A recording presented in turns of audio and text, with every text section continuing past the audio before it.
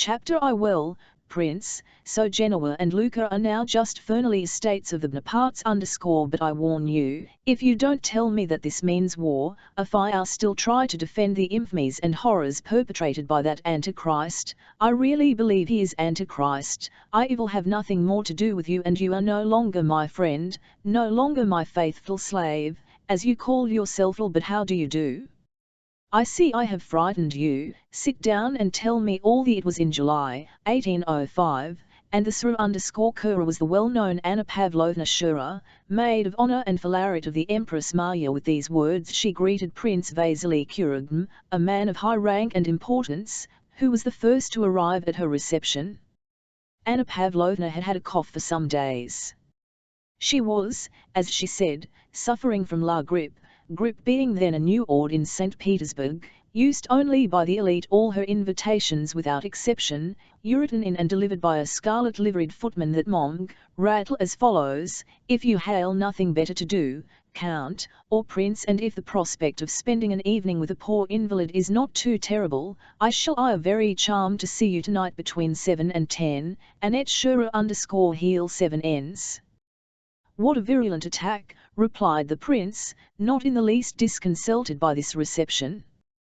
He had just entered, wearing an embroidered court uniform, knee breeches, and shoes, and had stars on his breast and a serene expression on his flat. He spoke in that refined French in which our grand frères not only spoke but thought, and with the gentle, patronizing intonation natural to a man of importance who had grown old in society and at court. He went up to Anna Pavlovna, kissed her hand, presenting to her his bald, scented, and shining head, and complacently seated himself on the soft. First of all, dear friend, tell me how you are.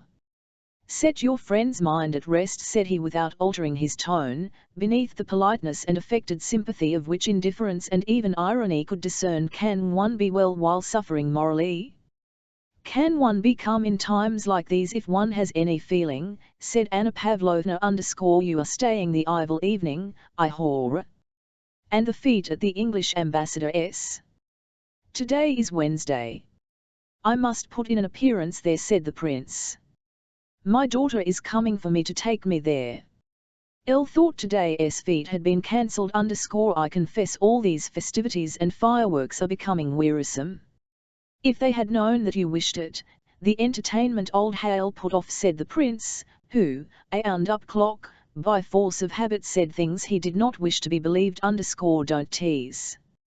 Well, and what has been decided about Novoziltsev's dispatch? You know everything. What can one say about it? Replied the prince in a cold, listless tone. What has Iran decided? They have decided that Napart has burned his and that we are ready to burn ours. Prince Vasily always spoke languidly, like an actor narrating a stale part. Anna Pavlovna Shura, on the contrary, despite her 40 years, overflowed animation and impulsiveness. To an enthusiast had become her social vocation, and, sometimes exen when she did not feel like it, she became enthusiastic in order not to disappoint the expectations of those who knew her. The smooth smile which, though it did not suit her faded features, always played round her lips expressed, as in a spoiled child, a continual consciousness of her charming defect, which she neither wished, nor could, nor considered it necessary, to correct. In the midst of a conversation on matters, Anna Pavlovna burst out. Oh, don't speak to me of Austria. Perhaps I don't understand things, but Austria never has wished, and does not wish, for war. She is betraying us. Russia alone must save Europe. Our gracious sovereign recognizes his high vocation and will true to it. That is the one thing I have faith in.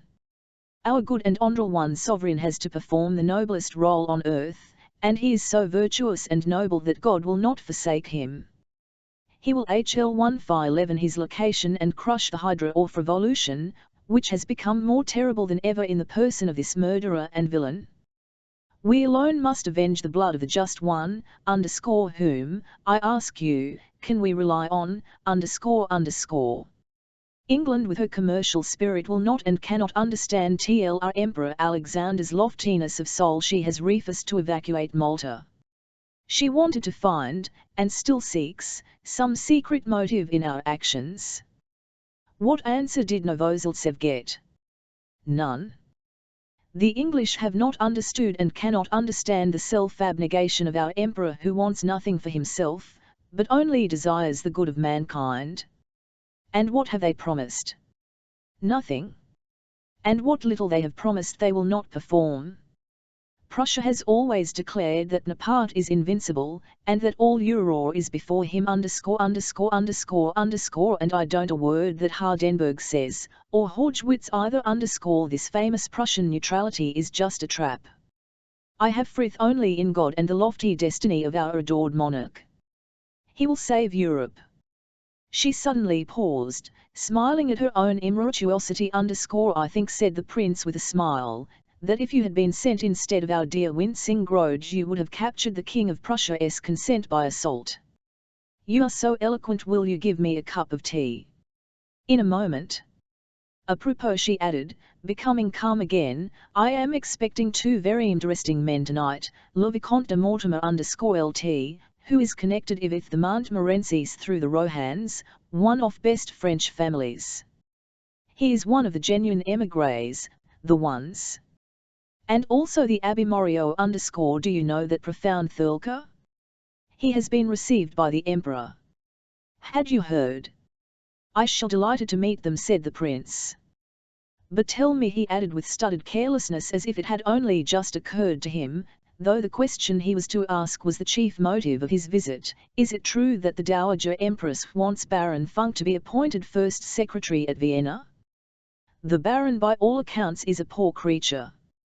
Prince Vasily wished to obtain this post for his son, but others were trying through the Dowager Empress Maria Fedorovna to secure it for the Baron. Anna Pavlovna almost closed her eyes to indicate that neither she nor anyone else had a right to criticize what the Empress desired or was pleased with. Baron Funk has been recommended to the Dowager Empress by her sister, was all she said, in a dry and mournful tone. As she named the Empress, Anna Pavlovna's face suddenly assumed an expression of profound and sincere devotion and respect mingled with sadness, and this occurred every time she mentioned her illustrious patroness. She added that Her Majesty had deigned to show Baron Funk beaucoup d'estime, and again her face clouded over with sadness. The prince was silent and looked indifferent. But, with the yeomanly and courtier-like quickness and tact habitual to her, Anna Pavlovna wished to rebuke him, for daring to speak as he had done of a man recommended to the Empress, and at the same time to console him. So she said, now your family _ do you know that since your daughter came out everyone has been enraptured by her? They say she is amazingly erotiful _ The prince bowed to signify his respect and gratitude. I often think, she continued after a short pause, drawing nearer to the prince and smiling amiably at him as if to show that political and social topics were ended and the time had come for intimate, often think how unfairly sometimes the joys of life are distributed. Has given you two such splendid children? I don't speak of Anatole, your youngest. I don't like him, she added in a tone admitting of no rejoinder and raising her eyebrows. Two such charming children. And really you appreciate them less than anyone, and so you don't desire to have them. And she smiled her ecstatic smile. I can't help it, said the prince. Lavater would have said, I lack the bump of paternity. Don't joke, I mean to have a serious talk with you. Do you know I am dissatisfied with your younger son? Between us, and her face assumed its melancholy expression, he was mentioned at Her Majesty's and you were pitied. The prince answered nothing, but she looked at him significantly, awaiting a reply. He frowned. What would you have me do? He said at last. You know I did all a father could for their education, and they have turned out fools. Hippolyte is at least a quiet fool, but Anatole is an active one. That is the only difference them. He said this smiling in a way more natural and animated than usual, so that the wrinkles round his mouth very clearly revealed something unexpectedly coarse and unpleasant. And why are children icon to such men as you? If you were not a author there would I nothing I could reproach you. Why, said Anna Pavlovna, looking up pensively _ I am your faithful one slave, and to you alone I can confess that my children are the bane of me life.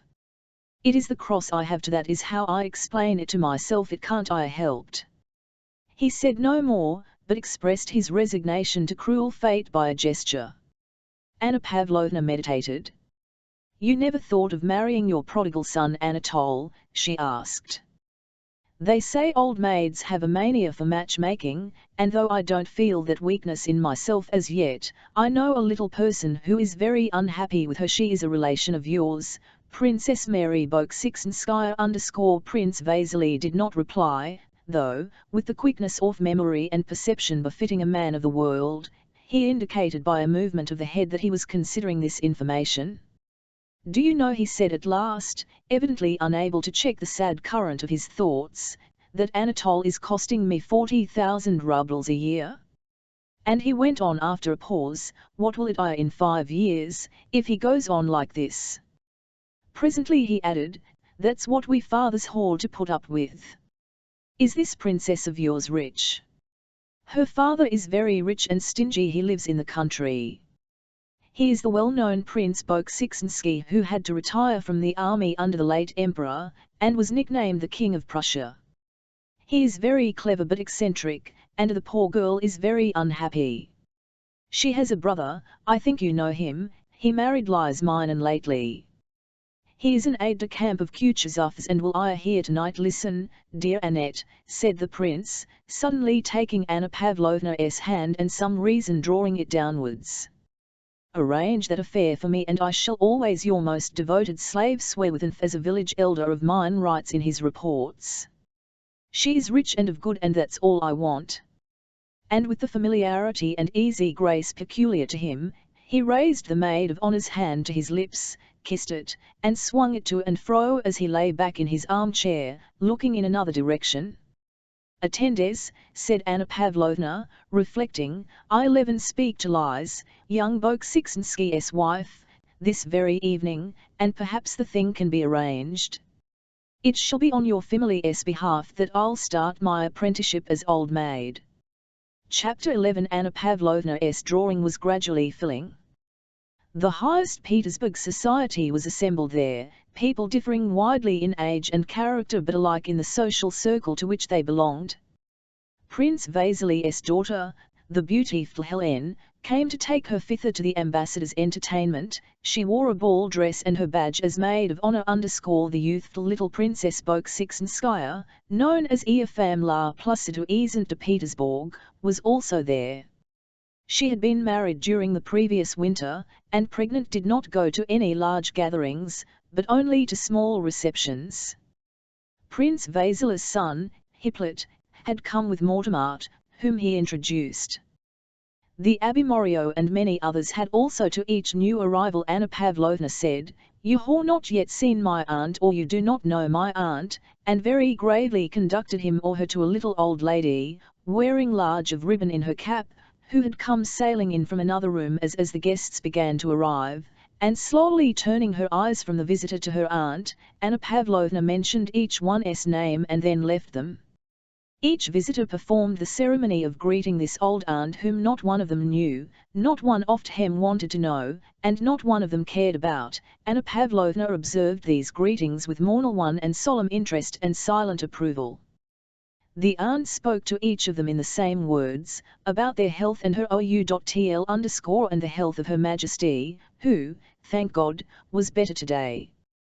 And each visitor, though politeness prevented his showing impatience, left the old woman with a sense of relief at having performed a vexatious duty and did not return to her the whole evening.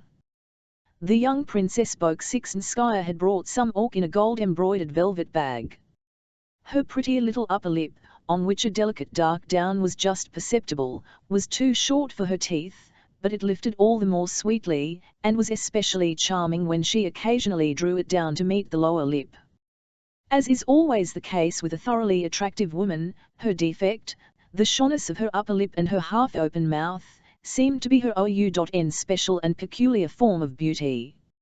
Everyone brightened at the sight of this pretty young woman, so soon to become a mother, so ill of life and health, and carrying her burdens so lightly. Old men and dull dispirited young ones who looked at her, after being in her company and talking to her a little while, felt as if they too were becoming, like her, all of life and health. All who talked to her, and at each word saw her bright smile and the constant gleam of her white teeth, thought that they were in a sincerely amiable mood that day. The little princess went round the table quick, shone, swaying steps, her work bag on her arm, and gaily spreading out her dress sat down on a sofa near the silver samovar, as if all she was doing was a pleasure to herself and to all around her. "I have brought my work," said she in displaying her bag and addressing all present. "Mind, Annette, you have not played a wicked trick on me," she added, turning to her hostess. "You wrote that it was to be quite a small reception, and just see how badly I undressed." And she spread out her arms to show her shone-waisted, lace-trimmed, dainty grey dress, girdled with a broad ribbon just below the breast. "Soyez tranquille, Lise, you will always be prettier than anyone else," replied Anna Pavlovna _. "You know," said the princess in the same tone of voice and still in French, turning to a general, "my husband is deserting me. He is going to get himself killed _. Tell me what this wretched war is for," she added, addressing Prince Vasily, and without waiting for an answer she turned to his daughter. "The Helen _. What a delightful woman this little princess is," said Prince Vasily to Anna Pavlovna _. One of the next arrivals was a stout, heavily built young man with close-cropped hair, spectacles, the light-coloured breeches fashionable at that time, a very high nuffle, and a brown dress coat. This stout young man was an illegitimate son of Count Bezukhov, a well-known grandee of Catherine's time who now lay dying in Moscow. The young man had not yet entered either the military or civil service, as he had only just returned from abroad where he had been educated, and this was his first appearance in society. Anna Pavlovna greeted him with the nod she accorded to the lowest hierarchy in her drawing-room, but in spite of this lowest-grade greeting, a look of anxiety and fear, as at the sight of something large and unsuited to the place, came over her face when she saw Pierre enter. Though he was certainly rather bigger than the other men in the room, her anxiety could only have reference to the clever though shy, but observant and natural, expression which distinguished him from everyone else in that drawing-room. "It is very good of you, Monsieur Pierre, to come and visit a poor invalid," said Anna Pavlovna, exchanging an alarmed glance with her aunt as she conducted him to her. Pierre murmured something unintelligible, and continued to look round as if in search of something. On his way to the aunt he to the little princess with a pleased smile, as to an intimate acquaintance. Anna Pavlovna's alarm was justified, for Pierre turned away from the aunt without waiting to hear her about Her Majesty's health. Anna Pavlovna in dismay detained him with the words, "Do you know the Morio? He is a most interesting man." "Yes, I have heard of his scheme for ritual peace, and it is very interesting but hardly feasible." "You think so?" rejoined Anna Pavlovna in order to say something and get away to attend to her duties as hostess. But Pierre now committed a reverse act of impoliteness. First he had left a lady before she had finished speaking to him, and now he continued to speak to another who wished to get away. With his head bent, and his big feet spread apart, he began explaining his reasons for thinking the ABW's plan chimerical. "We will talk of it later," said Anna Pavlovna with a smile. And having got rid of this young man who did not know how to behave, she resumed her duties as hostess and continued to listen and watch, ready to help at any point where the conversation might happen to flag. As the foreman of a spinning mill, when he has set the hands to work, goes round and notices here a spindle that has stopped or there one that creaks or makes more noise than it should, and hastens to check the machine or set it in proper motion, so Anna Pav 101 moved about her drawing, approaching now a silent, now a too noisy group, and by a word or slight rearrangement kept the conversational machine in steady, proper, and regular motion. But amid these cares her anxiety about Pierre was evident. She kept an anxious watch on him when he approached the group round mole to listen to what was being said there, and again when he passed to another group whose centre was the Abbey _ Pierre had been educated abroad, and this reception at Anna Pavlovna's was the first he had attended in Russia. He knew that all the intellectual lights of Petersburg were gathered there and, like a child in a toy shop, did not know which way to look, afraid of missing any clever conversation that was to be heard.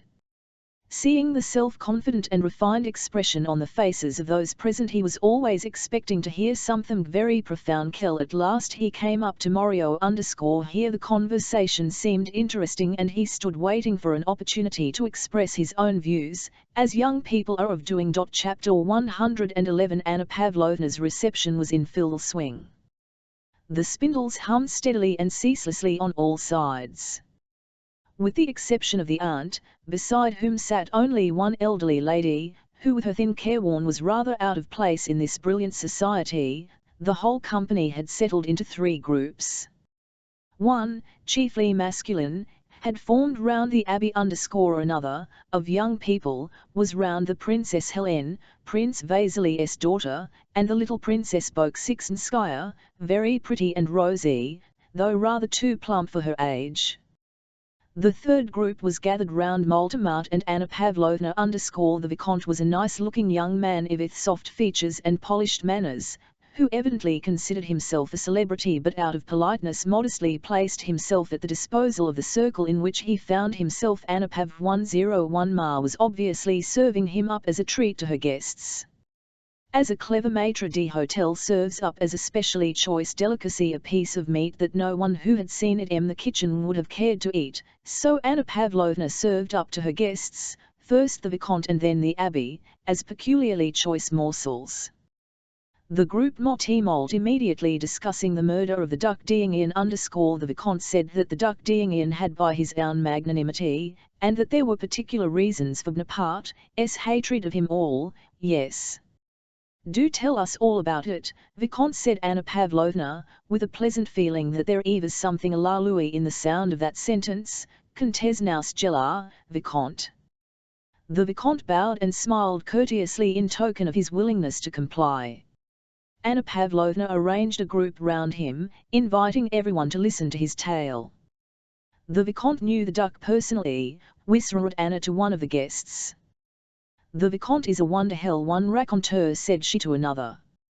How evidently he belongs to the best society, said she to a third, and the Vicomte was seemed up to the company in the choicest and most advantageous style, like a well-garnished joint of roast beef on a hot dish. The Vicomte wished to begin his story and gave a subtle smile. Come over here, Helene, dear, said Anna Pavlovna to the beautiful young princess who was sitting some way off the centre of another group.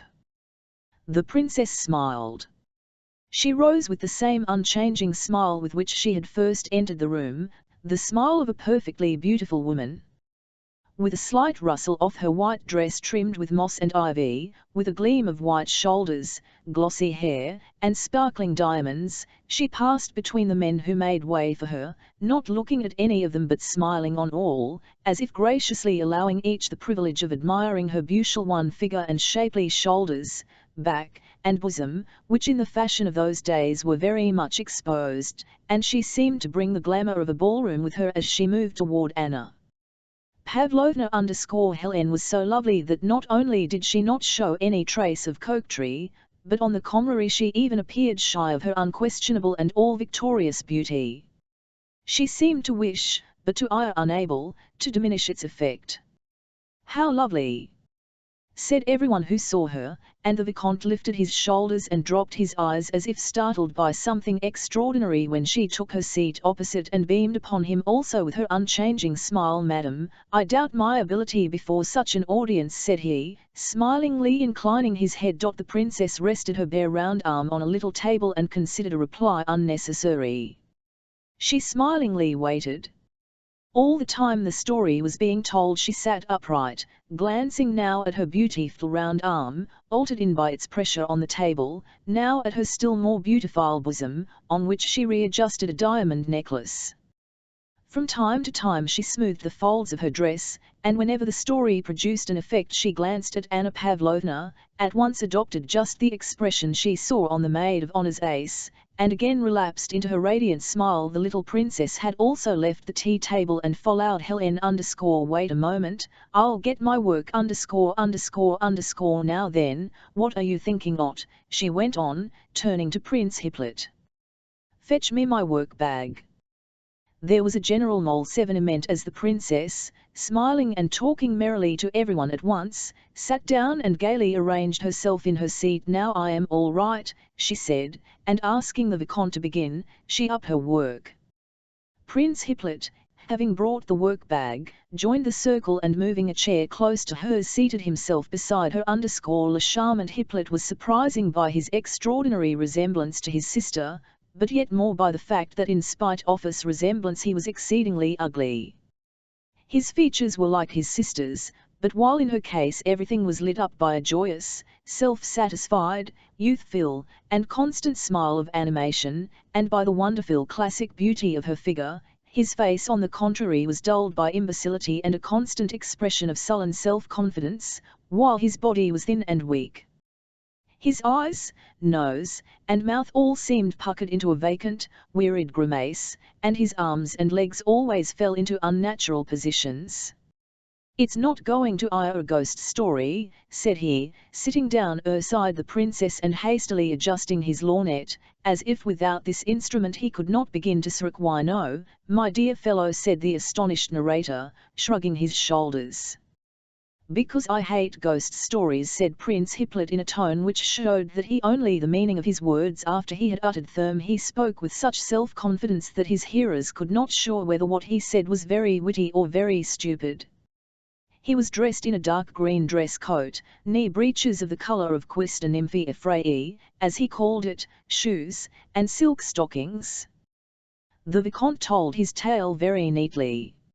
It was an anecdote, then current, to the effect that the Duc d'Enghien had gone secretly to Paris to visit Mademoiselle Georges, that at her house he came upon Bonaparte, who also enjoyed the famous actress, and that in his presence Napoleon happened into one of the fainting fits to which he was subject, and was thus at the Duchess' mercy. The latter spared him, and this magnanimity Bonaparte subsequently repaid by death. The story was very pretty and interesting, especially at the point where the rivals suddenly recognized one another, and the ladies looked agitated. "Charming," said Anna Pavlovna with an inquiring glance at the little princess. "Charming," whispered the little princess, sticking the needle into her work as if to test that the interest and of the story prevented her from going on with it.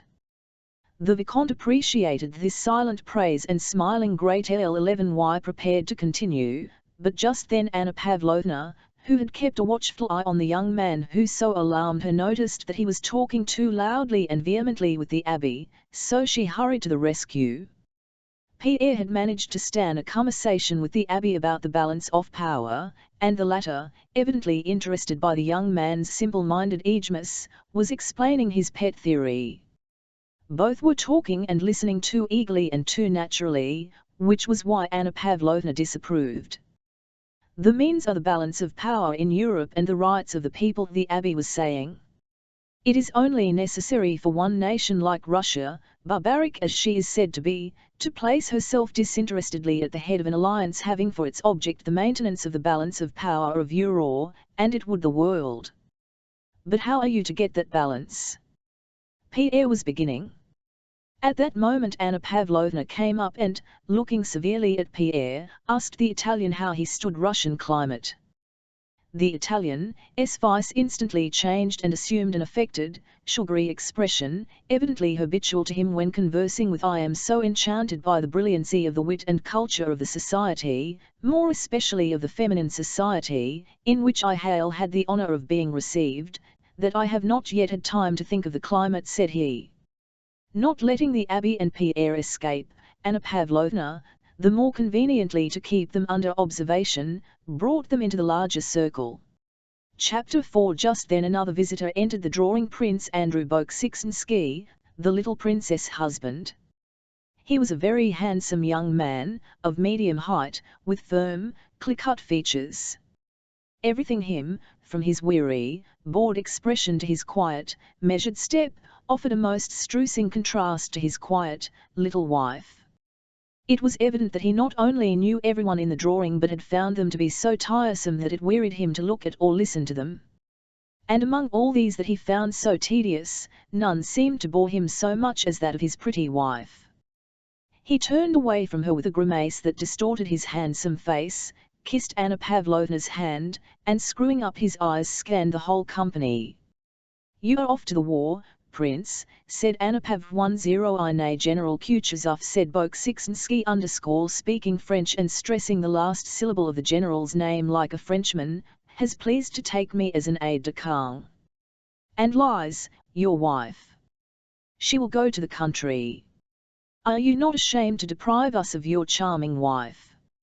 "Andrei," said his wife, addressing her husband in the same coquettish manner in which she spoke to other men, "the Vicomte has been telling us such a tale about Mademoiselle George and Bonaparte."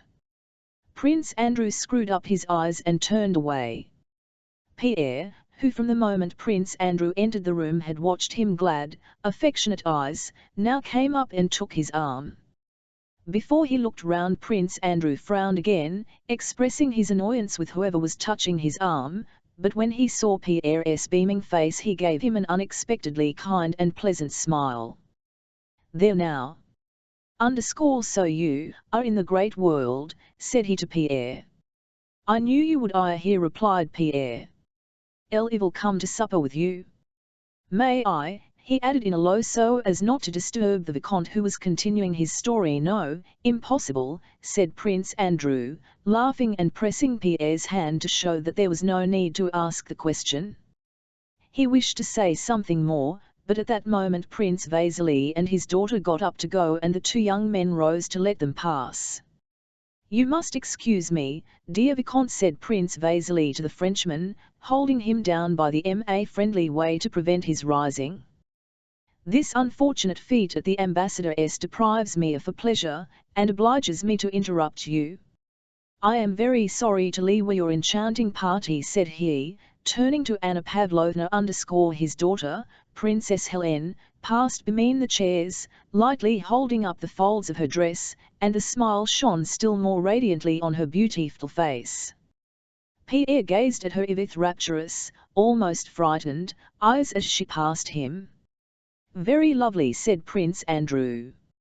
"Very," said Pierre. In passing, Prince Vasily seized Pierre's hand and said to Anna Pavlovna, "Educate this bear for me. He has been staying with me a whole month and this is the first time I have seen him in society.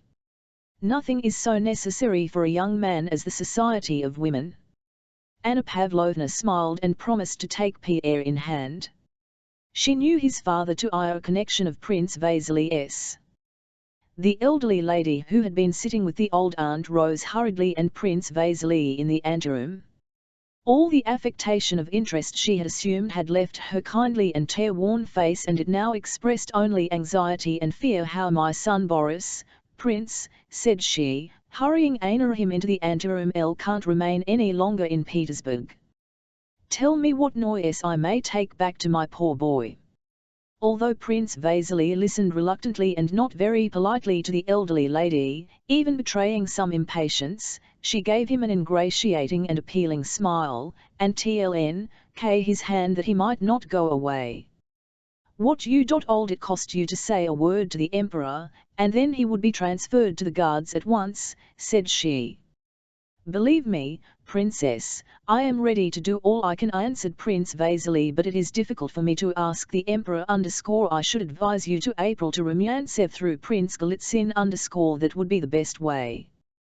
The elderly lady was a Princess Drobetskaya, belonging to one of families in Russia, but she was poor, and having long been out of society had lost her former influential connections. She had now come to Petersburg to procure an appointment in the Guards for her only son. It was, in solely to meet Prince Vasily that she had obtained an invitation to Anna Pavlovna's reception and had sat listening to the Vicomte's story. Prince Vasily's words frightened her, an embittered look clouded her once handsome face, but only for a moment, then she smiled again and clutched Prince Vasily's arm more tightly. "Listen to me, Prince," said she. "I have never yet asked you anything and I never will again, nor have I ever reminded you of my father's friendship for you, but now I entreat you for God's sake to do this for my son, and I shall always regard you as a benefactor." She added hurriedly, "No, don't be angry, but promise.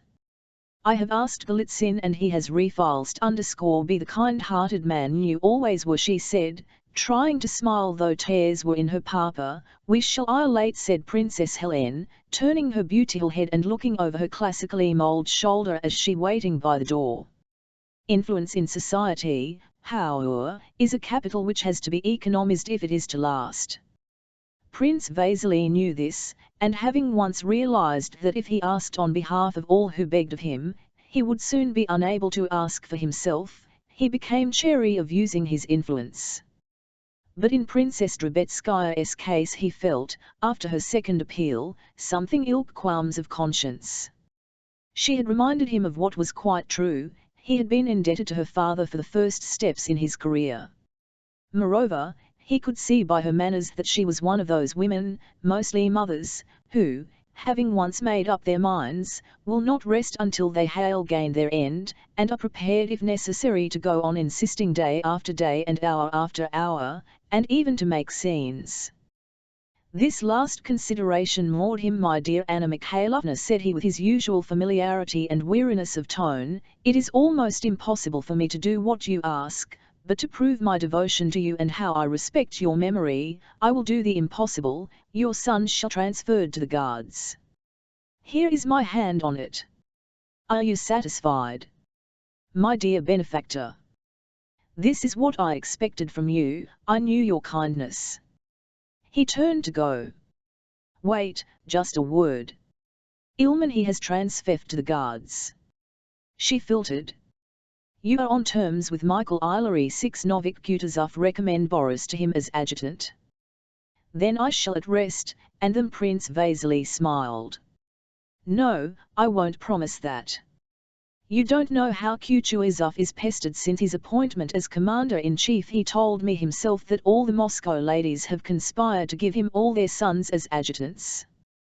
No, but do promise. I won't let you go." "My dear papa," said his beautiful daughter in the same tone as before, "we shall be late." "Well, au revoir. Bye. You hear her? Then tomorrow you will speak to the Emperor." "Certainly, but about Kutuzov, I don't promise." Do promise, Vasily," cried Anna Mikhailovna as he went, with the smile of a coquettish girl, which at one time probably came naturally to her, but was now very ill-suited to her careworn. Apparently she had forgotten her age and by force of habit employed all the old feminine arts. But as soon as the prince had gone her face resumed its former cold, artificial expression. She returned to the group where the Vicomte was still talking, and again pretended to listen to while waiting till it would be time to leave. Her task was accomplished. Chapter V. "And what do you think of this latest comedy, The Coronation at Milan?" asked Anna Pavlovna, "and of the comedy of the people of Genoa and Lucca laying there before Monsieur Bonaparte, and Monsieur Bonaparte sitting on a throne and granting the petitions of the nations? Adorable! It is enough to make one's head whirl. It is as if the whole world had gone crazy." Prince Andrew looked Anna Pavlovna straight in the face with a sarcastic smile. "I do me la done, guerre qui la touche." "Too, they say he was very fme when he said that," he remarked, eating the words in Italian. "I dio me I ha dato. Guai kai la toki." "I horror this will prove the last drop that will make the glass run over," Anna Pavlovna continued. "The sovereigns will not be able to endure this man who is a menace to everything."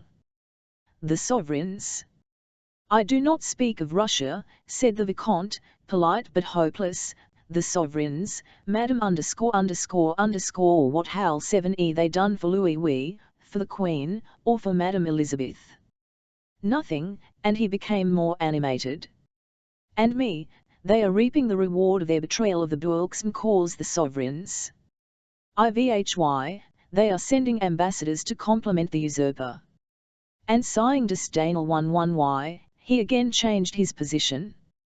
Prince Hippolyte, who had been gazing at the Vicomte for some time through his lorgnette, suddenly turned completely round toward the little princess, and having asked for a needle began tracing the Condé coat of arms on the table.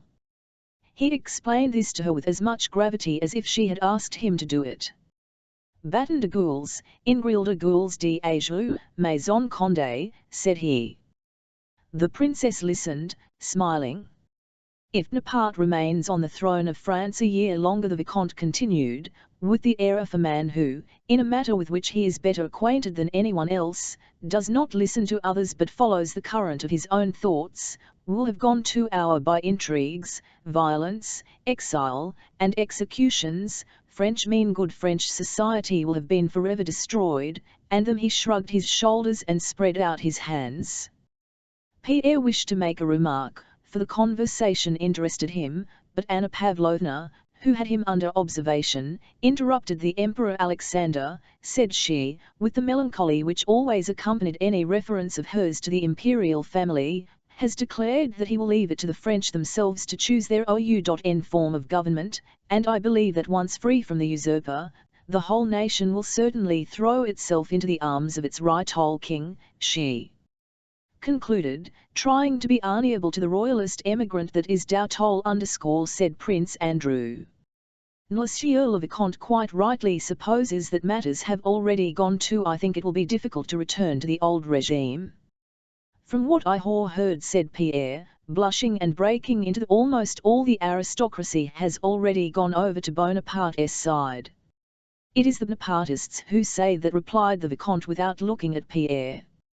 "At the present time it is difficult to know the real state of French public opinion. Bonaparte has said so," remarked Prince Andrew with a sarcastic smile. It was evident that he did not like the Vicomte and was aiming his remarks at him, though without looking at him I showed them the path to glory, but they did not follow it. Prince Andrew continued after a short silence, again quoting Napoleon's words. "I opened my antechambers and they crowded him. I do not know how he was justified in saying so." "Not in the least," replied the Vicomte. "After the murder of the duke even the most partial ceased to regard him as a hero. If to some people," he went on, turning to Anna Pavlovna, "as he ever was a hero, after the murder of the duke there was one martyr more in heaven and one hero less on earth." Before Anna Pavlovna and the others had time to smile their appreciation of the Vicomte's epigram, Pierre again broke into the conversation, and though Anna Pavlovna felt sure he would say something inappropriate, she was unable to stop him. "The execution of the Duc d'Enghien," declared Monsieur Pierre, "was a 1 necessity, and it seems to me that Napoleon showed greatness of soul by not fearing to take on himself the whole responsibility of that deed." "Dieu! Mon Dieu!" muttered Anna Pavlovna in a terrified whisper. "What, Monsieur Pierre? Do you consider that assassination shows greatness of soul?" said the little princess, smiling and drawing her work nearer to her. Exclaimed several voices. "Capital," said Prince Hippolyte in English, and began slapping his knee with the palm of his. The Vicomte merely shrugged his shoulders. Pierre looked solemnly at his audience over his spectacles and continued. "I say so," he continued desperately, "because the Bourbons fled from the revolution leaving the people to anarchy, and Napoleon alone understood the revolution and quelled it, and so for the general good, he could not stop shone for the sake of one man's life." "Won't you come to the other table?" suggested Anna Pavlovna. But Pierre continued his speech without heeding her. "No," cried he, becoming more and more eager, "Napoleon is great because he rose superior to the suppressed its abuses, preserved all that was good in it, equality of citizenship and freedom of speech and of the press, and only for that reason did he obtain, yes, if having obtained power, without availing himself of it to commit murder he had restored it to the rightful king, I should have called him a great man," remarked the Vicomte. "He could not do that. The people only gave him power that he might rid them of the Bourbons and because they saw that he was a great man. The revolution was a grand thing," continued Monsieur Pierre, betraying by this desperate and provocative proposition his extreme youth and his wish to express all that was in his mind. "What? Revolution and regicide a grand thing?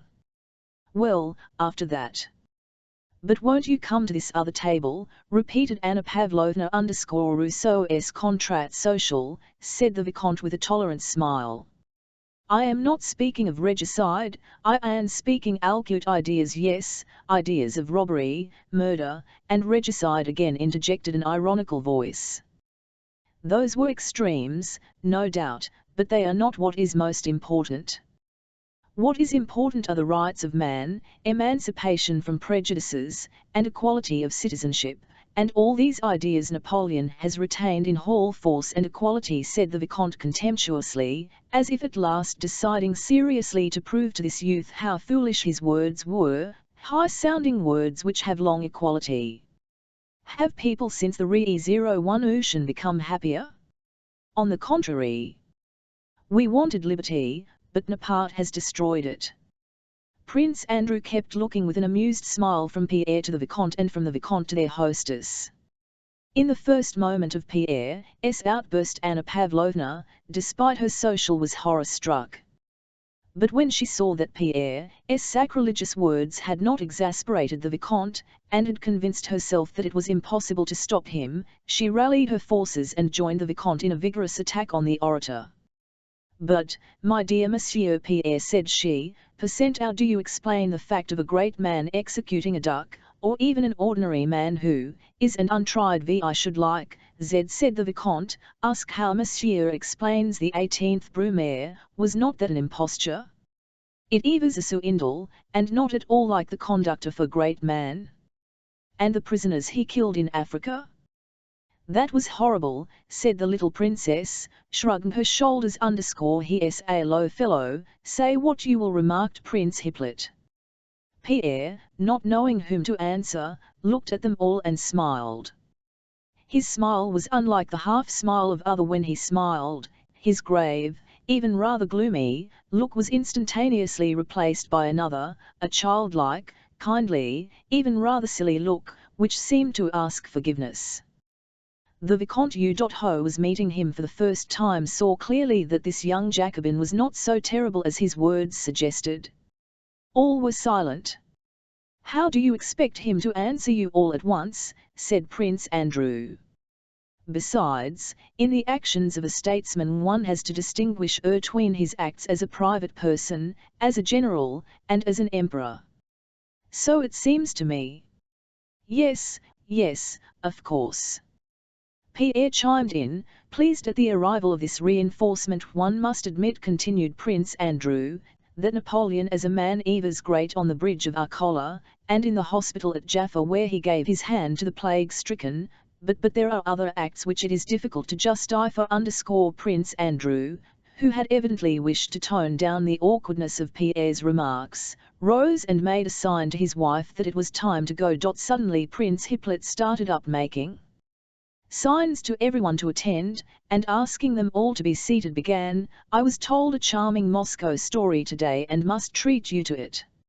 Excuse me, Vicomte, I must tell it in Russian or the point will be lost." And Prince Hippolyte began to tell his story in such Russian as a Frenchman would speak after spending a year in Russia. Everyone waited, so emphatically and eagerly did he demand their attention to his story. "There is in Moscow a lady, une dame, and she is very stingy. She must have 2 footmen behind her carriage, and very big ones. That was her taste. And she had a lady's maid, also big. She said." Here Prince Hippolyte paused, evidently collecting his ideas with difficulty. She said, "Oh yes. She said, 'Girl,' to the maid, 'put on a livery, get up behind the carriage, and come with me while I make some calls.'" Here Prince Hippolyte spluttered and burst out laughing long his audience, which produced an effect unfavourable to the narrator. Several persons, among them the elderly lady and Anna Pavlovna, did however smile. She went. Suddenly there was a great wind. The girl lost her hat and her long hair came down. Here he could contain himself no longer and went on, between gasps of laughter, and the evil world knew, and so the anecdote ended. Though it was unintelligible why he had told it, or why it had to be told in Russian, still Anna Pavlovna and the others appreciated Prince Hippolyte's social tact in so agreeably ending Pierre's unpleasant and unamiable outburst.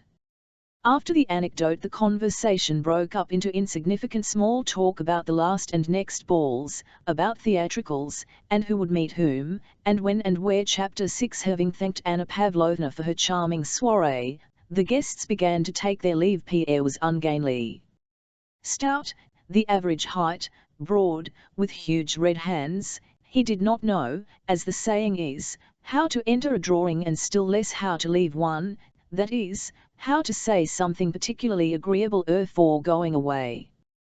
Besides this, he was absent-minded. When he rose to go, he took up instead of his own, the general's three-cornered hat, and held it, pulling at the plume, till the general asked him to restore it. All his absent-mindedness and inability to enter and converse in it was, however, redeemed by his kindly, simple, and modest expression. Anna Pavlovna turned toward him and, with a Christian mildness that expressed forgiveness of his, nodded and said, "One hope to see you again, but I also hope you will change your opinions, my dear Monsieur Pierre." When she said this, he did not reply and only bowed, but again everybody saw his smile, which said nothing, unless perhaps, opinions are opinions, but you see what a capital good-natured fellow I am, and everyone, including Anna Pavlovna, felt this. Prince Andrew had gone out into the hall, and, turning his shoulders to the footman who was helping him on with his cloak, listened indifferently to his wife's chatter with Prince Hippolyte, who had also come into the hall. Prince Hippolyte stood close to the pretty, pregnant princess, and stared fixedly at her through his eyeglass. "Go in, Omelette, or you will catch cold," said the little princess, taking leave of Anna Pavlovna. Is settled, she added in a low voice. Anna Pavlovna had already managed to speak to Liza the match she contemplated between Anatole and the little princess sister-in-law. "I rely on you, my dear," said Anna Pavlovna also in a low tone. "Write to her and let me know how her father looks at the matter. Au revoir." And she left the hall. Prince Hippolyte approached the little princess and, bending his face close to her, began to whisper something. Two footmen, the princess, and his owl stood holding a shawl and a cloak waiting for the conversation to finish. They listened to the French sentences which to them were meaningless, with an air of understanding but not wishing to appear to do so. The princess as usual spoke smilingly and listened with a laugh. "I am very glad I did not go to the ambassador's," said Prince Hippolyte, "so dull. It has been a delightful evening, has it not?" "Delightful. They say the ball will be very good," replied the princess, drawing up her downy little lip. "All the pretty women in society will be there." "Not all, for you will not be there." "Not all," said Prince Hippolyte, smiling joyously, and snatching the shawl from the footman, whom he even pushed aside, he began wrapping it round the princess. Either from awkwardness or intentionally, no one could have said which, after the shawl had been adjusted he kept his arm around her for a long time, as though embracing her. Still smiling, she graciously moved away, turning and glancing at her husband. Prince Andrew's eyes were closed, so weary and sleepy did he seem. "Are you ready?" he asked his wife, looking past her. Prince Hippolyte hurriedly put on his cloak, which in the latest fashion reached to his very heels, and, stumbling in it, ran out into the porch following the princess, whom a footman was helping into the carriage. "Princess, au revoir," cried he, stumbling with his tongue as well as with his feet. The princess, picking up her dress, was taking her seat in the dark carriage. Her husband was adjusting his prince under pretence of helping, was in everyone's way. "Allow me, sir," said Prince Andrew in Russian in a cold, disagreeable tone to Prince Hippolyte, who was blocking his path. "I am expecting you," Pierre said, the same voice, but gently and affectionately. The postilion started, the carriage wheels rattled. Prince Hippolyte laughed spasmodically as he stood in the porch waiting for the Vicomte, whom he had promised to take home. "Well, mon cher," said the Vicomte, having seated himself beside Hypixelite in the carriage, "your little princess is very nice indeed, quite French," and he kissed the tips of his fingers. Hypixelite burst out laughing. "Do you know, you are a terrible chap for all your innocent airs," continued the Vicomte. "Elle pity the poor husband, that little officer who gives himself the airs of a monarch." Hippolyte spluttered again, and amid his laughter said, "And you were saying that the Russian ladles are not equal to the French?" One has to know how to deal with them. Pierre, reaching the house first, went into Prince Andrew's study like one quite at home, and from habit immediately lay down on the sofa, took from the shelf the first book that came to his hand. It was Caesar's Commentaries, and resting on his elbow, began reading it in the middle.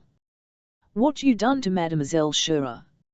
"She will be quite ill now," said Prince Andrew, as he entered the study, rubbing his small white hands. Pierre tummed his whole body, making the soft creak. He lifted his eager to Prince Andrew, smiled, and waved his hand. "That a $1 is very interesting, but he does not see the thing in the right light. In my opinion peace is, but I do not know how to express it." Not by a balance of power. It was evident that Prince Andrew was not interested in such abstract conversation. "One can't everywhere say all one thinks, mon cher." "Well, you at last decided on anything?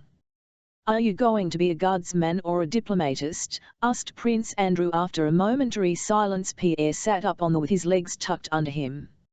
"Really, I don't yet know. I don't either, the one or the other." "But you must decide on something. Your exquisite." Pierre at the age often had been sent abroad with Atl as tutor, and had remained away till he was 20. When he returned to Moscow, his father dismissed and said to the young man, "Now go to Petersburg, look round, and choose your profession. I will agree to anything. Here is a letter to Prince Vasily, and here is money. Write to me all about it, and I will help you in everything." Pierre had already choosing a career for 3 months, and had not decided on anything. It was this choice that Prince Andrew was speaking. Pierre rubbed his forehead. "But he must be a Freemason," said he, referring to the abbé whom he had met that evening. "That is all nonsense." Prince Andrew again interrupted. "Let us talk business. Have you been to the Horse Guards?" "No, I have not, but this is what I have been thinking and wanted to tell you. There is a war now against Napoleon. If it were a war for freedom I could understand it and should be the first to enter the army, but to help England and Austria against the greatest man in the world is not right." Prince Andrew only shrugged his shoulders at Pierre's childish words. He put on the air of one who finds it impossible to reply to such nonsense, but it would in fact have difficult to give any other answer than the one Prince Andrew gave to this naive question. If no one but except on his 01.vn conviction, there you old be no wars, he said. "And that would splendid," said Pierre. Prince Andrew smiled ironically. "Very likely it would be splendid, but it will never come. Well, why are you going to the war?" asked Pierre. "What for?" "I don't know. I must. Besides that I am going. He paused. "I'm going cause the life I am leading here does not suit me." Chapter 7. The rustle of a woman's dress was heard in the next. Prince Andrew shook himself as if waking up, and his face assumed the look it had had in Anna Pavlovna's drawing room. Pierre removed his feet from the sofa.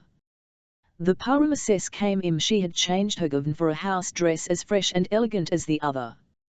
Prince Andrew rose and politely placed a chair for her. "How is it?" she began, as usual in French, settling down briskly and fussily in the easy chair. "How is it Annette never got married? How stupid you men all are not to have married her. Excuse me for saying so, but you have no sense about women. What an argumentative fellow you are, Monsieur Pierre. And I am still arguing with your husband." "I can't understand why he wants to go to the war," replied Pierre, addressing the princess with none of embarrassment so commonly shown by young men in their intercourse with young women. The princess started. Evidently Pierre's words touched her to the quick. "All, that is just what I tell him," said she. "I don't understand it. I don't in the least understand why men can't live without wars. How is it that we women don't want anything of the kind, don't need it? Now you shall judge between us. I always tell him, here he is uncle's aide de camp, a most brilliant position. He is so well known, so much appreciated by everyone. The other day at the Apraxins I heard a lady asking, is that the Prince Andrew? I did indeed." She laughed. He is so well received everywhere. He might easily become aide-de-camp to the emperor. You know the emperor spoke to him most graciously. Annette and I were speaking of how to arrange it. What do you think? Pierre looked at his friend and, noticing that he did not like the conversation, gave no reply. When are you starting? He asked. Oh, don't speak of his going, don't. I won't hear it of, said the princess in the same playful tone in which she had spoken to Hippolyte in the drawing and which was so plainly ill-suited to the family circle of which Pierre was almost a member. Today when I remembered that all these delightful associations must I broken off and then you know, Andrei _____, she looked significantly at her husband. I'm afraid, she whispered, and a shudder ran down her back. Her husband looked at her as if surprised to notice that someone besides Pierre and himself was in the and addressed her in a tone of frigid politeness. What is it you are afraid of, Lise? I don't understand, said he. There, what egotists men all are, all egotists. Just for a whim of his own, goodness only knows why, he leaves me and locks me up alone in the country. With my father and sister, remember, said Prince Andrew gently. Alone all the same, without my friends and he expects me not to be afraid. Her tone was now querulous and her lip drawn up, giving her not a joyful, but an animal, squirrel-like expression. She paused as if she felt it indecorous to speak of her pregnancy before Pierre, though the gist of the matter lay in that I still can't understand what you are afraid of, said Prince Andrew slowly, not taking his eyes off his wife. The princess blushed, and raised her arms with a gesture of despair.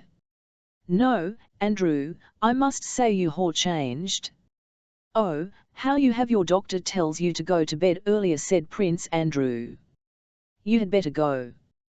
The princess said nothing, but suddenly her short downy lip quivered. Prince Andrew rose, shrugged his shoulders, and I looked about the room. Pierre looked over his spectacles with naive surprise, now at him and now at her, ed as if to rise too, but changed his mind. Why should I mind Monsieur Pierre being here? Exclaimed the little princess suddenly, her pretty face all at once distorted by a tearful grimace.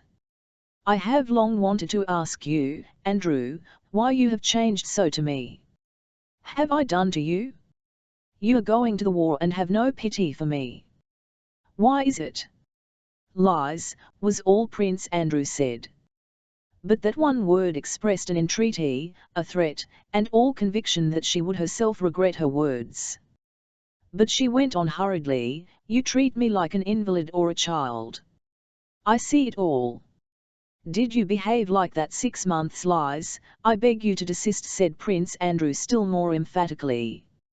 Pierre, who had been growing more and more agitated as he listened to all this, rose and approached the princess.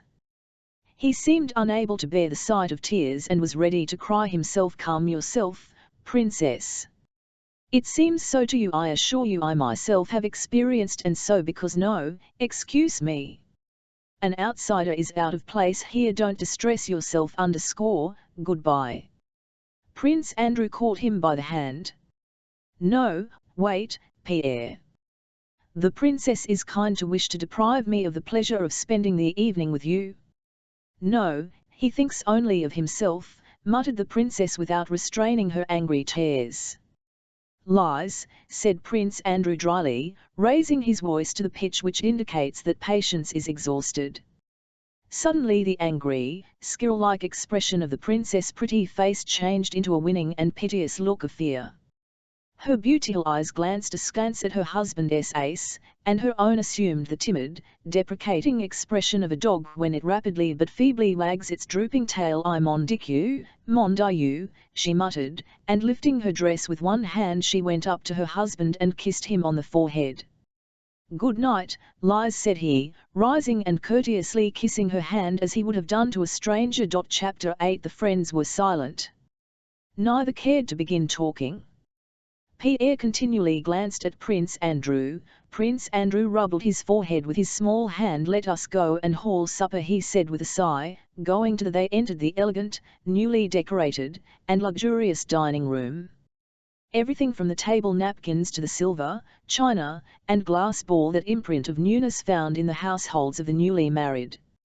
Halfway through supper Prince Andrew leaned his elbows on the table and, a look of nervous agitation such as Pierre had never before seen on his face, began to talk, as one who has long had something on his mind and suddenly determines to speak out. Never marry, my dear fellow. That's my advice, never marry till you can say to yourself that you have done all you are capable of, and until you have ceased to love the woman of your choice and have seen her plainly as she is, or else you will make a cruel and irrevocable mistake. Marry when you are old and good for nothing, or all that is good and noble in you will be lost. It will all wasted on trifles. Yes. Yes. Yes. Don't look at me with such surprise. If I marry expecting anything from yourself in the future, you will feel at every step that for you all is ended, all is closed except the drawing room, where you will be ranged side by side with a Count lackey and an idiot, ______, but what's the good, ______, and he waved his arm. Pierre took off his spectacles, which made his face seem different and the good-natured expression still more apparent, and gazed at his friend in amazement. My wife, continued Prince Andrew, is an excellent woman, one of those rare women with whom a man's honor is safe, but, oh God, what would I not give now to be unmarried? You are the first and only one to whom I mention this, because I like you. As he said this, Prince Andrew was less than ever like that Bolkonsky who had lolled in Anna Pavlovna's easy chairs and with half-closed eyes had uttered French phrases between his teeth. Every muscle of his thin face was now quivering nervous excitement. His eyes, in which the fire of life had seemed extinguished, now flashed with brilliant light. It was evident that the more lifeless he seemed at ordinary times, the more impassioned he became in these moments of almost morbid irritation. You don't understand why I say this, he continued, but it is the whole story of life. You talk of Bonaparte and his career, said he, though Pierre had not mentioned Bonaparte, but Bonaparte when he went step by step toward his goal. He was free, he had nothing but his aim to consider, and he reached it. But tie yourself up a man and, a chained convict, you lose all freedom. And all you have of hope and strength merely weighs you down and taunts you with regret. Drawing, gossip, balls, vanity, and triviality, these are the enchanted circle I cannot escape from. I am now going to the war, the greatest war there ever was, and I know nothing and am fit for nothing. I am very amiable and a caustic wit, continued Prince Andrew, and at Anna Pavlovna's they listen to me. And that stupid set without whom my wife cannot exist, and those omen, if I only knew what those society omen are, and women in general. My father is right. Selfish, vain, stupid, trivial in everything, that's what women are when you see them in their true colors. When you meet them in society it seems as if there was something in them, but there is nothing, nothing, nothing. No, don't marry, my dear fellow, don't marry, concluded Prince Andrew. It seems only to me, said Pierre, you should consider yourself incapable and your life a spoiled life. You have everything, everything. And you. He did not finish his sentence, but his tone showed how highly he thought of his friend and how much he expected of him in the future. How can he talk like that, thought Pierre. He considered his friend a model of perfection because Prince Andrew possessed in the highest degree just the very qualities Pierre lacked, and which might best described as strength of will. Pierre was always astonished at Prince Andrew's calm manner of treating everybody, his extraordinary memory, his extensive reading. He had read everything, knew everything, and had an opinion everything, but all at his capacity for work and study. And if Pierre was often struck by Andrew's lack of capacity for philosophical meditation, to which he himself was particularly addicted, he regarded even this not as a defect but as a sign of strength. Even in the most friendly and simplest relations of life, praise and commendation are essential, just as grease is necessary to wheels that they may run smoothly. My part is played out, said Prince Andrew. What's the use of talking about me? Let us talk, he added after a silence, smiling at his reassuring thoughts. That smile was immediately reflected on Pierre's face. But what is there to say me, said Pierre, his face relaxing into a careless, merry smile. Am I an illegitimate son? He suddenly blushed crimson, and it was plain that he had made a great effort to say this. Without a name and without means. And it really. But he did not say what it really was. Till the present I am free and am all right. Only I haven't the least idea what I am to do. I wanted to consult you seriously. Prince Andrew looked kindly at him, yet his glance, friendly and affectionate as it was, expressed a sense of his 01.vn superiority. I am fond of you, especially as you are the one live man among our whole set. Yes, you're all right. Choose what you will, it's all the same. You'll be all right anywhere. But look here, give up visiting those Kuragins and leading that sort of life. It suits you so badly, all this debauchery, dissipation, and the rest of it. What would you have, my dear? And 110 weight, answered Pierre, shrugging his shoulders. Women, my dear fellow, women. I don't understand it, replied Prince Andrew. Women who are comme il faut, that's a different matter, but the Kuragins set of women and wine I don't understand. Pierre was staying at Prince Vasily Kuragin's and sharing the dissipated life of his son Anatole, the son whom they were planning to reform by marrying him to Prince Andrew's. Do you know, said Pierre, as if suddenly struck by a happy thought, seriously, I have long been thinking of it. Leading such a life I can't decide or think about anything. One's head aches, and one spends all one's money. He asked me for tonight, but I won't go. You give me your word of honor not to go. On my honor. Chapter 9. At eve past 1 when Pierre left his friend. It was a cloudless, northern, summer night. Pierre took an open cab intending to draw 7 straight home. But the nearer he drew to the house the more he felt the impossibility of going to sleep on such a night. It was light enough to see a long way in the deserted street, and it seemed more like morning or evening than night. On the way Pierre remembered that Anatole Kuragin was expecting the usual set for cards that evening, after which there was generally a drinking bout, finishing with visits of a kind Pierre was very fond of. I should like to go to Kuragin's, thought he, but he immediately recalled his promise to Prince Andrew not to go there. Then, as happens to people of weak character, he desired so passionately once more to enjoy that dissipation he was so accustomed to that he decided to go.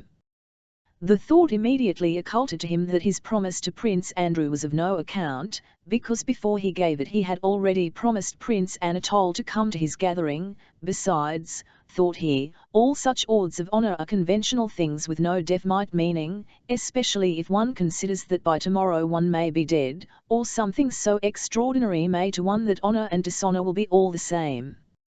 Pierre often indulged in reflections of this sort, nullifying all his decisions and intentions.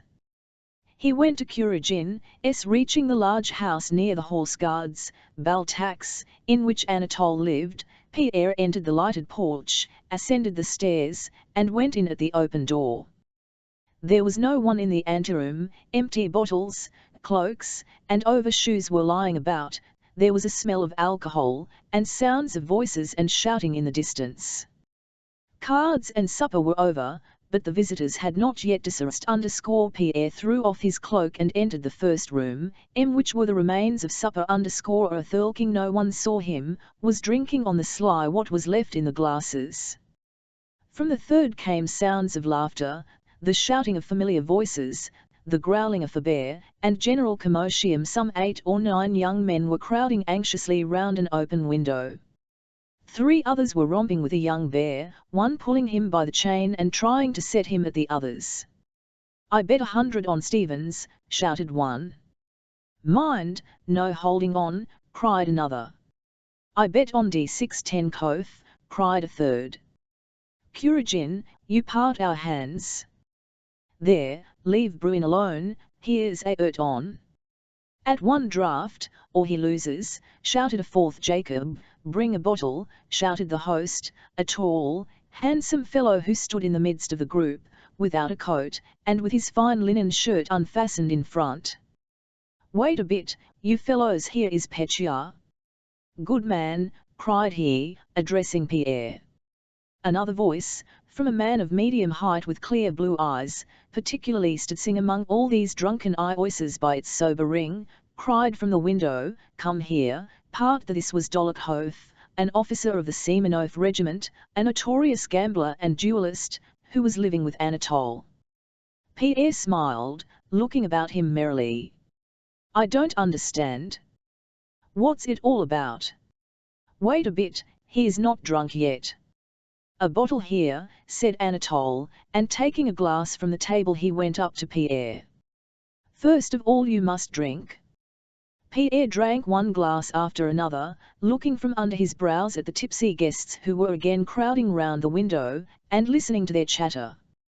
Anatole kept on refilling Pierre's glass while explaining that Bolkonsky was betting with Stevens, an English naval officer, that he would drink her off from sitting on the outer ledge of the third-floor window with his legs hanging out. Go on, you must drink it all, said Anatole, giving Pierre the last glass, or I won't let you go. No, I won't, said Pierre, pushing Anatole aside, and he went up to the window. D6 10 Koth was holding the Englishman's hand and clearly and distinctly repeating the terms of the bet, addressing himself particularly to Anatole and Pierre. D6 10 Koth was of medium height, with curly hair and light blue eyes. He was 20. Like all infantry officers, he wore no moustache, so that his mouth, the most striking feature of his face, was clearly seen. The lines of that mouth were remarkably finely tuned. The middle of the upper lip formed a sharp wedge and closed firmly on the firm lower one, and something like two distinct smiles played continually round the corners of mouth. This, together with the resolute, insolent intelligence of his eyes, produced an effect which made it impossible not to notice his face. D6 10 Koth was a man of small means and no connections. Yet, though Anatole spent tens of thousands of rubles, D6 10 Koth lived with him and had placed himself on such a footing that all who knew them, including Anatole himself, respected him more than they did Anatole. D6 10 Koth could play all games and nearly always won. However much he drank, he never lost his clear-headedness. Both Kuragin and D6 10 Koth were at that time notorious among the rakes and scapegraces of Petersburg. The bottle of rum was brought. The window frame which prevented anyone from sitting on the outer sill was being forced out by two footmen, who were evidently flurried and intimidated by the directions and shouts of the gentlemen around. Anatole with his swaggering air strode up to the window. He wanted to smash something. Pushing away, he tugged at the frame, but could not move it. He smashed a pane. You try, Hercules, said he, turning to Pierre. Pierre seized the crossbeam, tugged, and wrenched the oak frame out with a crash. Take it right out, or they'll think I'm holding on, said D6 10 Koth. Is the Englishman bragging, eh? Is it all right, said Anatole. First rate, said Pierre, looking at D6 10 Koth, who with the off-rum in his hand was approaching the window, from which the light of sky, the dawn merging with the afterglow of sunset, was visible. D6 10 Koth, the off-rum still in his hand, jumped onto the window sill. Listen, cried he, standing there and addressing those in the room. All were silent.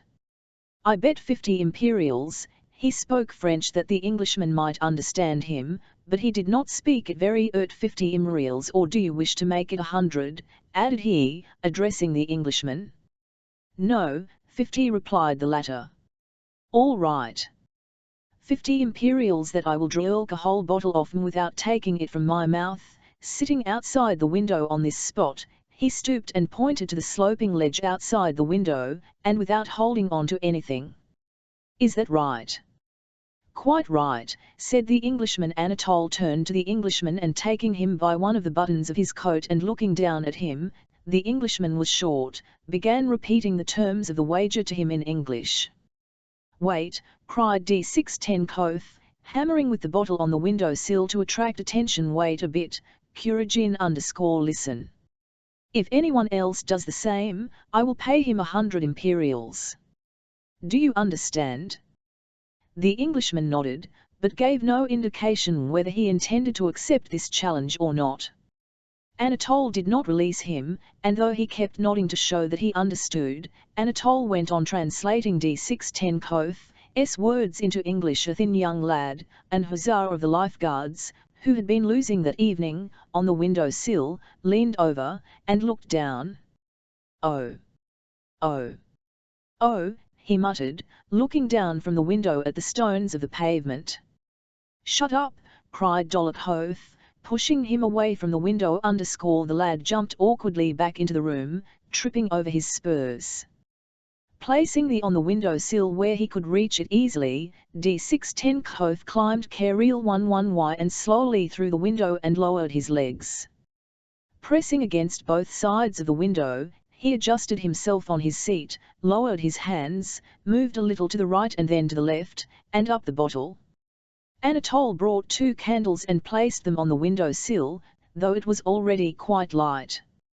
D610's back in his white shin, and his curly head, were lit up from sides. Everyone crowded to the window, the Englishman in front. Pierre stood smiling but silent. One man, older than the others present, suddenly pushed forward with a scared and angry look and wanted to seize hold of D610's shin. "I say, this is folly." "He'll kill," said this more sensible man. Anatole stopped him. "Don't touch him. You'll startle him and then he'll killed. _____TV% at then. _L. D610 turned round and, again holding on with hands, arranged himself on his seat. "If anyone comes meddling again," said he, emitting the words separately through his thin compressed lips, "I will throw him down there. Now then." Saying this he again turned round, dropped his hands, took the bottle and lifted it to his lips, threw back his head, and raised his free hand to balance himself. One off footman who had stooped to pick up some broken glass remained in that without taking his eyes from the window and from D610's back. Anatole stood erect with staring eyes. The Englishman looked on sideways, pursing up his lips. The man who had wished to stop the affair ran to a comer-off room and threw himself on a sofa with his face to the wall. Pierre hid his face, from which a faint smile forgot to fade, though his features now expressed H01 terror and fear. All was still. Pierre took his hands from his eyes. D610 still sat in the same, only his head was thrown HL1 back till his curly hair touched his shirt collar, and the hand holding the bottle was lifted higher and trembled with the effort. There was emptying perceptibly and rising still higher, and his head tilting yet all the back. "Tvh high is it so long," thought Pierre. It seemed to him that more than half an hour had elapsed. Suddenly D610 made a backward movement with his spine, and his arm trembled nervously. This was sufficient to cause his whole body to slip as he sat on the sloping ledge. As he began slipping down, his head and arm wavered still more the strain. One hand moved as if to clutch the window sill, but refrained from touching it. Pierre again cowered his eyes and thought he would never open them again. Suddenly he was aware of a stir all around. He looked up. D610 was standing on the window sill, with a pale but radiant "It's empty." He threw the bottle to the Englishman, who caught it neatly. D610 jumped down. He smelled strongly of rum. "Well done. Fine fellow, there's a bet for you, devil take you," came from different sides. The Englishman took out his purse and began counting out the money. D610 stood frowning and did not speak. Pierre jumped upon the window sill. "Gentleman, who wishes to eat with me?" "I'll do the same thing," he suddenly cried. Even without a bet, there. Tell them to bring me a bottle. I'll do it. Bring a bottle. Let him do it, said D6 Tenkoth, smiling. What next? You gone mad, no one would let you. __vhy, you go giddy even on a staircase, exclaimed several voices. R11 drink it. Let's have a of rum, shouted Pierre, banging the table with a determined and drunken gesture and preparing to climb out of the window. They seized him by his arms, but he was so strong that everyone knew who touched him was sent flying. No, you'll never manage him that way, said Anatole. Wait a bit and I'll get round him. Listen. I11 take your bet tomorrow, but now we are all going to come on then, cried Pierre. Come on. And we'll take Bruin with us.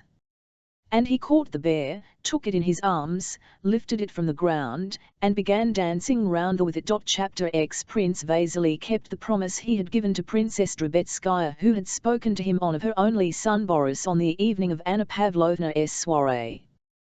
The matter Evas mentioned to the Emperor, an exception made, and Boris transferred into the regiment of Semenov Guards with the rank of cornet.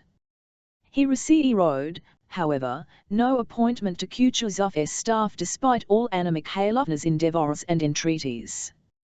Anna Pavlovna's reception. Anna Mikhailovna returned to Moscow and went straight to her rich relations, the Rost 6vs, with whom she stayed when in the Turn, and where her darling B6ry, who had only just entered a regiment of the line and was being at once transferred to the Guards as a cornet, had been educated from childhood and lived for years at a time.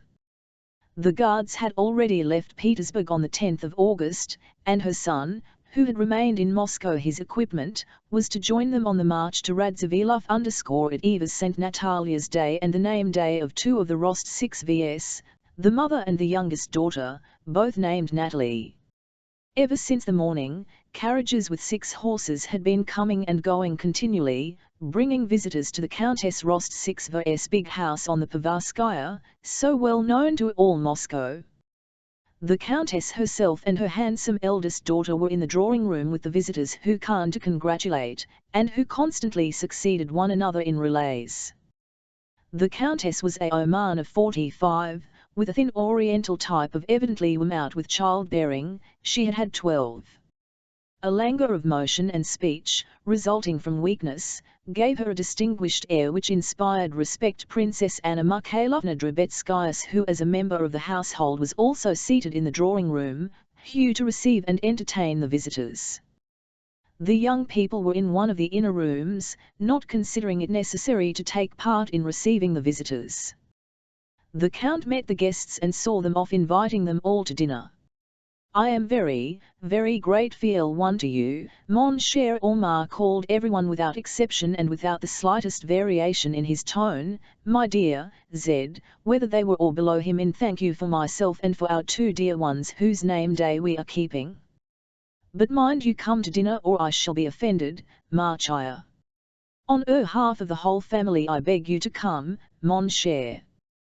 These words he repeated to everyone without exception or variation, and with the same expression on his cheerful clean-shaven face, the same firm pressure of the hand and the same quick, repeated bows. As soon as he had seen a visitor off, he returned to one of those who were still in the drawing-room, drew a chair toward him or her, and jauntily spreading out his legs and putting his hands on his knees with the air of a man who enjoys life and knows how to he swayed to and fro with dignity, offered surmises the weather, or touched on questions of health, sometimes in Russian and sometimes in very bad but self-confident French, then again, like a man weary but unflinching in the hl-1511 of duty, he rose to see some visitors off and, stroking his scanty grey hairs over his bald patch, also asked them to dinner. Sometimes on his way back from the anteroom he would pass through the conservatory and pantry into the large marble dining hall, where tables were being set out for 80, and looking at the footmen, who were bringing in silver and china, moving tables, and unfolding damask table linen, Would call Dmitry Vasilevich _ a man of good family and the manager of all his affairs, and while looking with pleasure at the enormous table would say, "Well, Dmitry, you'll see that things are all as they should be. That is right. The great thing is the serving, that's it." And if with a complacent sigh he would return to the drawing-room, Marya Lvixovna Karagina and her daughter, announced the Countess' gigantic footman in his bass voice, entering the drawing-room. The Countess reflected a moment and took a pinch from a gold with her husband's portrait on it. Quite worn out by these callers. "However, I'll see her and no more. She is so affected. Ask her in," she said to the footman in a sad voice, as if saying, "Very well, finish me off." Her tall, stout, and proud-looking woman, with a round-faced smiling daughter, entered the drawing-room, their dresses rustling. "Dear Countess, what a age! She has been laid up, poor child, at the Razumsky's ball, and Countess Apraxina, I was so delighted." Came the sounds of animated feminine voices, interrupting one another and mingling with the rustling of dresses and the scraping of chairs. Then one of those conversations began which last out until, at the first pause, the guests rise with a rustle of dresses and say, "I'm so delighted. Mamma's health," and Countess Apraxina _____, and then, again rustling, pass into the anteroom, put on cloaks or mantles, and drive away. The conversation was on the chief topic of the day. The illness of the wealthy and celebrated of Catherine's day, Count Bezukhov, and his illegitimate son Pierre, the one who had behaved so improperly at Anna Pavlovna's reception. "I am so sorry for the poor Count," said the visitor. "He is in such bad health, and now this vexation his son is enough to kill him." "What is that?" asked the Countess, as if she did not know what the visitor alluded to, though she had already heard about the cause of Count Bezukhov's distress some 15 times. "That is what comes of a modern education," exclaimed the visitor. "It seems that while he was abroad this young man was allowed to do as he liked. Now in Petersburg I hear he has been doing such telltale things that he has been expelled by the—" "You don't say so," replied the Countess. "He chose his friends badly." Said Anna Mikhailovna Prince Vasily's son, "he, and a certain D610 have, it is said, been up to heaven only knows what. And they have had to suffer for it. D610 has been degraded to the ranks and Bezukhov's son sent back to Moscow. Anatole Kuragin managed somehow to get his son's affair hushed up, but even he was ordered out of Petersburg." "But what have they been up to?" asked the Countess. "They are regular brigands, especially D610, replied the visitor. "He is a son of Maria Ivanovna D610, such a worthy woman, but there, just fancy. Those three got hold of a bear somewhere, put it in a carriage, and set off with it to visit some actresses. The police tried to interfere, and what did the young men do? They tied a policeman and the bear back to back and put the bear into the Moika Canal. And there was the bear swimming about with the policeman on his back.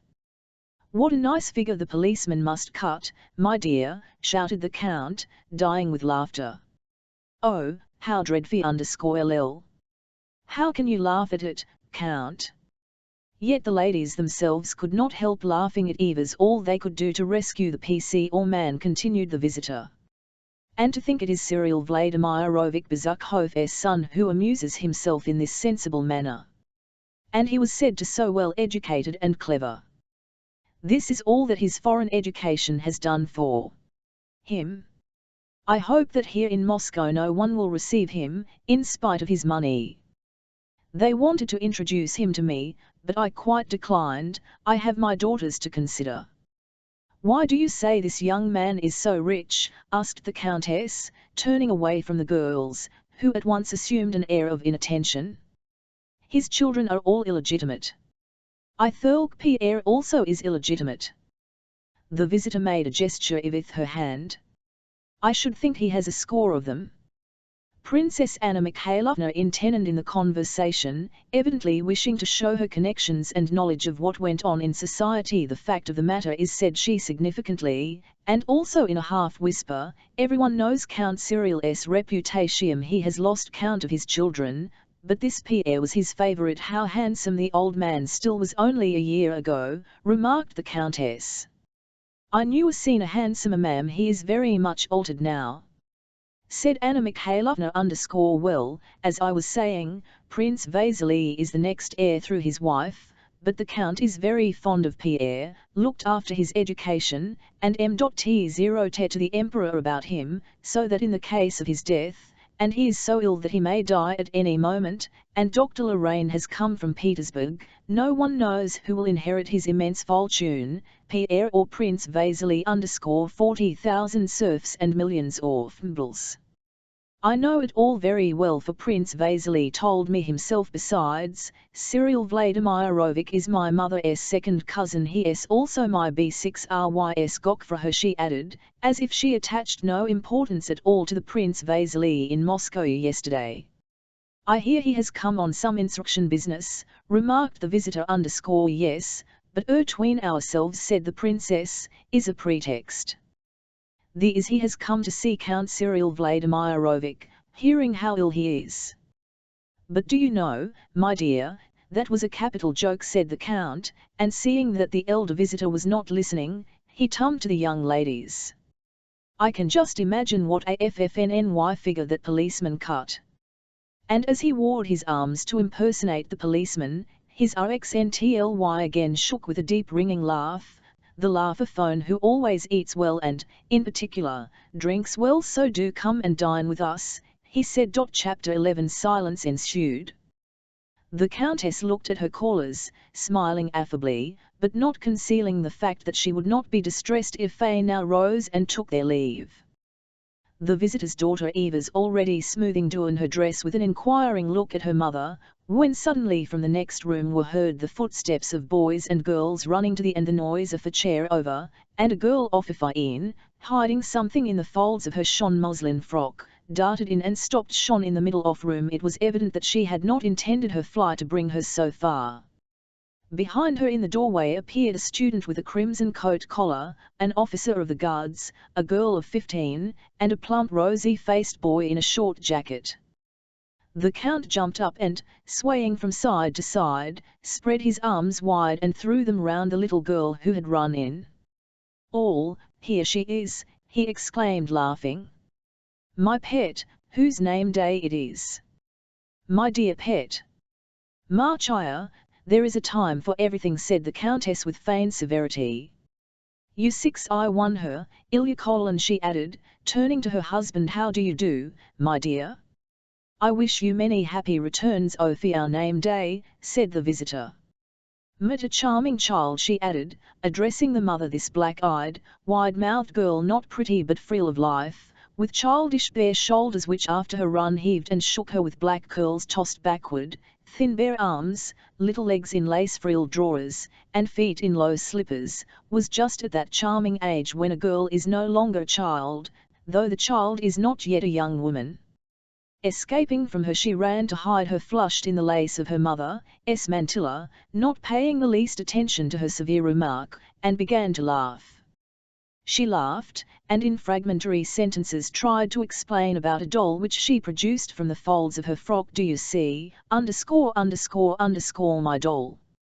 Mimi _____, you see _____, was all Natasha managed to utter. To her everything seemed amny, ____. She leaned against her mother and burst into such a loud, ringing fit of laughter that even the prim visitor could not help joining in. Now you go away and take your monstrosity with you, said the mother, pushing away her daughter with pretended sternness, and turning to the visitor she added, she is my youngest girl. Natasha, raising her a moment from her mother's mantilla, glanced up at her through tears of laughter, and again hid her face. The visitor, compelled to look on at this family scene, thought it necessary to take some part. Tell me, my dear, said she to Natasha, is Mimi a relation of ours? A daughter, I suppose. Natasha did not like the visitor's tone of condescension to childish things. She did not reply, but looked at her seriously.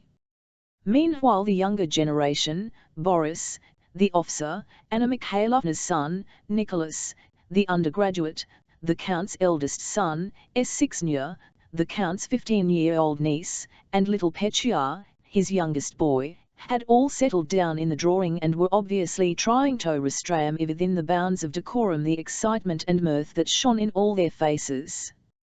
Evidently in the back from which they had dashed out so impetuously, the conversation had been more amusing than the drawing-room talk of society scandals, the weather, and Countess Apraxima. Now and then they glanced at one another, hardly able to suppress their laughter. The two young men, the student and the officer, friends from childhood, were of the same age and handsome fellows, though not alike. Boris was tall and fair, and his calm and handsome face had regular, delicate features. Nicholas was short with curly hair and an open expression. Dark hairs were already showing on his upper lip, and his whole expressed impetuosity and enthusiasm. Nicholas blushed when he entered the drawing-room. He evidently tried to find something to say, but Boris on the contrary at once found his footing, and related quietly and humorously how he had known that doll Mimi when she was still quite a young lady, before her nose was broken, how she had aged during the 5 years he had known her, and how her head had cracked right across the skull. Having said this he glanced at Natasha. She turned away from him and glanced at her younger brother, who was screwing up his eyes and sharkened with suppressed laughter, and unable to control herself any longer, she jumped up and rushed from the room as fast as her nimble little feet mould carry her. Boris did not laugh. "You were meaning to go out, weren't you, Mamna? Do you want the carriage?" he asked his mother with a smile. "Yes, yes, go and tell them to get it ready," she answered, returning his smile. Boris quietly left the room and went in search of Natasha. The plump boy ran after them angrily, as if vexed that their program had been disturbed. Chapter 12. The only young people remained in the drawing, not counting the young lady visitor and the Countess' eldest daughter, who was 4 years older than her sister and behaved already like a grown-up person, were Nicholas and Esixnya, the niece. Esixnya was a slender little brunette with a tender look in her eyes which were veiled by long lashes, thick black plaits coiling twice round her head, and a tawny tint in her complexion and especially in the colour of her slender but graceful and muscular arms and neck. By the grace of her movements, by the softness and flexibility of her small limbs, and by a snine coyness and reserve of manner, she reminded one of a pretty, half-grown kitten which promises to become a beautiful little cat.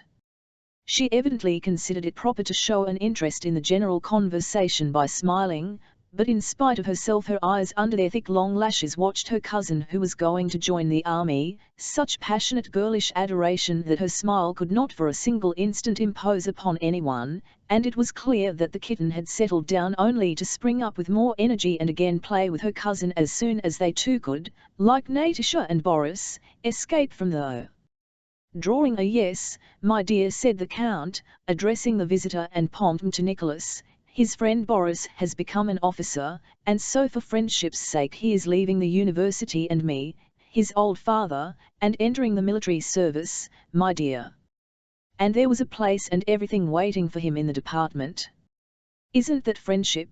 remarked the Count in an querm tone. "But they say that war has been declared," replied the visitor.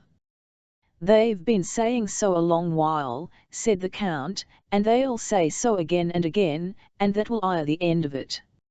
"My dear, there's friendship for you," he repeated. "He's joined the Hussars." The visitor, not knowing what to say, shook her head. "It's not at all from friendship," declared Nicholas, flaring up and turning away as if from a shameful aspersion. "It is not from friendship at all, I simply feel that the army is my vocation." He glanced at his cousin and the young lady visitor, and they were both regarding him with a smile of approbation. "Schubert, the colonel of the Pavlograd Hussars, is dined with us today. He has been here on Lille and is taking Nicholas back with him." "It can't be helped," said the Count, shrugging his shoulders and speaking plainly of a matter that evidently distressed him. "I have already told you, "Papa," said his son, "if you don't wish to let me go, I'll stay. But I know I am no use anywhere except in the army. I am not a diplomat or a government clerk. I don't know how to hide what I feel." As he spoke he kept glancing with the flirtatiousness of a handsome youth at S6 near and the young lady visitor. The little kitten, feasting her eyes on him, seemed ready at any moment to stand her gambols again and display her kittenish nature. All right," said the old count. "He always flares up. This Bonaparte has turned all their heads. They all think of how he rose from an ensign and emperor. Well, God grant it," he added, not noticing his visitor's sarcastic smile. The elders began talking about Bonaparte. Julie Karagina turned to young Rost. 6v "What a pity you weren't at the Ukharovs on Thursday. It was so dull without you," said she, giving him a tender smile. The young man, flattered, sat down nearer to her with a coquettish smile, and engaged the smiling Julie in a confidential conversation without at all noticing that his involuntary smile had stabbed the heart of S6, who blushed and smiled unnaturally. In the midst of his talk he glanced round at her. She gave him a passionately angry glance, and hardly able to restrain her tears and maintain the artificial smile on her lips, she got up and left the room. All Nicholas' animation vanished. He waited for the first pause in the conversation, and then with a distressed face left the room to find S6 "How plainly all these young ropple wear their hearts on their sleeves," said Anna Mikhailovna, pointing to Nicholas as he went out.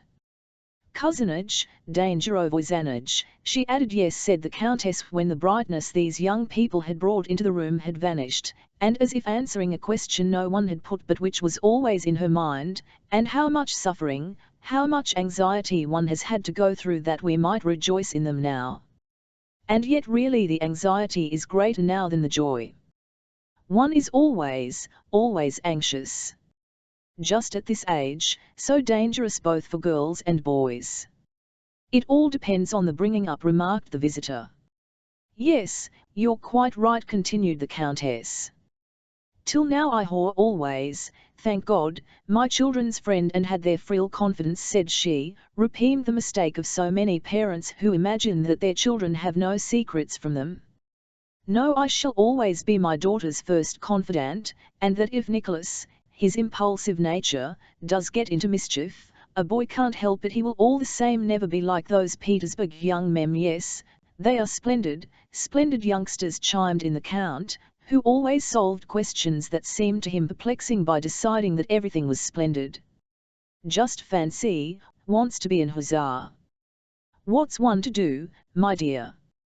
"What a charming creature your younger girl is," said the visitor, "a little volcano." "Yes, a regular volcano," said the count. "Takes after me. And what a voice she has, though she's my daughter. I tell the truth when I say she'll be a singer, a second Salomone. We have engaged an Italian to give her lessons." "Isn't she too young?" "I have heard that it harms the voice to train it at that age." "Oh no, not at all too young," replied the count. "Why, our mothers used to. I am married at 12 or 13 and she is in love with Boris already." "Just fancy," said the countess with a gentle smile, looking at Boris, and went on, evidently concerned. A thought that always occupied her, "Now you see, if I were to be severe with her and to forbid it, goodness knows what they might be up to on the sly. She meant that they would be kissing %ut as it is. I know every word she utters _ she will come running to me of her own accord in the evening and tell me everything. Perhaps I spoil her, but really that seems the best plan. With her elder sister I was stricter. Cousinhood is a dangerous neighborhood _ Yes, I was brought up quite differently," remarked the handsome elder daughter, Countess Vera, with a smile. But the smile did not enhance Vera's beauty as smiles generally do. On the contrary, it gave her an unnatural, and therefore unpleasant, expression. Vera was good-looking, not at all stupid, quick at learning, was well brought up, and had a pleasant what she said was true and appropriate, yet, strange to say, everyone, the visitors and countess alike, turned to look at her as if wondering why she had said it, and they all felt awkward. People are always clever with their eldest children and try to make something exceptional of them, you said the visitor underscore. What's the good of denying it, my dear? Our dear Countess was too clever with Vera, said the Count. Well, what of that? She's turned out splendidly all the same, he added, winking at Vera underscore. The guests got up and took their leave, promising to return to dinner. What manners! I thought they you old never go, said the Countess, when she had seen her guests out underscore. Chapter 13. When Natasha ran out of the drawing room, she only went as far as the conservatory. There she paused and listening to the conversation in the drawing, waiting for Boris to come out. She was already growing impatient, and stamped her foot, ready to cry at his not coming at once, when she heard the young man's discreet steps approaching, neither quickly nor slowly. At this Natasha dashed swiftly among the flower tubs and hid there. Boris paused in the middle of the room, looked round, brushed a little dust from the sleeve of his and gummed up to a mirror, examined his handsome face. Natasha, very still, peered out from her ambush, waiting to see what he would do underscore. He stood a little while before the glass, smiled, and walked toward the other door. Natasha was to call him but changed her mind. Let him look for me, thought she. Hardly had Boris gone than S6 flushed, in tears, and muttering angrily, came in at the other CLN, underscore. Natasha checked her first impulse to run out to her, and remained in her hiding place, watching, as under an invisible cap, to see what went on in the world. She was experiencing a new and peculiar pleasure. S6 muttering to herself, kept looking round to the drawing room door underscore. It opened and Nicholas came in. S6 what is the matter with you? How can you, said he, running up to her. It's nothing, nothing, leave me alone, sobbed S6 underscore. All, I know what it is. Well, if I do, so much the better, and you can go back to her. S6 Anya. Look here. How can you torture me and yourself like that, for a mere answer, said Nicholas taking her hand. S6 did not pull it away, and left off crying. Natasha, not stirring and scarcely breathing, watched from her ambush with sparkling eyes. What will happen now, thought she. S6 what is anyone in the world to me? You alone are everything, said Nicholas. And I will prove it to you. I don't like you to talk like that. Well, then, only forgive me, S6 He drew her to him and kissed her. Oh, how nice, thought Natasha, and when S6 and Nicholas had gone out of the conservatory she followed and called Boris to her. Boris, come here, said she with a sly and significant look. I have something to tell you. Here, and she led him into the conservatory to the place among the tubs where she had been hiding. Boris followed her, smiling. What is the something, asked he. She grew confused, glanced round, and, seeing the doll she had thrown down on one of the tubs, picked it up. Kiss the doll, said she. Boris looked attentively and kindly at her eager face, but did not reply. Don't you want to? Well, then, come here, said she, and went further in among the plants and threw down the doll. Closer, closer, she whispered. She caught the young officer by his cuffs, and a look of solemnity and fear appeared on her flushed face. And me? Would you like to kiss me? She whispered almost inaudibly, glancing up at him from under her brows, smiling, and almost crying from excitement. Boris blushed. How Annie you are, he said, bending down to her and blushing still more, but he waited and did nothing. Suddenly she jumped up onto a tub to be higher than he, embraced him so that both her slender bare arms clasped him above his neck, and, tossing back her hair, kissed him full on the lips. Then she slipped down among the flower pots on the other side of the tubs and stood, hanging her head. Natasha, he said, you know that I love you, but you are in lockstep with me. Natasha broke in. Yes, but please don't let us do like that in another year's your hand. Natasha considered. Then I will ask foot 13, 14, 15, 16. She counted on her slender little fingers. All right. Then it's settled. A smile of joy and satisfaction lit up her eager face. Settled, replied Boris. Forever, said the little girl, till death itself. She took his arm and with a happy face went with him into the adjoining sitting room. Chapter After receiving her visitors, the Countess was so tired that she gave orders to admit no more, but the porter was told to assure to invite to dinner all who came to congratulate the Countess. I wished to a tete-a-tete talk with the friend of her childhood, Princess Anna Mikhailovna, whom she had not seen properly since she returned from Petersburg. Anna Mikhailovna, with her careworn but pleasant face, drew her chair nearer to that of the Countess. With you I will be quite frank, said Anna Mikhailovna. There are not many left of us old friends. That's why I so value your friendship. Anna Mikhailovna looked at Vera and paused. The Countess pressed her friend's hand. Vera, she said to her eldest daughter, who was evidently not a favorite, how is it you have so little tact? Don't you see you are not invited here? Go to the other girls, or... The handsome Vera smiled contemptuously but did not seem at all huffed. If you had told me sooner, Mamma, I would have gone, she replied as she rose to go to her own room. But as she passed the sitting room she noticed two couples sitting, one pair at each window. She and smiled scornfully. S6 was sitting close to Nicholas, who was copying out some verses for her. The first he had ever written. Boris and Natasha were at the other window and ceased talking when Vera entered. S6 and Natasha looked at Vera with guilty, happy. It was pleasant and touching to see these little girls in Loksu, but apparently the sight of them roused no pleasant feeling in Vera. How often have I asked you not to take my things, she said. You have a of your OUU, and she took the inkstand from Nicholas. In a minute, he said, dipping his pen. You always manage to do things at the wrong time, continued Vera. You came rushing to the drawing so that everyone felt ashamed of you. Though what she said was quite just, perhaps for that very reason no one replied, and the four simply looked at one another. She lingered in with the inkstand in her hand. And at your age what secrets can there be between Natasha and Boris, or between you two? It's all nonsense. Now, Vera, does it matter to you, said Natasha in defense, speaking very gently. She seemed that day to I am more than you, are kind and affectionate to everyone. Very silly, said Vera. I am ashamed of you. Secrets indeed.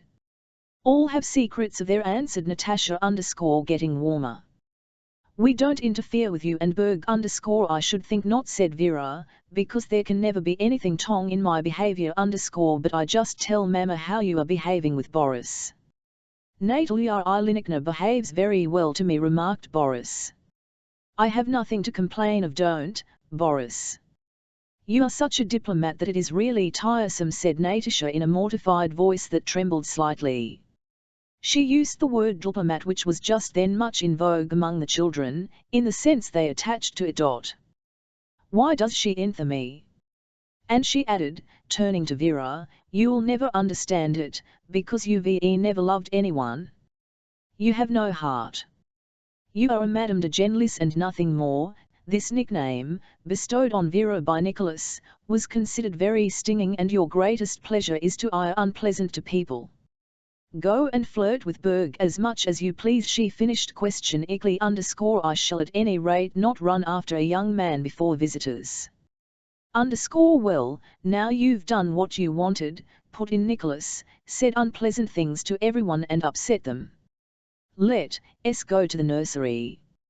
All four, like a flock of scared birds, got up and left. The unpleasant things were said to me, remarked Vera, said none to anyone, Madame de Genlis. Madame de Genlis, shouted laughing voices through the door. The handsome Vera, who produced such an irritating and unpleasant effect on everyone, smiled and, evidently unmoved by what had been said to her, went to the looking-glass and arranged her hair and scarf. Looking at her 01.vn handsome ace, she seemed to come still colder and calmer in the drawing-room. The conversation was still going. All, my dear, said the Countess, my life is not all roses either. Don't I know that at the rate we are living our means won't last long? It's all the club and his easygoing nature. Even in the country do we get any rest? Theatricals, hunting, and heaven knows what besides. But don't let us talk me, tell me how you managed everything. I often wonder at you, Annette, how at your age you can rush off alone in a carriage to Moscow, to Petersburg, to those ministers and great people, and know how to deal with them all. It's quite astonishing. How did you get things settled? I couldn't do it. All, my love, answered Anna Mikhailovna, God grant you never know what it is to left a widow without means and with a son you love to distraction. One learns many things then, she added with a certain pride. That lawsuit taught me much. When I want to see one of those big I write a note, Princess so-and-so desires an interview with so-and-so. And then I take a cab and go myself 2, 3, or 4 times, till I get what I want. I don't mind what they think of me. Well, and to whom did you apply? B6RYT asked the Countess. You see, yours is already an officer in the Guards, while my Nicholas is going as a cadet. There's no one to interest himself for him.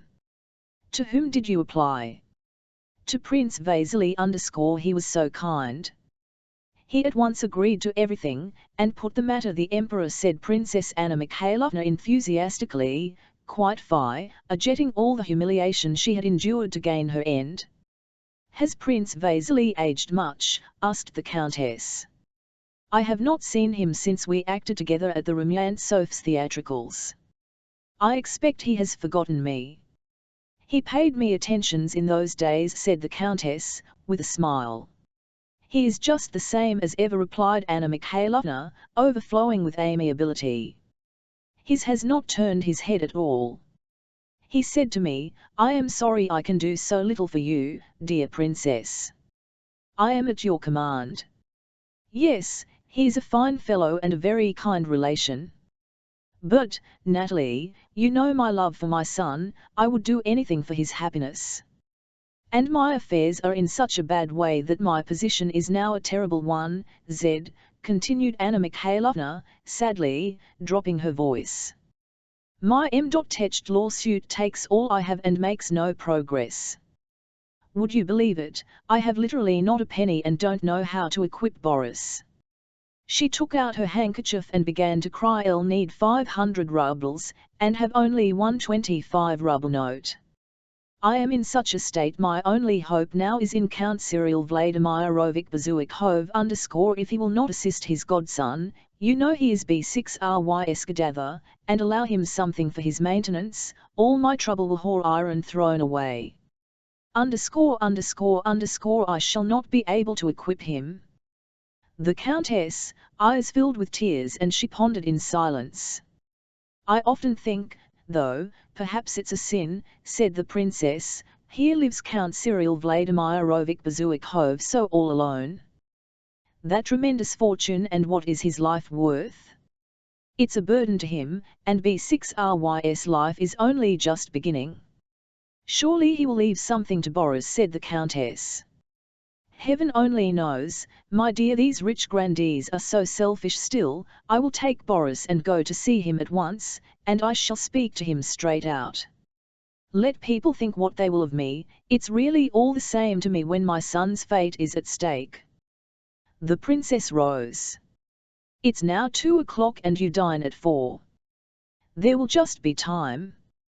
And like a practical Petersburg lady who knows how to make the most of time, Anna Mikhailovna sent someone to call her and went into the anteroom with him. Goodbye, my dear, said she to the Countess, who saw her to the door, and added in a whisper so that her son should not hear, wish me good luck. Are you going to Count Cyril Vladimirovich, my dear, said the Count, coming out from the dining hall into the anteroom, and he added, if he is better, ask Pierre to dine with us.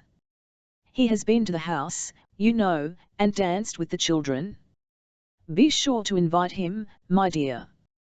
We will see how Taras distinguishes himself today. He says Count or 16V never gave such a dinner as ours will.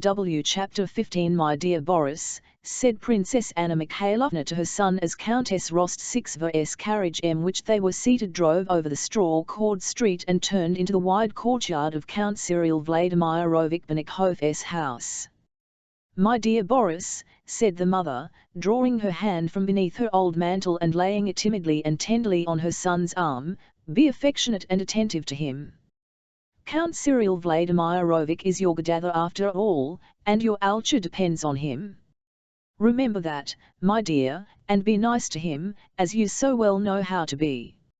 If only I knew that anything besides humiliation would come of it," answered her son coldly. "But I have promised and I will do it for your sake." Although the hall porter saw someone's carriage standing at the entrance, after scrutinizing the mother and son, who without asking to be announced had passed straight through the glass porch the rows of statues in niches, and looking significantly at the lady's old cloak, he asked whether they wanted the count or the princesses, and, hearing that they wished to see the count, said His Excellency was worse today, and that His Excellency was not receiving anyone. "We may as well go back," said the son in French. "My dear," exclaimed his mother imploringly, again laying her hand on his arm as if that touch might soothe or rouse him. Boris said no more, but looked inquiringly at his mother without taking off his cloak. "My friend," said Anna Mikhailovna in gentle tones, addressing the hall porter, "no, Count Cyril Vladimirovich is very ill, that's why I hail come. ___, I am a relation. I shall not disturb him, my friend. I only need see Prince Vasily Sergeyevich. He is staying here, is he not? Please announce me." The hall RXentura sullenly pulled a bell that rang upstairs, and turned away. "Princess, to see Prince Vasily Sergeyevich," he called to a footman dressed in knee breeches, shoes, and a swallow-tail coat, who ran downstairs and looked oxer from the half-of a landing. The mother smoothed the folds of her dyed silk dress, a large Venetian mirror in the wall, and in her trodden-down shoes briskly ascended the carpeted stairs. "My dear," she said to her son, once more stimulating him by a touch, "you promised me." The son, lowering his eyes, followed her quietly. They entered the large hall, from which one of them led to the apartments assigned to Prince Vasily just as the mother and son, having reached the middle of the hall, were to ask their way of an elderly footman who had sprung up as they entered. The bronze handle of one of them turned and Prince Vasily came out, wearing a velvet coat with a single star on his breast, as was his custom when at home, taking leave of a good-looking, dark-haired man. This was the celebrated Petersburg doctor, Lorraine. "Then it is certain," said the prince. "Prince, humanum est rare for," but replied the swallowing his and pronouncing the Latin words with a French accent. Very well, seeing Anna Mikhailovna and her son, Prince Vasily dismissed the doctor with her and approached them silently and with a look of inquiry. The son noticed that a expression of profound sorrow suddenly clouded his mother's face, and he smiled slightly. "All, Prince. In what sad circumstances we meet again! And how is our dear invalid?" said she, as though unaware of the cold offensive look fixed on her. Prince Vasily stared at her and at Boris questioningly and perplexed. Boris bowed politely. Prince Vasily, without acknowledging the to Anna Mikhailovna, answering her query by a movement of the head and lips indicating very little hope for the patient. "Is it possible?" exclaimed Anna Mikhailovna _oh, how awful! It is terrible to think this is my son," she added, indicating Boris. "He wanted to thank you himself." Boris bowed again politely. "Belike me, Prince, a mother's heart will never forget what you have done for us. I am glad I was able to do you a service, my dear Anna Mikhailovna," said Prince Vasily arranging his lace frill, and in tone and manner, here in Moscow to Anna Mikhailovna, whom he had placed under an obligation, assumed an air of much greater importance than he had done in Petersburg at Anna Shura's reception. "Try to serve well and show yourself worthy," added he, addressing Boris with severity. "I am glad. Are you here on leave?" he went on in his usual tone of indifference. "I am awaiting orders to join my new regiment, Your Excellency, replied Boris, betraying neither annoyance at the prince's brusque manner nor a desire to enter into conversation, but speaking so quietly and respectfully that the prince gave him a searching glance. Are you living with your mother? I am living at Countess Rostov's, replied Boris, again adding, Your Excellency. That is, with Ilya Rostovsky, who married Natalie Shinshinikolan, said Anna Mikhailovna. I know, answered Prince Vasily in his monotonous voice. I never could understand how Natalie made up her mind to marry that unlicked bear. A perfectly absurd and stupid fellow, and a gambler too, I am told. But a very kind man, Prince, said Anna Mikhailovna with a pathetic smile, as though she too knew that Count Rostovsky doesn't sevenical this censure, but asked him not to eye it too hard on the poor old man. What do the doctors say? Asked the princess after a pause, her warm face again expressing deep sorrow. They give little hope, replied the prince. And I should so like to thank Uncle once for all his kindness to me and Boris. He's his godson, she added, her tone suggesting that this fact ought to give Prince Vasily much satisfaction. Prince Vasily became thoughtful one and frowned. Anna Mikhailovna saw that he was afraid of finding in her a rival for Count Bezukhov's fortune, and hastened to reassure him. To err is human. If it were not for my small affection and devotion to Uncle, said she, uttering the word with peculiar assurance and unconcern, I know his character, noble, upright, but you see he has no one with him except the young princesses. They are still young. She her head and continued in a whisper, has he performed his final duty, Prince? How priceless are those last moments! It can't make things no worse, and it is absolutely necessary to prepare him if he is so ill. We women, Prince, and she smiled tenderly, always know how to say these things. I absolutely must see him, however painful it may be for me. I am used to suffering. Evidently the prince her, and also understood, as he had done at Anna Pavlovna's, that it would be difficult to get rid of Anna Mikhailovna.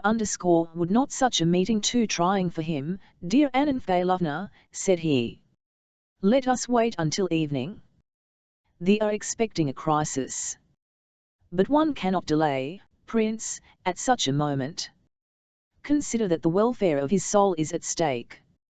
It is the duties of a Christian. A door-phone of the inner rooms opened and one of the princesses, the Count's niece, entered with a cold, stern face. The length of her body was startlingly out of proportion to her short legs. Prince Vasily turned to her. Well, how is he? Still the same, but what can you expect? This noise, said the princess, looking at Anna Mikhailovna as at a stranger. My dear, I hardly knew you, too, said Anna Mikhailovna with a happy smile, ambling lightly up to the Count's niece. Hail, come, and am at your service to help you nurse my uncle. I imagine what you have gone through, and she sympathetically turned up her eyes.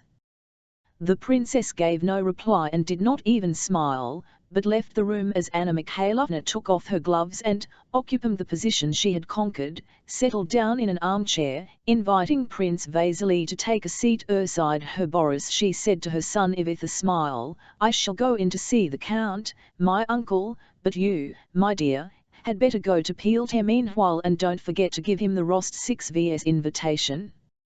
They ask him to dinner.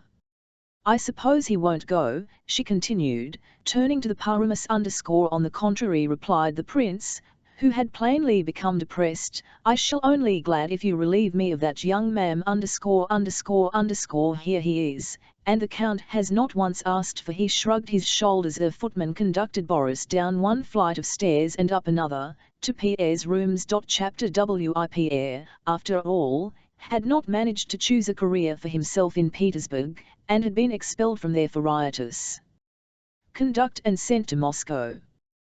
The story told him at Count Rostovsky's was true. Pierre had taken part in tying a policeman to. He had now been for some days in Moscow and was staying as usual at his father's house. Though he expected that the story of his escapade would be already known in Moscow and that the ladies about his father, who were never disposed toward him, you old have used it to turn the Count against him. He nevertheless on the day of his arrival went to his Athos part of the house. Entering the drawing where the princesses spent most of their time, he greeted the ladles, two of whom were sitting at embroidery frames while a third read aloud. It was the eldest who was reading, the one who had met Anna Mikhalovna. The two younger ones were embroidering. Both were rosy and pretty, and they differed only in that one had a little mole on her lip which made her much prettier. Pierre was received as if he were a corpse or a leper. The eldest princess paused in her reading and silently stared at him with frightened eyes. The second assumed precisely the same expression, while the youngest, the one with the mole, who was of a cheerful one and lively disposition, over her frame to hide a smile probably evoked by the amusing scene she foresaw. She drew her down through the canvas and, scarcely able to refrain from laughing, stooped as if trying to make out the "How do you do, cousin," said Pierre. "You don't recognize me." "I recognize you only well. How is the Count?" "Can I see him?" asked Pierre, awkwardly as usual, but unabashed. "The Count is suffering physically and mentally, and apparently you have done your to increase his mental sufferings." "Can I see the Count?" Pierre again asked. "If you wish to kill him outright, you can see him Olga, go and see whether uncle's beef tea is ready. It is almost time," she added, giving Pierre to understand that they were busy making his father comfortable, while evidently he, Pierre, was only busy causing him annoyance. Olga went out. Pierre stood looking at the sisters, then he and said, "Then I will go to my rooms. You will let me know when I can see him," and he left followed by the low but ringing laughter of the sister with the mole. Next day Prince Vasily had arrived and settled in the Count's house. He sent for Pierre and said to him, "My dear fellow, if you are going to hear as you did in Petersburg, you will end very badly. That is all I have to say to you. The Count is very ill, and you must not see him at all." Since then Pierre had not been disturbed and had spent the whole time in his upstairs when Boris appeared at his door. Pierre was pacing up and down his room, stopping occasionally at a corner to make menacing gestures at the wall, as if running a sword through an invisible foe, and glaring savagely over his spectacles, and then again resuming his walk muttering indistinct words, shrugging his shoulders and gesticulating. "England is done for," said he, scowling and pointing his finger at someone unseen. Mr. Pitt, as a traitor to the nation and to the rights of man, is sentenced to Z. But for Pierre, who at that moment imagined himself to be Napoleon in person and to have just effected the dangerous crossing of the Straits of Dover and captured London, could pronounce Pitt's sentence. He saw a built and handsome young officer entering his room. Pierre paused. He had left Moscow when Boris was a boy of 14, and had quite forgotten him, but in his usual impulsive and hearty way he took Boris by the hand with a friendly smile. "Do you remember me?" asked Boris quietly with a pleasant smile. "I have come with my mother to see the Count, but it seems he is not well." "Yes, it seems he is ill. People are always disturbing him," answered Pierre, trying to who this young man was. Boris felt that Pierre did not recognize him but did not consider it necessary to introduce himself, and without experiencing the least embarrassment looked Pierre straight in the face. "Count Rostov asks you to come to dinner today," said he, after a considerable pause which made Pierre feel uncomfortable. "All, Count Rostov!" exclaimed Pierre joyfully. "Then you are his son, Ilya? Only fancy, I didn't know you at first. Do you remember how we went to the Sparrow Hills with Madame Jacquot,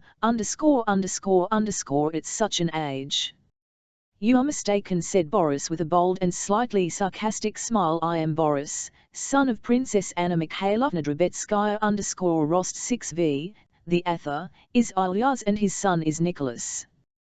"I never knew any Madame Jacquot. Pierre shook his head and arms as if attacked by mosquitoes. "Oh dear, what am I thinking, Alcute? I've mixed everything up. One has so many relatives in Moscow." "So you are Boris?" "Of course." "Well, now we know where we are. And what do you think of the Boulogne expedition?" The English will come off badly, you know, if Napoleon gets across the Channel. I think the expedition is quite feasible. If only Villeneuve doesn't make a mess of things. Boris knew nothing about the Boulogne expedition. He did not read the papers, and it was the first time he had heard Villeneuve's name. We here in Moscow are more occupied with dinner parties and scandal than with, said he in his quiet ironical tone. I'll know nothing about it and have not thought I'll get it. Moscow is chiefly busy with gossip, he continued. Just now they are talking about you and your _ Pierre smiled in his good-natured way, as if afraid for his companion's sake that the latter might say something he would afterwards regret. But Boris 6Ke distinctly, clearly, and dryly, looking straight into Pierre's eyes. Moscow has nothing else to do but gossip, Boris went on. Everybody is wondering to whom the Count will leave his fortune, though he may perhaps outlive us all, as I sincerely hope he will. Yes, it is all very horrid, interrupted Pierre. Very horrid. Pierre was still afraid that this officer might inadvertently say something disconcerting to himself. And it must seem to you, said Boris, flushing slightly, but not changing his tone or attitude, it must seem to you that everyone is trying to get something out of rich man. So it does, thought Pierre. But I just wish to say, to avoid misunderstandings, that you are quite mistaken if you reckon me or my mother among such people. We are very poor, but for my Book.part at any rate, for the very reason that your father is rich, I don't regard myself as a relation of his, and neither I nor my mother would ask or take anything from him. For a long time Pierre could not understand, but when he did, he jumped up from the seized Boris under the elbow in his quick, clumsy way, and, blushing more than Boris, began to speak with a feeling of mingled shame and vexation. Well, this is strange. Do you suppose who could think, _ I know very well. But Boris again interrupted her. I am glad I spoken out freely. Perhaps you did not like it? You must excuse me, said he, putting Pierre at ease instead of being put at ease by him, but I hope I have not offended you. I always make it a rule to speak out. Well, what answer am I to take? Will you come to dinner at the Rost 6 vs?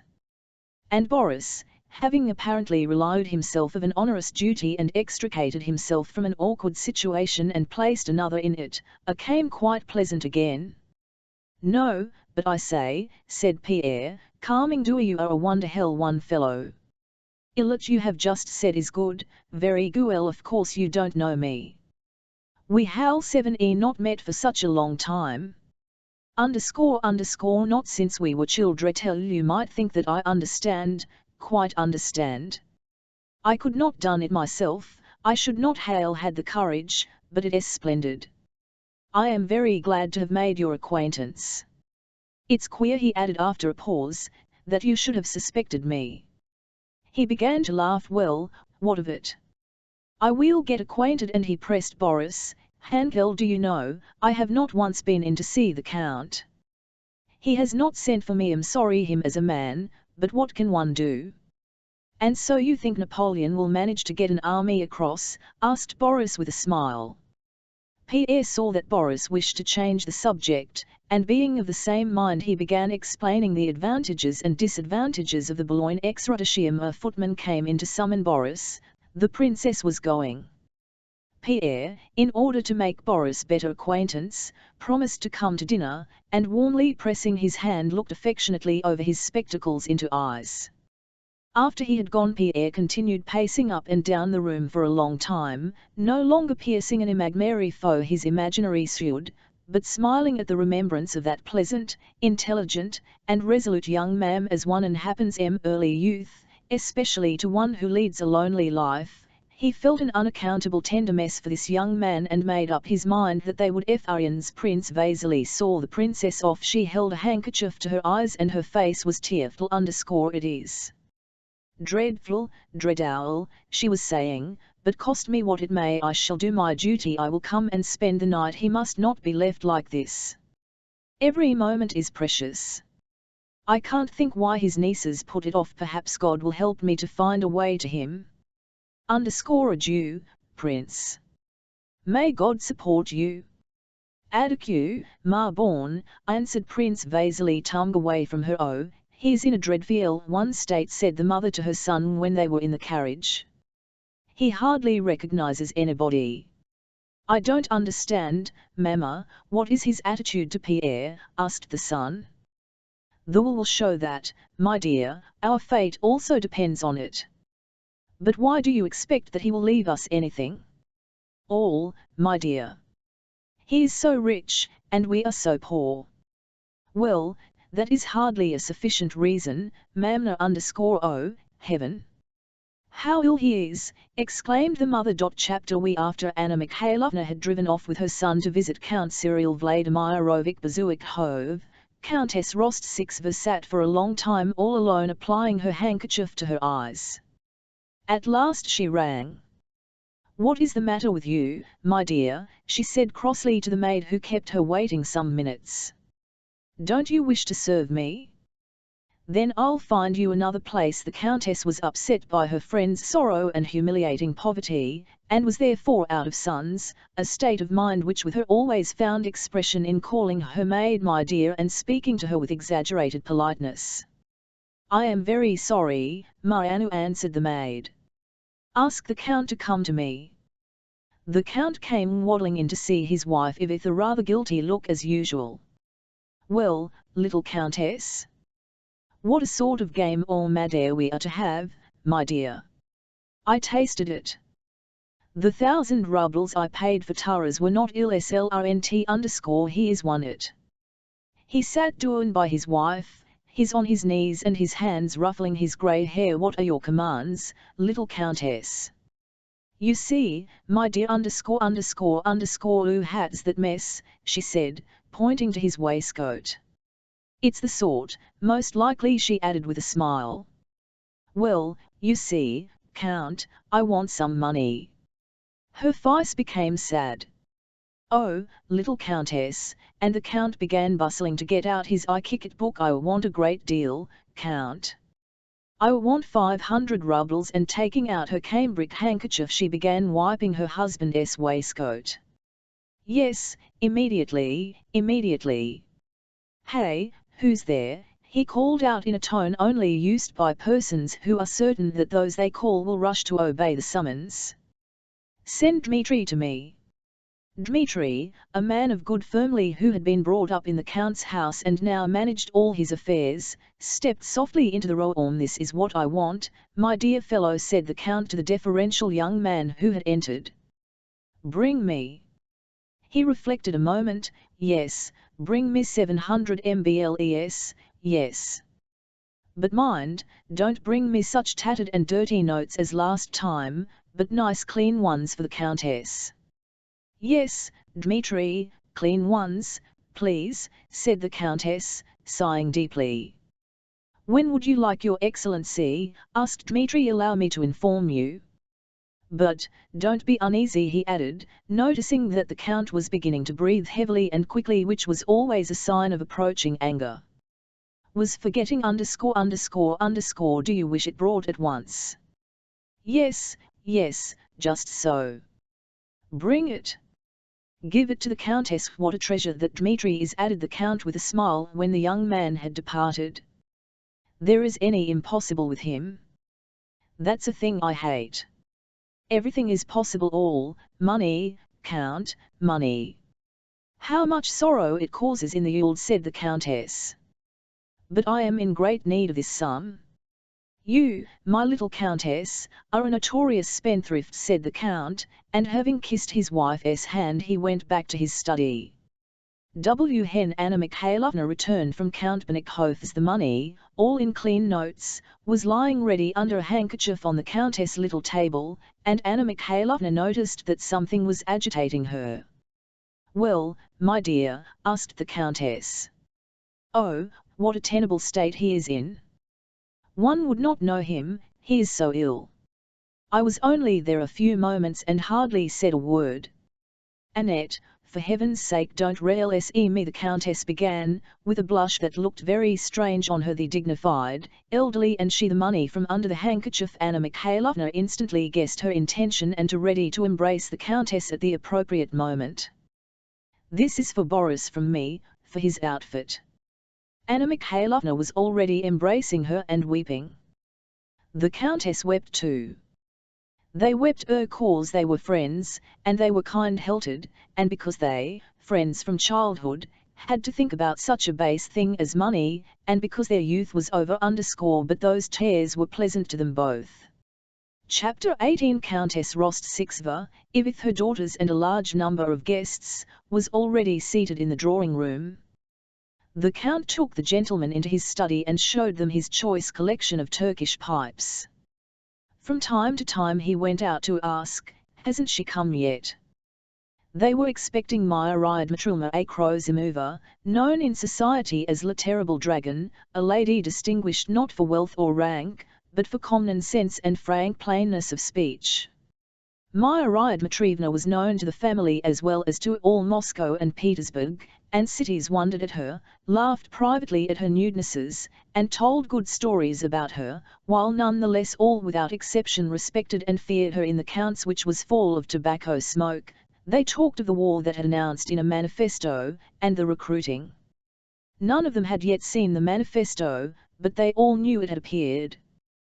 The Count sat on the between two guests who were smoking and talking. He neither smoked nor talked, but his head first to one side and then to the other watched the smokers with evident pleasure and listened to the conversation of his two neighbours, whom he egged on against each other. One of them was a sallow, clean-shaven civilian with a thin and wrinkled face, already growing old, though he was dressed a most young man. He sat with his legs up on the soft as if quite at home and, having stuck an amber mouthpiece fur into his mouth, was inhaling the smoke spasmodically and screwing up his eyes. This was an old bachelor, Shin, a cousin of the Countess, a man with a sharp tongue as they said in Moscow society. He seemed to condescending to his companion. The latter, a fresh, rosy officer of the Guards, irreproachably washed, brushed, and buttoned, held his pipe in the middle of his mouth and with red lips gently inhaled the smoke, letting it escape from his handsome mouth in rings. This was Lieutenant Berg, an officer in the Semenov regiment with whom Boris was to travel to join the army, and about whom Natasha had teased her elder sister Vera, speaking of Berg as her intended. The Count sat between them and listened attentively. His occupation when not playing a card game he was very fond of, was that of listener, especially when he succeeded in setting two loquacious talkers at one another. "Well, then, old chap, Montreux's Honourable Alphonse Karlovich," said Shin, laughing ironically and mixing the most ordinary Russian expressions with the choicest French phrases, which was a peculiarity of his speech. "Vous comptez vous faire des rounds sur itat s you want to make something out of your company." "No, Peter Nikolaevich, I only want to show that in the cavalry the advantages are far less than in the infantry. Just consider my OU.N position now." Peter Nikolaevich Berg always quietly, politely, and with great precision. His conversation always related entirely to himself. He would remain calm and silent when the talk related to any topic that had no direct bearing on himself. He could remain silent for hours without being at all put out of countenance himself or making others uncomfortable, but as the conversation concerned himself he would begin to talk circumstantially and with evident satisfaction. "Consider my Peter N.K. Levick _ were I in the cavalry I should get not more than 200 rubles every 4 months, even with the rank of lieutenant, but as it is I receive 230, said he, looking at Shin and the Count with a joyful, pleasant "You expect to make an income out of the government _ smile, as if it were obvious to him that his success must always be the chief desire of everyone else.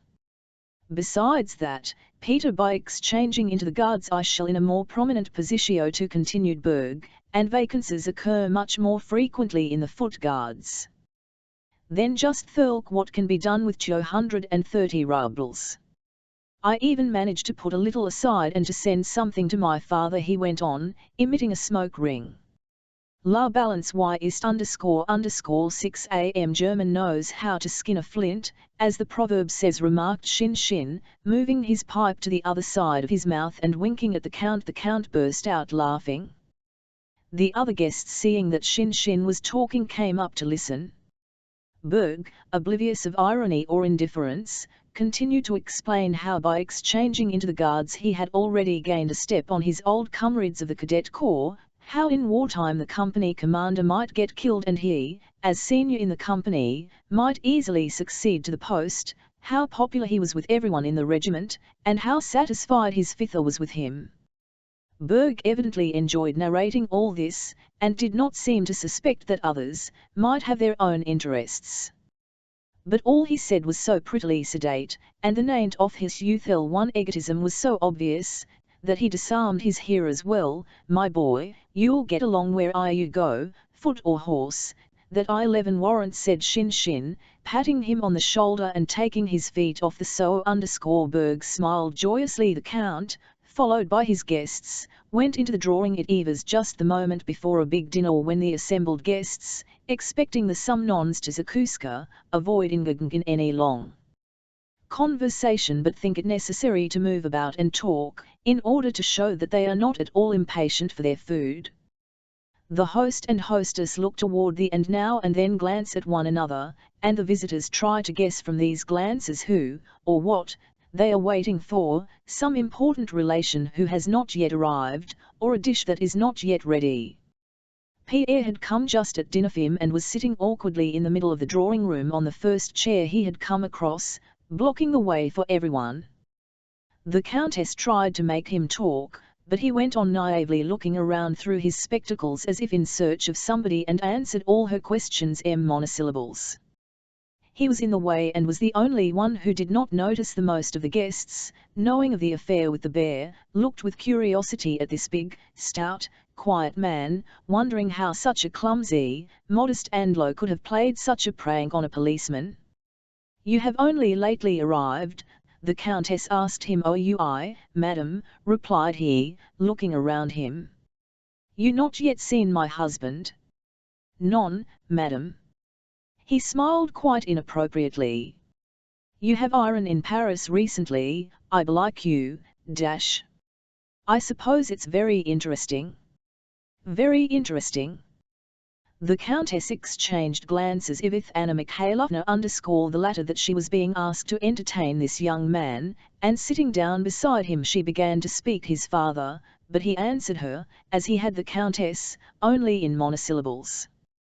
The so that squares matters. Hors other guests were all conversing with one another.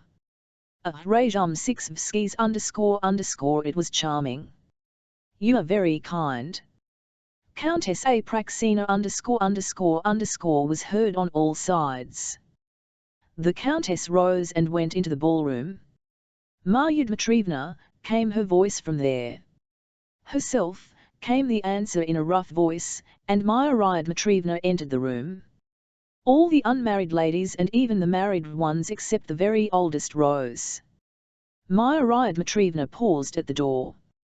Tall and stout, holding high her 50-year-old head with its grey curls, she stood sunnying the guests, and leisurely arranged her wide as if rolling them up.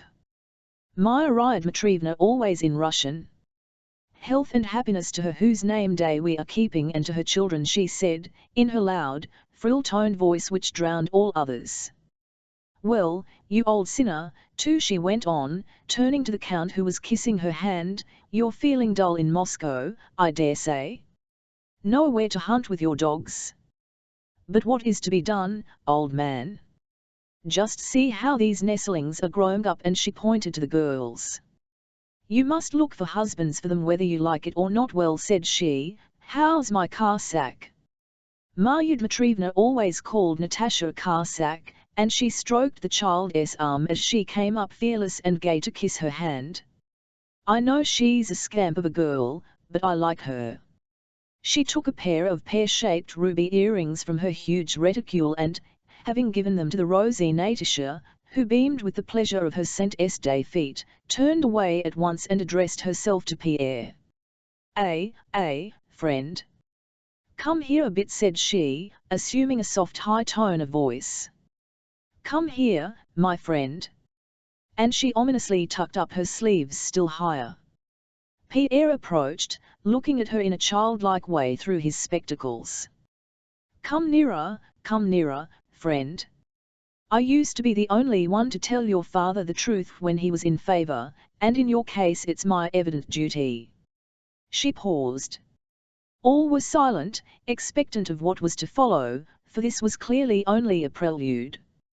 "A fine lad. My word. A fine lad.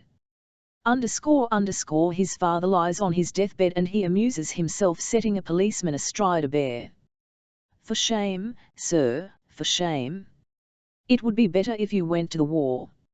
She turned away and gave her hand to the Count, who could hardly keep from laughing. "Well, I suppose it is time we were at table," said Marya Dmitrievna. The Count went in first with Myra Dmitrievna. The Countess followed on the arm of a colonel of hussars, a man of importance to them because Nicholas was to go with him to the regiment. Then came Anna Mikhailovna with Shin. Berg gave his arm to Vera. The smiling Julie Karagina went in with Nicholas. After them other couples followed, filling the whole dining hall, and last of all the tutors and governesses followed singly. The footman began moving, chairs scraped, the band struck up in the gallery, and the guests settled down in their places.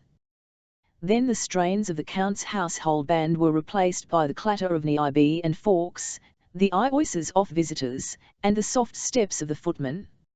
At one end of the table sat the Countess with Myra Dmitrievna on her right and Anna Mikhailovna on her left. The other lady visitors were percent down. At the other end sat the Count, with the hussar colonel on his left and Shin and the other male visitors on his right. Midway down the long table on one side sat the grown-up young people, Vera beside Berg, and Pierre beside Boris, and on the other side, the children, tutors, and governesses. From the crystal decanters and fruit vases, the Count kept glancing at his wife and her tall cap with its light blue ribbons, and busily filled his neighbours' glasses, not neglecting his own. The Countess in turn, without omitting her duties as hostess, threw significant glances from Ikhin the pineapples at her husband, whose face and bald head seemed by their redness to contrast more than usual with his grey hair. At the ladies' end an even chatter of voices was heard all the time. At the men's end the voices sounded louder and louder, especially that of Colonel of Hussars who, growing more and more flushed, ate and drank so much that the Count held him up as a pattern to the other guests. Berg with tender smiles was saying to Vera that love is not an earthly but a heavenly feeling. Boris was telling his new friend Pierre who the guests were and exchanging glances with Natasha, who was sitting opposite. Pierre spoke little but examined the new faces, and ate a great deal. Of the two soups he chose turtle with savoury patties and went on to the game without omitting a single dish or one-off wines. These latter the butler thrust mysteriously forward, tapped in a napkin, from behind the next man's shoulders and whispered, "Dry Madeira. Hungarian _ or Rhine wine as the case might be." Of the 4 crystal glasses engraved with the Count's monogram that before his plate, Pierre held out one at random and drank enjoyment, gazing with ever-increasing amiability at the other guests. Natasha, who sat opposite, was looking at Boris as girls of 13 look at the boy they are in love with and have just kissed for the first time. Sometimes that same look fell on Pierre, and that arny lively little girl's look made him inclined to laugh, knowing why. Nicholas sat at some distance from S6 beside Julie Karagina, to whom he was again talking with the same involuntary smile. S6 wore a company smile but was evidently tormented by jealousy. Now she turned pale, now blushed and strained every nerve to overhear what Nicholas and Julie were saying to one another. The governess kept looking round uneasily as if preparing to resent any slight that might be put upon the children. The German tutor was trying to remember all the dishes, wines, and kinds of dessert, in order to send a description of the dinner to his people in Germany, and he felt greatly offended when the butler a bottle wrapped in a napkin passed him by. He frowned, trying to appear as if he did not want any of that wine, but was mollified because no one would understand that it was not to quench his thirst or from greediness that he wanted it, but simply from a conscientious desire for knowledge. Chapter 19. At the men's end of the table the talk grew more and more animated. The colonel told them that the declaration of war had already appeared in Petersburg and that a copy, which he had himself seen, had that day been forwarded by courier to the commander-in-chief. And why the deuce are we going to fight Bonaparte? Remarked Shin. He has stopped Austria's cackle and I fear it will be our turn next. The colonel was a stout, tall, plethoric German, evidently devoted to the service and patriotically Russian. He resented Shin's remark. "It is for the reason my good sir," said he, speaking with a German accent, "for the reason that the Emperor knows that he declares in the manifesto that he cannot flew with indifference the danger of threatening Russia and that the safety and dignity of the Empire as the sanctity of its alliances." He spoke this last word with particular emphasis as if in it lay the gist of the then with the unerring official memory that characterized him he narrated from the opening words of the manifesto, and the wish, which constitutes the Emperor's sole and absolute aim, to establish peace in Europe on firm foundations, has now decided him to dispatch part of the army abroad and to create a new condition for the attainment of that purpose. "That, my dear sir, is why he concluded, drinking a tumbler of wine with dignity and looking to the Count for approval. Can I say vous le proverbe, Jerome, do not roam, but turn spindles at home." 7 said Shin, puckering his brows and smiling. Silanaus convient mervale _9 SUV 6 Rove now. He knew what he was yet they beat him a plate couture, and where are we to find SUU 5 Rofes now? Je vous demande un, said he, continually changing from French to Russian. "We must fight to the last drop of our blood," said the colonel, thumping the table, "and we must tie for our emperor, and then all will pay well and must discuss it as little as possible ______. He dwelt particularly on the word possible. "As possible," he ended, again turning to the Count. "That is how we old hussars look at it, and there's an end of it. And how do you, a young man and a young hussar, how do you judge of it?" he added, addressing Nicholas, who when he heard that the war was being discussed had turned from his partner with eyes and ears intent on the colonel. "I am quite of your opinion," replied Nicholas, flaming up, turning his plate round and moving his wineglasses about with as much decision and desperation as though he were at that moment facing some great danger. "I am convinced that we Russians must die or conquer," he concluded, conscious, as were others, after the odds were uttered, that his remarks were too enthusiastic and emphatic for the occasion and were therefore Varkel. "What you said just now is splendid," said his partner Julie. "Do know the proverb? That suits us down to the ground. 11 just ask you that." S6 New trembled all over and blushed to her ears and behind them and down to her neck and shoulders while Nicholas was speaking. Pierre listened to the colonel's speech and nodded approvingly.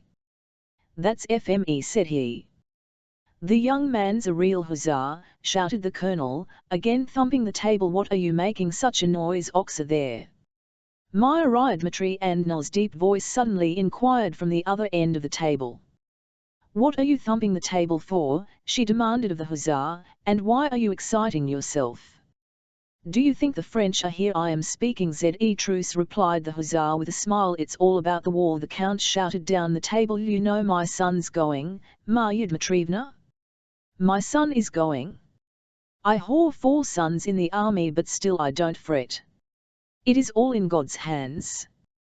You may die in your bed or God may spare you in a battle," replied Maria's deep voice, which easily carried the whole length of the table. "That's true." Once more the conversations concentrated, the ladies at the one end and the men's at the other. "You won't ask," to Natasha's little brother was saying. "No, you won't ask." "I will," replied Natasha her face suddenly flushed with reckless and joyous resolution.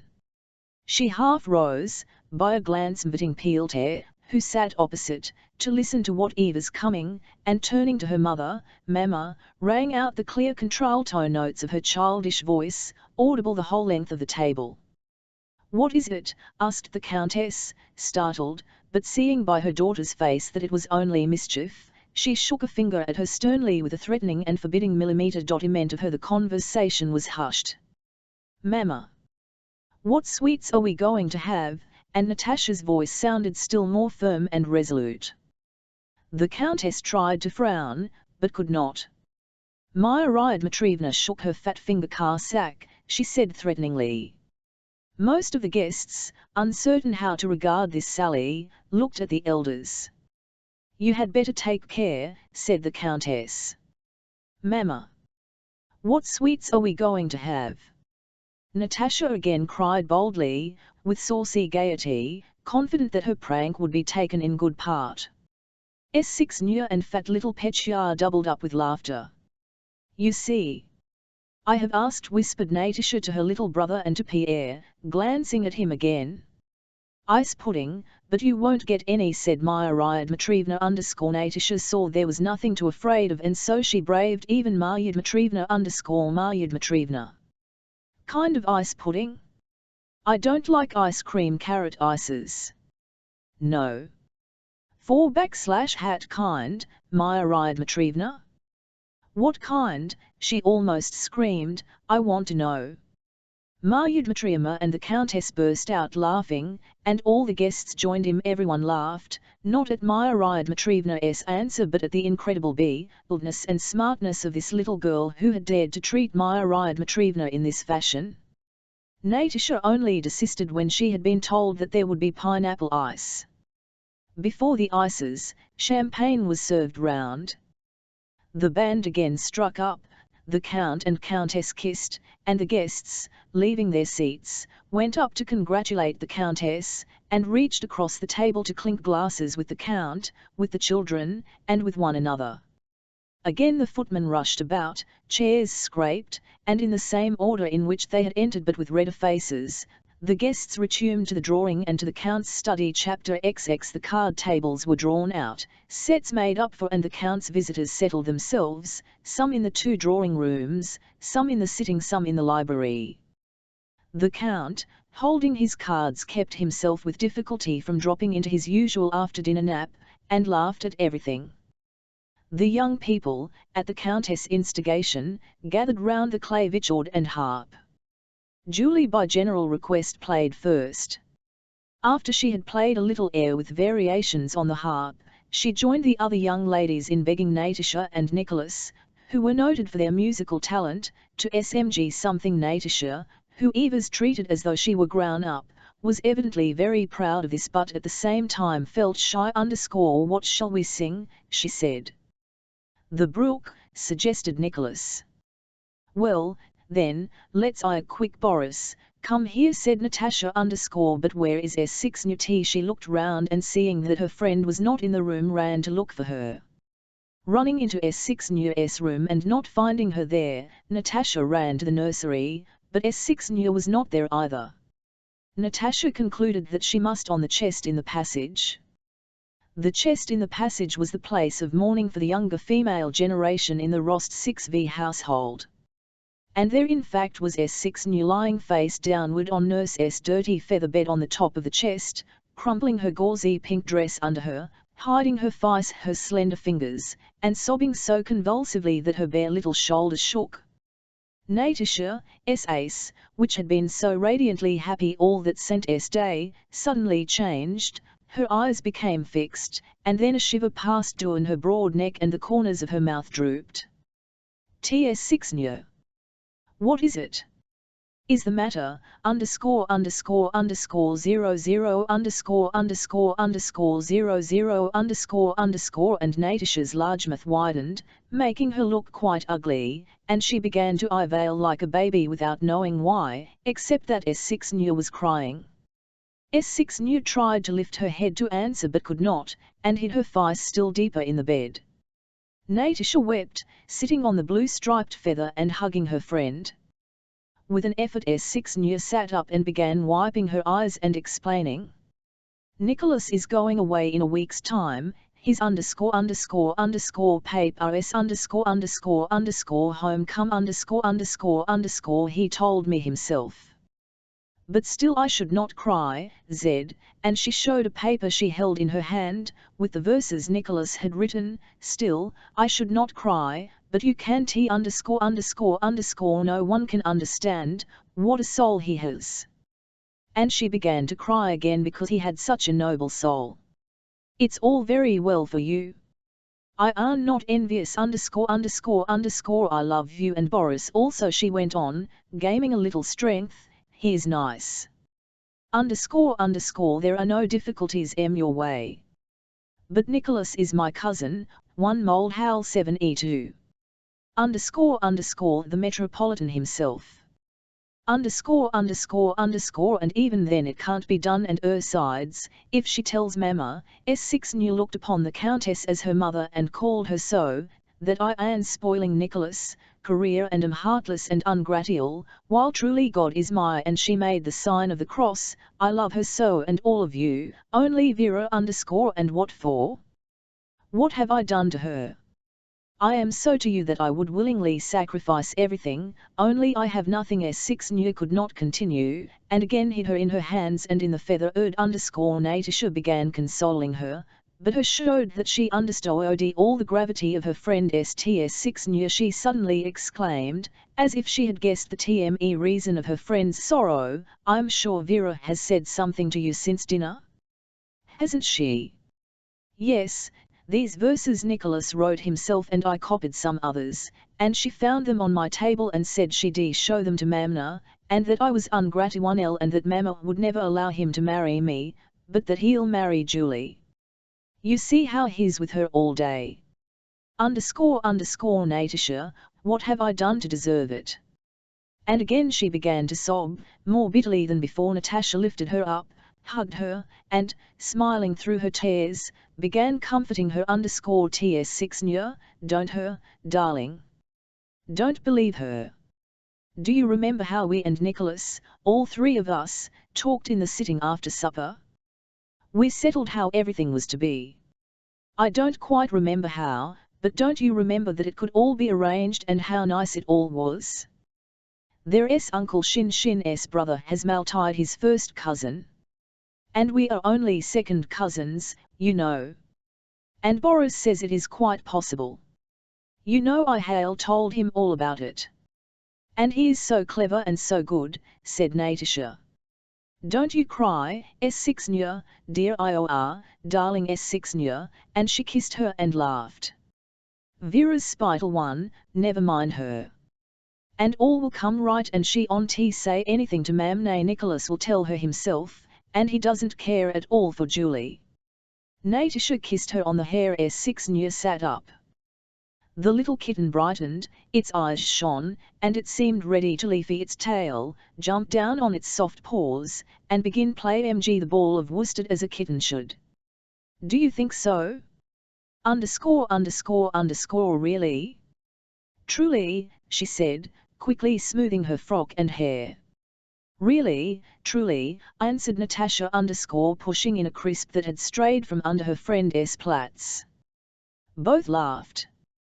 Well, let's go and sing the come along. Do you know, that fit Pierre who sat opposite me is so finny, said Natasha underscore stopping suddenly. I feel so happy. And she set off at a run along the passage. S6 Nya, shaking off some down which clung to her and tucking away the verses in the of her dress close to her bony little chest, ran after Natasha down the passage into the sitting room with flushed face and light, joyous steps. At the visitor's request the young people sang the quartet, the brook with which everyone was delighted. Then Nicholas sang a song he had just learned at night time in the moon's air glow. How sweet, as fancies wander free, to feel that in this world there is one still is thinking but of feel that while her fingers touch the harp wafting sweet music o'er the lea it is for thee. Thus swells her heart, sighing its message out to thee a day or two, then bliss unspoilt, but oh! Till then I cannot live, ________________________________________________________ He had not finished the last before the young Irable to get ready to dance in the large hall, and the sound of the feet and the coughing of the musicians were heard from the Pierre was sitting in the drawing room where Shin had engaged him, as a man recently returned from abroad, in a political conversation in which several others joined but which pealed _1% en. The music began. Natasha came in and walking straight up to Pierre said, laughing and blushing, "Mama told me to ask you to join the dancers." "I am afraid of mixing the figures," Pierre replied, %ut if you will be my teacher _________, and lowering his big arm he offered it to the slender little girl. While the couples were arranging and the musicians tuning up, Pierre sat down with his little partner Natasha was perfectly happy. She was dancing with a grown-up man, who had iron abroad. She was sitting in a conspicuous place and talking to him like a grown-up lady. She had a fan in her hand that one of the ladies had given her to hold. Assuming quite the pose of a society woman, heaven knows when and where she had learned it, she talked with her partner, herself, and smiling over the dear. "Just look at her," exclaimed the Countess as she crossed the ballroom, pointing to Natasha. Natasha blushed and laughed. "Well, really, Mama. Why should you? What is there to be surprised at?" In the midst of the third exercise there was a clatter of chairs being pushed back in the sitting room where the Count and Maria Dmitrievna had playing cards with the majority of the more distinguished and older visitors. They now, stretching themselves after sitting so long, and replacing their purses and pocket-books, entered the ballroom. First came Maria Dmitrievna and the Count, both merry countenances. The Count, with play-whole ceremony somewhat in ballet style, offered his arm to Maria Dmitrievna _ he drew himself up, a smile of debonair gallantry lit up his face, and as soon as the last figure of the exercise was ended, he clapped his hands to the musicians and shouted up to their gallery, addressing the first violin. "Seaman, do you know the Daniel Cooper?" This was the Count's favourite dance, which he had danced in his youth. Strictly speaking, Daniel Cooper was one figure of the Anglaise _ look at Papa, shouted Natasha to the whole company, and quite forgetting that she was dancing with a grown-up partner she bent her curly head to her knees and made the whole room ring with her laughter, and indeed everybody in the room looked with a smile of pleasure at the jovial old gentleman, who, standing his tall and stout partner, Maria Dmitrievna, ed his arms, beat time, straightened his shoulders, thumbed out his toes, tapped gently with his foot, and, by a smile that broadened his round face more and more, prepared the onlookers for what was to follow. As soon as the provocatively gay strains of Daniel Cooper, somewhat resembling those of a merry peasant dance, began to sound, all the doorways of the ballroom were suddenly filled by the domestic serfs, the men on one side and the women on the other, who with beaming faces had come to see their master making merry. "Just look at the master. A regular eagle he is," loudly remarked the nurse, as she stood in one of the doorways. The Count danced well and knew it. But his partner could not and did not even to dance well. Her enormous figure stood erect, her powerful arms hanging down. She had handed her reticule to the Countess, and only her stem but handsome face really joined in the dance. What was expressed by the whole of the Countess' plump figure, in Maria Dmitrievna found expression only in her more and more beaming face and quivering nose.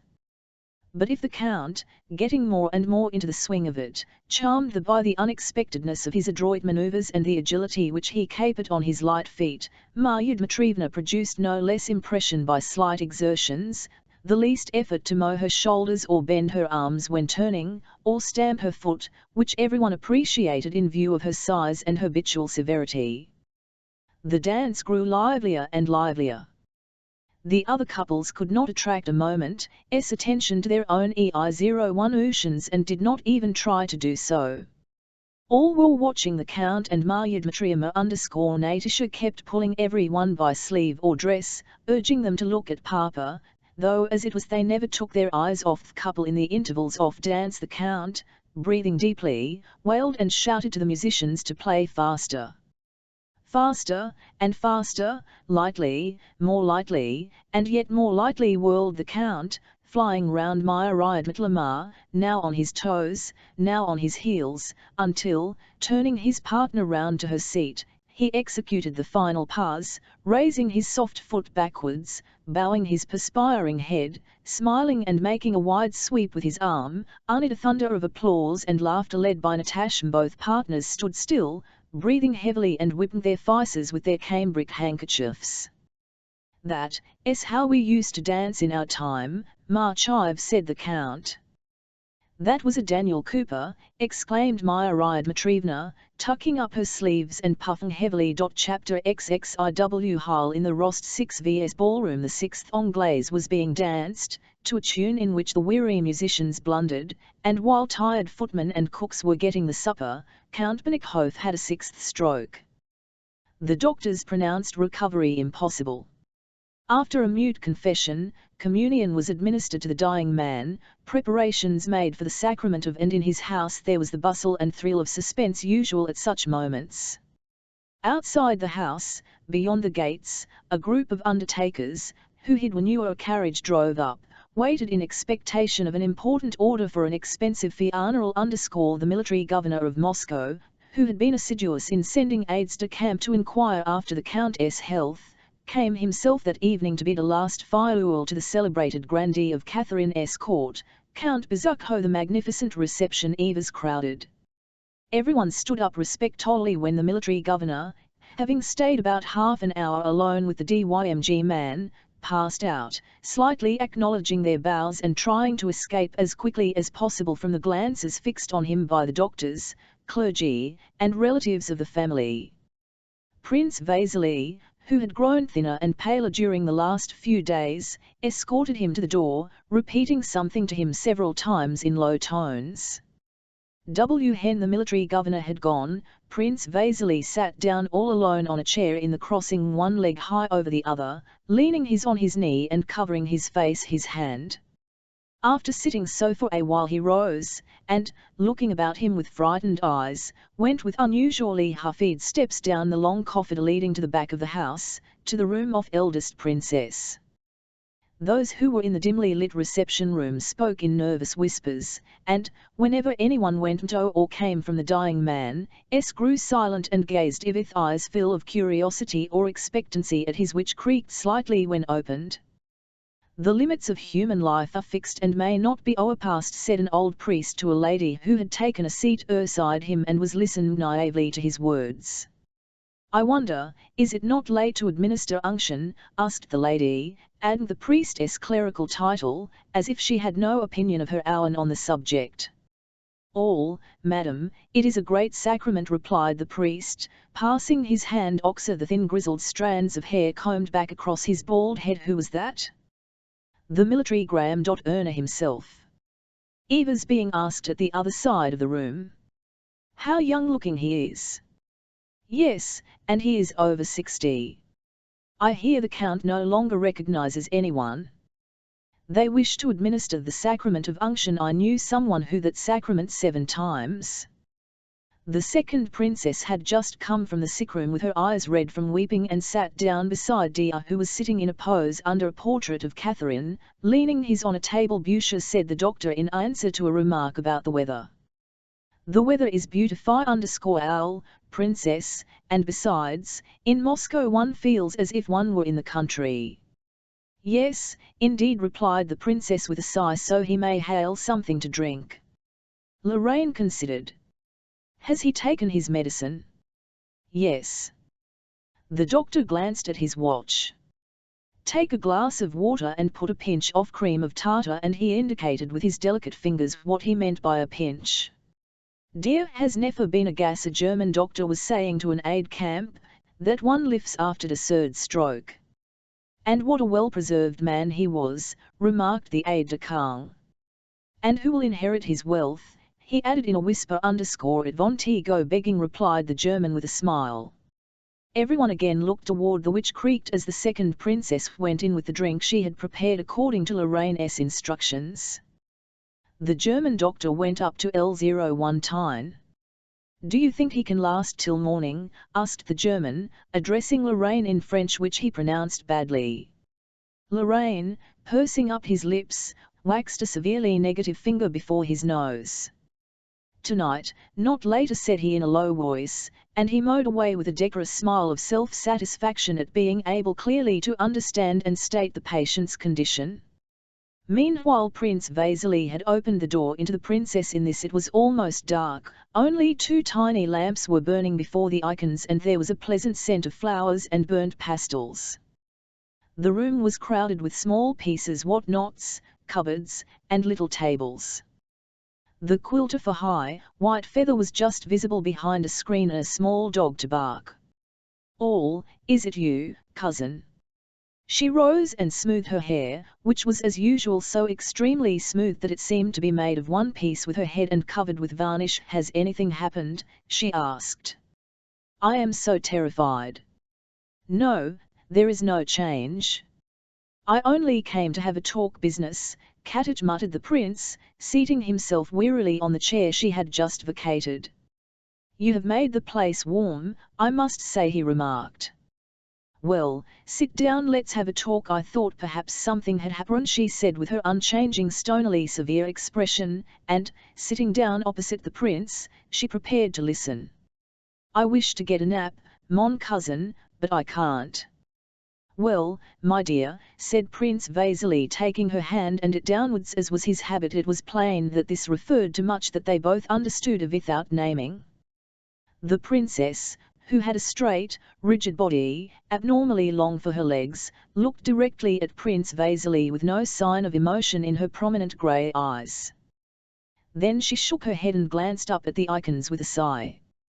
This might have been taken as an expression of sorrow and devotion, or of weariness and hope of resting before long.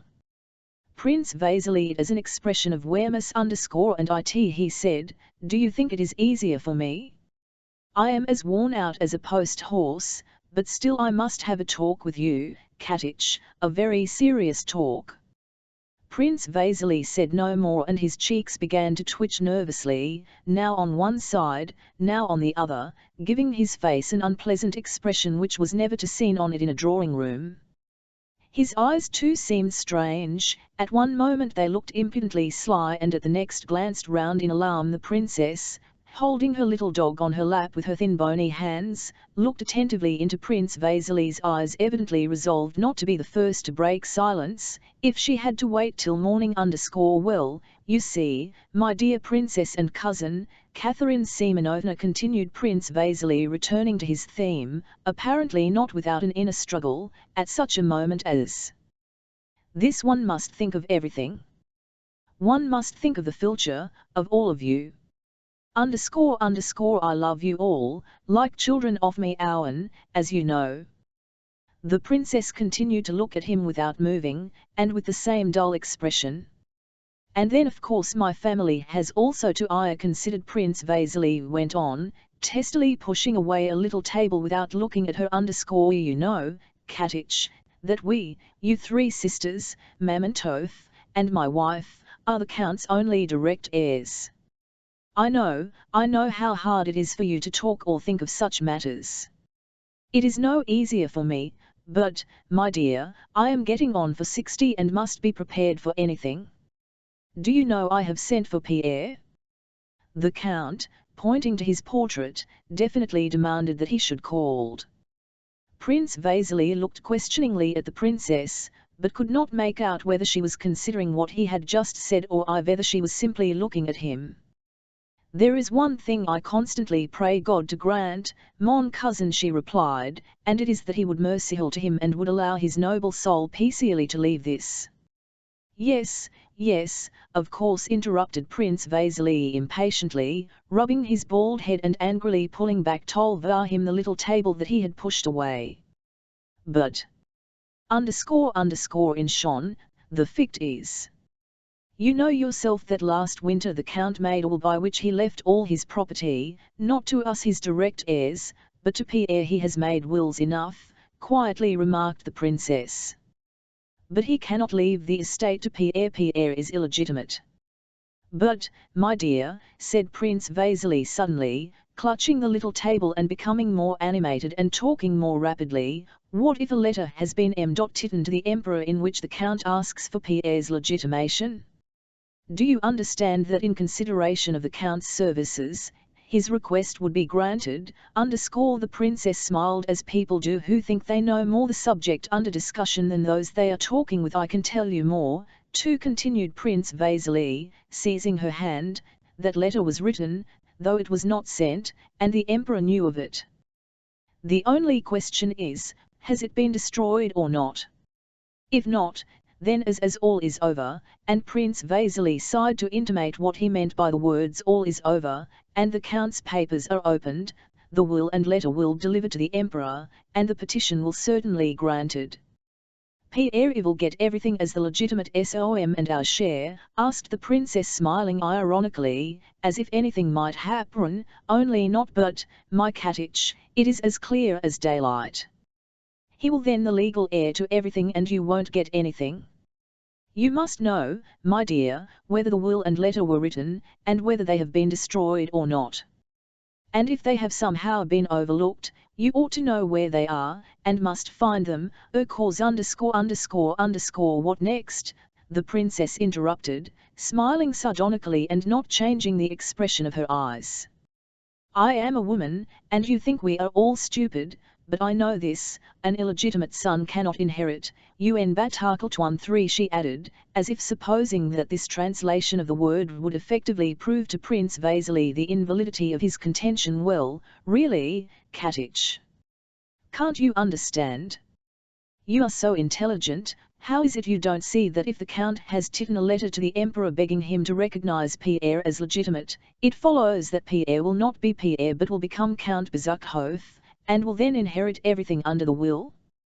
And if the will and letter are not destroyed, then you will have nothing but the consolation of having been duty one et tout ceques in suit that I know the will was made, but I also know that it is invalid, and you, mon cousin, seem to consider me a perfect fool, said the princess with the expression women assume when they suppose they are saying something witty and stinging.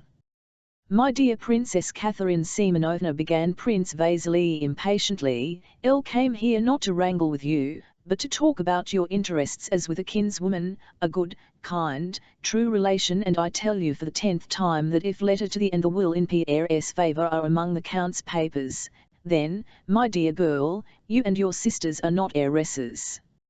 If you don't believe me, then an _ I have just been talking to Dmitri Onufrik, the solicitor, and he says the same. At this a sudden change evidently place in the princess' ideas, her thin lips grew white, though her eyes did not change, and her voice when she began to speak passed through such transitions as she herself evidently did not expect. That would be a fine thing, said she. I wanted anything and I don't now. She pushed the little dog off her lap and smoothed her dress. And this is gratitude. This is recognition for those who have sacrificed everything for his sake, she cried. It's splendid. Fine. I don't want anything, Prince. Yes, but you are not the only one. There are your sisters ___, replied Prince Vasily _, but the princess did not listen to him. Yes, I knew it long ago but had forgotten. I knew that I could expect nothing but meanness, deceit, envy, intrigue, and ingratitude, the blackest ingratitude, in this house. Do you or do you not know Ivia that will is, insisted Prince Vasily, his cheeks twitching more than ever. A bastard _4 and all that follows therefrom. Yes, I was a fool. I still believed in people, loved them, and sacrificed myself, but only the base, the vile succeed. I know who has been intriguing. The princess wished to rise, but the prince held her by the hand.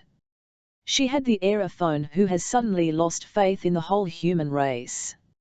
She gave her companion an angry glance. There is still time, my dear.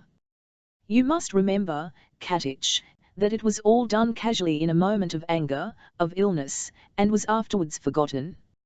Our duty, my dear, is to rectify his mistake, to ease his last moments by not letting him commit this injustice, and not to let him die feeling that he is rendering unhappy those who sacrificed everything for him, chimed in the princess, who would again have risen had not the prince still held her fast. You he never could appreciate it. No, mon cousin, she added with a sigh, else shall always that in this world one must know reward, that in this world there is neither honour nor justice, in this world one has to eye cunning, and now come, be reasonable. I know your excellent heart.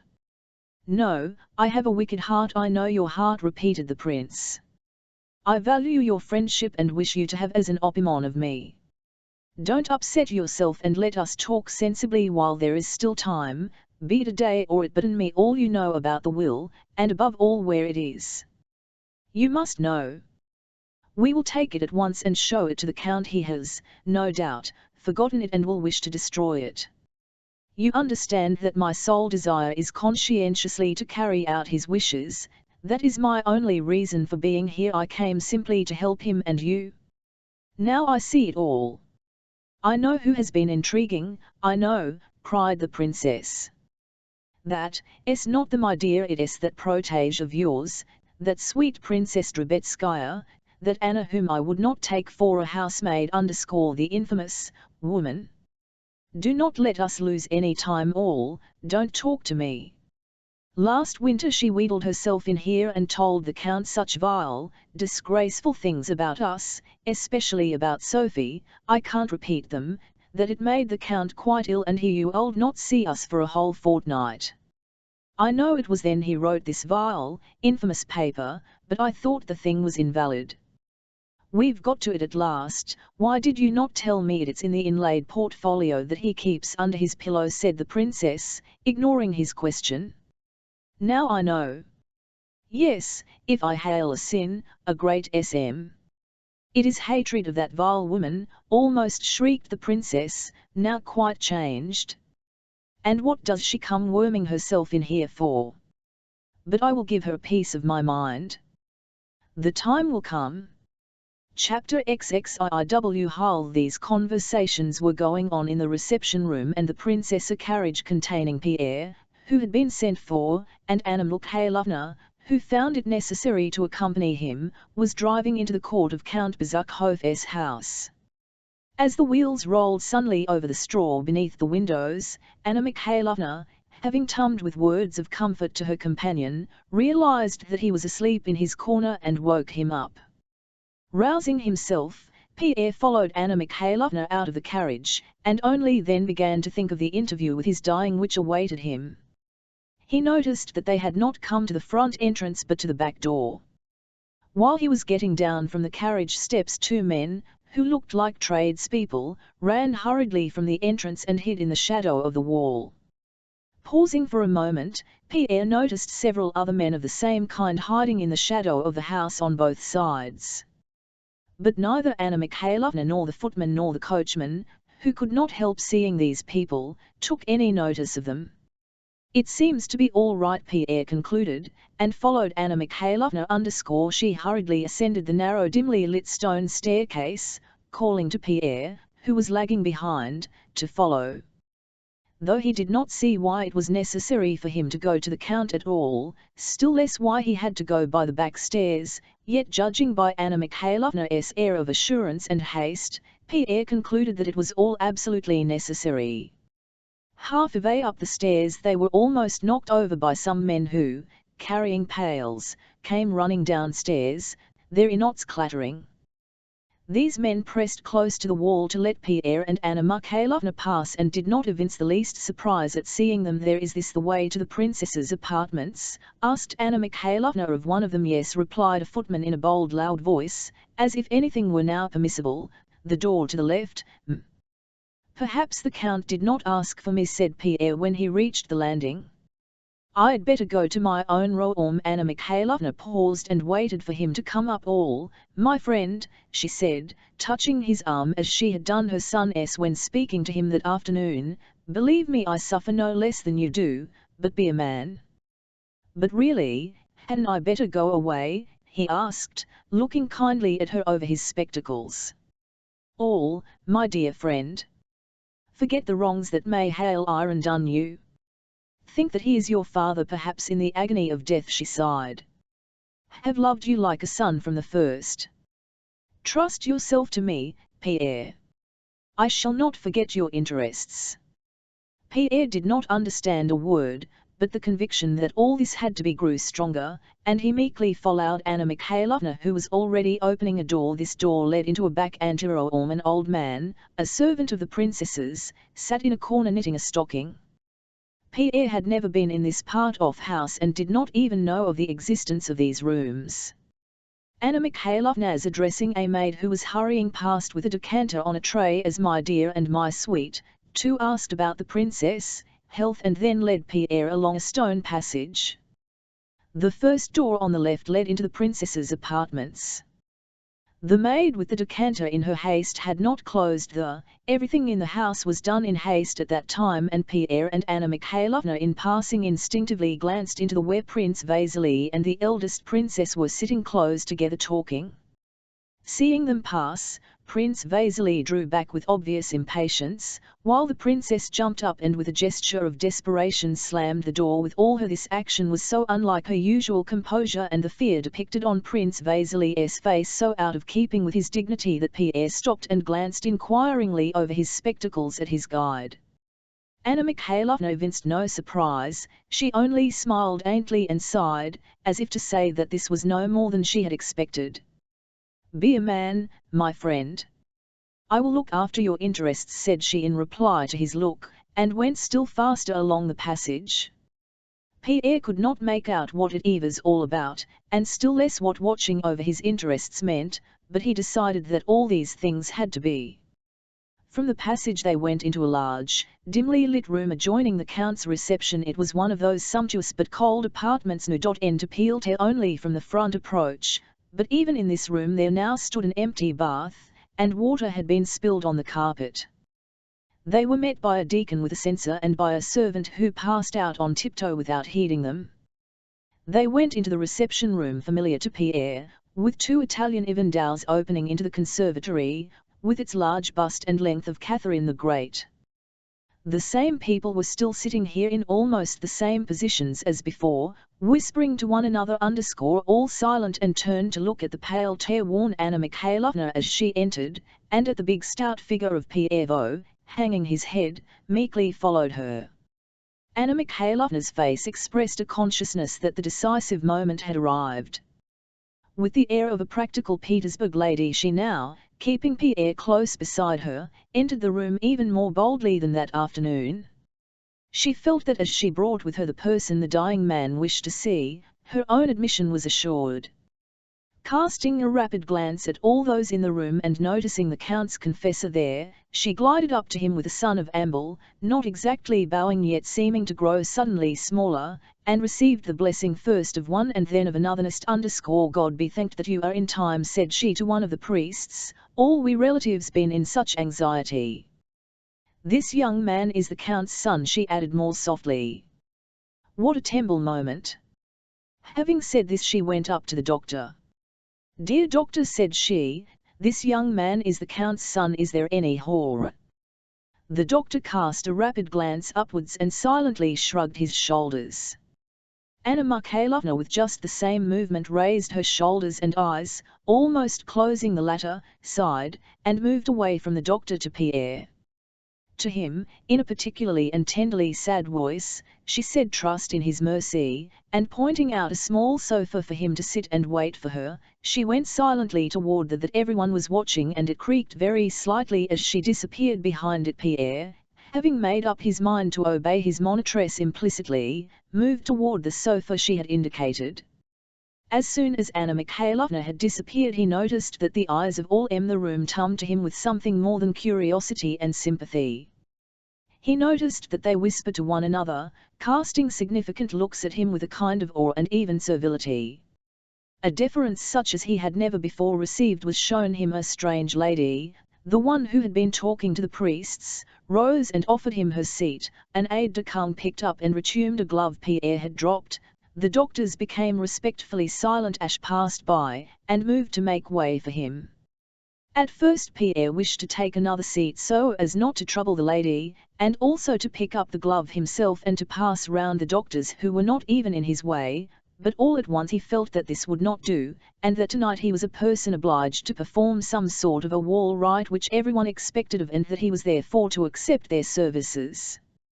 He took the glove in silence from the aide-de-camp, and sat down in the lady's chair, placing his huge hands symmetrically on his knees in the naff attitude of an Egyptian statue, and decided in his own mind that all was as it should, and that in order not to lose his head and do foolish things he must not act on his own ideas tonight, but must yield himself up entirely to the will of those who were given. Not 2 minutes had passed before Prince Vasily, with head erect, majestically entered the room.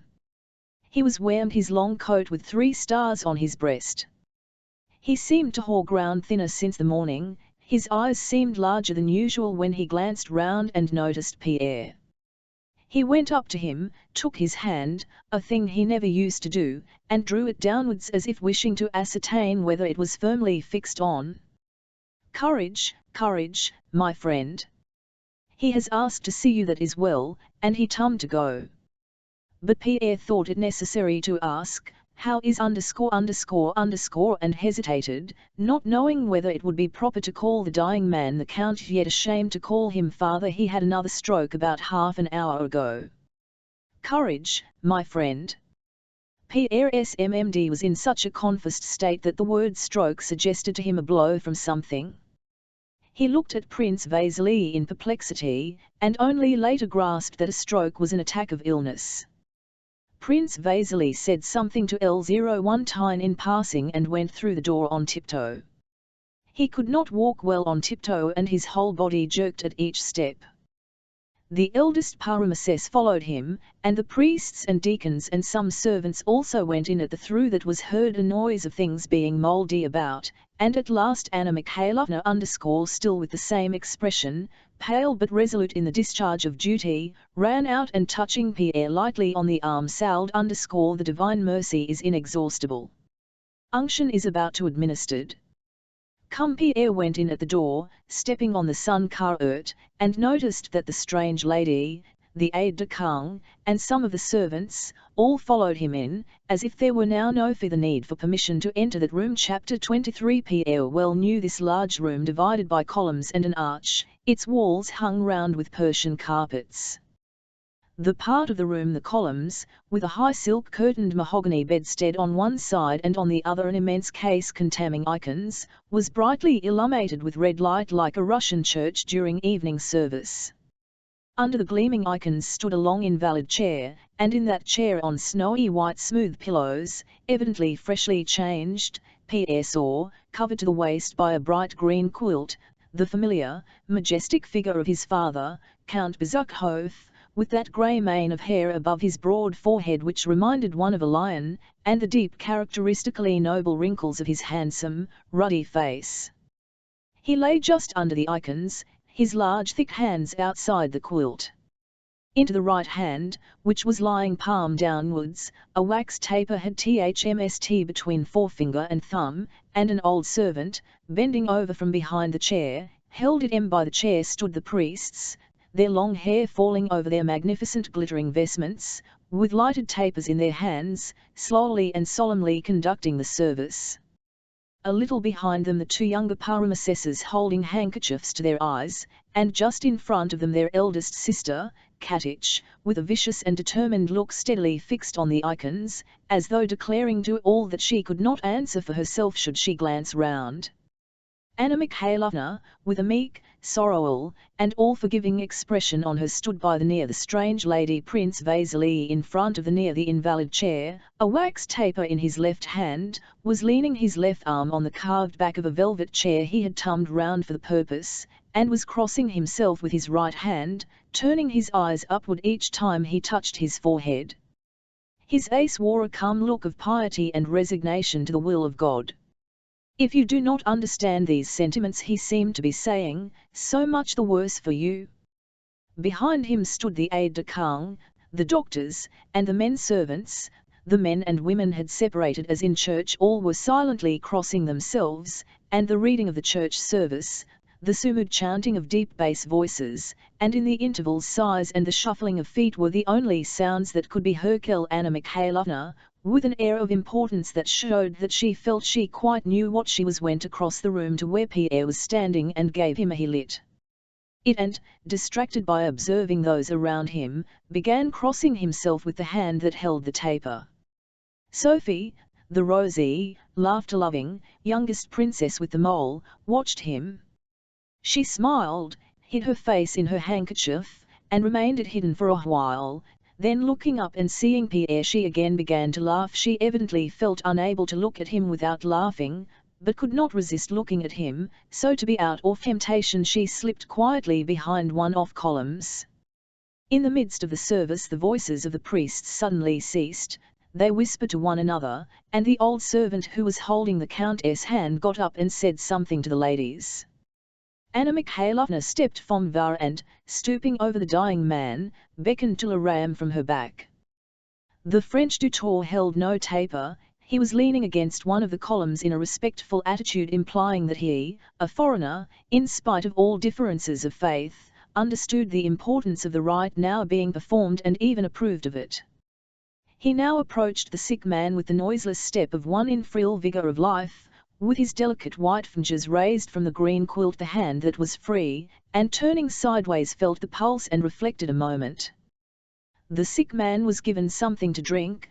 There was a stir around him, then they resumed their places and the service continued. During this interval Pierre noticed that Prince Vasily left the chair on which he had been leaning, and, if with an air which intimated that he knew what he was and if others did not understand him it was so much the worse for them, did not go up to the dying man, but passed by him, joined the eldest princess, and moved with her to the side-off room where St. the high bedstead with its silken hangings.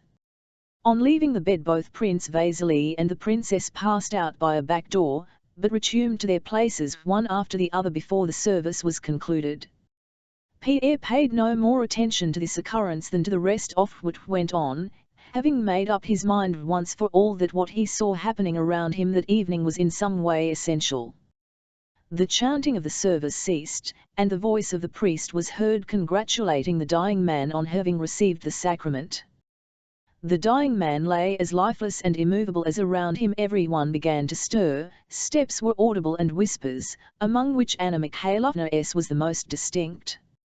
Pierre heard her say certainly he must move on to the bed. Here it was impossible. The sick man was so surrounded by doctors, princesses, and servants that Pierre could no longer see the reddish yellow with its grey, though he saw other faces as well. He had not lost sight of for a single moment during the whole service. He judged by the cautious movements of those who crowded round the invalid chair that they had lifted the dying man and were moving him. "Catch hold of my arm or you'll drop him," he heard one of the servants say in a frightened whisper. "Catch hold from underneath." "Here," exclaimed different voices, and the heavy breathing of the bearers and the shuffling of their feet grew more hurried, as if the weight they were carrying were much for them. As the Irerers, among whom was Anna Mikhailovna, passed the young man he caught a momentary glimpse their heads and backs of the dying man's high, stout, uncovered chest and shoulders, raised by those who were holding him under the armpits, and of his grey, curly, leonine head. This head, with its remarkably broad brow and its handsome, sensual mouth, and its cold, majestic expression, was not disfigured by the approach of death. It was the same as Pierre remembered it 3 months before, when the Count had sent him to Petersburg. But now this head was swaying helplessly with the uneven movements of the Irerers, and the cold listless gaze fixed itself upon nothing. After a few minutes' bustle beside the high bedstead, those who had tied the sick man dispersed. Anna Mikhailovna touched Pierre's hand and said, "Come."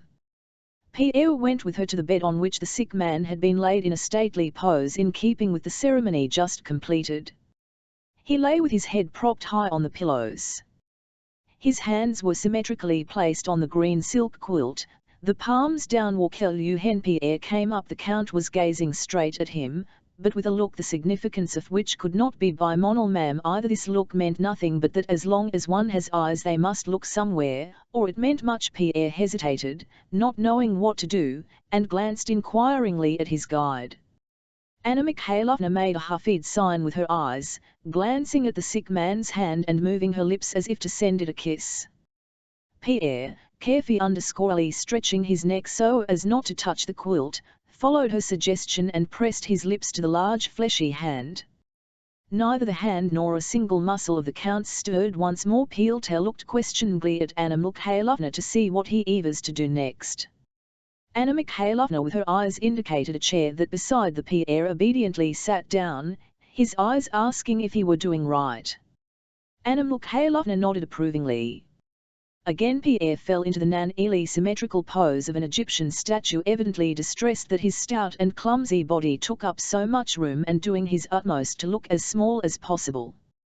He looked at the Count, who still gazed at the spot where Pierre's face had he sat down. Anna Mikhailovna indicated by her attitude her consciousness of the pathetic of these last moments of meeting between the and son.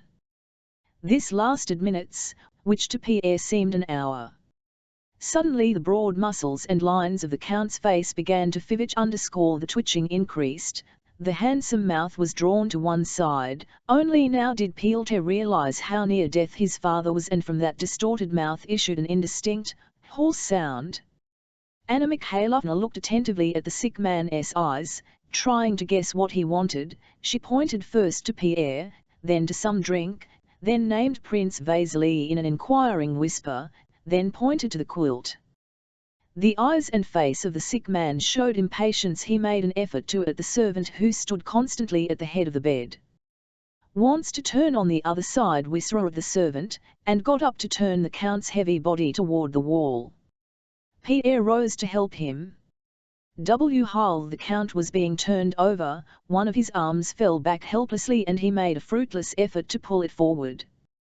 He noticed the look of terror with which Pierre regarded that lifeless arm, or whether some other thought flitted across his dymg brain. At any rate he glanced at the refractory arm, at Pierre's terror-stricken, and again at the arm, and on his face a feeble, piteous smile appeared, quite out of keeping with his features, that seemed to deride his own helplessness.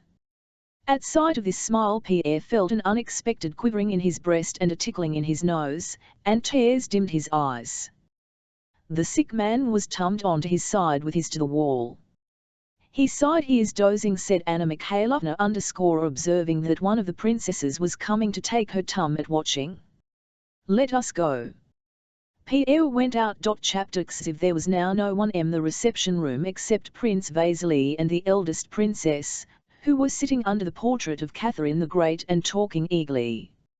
As soon as they saw Pierre and his companion they became silent, and Pierre thought he saw the princess hide something as she whispered, "I can't bear the sight of that woman." "Katich has had tea served in the small drawing room," said Prince Vasily to Anna Mikhailovna. "Go and take something, my poor Anna Mikhailovna, or you will not hold." To Pierre he said nothing, merely giving his arm a sympathetic squeeze below the shoulder. Pierre went with Anna Mikhailovna into the small drawing room.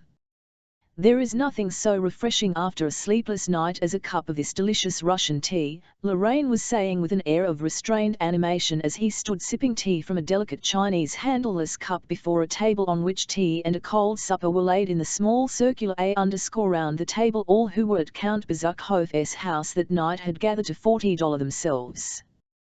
Pierre well remembered this small circular drawing room with its miltors and little tables. During balls given at the house Pierre, who did not know how to dance, had liked sitting in this room to watch the ladies who, as they passed through in their ball dresses with diamonds and pearls on their bare shoulders, looked at themselves in the brilliantly lighted mirrors which repeated their reflections 0 times. Now this same room was dimly lighted by th.w candles. On one small table tea things and supper dishes stood in disorder, and in the middle of the night a motley throng of people sat there, not merry-making, but solemnly whispering, and betraying by every word and movement that they none of them forgot what was happening and what was about to happen in the bedroom. Pierre did not eat anything, though he would very much have liked to.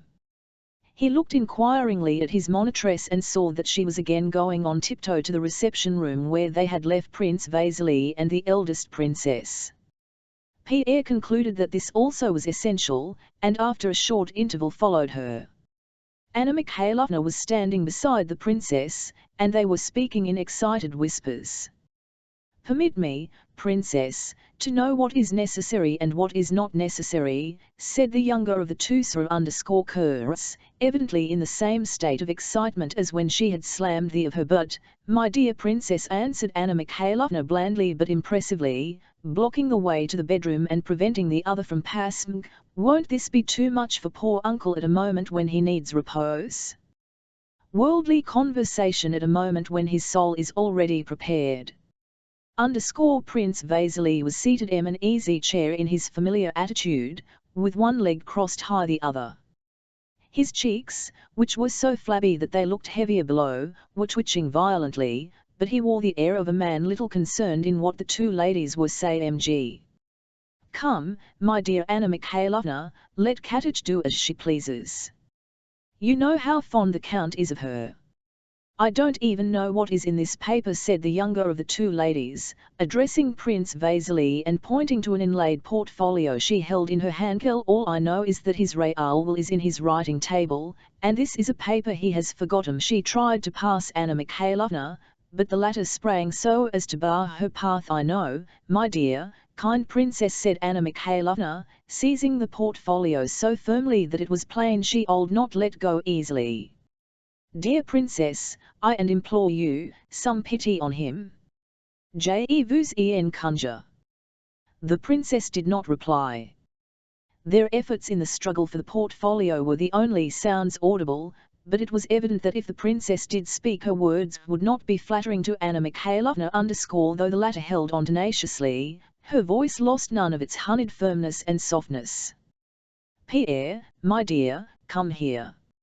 I think he will not out of place in a consultation, is it not so, Prince?" "Why don't you shrug, cousin?" suddenly shrieked the princess so loud that those in the drawing-room heard her and were startled. "Why do you remain silent when Hearn knows who permits herself to interfere, making a scene on the very threshold of a dying man's room?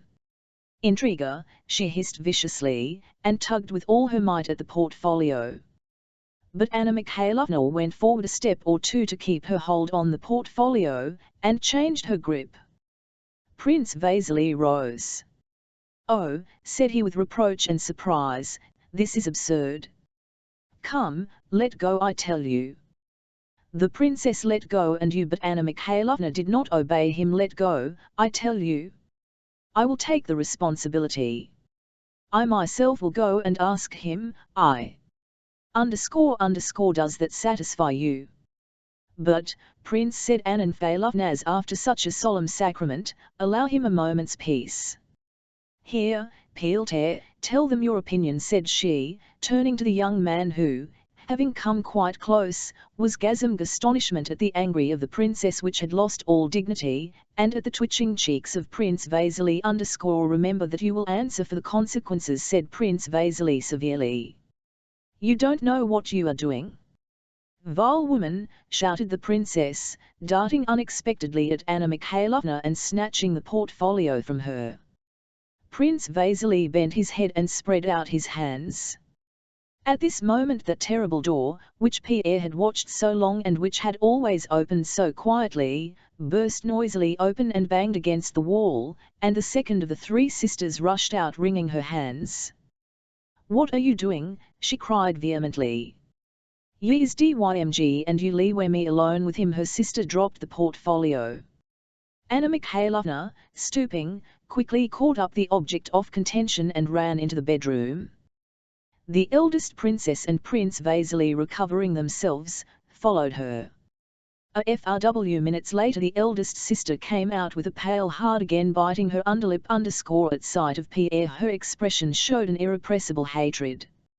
"Yes, now you may be glad," said she, "is what you have waiting for." And bursting into tears she hid her face in her handkerchief and rushed from the room. Prince Vasily came next. He staggered to the on which Pierre was sitting and dropped onto it, covering his with his hand. Pierre noticed that he was pale and that his jaw quivered and shook as if in an ague.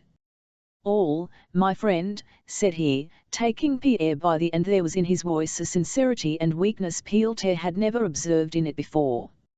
"How often we sin, how much we and all for what? I am near 60, dear friend. I all will end in death, all. Death is a fill ... and he burst into tears. Anna Mikhailovna came out last. She approached Pierre slow, quiet steps. "Pierre," she said. Pierre gave her an inquiring look. She kissed the young man on his forehead, wetting him with her tears. Then after a pause she said, "Here's no enquire." Pierre looked at her over his spectacles. "Come, I will go with you.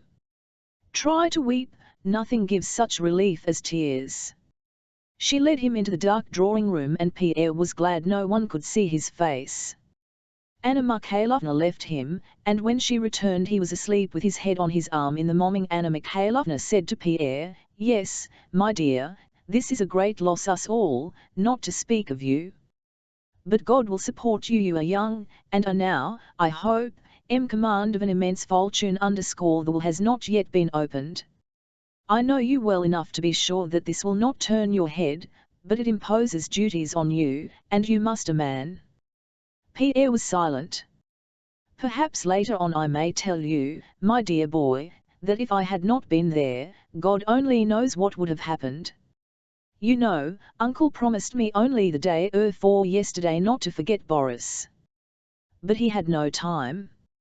I hope, my dear friend, you will carry out your father's wish." Pierre nothing of all this and culling shyly looked in silence at Princess Anna Mikhailovna. After her talk with Pierre, Anna Mikhailovna returned to the Rostovs and went to bed. On waking in the morning she told the Rostovs and all her acquaintances the details of Count Bezukhov's death. She said the Count had died as she would herself to die, that his end was not only touching but edifying. As to the last meeting between father and son, it was so touching that she could not think of it without tears, and did not know which had behaved during those awe-filled moments, the father who so remembered everything and everybody at last and had spoken such pathetic words to the son, or Pierre, whom it had been pitiful to see, so stricken was he grief, though he tried hard to hide it in order not to sadden his dying father. Is painful, but it does one good. It uplifts the soul to see such men as the old Count and his worthy son, said she. Of behavior of the eldest princess and Prince Vasily she spoke disapprovingly, but in whispers and as a great secret. Chapter XXV. At Bald Hills, Prince Nicholas Andreevich Bolkonsky's estate, the arrival of young Prince Andrew and his wife was daily expected, but this expectation did not upset the regular routine of life in the old prince's household. General-in-Chief Prince Nicholas Andreevich, nicknamed in society, the King of Prussia, ever since the Emperor Paul had exiled him to his country estate had lived there continuously with his daughter, Princess Mary, and her companion, Mademoiselle Bourienne. Though in the new reign he was free to return to the capitals, he still continued to live in the country, remarking that anyone who wanted to see him could come the 100 miles from Moscow to Bald Hills, while he himself needed no one and nothing. He used to say that there are only two sources of human vice, idleness and superstition, and only two virtues, activity and intelligence.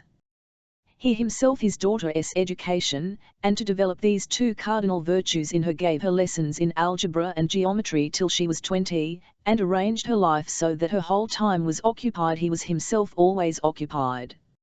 Writing his memoirs, solving problems in higher mathematics, turning on a lathe, working in the garden, or superintending the building that was always going on at his estate.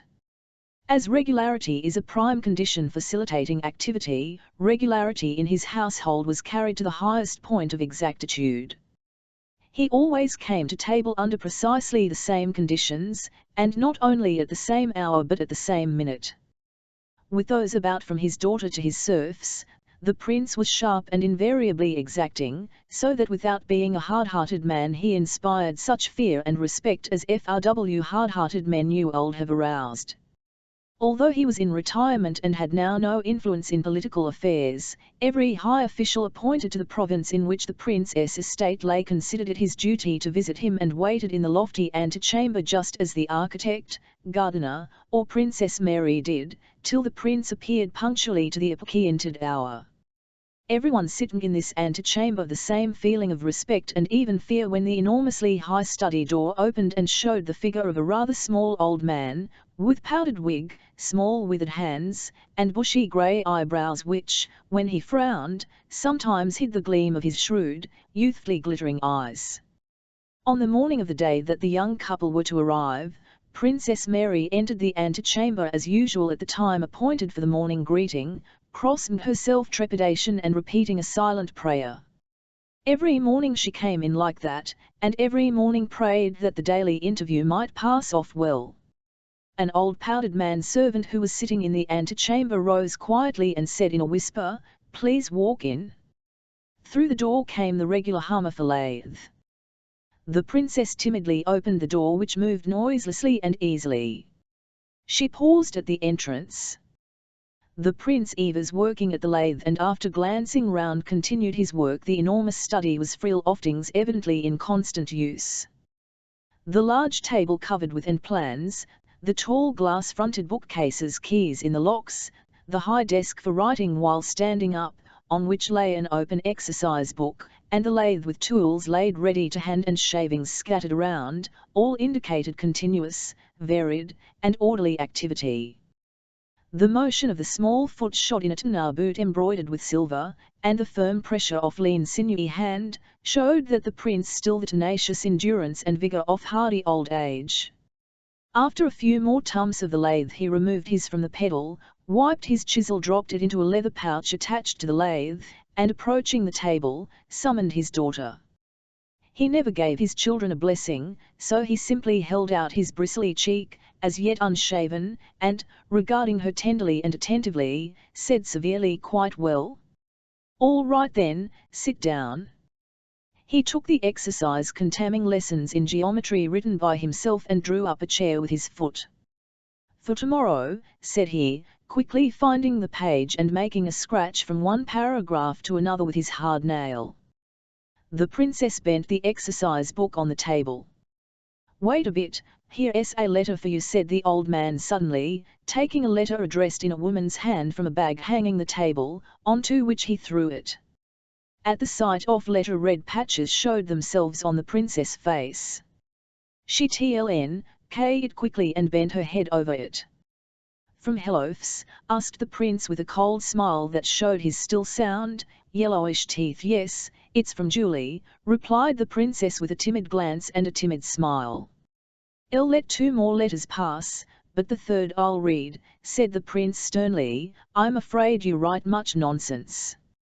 "I'll even read the third." "Read this if I like, father," said the princess, blushing still more and holding out the letter _the third. "I said the third," cried the prince abruptly, pushing the letter away, and leaning his elbows on the table he drew toward him the exercise containing geometrical figures.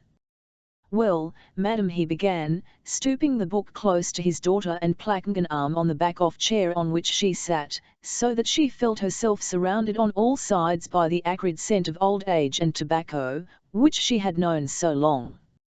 "Now, madam, these triangles are equal. Please note that the angle ABC." The princess looked in a scared way at her eyes glittering close to her.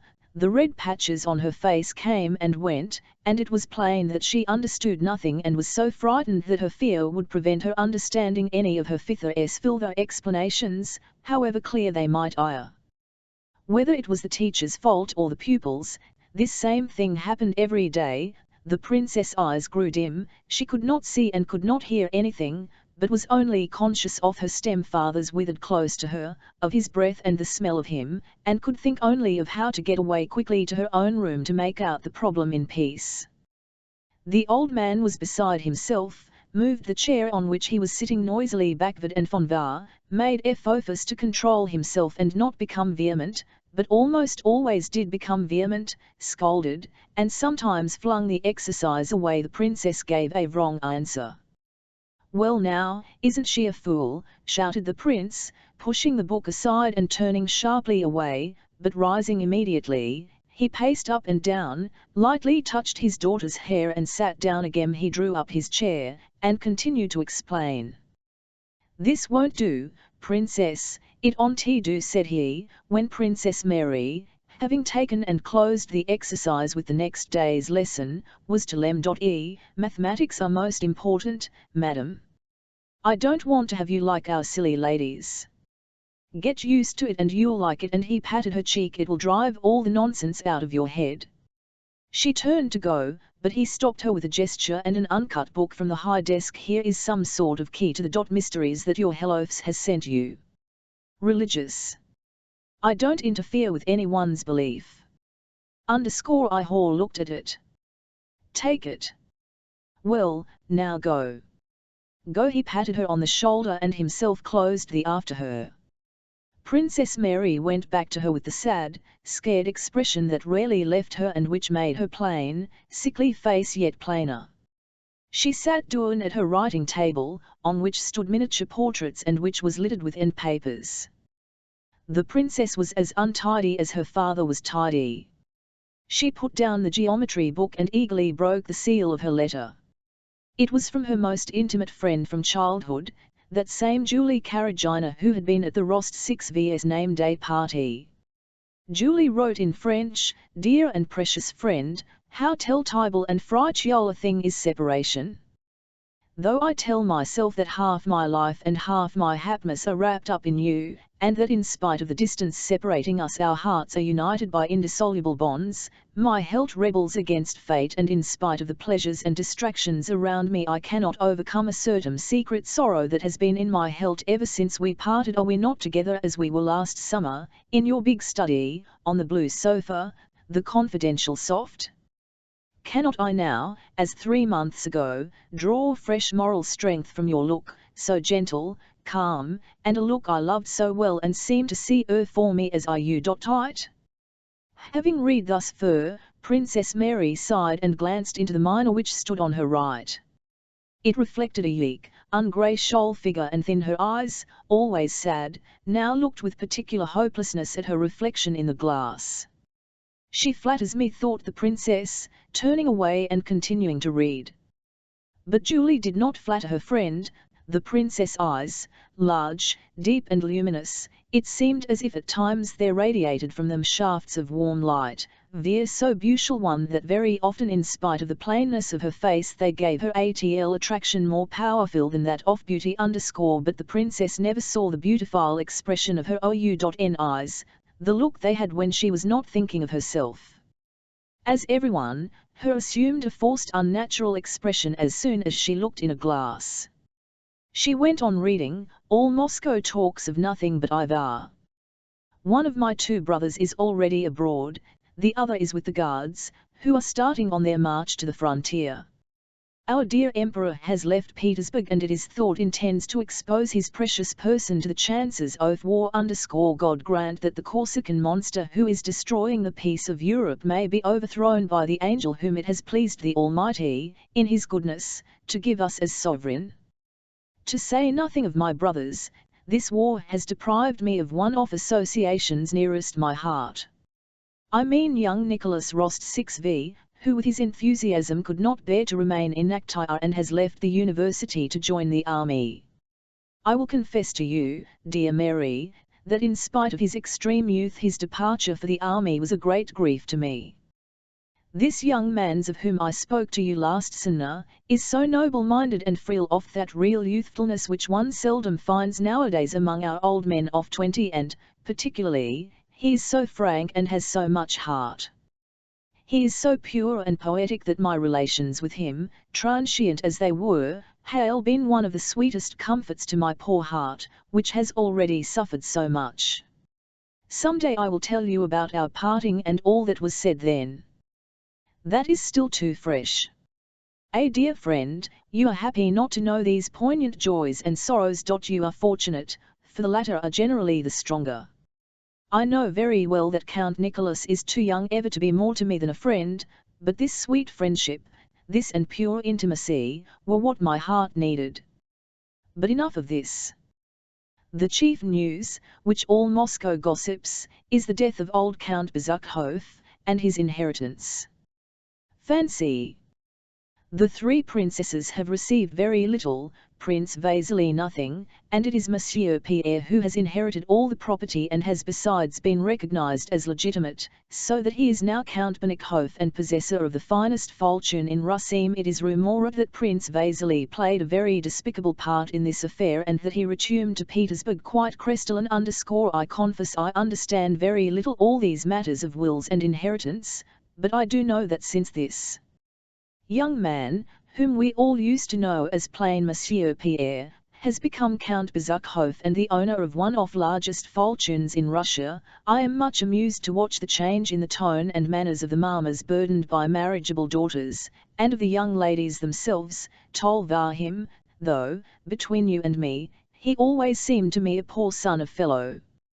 As for the past 2 years people have amused themselves by finding husbands for me, most of whom I don't even know. The matchmaking chronicles of Moscow now speak of me as the Hlcha Countess Bezukhov, but you will understand that I have no desire for the post. Apropos of marriages, do you know that a while ago that universal Auntie Anna Mikhailovna told me, under the seal of strict secrecy, of a plan of marriage for you? It is neither more nor less than with Prince Vasily's son Anatole, whom they wish to reform by marrying him to someone rich and distinguished, and it is on you that his relation's choice has fallen. I don't know what you will think of it, but I consider it my duty to let you know of it. He is said to be very handsome and a terrible scapegrace. That is all I have able to find out him. But enough of gossip. I am at the end of my second sheet of paper, and Mamna has sent for me to go and dine at the Apraxins _ read the mystical book I am sending you. It has an enormous success here. Though there are things in it difficult for the feeble human mind to grasp, it is an admirable which comes and elevates the soul. Adieu. Give my respects to Monsieur your father and my compliments to Mademoiselle Bourienne _ I embrace you as I love you _ Julie P _S _ let me have news of your brother and his charming little wife. The princess pondered a while with an atoll smile and her luminous eyes lit up so that her face was entirely transformed. Then she suddenly rose and with her heavy tread went up to the table. She took a sheet of paper and her hand ed rapidly. This is the reply she wrote, also in French. Dear and precious friend, your letter of 13th has given me great delight. So you still love me, my romantic Julie? Separation, of which you say so much that is bad, does not seem to have had its usual effect on you. You complain of our separation. What then should I say, if I dared complain, I who am deprived of all who are dear to me? Aha, if we had not religion to console us life would be very sad. Why do you suppose that I should look severely on your affection for that young man? On such matters I am only severe with myself. I understand such feelings in others, and if never having felt them I cannot approve of them, neither do I condemn them. Only it seems to me that Christian love, Ioraphone's Nelgba, love of one's enemy, is worthier, sweeter, and better than the feelings which the beautiful eyes of a young man can inspire in a romantic and loving young girl like yourself. The news of Count Bezukhov's death reached us before your letter and my father was much affected by it.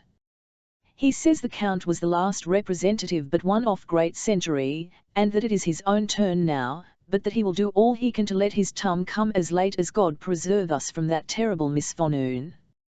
I cannot agree with you, Pierre, whom I knew as a child.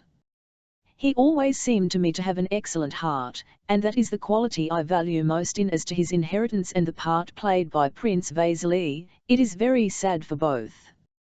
All, my dear friend, our divine Saviour's words, that it is easier for a camel to go through the eye of a needle than for a rich man to enter the kingdom of God, are terribly true. I pity Prince Vasily but am still more sorry for Pierre so young, and burdened with such riches, to what temptations he will be exposed. If I were asked what I desire most on earth, it would to be poorer than the beggar. 1,000 thanks, dear friend, for the volume you have sent me and which has such success in Moscow. Yet since you tell me that among some good things it contains others which our weak human understanding cannot grasp, it seems to me rather useless to spend time in reading what is unintelligible and can therefore bear no fruit. I never could understand the fondness some people have for confusing their minds by dwelling on mystical that merely awaken their doubts and excite their imagination, giving them a for exaggeration quite contrary to Christian simplicity. Let us rather read the epistles and gospels. Let us not seek to penetrate what mysteries they contain, for how can we, miserable sinners that we are, know the terrible and holy secrets of providence while we remain in this flesh which forms an impenetrable veil between us and the eternal? Let us rather confine ourselves to studying those sublime rules which our divine Saviour has left for our guidance here below. Let us try to conform to them and follow them, and let us be persuaded that the less we let our feeble human minds roam, the earlier we shall please God, who rejects all knowledge that does not come from Him, and the less we seek to fathom what He has pleased to conceal from us, the sooner will He vouchsafe it to us through His divine Spirit. My Father has not spoken to me of a suitor, but has only told me that he has received a letter and is expecting a visit from Prince Vasily in regard to this project of marriage for me. I will tell you, dear sweet friend, that I look on marriage as a divine institution to which we must conform. However painful it may be to me, should the Almighty lay the duties of wife and mother upon me, I shall try to perform them as faithfully as I can, without disquieting myself by examining my feelings toward him whom He may give me husband. I have had a letter from my brother, who announces his speedy arrival at Bald Hills with his wife. This pleasure will be but a brief one, however, for he will leave us again to take part in this unhappy war into which we have been drawn, God knows how or why. Not only where you are, at the height of affairs and of the world, one's the talk all of war, even here amid field work and the calm of nature, which townsfolk consider characteristic of the country, rumours of war are heard and painfully felt. My father talks of nothing but marches and countermarches, things of which I understand nothing, and the day before yesterday during my daily walk through the village I witnessed a heart-rending scene. It was a convoy of conscripts enrolled from our people and starting to join the army. You should have seen the state of the mothers, wives, and children of the men who were going, and should heard the sobs. It seems as though mankind has forgotten the laws of its divine Saviour, who preached love and forgiveness of injuries, and that men attribute the greatest merit to skill in killing one another. Adieu, dear and kind friend, may our divine Saviour and His most holy Mother keep you in their holy and all-powerful care. Nary all, you are sending off a letter, Princess? I have already dispatched mine. I written to my poor mother, too, said the smiling Mademoiselle Bourienne rapidly, in her pleasant mellow tones and with guttural airs. She brought into Princess Mary's strenuous, mournful and gloomy world a quite different atmosphere, careless, light-hearted, and self-satisfied. Princess, I must warn you, too, she added, lowering her voice and evidently listening to herself with pleasure, and speaking exaggerated grassement, the prince has been scolding Michael Ivanovich. He is in a very bad humour, very morose. Be prepared.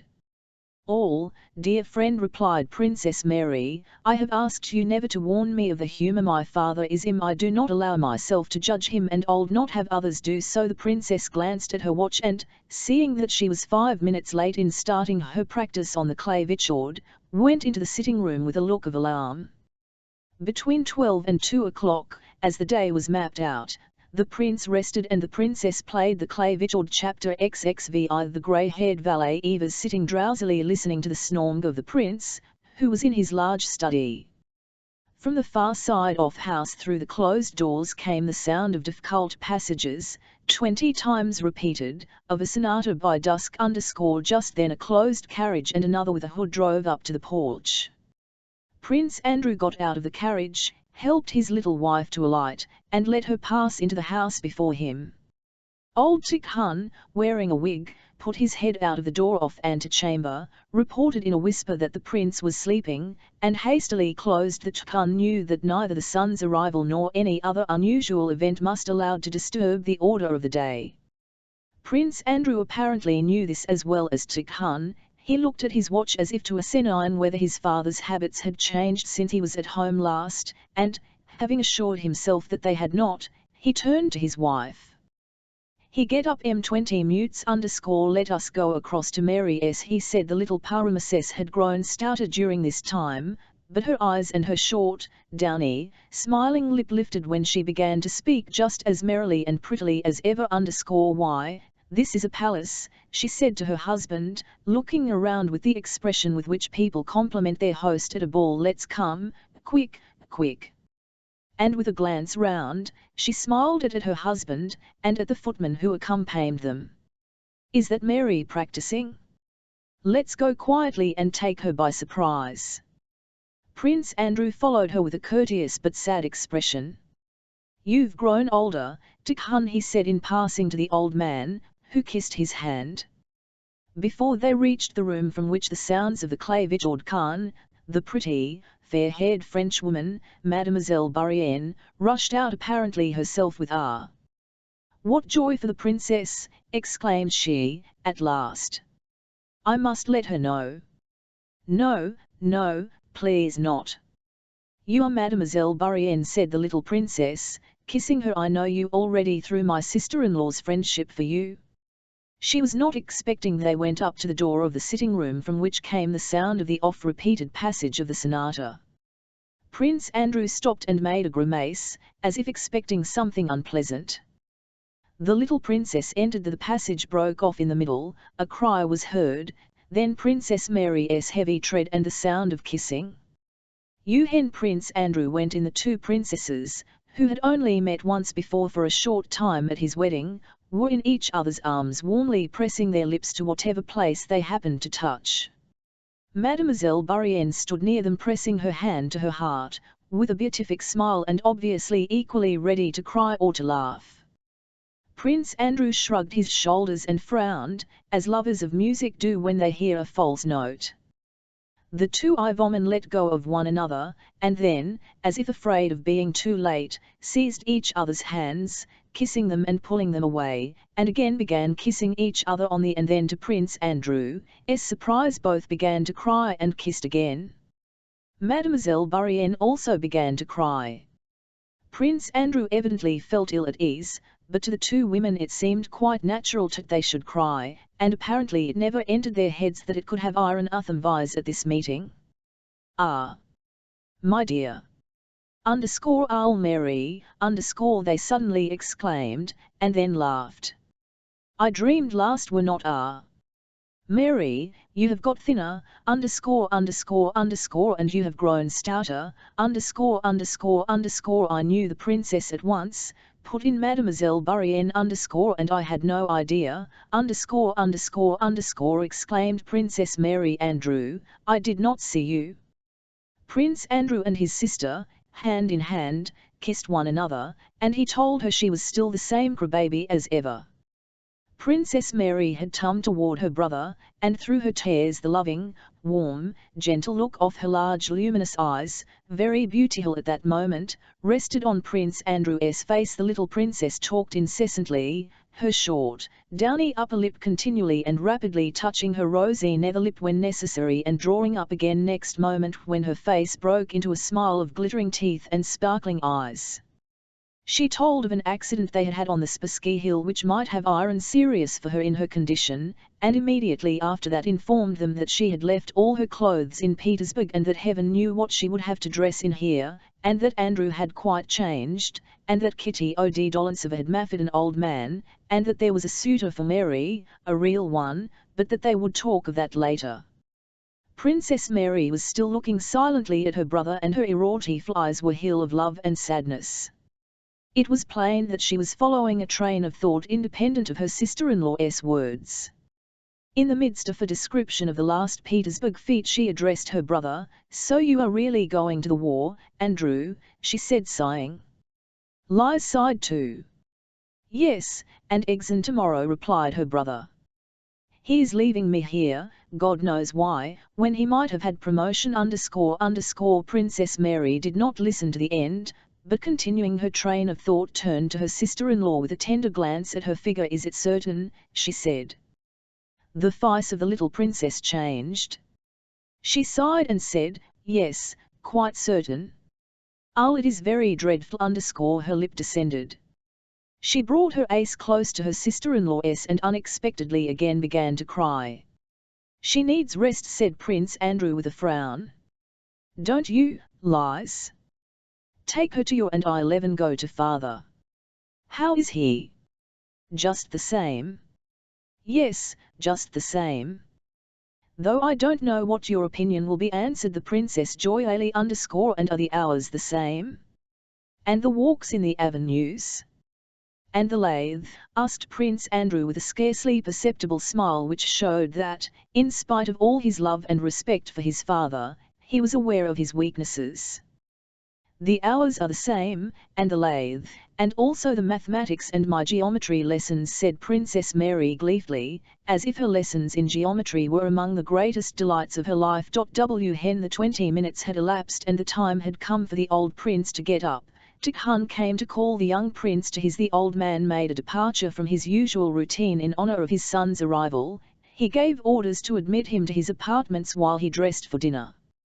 The old prince always dressed in old-fashioned style, wearing an antique coat and powdered hair, and when Prince Andrew entered his father's dressing room, not with the contemptuous look and manner he wore in drawing rooms, but with the animated face with which he talked to Pierre, the old man was sitting on a large leather-covered chair, wrapped in a powdering mantle, entrusting his head to Tikhon. Ah!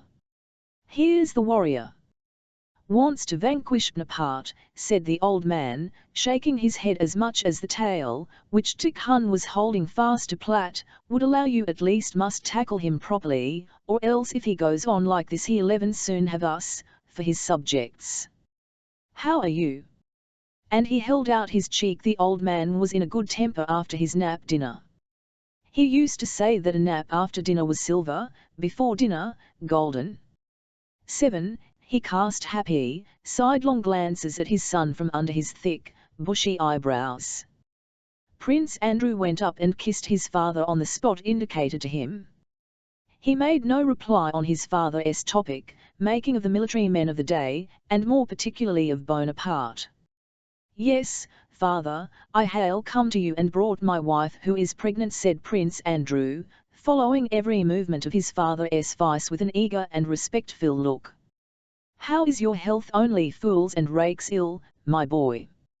You know me, I am busy from morning till night and abstemious, so of course I am well. Thank God, said his son smiling.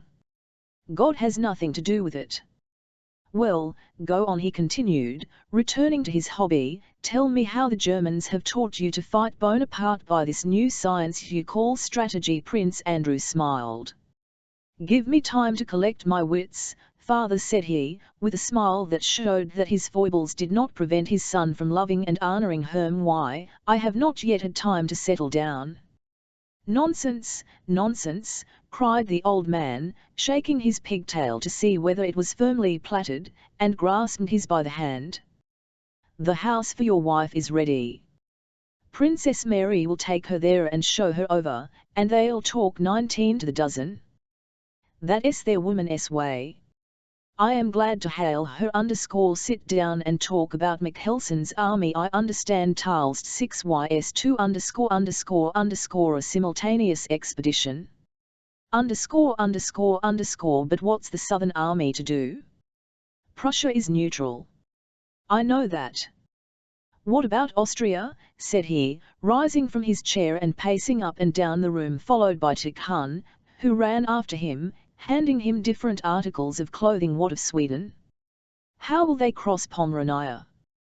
Prince Andrew, seeing that his father insisted, began, at first reluctantly, but gradually with more and more animation, and from habit changing unconsciously from Russian to French as he went on, to explain the plan of operation for the coming campaign. He explained how an army, 90,000 strong, was to threaten Prussia so as to bring her out of her neutrality and draw her into the war, how part of that army was to join some Swedish forces at Stralsund, how 220,000 Austrians, with 100,000 Russians, were to operate in Italy and on the Rhine, how 50,000 Russians and as many English were to land at Naples, and how a total force of 500,000 men was to attack the French from different sides. The old prince did not evince the least interest during this explanation, but as if he were not listening to it continued to dress while walking and 3 times unexpectedly interrupted. Once he stopped it by shouting, "The white one, the white one." This meant that Tikhon was not handing him the waistcoat he wanted. Another time he interrupted, saying, "And she soon I confined," and shaking his head reproachfully said, "That's bad. Go on, go on." The third interruption came when Prince Andrew was finishing his description. The old man began to sing, in the cracked voice of old age, Malbrook's En Vati En Gera Dayusite Quand Ravindra. His son only smiled. "I don't say it's a plan I approve of," said the son, "I am only telling you what it is. Has also formed his plan by now, not worse than this one." "Well, you've told me nothing new," and the old man narrated, meditatively and rapidly. Dayusite Quand Ravindra _ go to the dining Marlborough is gum to the L.Vaz, God knows when he return. Chapter Xxe. At the appointed hour the prince, powdered and shaven, entered the dining room where his daughter-in-law, Princess Mary, and Mademoiselle Bourienne were already awaiting him together with his architect, who by a strange caprice of his employer, was admitted to table, though the position of that insignificant individual was such as could certainly not have caused him to expect that honour. The prince, who generally kept very strictly to social distinctions and rarely admitted even important government officials to his table, had unexpectedly selected Michael Ivanovich, who always went into a corner to blow his nose on his checked handkerchief, to illustrate the theory that all men are equals, and had more than once impressed on his daughter that Michael Ivanovich was not a whit worse than you or I. At dinner the prince usually spoke to the taciturn Michael Ivanovich more often than to anyone else. In the dining room, which like all the rooms in the house was exceedingly lofty, the members of the household and the footman, one each chair, stood waiting for the prince to enter. The head butler, napkin on arm, Eva's scanning the setting of the table, making signs to the footman, and anxiously glancing from the clock to the by which the prince was to enter. Prince Andrew was looking at a large gilt frame, new to him, containing the genealogical tree of the Princes Bolkonsky, opposite which hung another such frame with a badly painted portrait, evidently by the hand of the artist belonging to the estate, of a ruling prince, in alleged descendant of Rurik and ancestor of the Bolkonskys. Prince Andrew, looking again at that genealogical tree, his head, laughing as a man laughs who looks at a so characteristic of original as to amusing. "How thoroughly like him that is," he said to Princess Mary, who had come up to him. Princess Mary looked at her brother in surprise. She did not understand what he was laughing at. Everything her father did inspired her with reverence and was beyond question. "Everyone has his Achilles heel," continued Prince Andrew Fancy, with his powerful mind, indulging in such nonsense. Princess Mary could not understand the of her brother's criticism and was to reply, when the expected footsteps were heard coming from the study. The prince walked in quickly and jauntily as was his wont, as if intentionally contrasting the briskness of his manners with the strict formality of his house. At that moment the great clock struck 2 and another with a shrill tone joined in from the drawing-room. The prince stood still, his lively glittering eyes from under their thick, bushy eyebrows sternly scanned all present and rested on the little princess. She felt, as courtiers do when the Tsar enters, the sensation of fear and respect which the old man inspired in all around him. He stroked her hair and then patted her awkwardly on the back of her neck. "I'm glad to see you," he said, looking attentively into her eyes, and then quickly went to his place and sat down. Sit down, Michael Ivanovich." He indicated a place him to his daughter-in-law. A footman moved the chair for her. "Hall," said the old man, casting his eyes on her rounded figure. "Iron in a hurry. That's bad." He laughed in his usual dry, cold, unpleasant way, with his lips only and not with his eyes. "You must walk as much as possible, he said. The little princess did not, or did not wish to, hear his words. She was silent and seemed confused. The prince asked her father, and she began to smile and talk. He asked mutual acquaintances, and she became still more animated and chatted away, giving him greetings from various people and retelling the town gossip. Countess Apraxina, poor thing, has lost her husband and she has cried her eyes out, she said, growing more and more lively. As she became animated, the prince looked at her more and more sternly, and suddenly, as if he had studied her sufficiently and had formed a definite idea of her, he turned away and addressed Michael Ivanovich _well, Michael Ivanovich, our Bonaparte will having a bad time of it Prince Andrew, he always spoke thus of his son, has been telling me what forces are being collected against him. You and I never thought much of him. Michael Ivanovich did not at all know when you and I had said such things Bonaparte, but understanding that he was invented as a peg on which to hang the prince's favourite topic, he looked inquiringly at the young prince, wondering what would follow. He is a great tactician, said the prince to his son, pointing to the architect. And the conversation again turned on the war, on Bonaparte, and the generals and statesmen of the day. The old prince seemed convinced not only that all the men of the day were mere babies who did not know the ABC of war or of politics, and that Bonaparte was an insignificant little Frenchie, successful only because there were no longer any Potemkins or SUV-6 Rofes left to oppose him, but he was also convinced that there were no difficulties in Europe and no real war, but only a sort of puppet show at which the men of the day were playing, pretending to do something real. Prince Andrew gaily bore with his father's ridicule of the new men, and drew him on and listened to him with evident pleasure. The past always seems good, said he, but did not SUV-6 Roth himself fall into a trap Moreau set him, and from which he did not know how to escape? Who told you that? Who? Cried the Paramus _SUV-6 Roth. And he jerked away his plate, which Dick Hun briskly caught. Suvrith, consider, Prince Andrew. 2. Frederick and SUV-6 Roth, Moreau. Moreau would have a prisoner if SUU-5 Roth had had a free hand, but he had the Hofstadt's worst Schnapsrath on his hands. It would have puzzled the devil himself. When you get there you'll find out what those Hofskryeg's worstraths are. SUV-6 Roth couldn't manage them, so what chance has Michael Kutuzov? No, my dear boy, he continued, you and your generals won't get on against Bonaparte, you'll hail to call in the French, so that birds of a feather may fight together. The German, Parlen, has been sent to New York in America, to fetch the Frenchman, Moreau, he said, alluding to the invitation made that year to Moreau to enter the Russian service. Were the Potemkins, SUV-6 Rofes, and all 16 VS Germans? No, lad, either you fellows have all lost your wits, or I have outlived mine. May God help you, but we'll see what will happen. Bonaparte has become a great commander among them. I don't at all say that all the plans are good, said Prince Andrew, I am only surprised at your opinion of Bonaparte. You may laugh as much as you like, but all the same Bonaparte is a great general.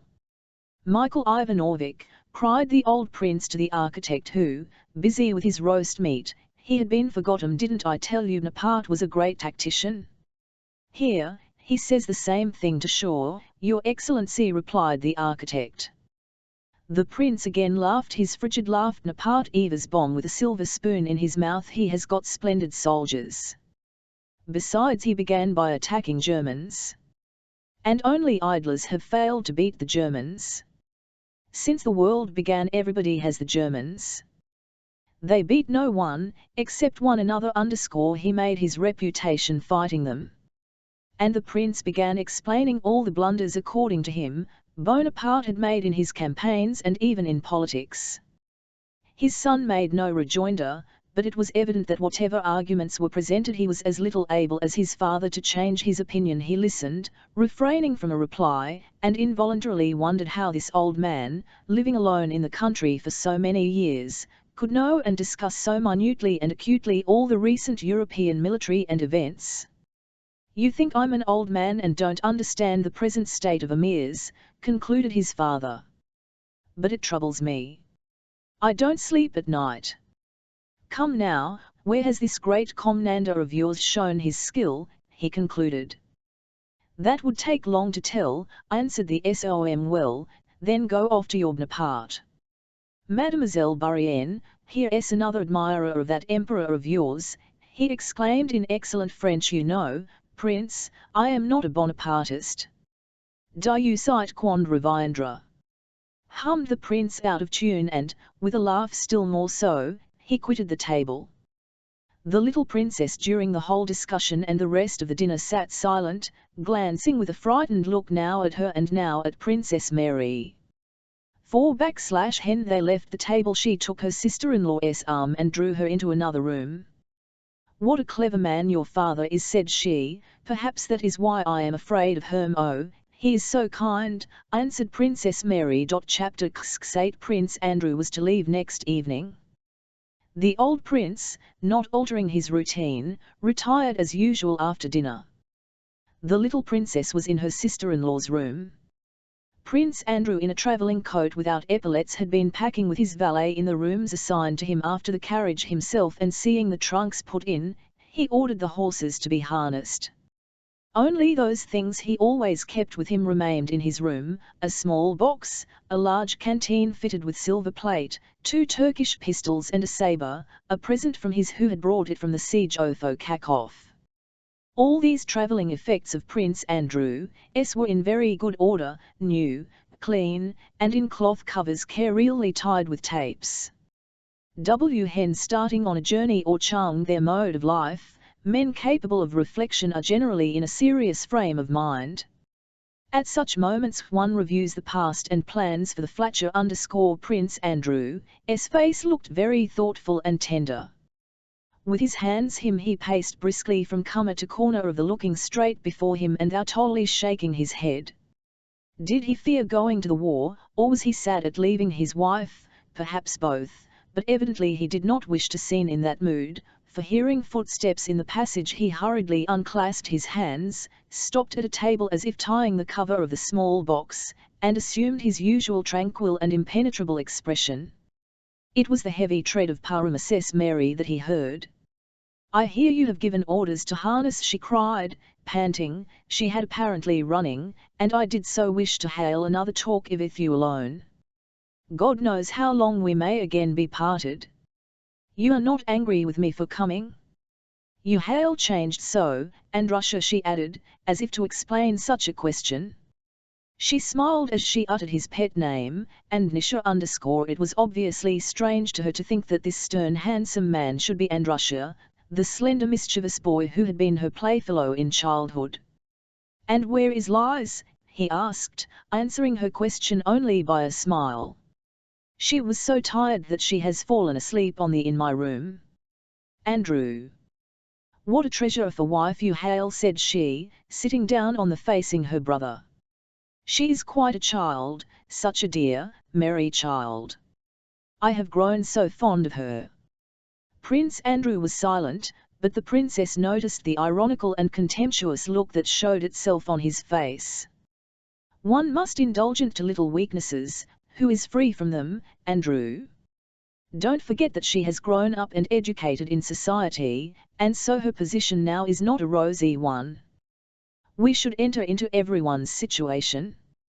Tout comprendre, si ist tout pardonner _ what it must be for her, poor thing, after what she has been used to be parted from her husband and I are left alone in the country, in her condition. It's very hard." Prince Andrew smiled as he looked at his sister, as we smile at those we think we thoroughly understand. "You live in the country and don't think the life terrible," he replied. "That's different.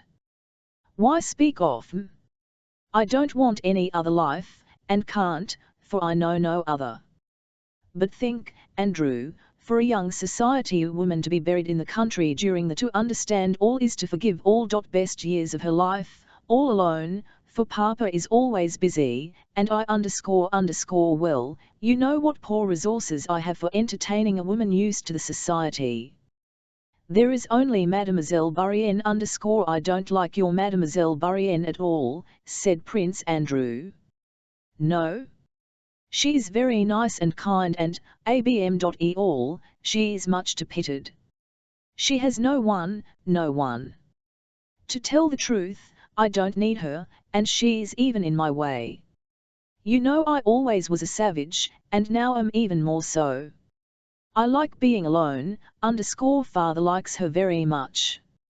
She and Michael Ivanovich are the two people to whom he is always gentle and kind, because he has been to them both. As Sterne says, we don't love people so much for the good they have done us, as for the good we have done them. Father took her when she was homeless after losing her own. She is very good-natured, and my her way or Frieding _ she reads to him in the evenings and reads splendidly. To quite frank, Mary, I expect Father's character sometimes makes things trying for you, doesn't it? Prince Andrew asked suddenly. Princess Mary was first surprised and then aghast at this question. For me? For me? Trying for me? Said she.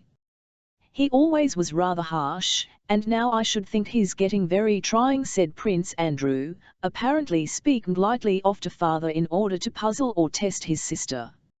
You are in every way, Andrew, but you have a kind of intellectual pride, said the princess, following the train of her own thoughts rather than the trend of conversation, and that's a great sin. How can one judge Father? But even if one might, what feeling except veneration could such a man as my father evoke? And I am so contented and happy with him. I only wish you were all as happy as I am. Her brother his head incredulously. The only thing that is hard for me, I will tell you the truth, Andrew, _ is Father's way of treating religious subjects. I don't understand how a man of his immense intellect can fail to see what is as clear as day, and can go so far astray. That is the only thing that makes me unhappy. But even in this I can see lately a shade of improvement. His satire has been less bitter of late, and there was a monk he received and had a long talk with. My dear, I am afraid you and your monk are wasting your powder, said Prince Andrew banteringly yet tenderly. Mon ami, I only pray, and that God will hear me.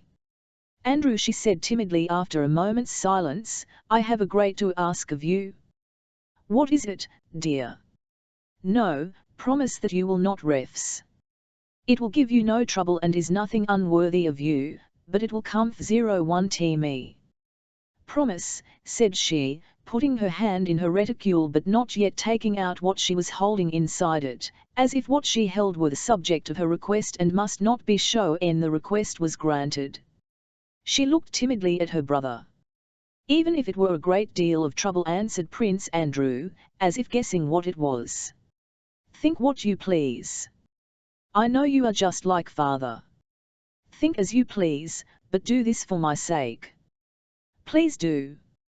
Father's father, our grandfather, I've already in all his wars. She still did not take out what she was holding in her reticule. So you promise? Of course. What is it? Andrew, I bless you with this icon and you must promise me you will take it off. Do you promise if it does not weigh 100 weight and won't break my neck? _ to please you _ said Prince Andrew.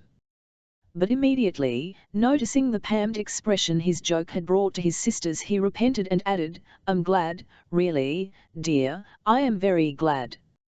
Against your will he will save and have mercy on you and bring you to himself, for in him alone is truth and peace, said she in a voice trembling with emotion, solemnly holding up hands her brother a small, oval antique icon of the Saviour in a gold setting, on a finely wrought silver chain.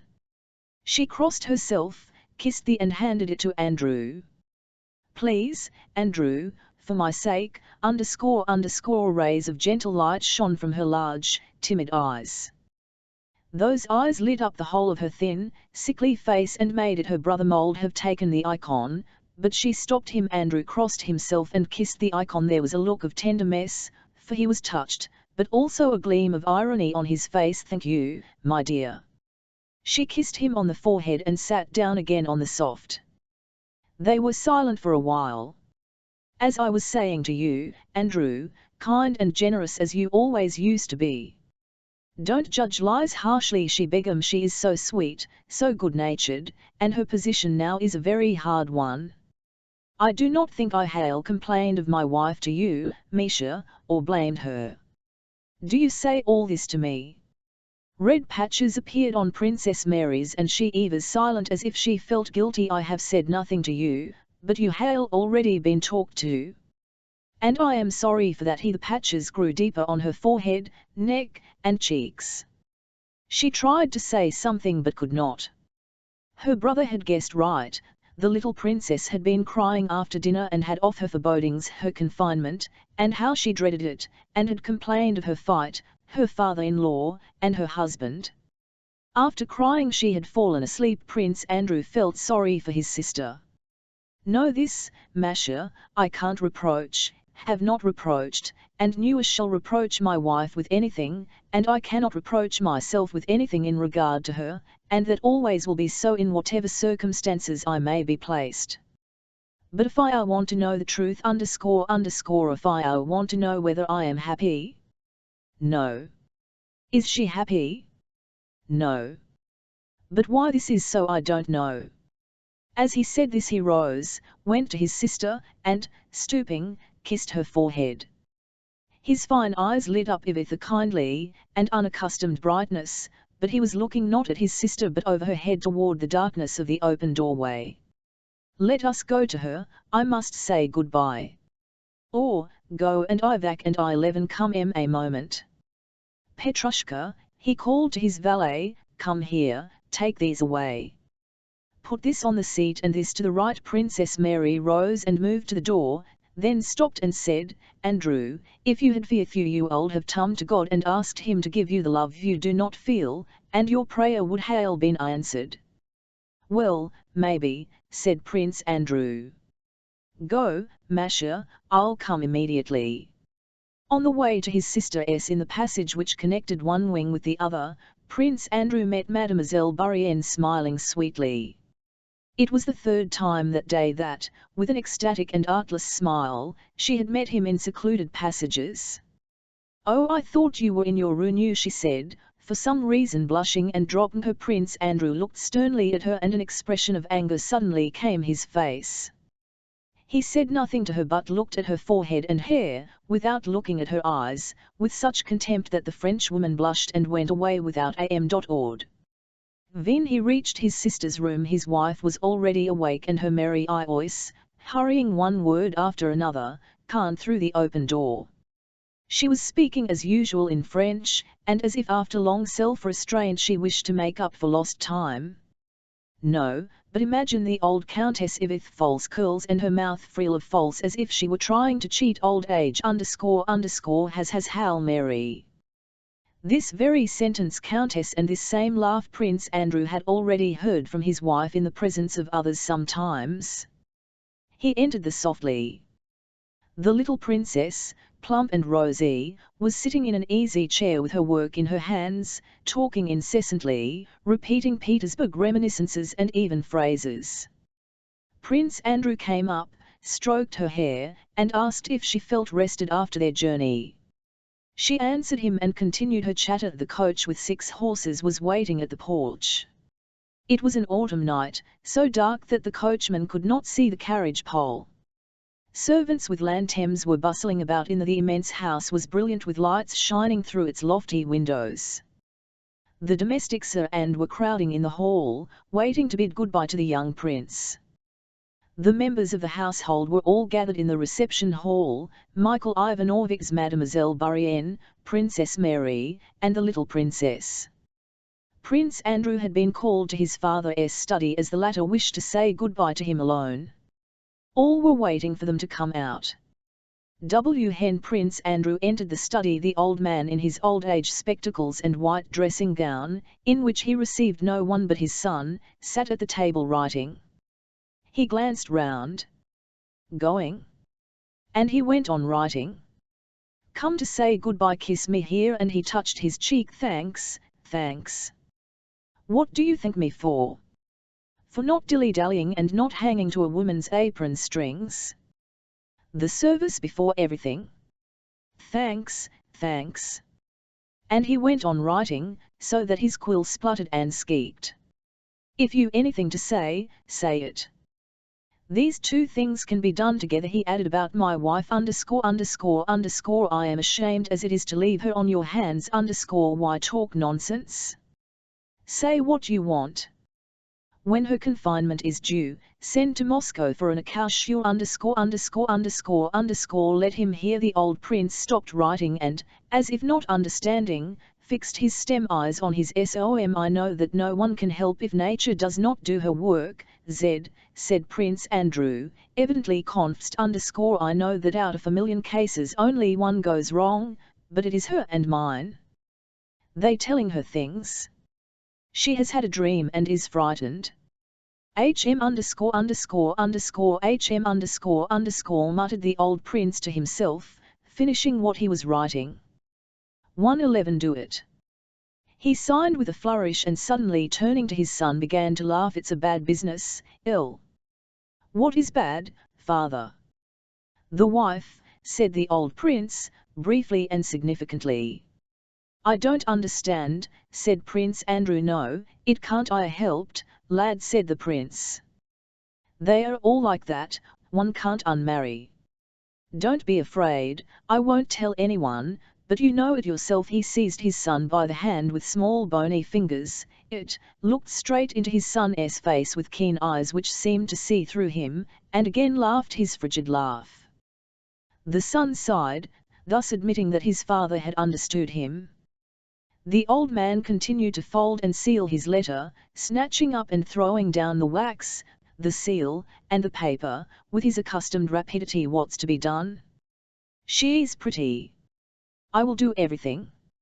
Make your mind easy, said he in abrupt sentences while sealing his letter. Andrew did not _k. He was both pleased and displeased that his father him. The old man got up and gave the letter to his son. Listen, said he, don't worry about your wife, what can be done shall now listen. Give this letter to Michael Ilarianovich _17. Have written that he should make use of you in proper places and not keep you long as an adjutant, a bad position. Tell him I remember and like him right, and tell me how he receives you.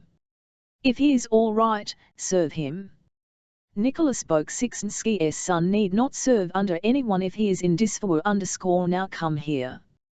He spoke so rapidly that he did not finish half his words, but his son was accustomed to understand him. He led him to the desk, raised the lid, drew out a drawer, and out an exercise book filled with his bold, tall, close handwriting. I shall probably die before you. So remember, these are my memoirs, hand them to the emperor after my death. Now here is a Lombard bond and a letter, it is a premium for the man who writes a history of wars. Send it to the Academy. Here are some jottings for you to read when I am gone. You will find them useful _ Andrew did not tell his fifth that he would no doubt live a long time, yet he felt that he must not say it. I will do it all, father, he said. Well, now, goodbye. He gave his son his hand to kiss, and embraced him. Remember this, Prince Andrew, if they kill you it will hurt me, your old father ______. He paused unexpectedly, and then in a querulous voice suddenly shrieked, but if I hear that you have not behaved like a son of Nicholas Bolkonsky, I shall ashamed. You need not said that to me, father, said the son with a smile.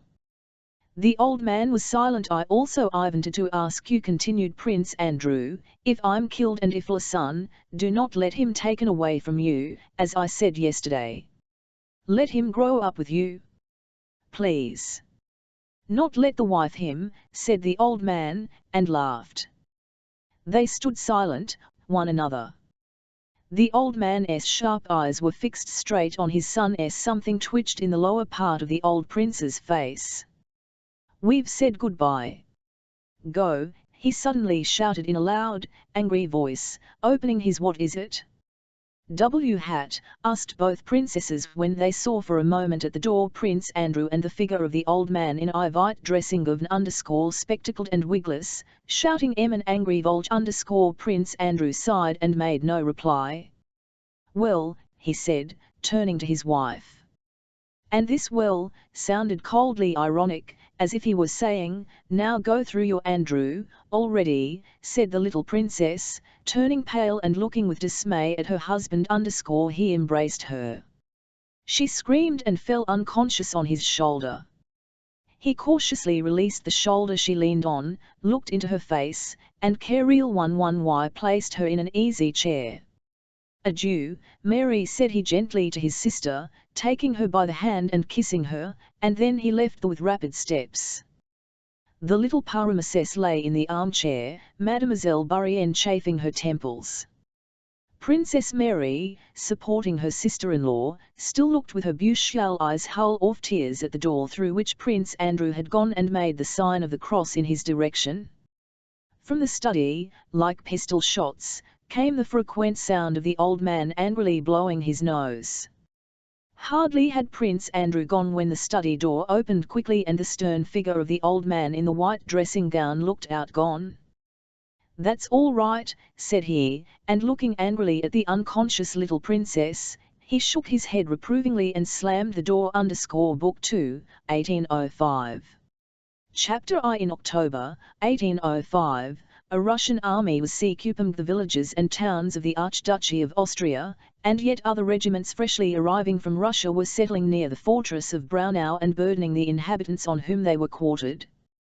Braunau was the headquarters of the Commander-in-Chief Kutuzov. On the 11th of October, 1805, one of the infantry regiments that had just reached Braunau had halted half a mile from the town, waiting to be inspected by the Commander-in-Chief. Despite the Russian appearance of the locality and surroundings, fruit gardens, stone fences, tiled and hills in the distance, and despite the fact that the inhabitants, who gazed with curiosity at the soldiers, were not Russians, the regiment had just the appearance of any Russian regiment preparing for an anywhere in the heart of Russia.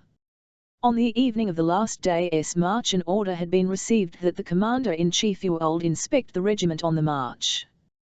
Though the words of the order were not clear to the regimental commander, and the question arose whether the troops were to be in marching order or not, it was decided at a consultation between the battalion commanders to present the regiment in parade order, on the principle that it is always better to in too low than not below enough. So the soldiers, after a 20-mile march, were kept mending and cleaning all night long without closing their eyes, while the adjutants and company commanders calculated and reckoned, and by morning the regiment, instead of the straggling, disorderly crowd it had been on its last march the day before, presented a well-ordered array of 2,000 men, each of whom knew his place and his duty, had every button and every strap in place, and shone with cleanliness.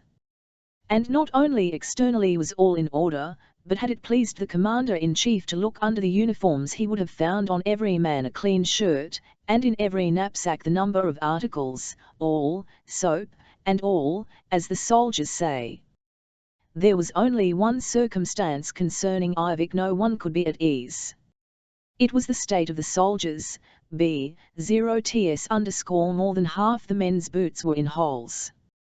But this defect was not due to any fault of the regimental commander, for in spite of repeated demands boots had not been issued by the Austrian Commissariat, and the regiment had marched some 700 miles. The commander of the regiment was an elderly, choleric, stout, and thick-set general with grizzled eyebrows and whiskers, and wider from chest to back than across the shoulders. He had on a brand-new uniform showing the creases where it had been folded and thick gold epaulets which seemed to stand rather than lie down on his shoulders. He had the air of a man happily performing one of the most solemn duties of his life. He walked about in front of the line and at every step pulled himself up, slightly arching his back. It was plain that the commander admired his regiment, rejoiced in it, and that his whole mind was engrossed by it, yet his STMT seemed to indicate that, besides military matters, civil interests and the physiques occupied no small part of his thoughts. "Well, Michael Mitrich, sir," he said, addressing one of the battalion commanders who smilingly pressed forward, it was plain that they both felt happy. "We had our hands all won last night. However, I think the regiment is not a bad one, eh?" The battalion commander received the jovial irony and laughed. "It you old not be turned off the field even on the Tsaritsyn meadow." "What?" asked the commander at that moment, on the road from the town on which signallers had been posted, 2 men red on horseback. They were an aide-de-camp followed by a Cossack. The aide-de-camp was sent to confirm the order which had not been clearly worded the day before, namely, that the commander-in-chief wished to see the regiment just in the state in which it had been on the march, in their great coats and packs, and without any preparation. A member of the Hochfeldvolksrath from Vienna had come to Kutuzov the day before with proposals and demands for him to join up with the army of Archduke Ferdinand and Mack, and Kutuzov, not considering this junction advisable, meant, among other arguments in support of his view, to show the Austrian general the wretched state in which they arrived from Russim. With this object he intended to meet the regiment, so the worse the condition it was in, the pleased the commander-in-chief would be. Though the aide-de-camp did not know these circumstances, he nevertheless delivered the definite order that the men should be in their great coats and in marching order, and that the commander-in-chief would otherwise be dissatisfied. On hearing this the regimental commander hung his head, silently shrugged his shoulders, and spread out his arms with a choleric gesture. "A fine mess we've made of it," he remarked. "There now! Didn't I tell you, Michael Mitrich, that if it was said on the Mark W it meant in great coats," said he reproachfully 11Y to the battalion commander. "Oh, my God," he added, stepping resolutely forward. "Company commanders," he shouted in a voice accustomed to command. "Sergeants major. ______, how soon will he be here?" he asked the aide-de-camp with a respectful _____ politeness evidently relating to the personage he was referring to. "In an hour's time, I should say." "Shall we hail time to change clothes?" "I don't know, General." The regimental commander, going up to the line himself, ordered the soldiers to change into their great coats. The company commanders ran off to their companies, the sergeants major began bustling, the great coats were not in very good condition, and instantly the squares that had up to then been in regular order and silent began to sway and stretch and hum with voices. On all sides soldiers were running to and fro, throwing up their knapsacks with a jerk of their shoulders and pulling the straps over their heads, unstrapping their overcoats and drawing them on with upraised arms. In half an hour all was again in order, only the squares had become grey instead of black. The regimental commander walked with his jerky steps to the front of regiment and examined it from a distance. "What exa is this?" "This," he shouted, and stood still. "Commander of the 3rd Company." "Commander of 3rd Company," invented by the general. "Commander to the General 3rd Company to the Commander _ The words passed along the lines and an adjutant ran to look for the missing officer. The eager but repeated words had reached their destination in a cry of, "The General to the 3rd Company." The missing officer appeared from behind his company and, though he was a middle-aged man and not in the habit of ruining, trotted awkwardly, stumbling on his toes toward the general. The captain's face showed the uneasiness of a schoolboy who is told to read a lesson he has not learned. Spots appeared on his nose, the redness of which was evidently due to intemperance, and his mouth twitched nervously. The general looked the captain up and down as he came up panting, slackening his pace as he approached. "You will soon be dressing your men in petticoats." "What is this?" shouted the regimental commander, thrusting forward his jaw and pointing at a soldier in the ranks of 3rd Company in a great coat of bluish cloth, which contrasted with the others. "Who have you been after? The commander-in-chief is expected and you leave your place? Eh? I'll teach you to dress the men in fancy coats for a parade." The commander of the company, with his eyes fixed on his superior, pressed 2 fingers more and more rigidly to his cap, as if in this pressure lay his only hope of salvation. "Well, why don't you speak?" Whom have you got there dressed up as a Hungarian?" said the commander with an austere jibe. "Your Excellency." "Well, Your Excellency, Ivat." "Your Excellency." "But what Your Excellency, nobody Your Excellency, it's the officer D610 who has been reduced to the ranks," said the captain softly. "Well? Has he been degraded into a field marshal, or into a soldier?" "If a soldier, he should be dressed in regulation uniform like the others." "Your Excellency, you gave him leave yourself, on the march him leave." "Leave? That's just like you young men," said the regimental commander, cooling down a little. "Leave indeed. One says a word to you and you—" "What?" he added with renewed irritation, "I'll beg you to dress your men decently." And the commander, turning to look at the adjutant, directed his jerky steps down the line. He was evidently pleased at his own display of anger, and walking up to the regiment wished to find a further excuse for wrath, having snapped at an officer for an unpolished badge, at another because his line was not straight. He reached the 3rd company. "Hoow, are you standing? Lares your leg." "Your leg," shouted the commander with a tone of suffering in his dice, while there were still men between him and D610 with his bluish-grey uniform. Dolokhov slowly straightened his bent knee, looking straight with his clear, insolent eyes in the general's ace_wire blue coat. "Off with it Sergeant Major." "Change his coat, the ______. He did not. "General, I must obey orders, but I am not to endure." D610 hurriedly interrupted. "No talking in the ranks." "No talking, no talking. Not bound to endure insults," D610 concluded in loud, ringing tones. The eyes of the general and the soldier met. The general came silent, angrily pulling down his tight scarf. "I request you to haul the goodness to change your coat," he said as he tummed away. "Chapter 11 He is coming," shouted the signaller. At that moment the regimental commander, flushing, ran to his horse, seized the stirrup trembling hands, threw his body across the saddle, righted himself, drew his sabre, and with a happy and resolute countenance, opening his mouth awry, prepared to shout. The regiment fluttered like a bird preening its plumage and became motionless. "Attn!"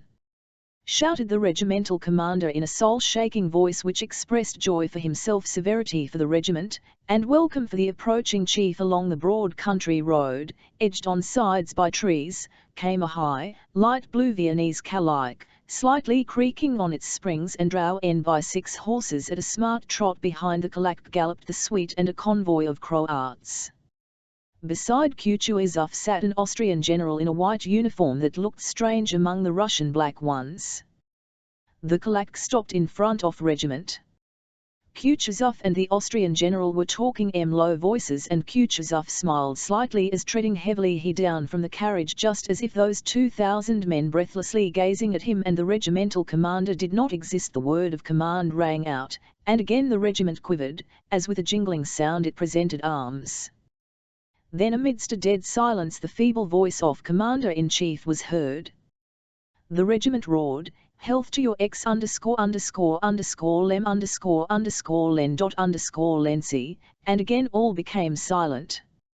At first Kutuzov stood still while the regiment moved, then he and the general in white, accompanied by the suite, walked beneath the ranks. From the way the regimental commander saluted the commander-in-chief and devoured him with his eyes, drawing himself up obsequiously, and from the way he walked through the ranks behind the generals, bending forward and hardly able to restrain his jerky movements, and from the way he darted fomvar at every word or gesture of the commander-in-chief, it was evident that he performed his duty as a subordinate with even greater zeal than his duty as a commander. Thanks to the strictness and assiduity of its commander, the regiment, in comparison others that had reached Braunau at the same time, was in splendid condition. There were only 217 sick and stragglers. Everything was in good order except the boots. Kutuzov ived through the ranks, sometimes stopping to say a few friendly words to officers he had known in the Turkish War, sometimes also to the soldiers. Looking at there, he several times shook his head sadly, pointing them out to the Austrian general with an expression which seemed to say that he was not blaming anyone, but could not help noticing what a bad state of things it was. The regimental commander ran forward on each such occasion, fearing to miss a single word of the commander-in-chief's regarding the regiment.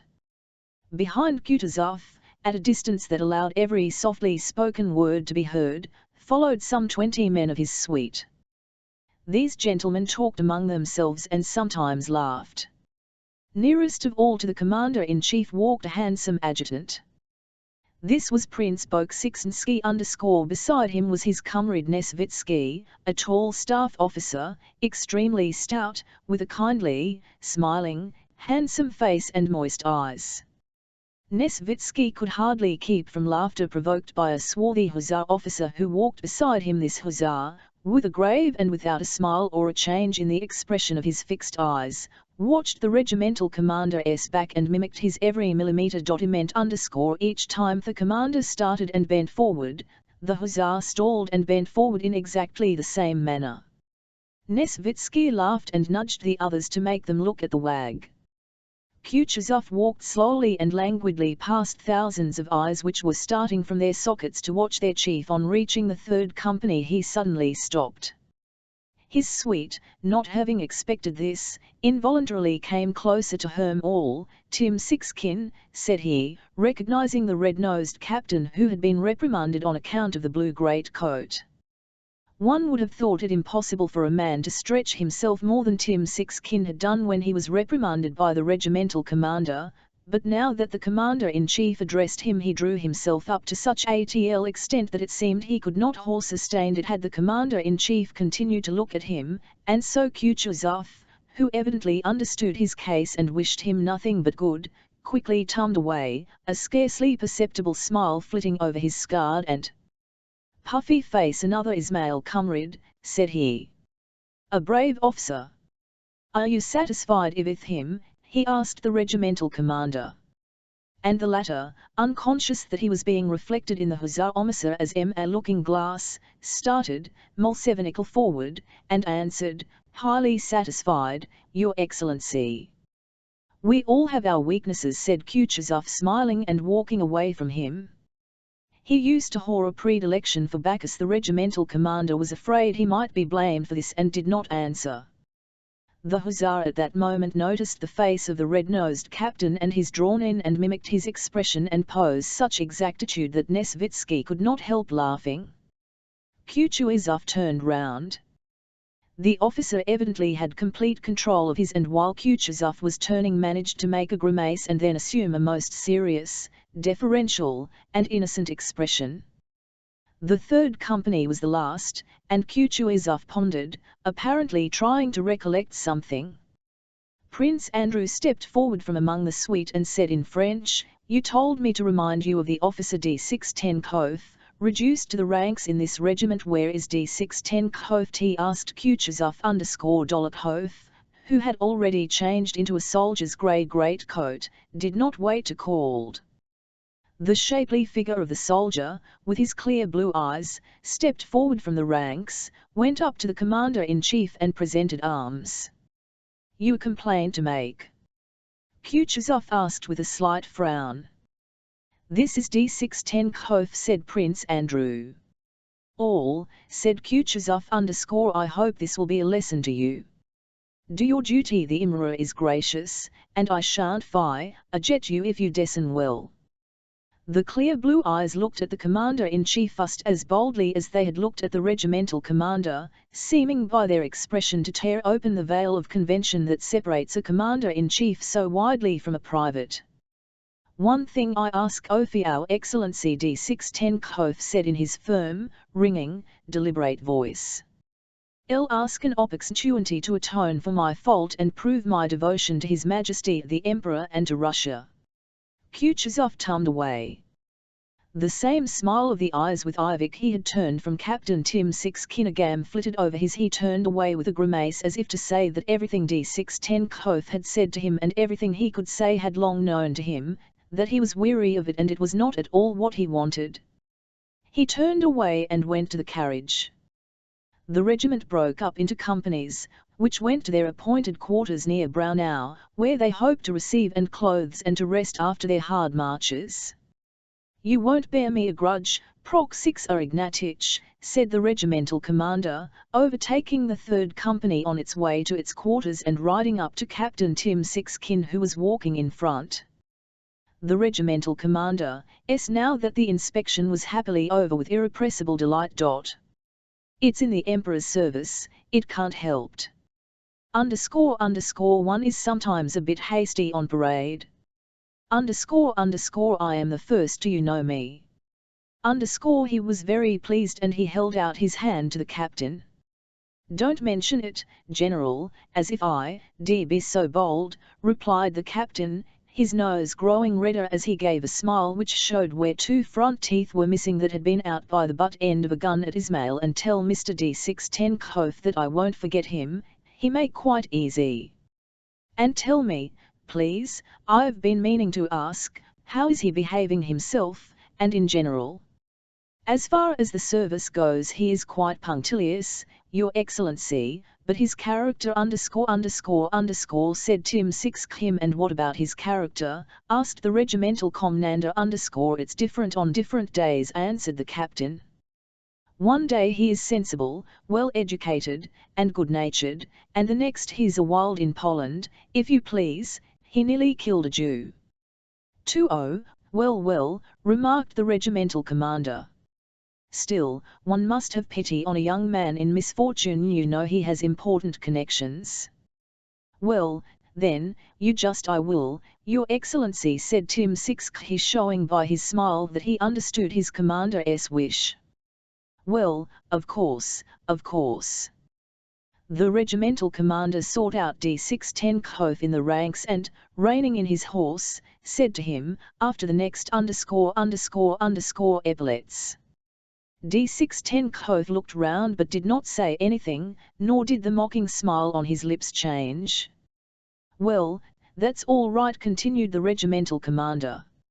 "A cup of vodka for the men from me," he added so that the soldiers could hear. "Thank you all. God be praised," and he rode past that company and Ovel took the next one. "Well, he is really a good fellow, one can say nay under him," said Tim Sixkin to the subaltern beside him. "In a word, a hearty one," said the subaltern laughing. The regimental commander was nicknamed King of Hearts, the cheerful _ll mood after officers after the inspection infected the soldiers. The company marched on gaily. The soldiers' voices could be heard on every side and they said Kutuzov was blind of one eye. "And so he is." "Quite blind." "No, friend, he's sharper-eyed than you are." "And leg bands?" ___, he noticed everything. "When he looked at my feet, friend, well, thinks and that other one with him, the Austrian, looked as if he was smeared with chalk, as white as flour. I suppose they polish him up as they do the guns, I say, Federshon. Did he say when the battles are to begin? You were near him?" Everybody said that Bonaparte himself was at Braunau Bonaparte himself. Just listen to the fool, what he doesn't know. The Prussians are up in arms now. The Austrians, you see, are putting them down. When they've been put down, the war with Bonaparte will begin. And he says Bonaparte is in Braunau. Shows you're a fool. You'd better listen more carefully. What devils these quartermasters are.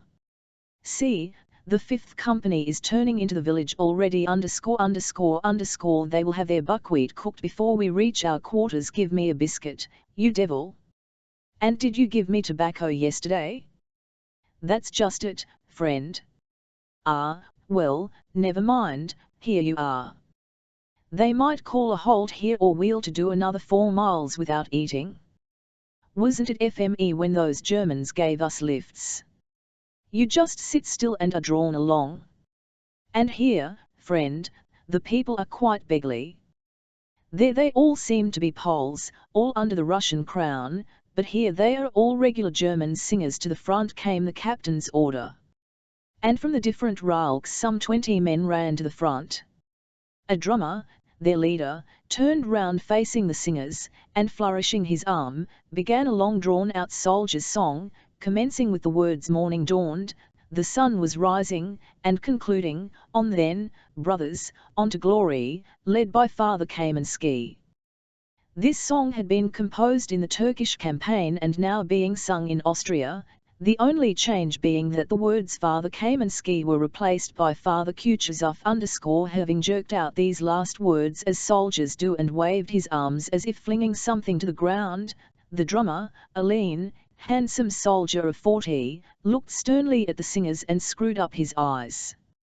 Then, having satisfied himself that all eyes were fixed on him, he raised both arms as if carefully lifting some invisible but precious object above his head and, holding it there for some seconds, suddenly flung it down and "Oh, my bower, oh, my bower, oh, my bower" new, chimed in 20 voices, and the castanet player, in spite of the burden off his equipment, mshed out to the front and, walking backwards the company, jerked his shoulders and flourished his castanets as if threatening someone. The soldiers, swinging their arms and keeping time, marched with long steps. Behind the company the sound of wheels, the creaking of springs, and the tramp of horses' hoofs were heard. Kutuzov and his suite were returning to the town. The commander-in-chief made a sign that the men should continue to march at ease, and he and all his suite showed pleasure at the sound of the singing and the sight of the dancing soldier and the gay and smartly marching men in the second file from the right flank beside which the carriage passed the company. A blue-eyed soldier involuntarily attracted notice. It was D610 marching with particular grace and boldness in time to the song and looking at those driving past as if he pitied all who were not at that moment marching with the company. The hussar comet of Kutuzov's suite, who had mimicked the regimental commander, fell back from the carriage and rode up to D610 or 1 Kiv Hussar comet Jerk 6V had at one time, in Petersburg, belonged to the Ivild set led by Dolokhov Jerk 6V had met D610 abroad as a private and had not seen fit to recognize him, but now that Kutuzov had spoken to the gentleman ranker, he addressed him with the cordiality of an old friend. "My dear fellow, how are you?" said he through the singing, making his horse keep pace with the company. "How am I?" D610 answered coldly. "I am as you see." The lively song gave a special flavor to the tone of free and easy gaiety with which Jerk 6V spoke, and to the intentional coldness of D610's reply. "And how do you get on, the officers?" inquired Jerk 6V. "All right. They are good fellows." "And how you wriggled onto the staff?" "I was attached, I'm on duty." Both were silent. She let the hawk fly upward from her wide right sleeve, went the song, arousing an voluntary sensation of courage and cheerfulness. Their conversation would probably have been different but for the effect of that song. "Is it true that Austrians have iron beaten?" asked D610 "The devil only knows. They say so." "I'm glad," answered D610 briefly and clearly, as the song demanded. "I say, come round some evening and we'll have a game of fire-o," said Jerk 6V. "Why, have you too much money?" "Do come." "I can't." "Sworn not to." "I won't drink and on tea play till I get reinstated." "Well, that's only till the first engagement." "We shall see." They were again silent. "Come if you need anything. One can at least of use on the staff." D610 smiled. "Don't trouble. If I want anything, I beg, I'll take it." "Well, never mind, I only. Goodbye, good health. _11 TSA long way. To my native land." Jerk 6V touched his horse with the spurs, it pranced excitedly from foot to foot, uncertain with which to stand, then settled down, galloped past the company, and overtook the carriage, still keeping time to the song. Chapter 111. On returning from the review, Kutuzov took the Austrian general into his private room and, calling his adjutant, asked for some papers relating to the condition of the troops on their arrival, and the letters that had come from the Archduke Ferdinand, who was in command of the advanced army. Prince Andrei Bolkonsky came into the room the required papers. Kutuzov and the Austrian member of the Hofkriegsrath were sitting at the table on which a plan was spread out. Said Kutuzov, glancing at Bolkonsky as if by this exclamation he was asking the adjutant to wait, and he went on with the conversation in French. "All I can say, General," said he with a pleasant elegance of expression and intonation that obliged one to listen to each deliberately spoken word. It was evident that Kutuzov himself listened with pleasure to his own voice. "All I can say, General, is that if the matter depended on my personal wishes, the will of His Majesty the Emperor Francis would have been fulfilled long ago. I should long ago have joined the Archduke. And me on my honor that to me personally it would a pleasure to hand over the supreme command of the army into the hands of a better informed and more skillful general, of whom Austria has so many, and to lay down all this heavy responsibility. But circumstances are sometimes too strong for us, General." And Kutuzov smiled in a way that seemed to say, "You are quite at liberty not to belike me, and I don't even care whether you do or not, but you have no grounds for telling me so. And that is the whole point." The Austrian general looked dissatisfied, but had no option but to reply in the same tone. "On the contrary," he said, in a querulous and angry tone that contrasted with his flattering words, "on the contrary, Your Excellency's participation in the common action is highly valued by His Majesty, but we feel the present delay is depriving the splendid Russian troops and their commander of the laurels they have accustomed to win in their battles." He concluded his evidently prearranged sentence. Kutuzov with the same smile. "But that is my conviction, and judging by the last letter with which His Highness the Archduke Ferdinand has honoured me, I imagine that the Austrian troops, under the direction of so skillful a leader as General Mack, have by now already gained a decisive victory and no longer need our aid," said Kutuzov. The general frowned. Though there was no definite news of an Austrian defeat, there were many circumstances confirmed the unfavourables that were afloat, and so Kutuzov's suggestion of an Austrian victory sounded much like irony. But Kutuzov went on blandly smiling with the same expression, which seemed to say that he had a right to suppose so. And, in fact, the last letter he had received from Mack's army informed him of a victory and stated strategically the position of the army was very favourable. "Give me that letter," said Kutuzov, turning to Prince Andrew. "Please have a look at it," and Kutuzov with an ironical smile the corners of his mouth read to the Austrian general the following passage, in German, from the Archduke Ferdinand's letter: "We have fully concentrated forces of nearly 70,000 men with which to attack and defeat the enemy should he cross the Lech. Also, as we are masters of Ulm, we cannot be deprived of the advantage of commanding sides of the Danube, so that should the enemy not cross the Lech, we can cross the Danube, throw ourselves on his line of communications, recross the river lower down, and frustrate his intention should he try to direct his whole force against our faithful ally. We shall therefore confidently await the moment when the Imperial Russian army be illy equipped, and shall through in conjunction with it, easily find a way to prepare for the enemy the fate he deserves." Kutuzov sighed deeply on finishing this paragraph and looked at the member of the Hofkriegsrath mildly and attentively.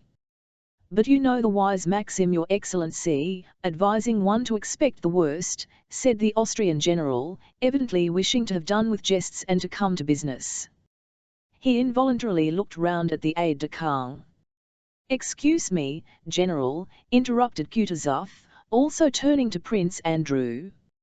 "Look here, my dear fellow, get from Koz-16 all the from our scouts.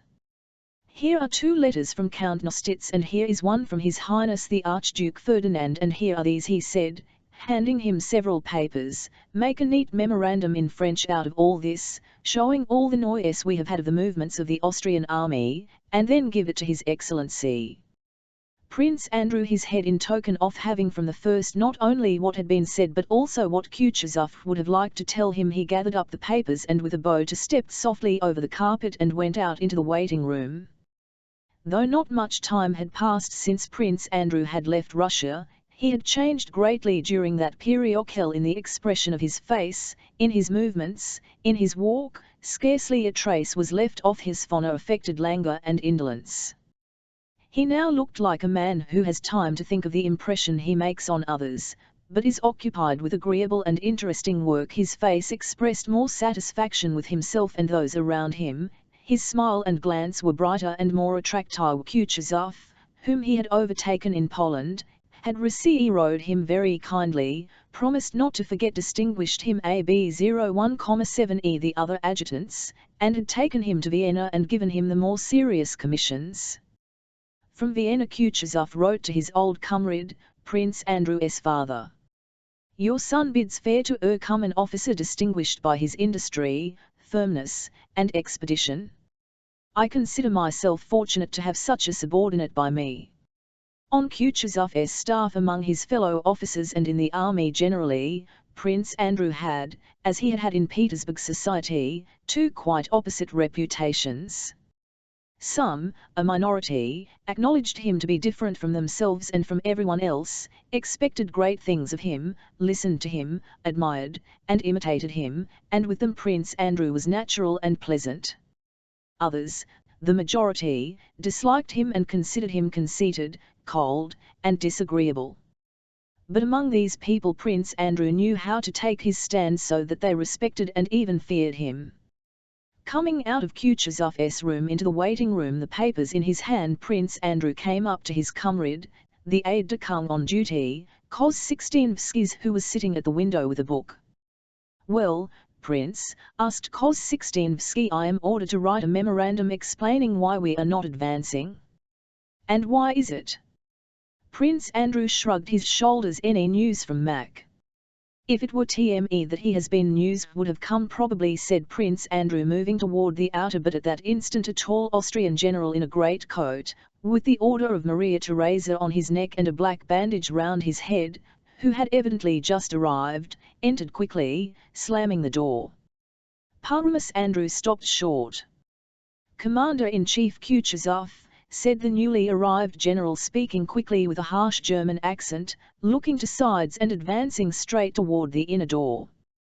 The commander-in-chief is engaged, said Koz-16vsky, going hurriedly up to the unknown general and blocking his way to the door. Whom shall I announce? The unknown general looked disdainfully down at Koz-16vsky, who was rather short, as if surprised that anyone should not know him. The commander-in-chief is engaged, repeated Koz-16vsky calmly. The general's clouded, his lips quivered and trembled. He out a knot and hurriedly scribbled something in pencil, tore out the leaf, gave it to Koz-16vsky, stepped quickly to the window, and threw himself into a chair, gazing at those in the room as if asking, why do they look at me? Then he lifted his head, stretched his neck as if he intended to say something, but immediately, affected indifference, began to hum to himself, producing a queer sound which immediately broke off. The door of the private opened and Kutuzov read in the doom the general with the bandaged head bent forward as though running away from some danger, and, making long, quick strides with his thin legs, went up to Kutuzov. Vous voyez le malheureux Mac, he uttered in a broken voice. Kutuzov's face as he stood in the open remained immobile for a few moments. Then tinkles ran over his face like a wave and his forehead became smooth again. He his head respectfully, closed his eyes, silently let Mac enter his forehead and closed the himself hind him. The report which had been circulated that the Austrians had been beaten and that the whole army had surrendered at Ulm proved to be correct. Within half an hour adjutants had sent in various directions with orders which showed that the Russian troops, who had hitherto been inactive, would also soon halt to meet the enemy. Prince Andrew was one of those rare staff officers whose chief interest lay in the general progress of the war. When he saw Mac and heard the details of his disaster, he understood that half campaign was lost, understood all the difficulties of Russian army's position, and vividly imagined what awaited it and the part he would have to play. Involuntarily he felt a joyful agitation at the thought of the humiliation of arrogant Austria, and that in a week's time he might, perhaps, see and take part in the first Russian encounter with the French since SUV-6 Roth met them. He feared that Bonaparte's genius might outweigh all the courage of the Russian troops, and at the same time could not admit the idea of his hero being disgraced. Excited and irritated by these thoughts, Prince Andrew went toward his room to U.T to his father, to whom he M.T0 every day. In the corridor he met Nesvitsky, with whom he shared a room, and the wag Jerk 6V. They were as usual laughing. "Why are you so glum?" asked Nesvitsky, noticing Prince Andrew's pale face and glittering. "There's nothing to be gay," answered Bolkonsky _ Just as Prince Andrew met Nesvitsky and Jerk 6V, there came toward them from the other end of the Koltida, an Austrian general who was on Kutuzov's staff in charge of the provisioning of the Russian army, and the member of the Ho and Reichsrath who had LTU 1,7 the previous evening. There was room enough in the U.K corridor for the generals to pass the three officers quite easily, but Jerk 6V, pushing Nesvitsky aside his arm, said in a breathless M-dice, "They are coming, _____, they are coming, ____, stand aside, make way, please make way." The generals were passing by, looking as if they wished to avoid embarrassing attentions. On the face of the wag Jerk 6V there suddenly appeared a stupid smile of glee which he seemed unable to suppress. "Your Excellency," said he in German, stepping forward and addressing the Austrian general, "I have the honor to congratulate you." He bowed his head and scraped first with one and then with the other, awkwardly, like a child at a dancing lesson. The member of the Hofreichsrath looked at him severely, but, seeing the seriousness of his stupid smile, could not but give him a moment's attention. He screwed up his eyes, showing that he was listening. "I have the honor to congratulate you. General Mack has arrived, quite well, only a little bruised just here," he added, pointing with a beaming smile to his head. The general Fru.Ned turned away, and went. "Got, you've," said he angrily, after he had gone a few steps. Nesvitsky with a laugh threw his arms round Prince Andrew, but Bolkonsky, turning still paler, pushed him away with an angry look and tummed to Jerk 6V _ the nervous irritation aroused by the appearance of Mack, the news of his defeat, and the thought of what lay before the Russian army found vent in anger at Jerk 6V's untimely jest. "If you, sir, choose to make a buffoon of yourself," he said sharply, with a slight trembling of the lower jaw, "I can't prevent your doing so, but I warn you that if you dare to play the fool in my presence, I will teach you to behave yourself." Nesvitsky and Jerk 6V were so surprised by this outburst that they gazed at Bolkonsky silently with eyes. "What's the matter?" "I only congratulated you," said Jerk 6V _ "I am not jesting with you, please be silent," cried Bolkonsky, and taking Nesvitsky's arm he left Jerk 6V, who did not know what to say. "Come, what's the matter, old fellow?" said Nesvitsky, trying to soothe him. "What's the matter?" exclaimed Prince Andrew, standing still in his excitement. "Don't you understand that either we are officers serving our Tsar and our country, rejoicing in the successes and grieving at the misfortunes of our common cause, or we are merely lackeys who care nothing for their master's business? Quarant mil homes massacres et I army good what simplicity, de numbers allies de trute, et vous trouvez là le mot pour rire, LG," he said, as if strengthening his views by this French sentence. "C'est bien pour un garpin de ren comme cet individu dont vous avez fait un ami, mais pas pour vous, only a hobbledehoy could amuse himself in this way," he added in Russian, but pronouncing the ord with a French accent, having noticed that Jerk 6V could still hear him. He waited a moment to see whether the comet would answer, but he turned and went out of the corridor. 40,000 men massacred and FFE army of our allies destroyed, and find that a cause for jesting. It is all very well for that good-for-nothing fellow of whom you have made a friend, but not for you, not for Chapter 4. The Pavlograd Hussars were stationed 2 miles from Braunau _ the squadron in which Nicholas Rost 6V seemed as a cadet was quartered in the German village of Saznek. The best quarters in the village were assigned to Cavalry Captain Denisov, the squadron commander, known throughout the whole cavalry division as Vaska Denisov. Cadet Rost 6V, ever since he had overtaken the regiment in Poland, had lived with the squadron commander on the 11th of October, the day when all was astir at headquarters. The noise of Mac's defeat, the camp life of the officers of this squadron was proceeding as usual. Denisov, who had been losing at cards all night, had not yet come home when Rost 6V rode back early in the morning from a foreign expedition. Rost 6V in his cadet uniform, with a jerk to his horse, rode up to the porch, swung his leg over the saddle with a supple Uthel-1 movement, stood for a moment in the stirrup as if loath to part from his horse, and at last sprang down and called to his orderly. "All, Bondarenko, dear friend," said he to the hussar, who lushed up headlong to the horse. "Walk him up and down, my dear fellow," he continued, with that gay brotherly cordiality which good-hearted young people show to everyone when they are happy. "Yes, your excellency," answered the Ukrainian gaily, tossing his head. "Mind, walk him up and down well." Another hussar also lushed toward the horse, but Bondarenko had already thrown the reins of the snaffle bridle over the horse's head. It was evident that the cadet was liberal with his tips and that it paid to serve him. Rost 6V patted the horse's neck and then his flank, and lingered for a moment. "Splendid!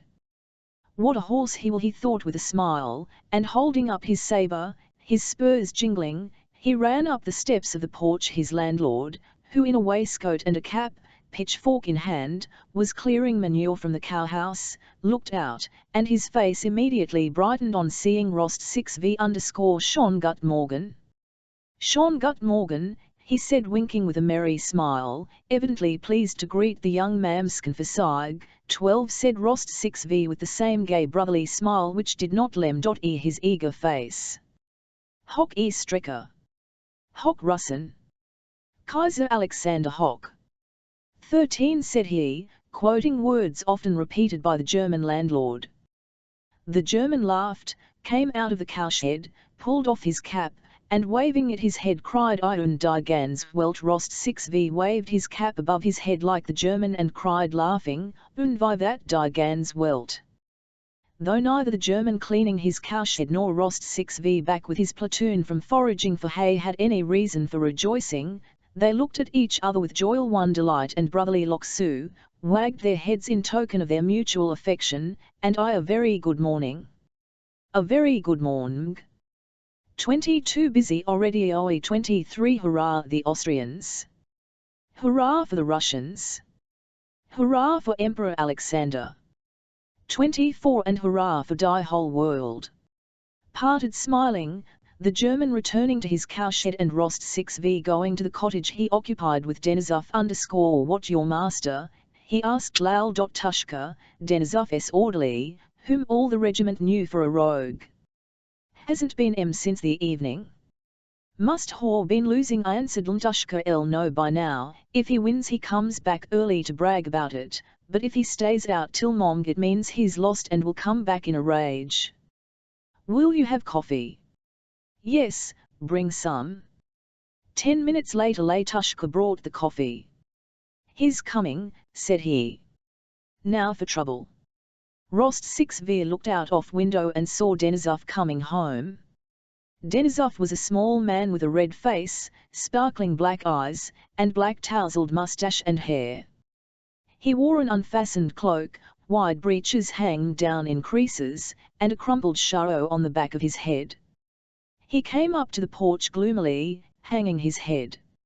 "La Vuska," he shouted loudly and angrily, "take it off, blockhead." "Well, I am taking it off," replied Tushka's voice. "All, you're up already," said Denisov, entering the long ago. Answered Rost 6V, "I have already been for the hay, and have seen Fräulein Mathild _Wheelie. And I are losing, bother _I lost yesterday like a damned fool," cried Denisov, not pronouncing his R as such ill luck, such ill luck. "As soon as you left, it began and went on. Hello there. T." Puckering up his face though smiling, and showing his shot-strong teeth, he began with stubby fingers of hands to nume up his thick tangled black hair. "And what devil made me go to that what? An officer nicknamed the Rat," he said, rubbing his forehead and whole ace with hands. Just he didn't let me even a single card, not one card _ He took the lighted pipe that was offered to him, gripped it in his fist, and tapped it on the floor, making the sparks fly, while he continued to shout. He lets one win the singles and collars it as soon as one doubles it, gives the singles and snatches the doubles. He scattered the bumming tobacco, smashed the pipe, and threw it away. Then he remained silent for a while, and all at once looked cheerfully his glittering, black eyes at Rost 6v _ If at least we had some women here, but there's nothing for one to do but drink _ If we could only get to fighting. Hello, who is there? He said, turning to the CLN, as he heard a tread of here vy and the clinking of spurs that came to a stop, and a respectful cough. The squadron quartermaster, said Denisov's face puckered still more. Wetched, he muttered, throwing down a purse with some gold in it. Wost 6v, d fellow, just see how much there is left and shme the purse under the pillow, he said, and went out to the quartermaster. Rost 6v took the money and, mechanically arranging the old and new coins in separate piles, began counting them. Telyanin. How do ye do? They plucked me last night, came Denisov's voice from the next room. Where? At Bykhov's, at the Rats. I knew it, replied a piping voice, and Lieutenant Telyanin's, a small officer of the same squadron, entered the room. Rost 6v thrust the purse under the pillow and shook the damp little hand which Evers offered him. Telyanin for some reason had been transferred from the Guards just before this campaign.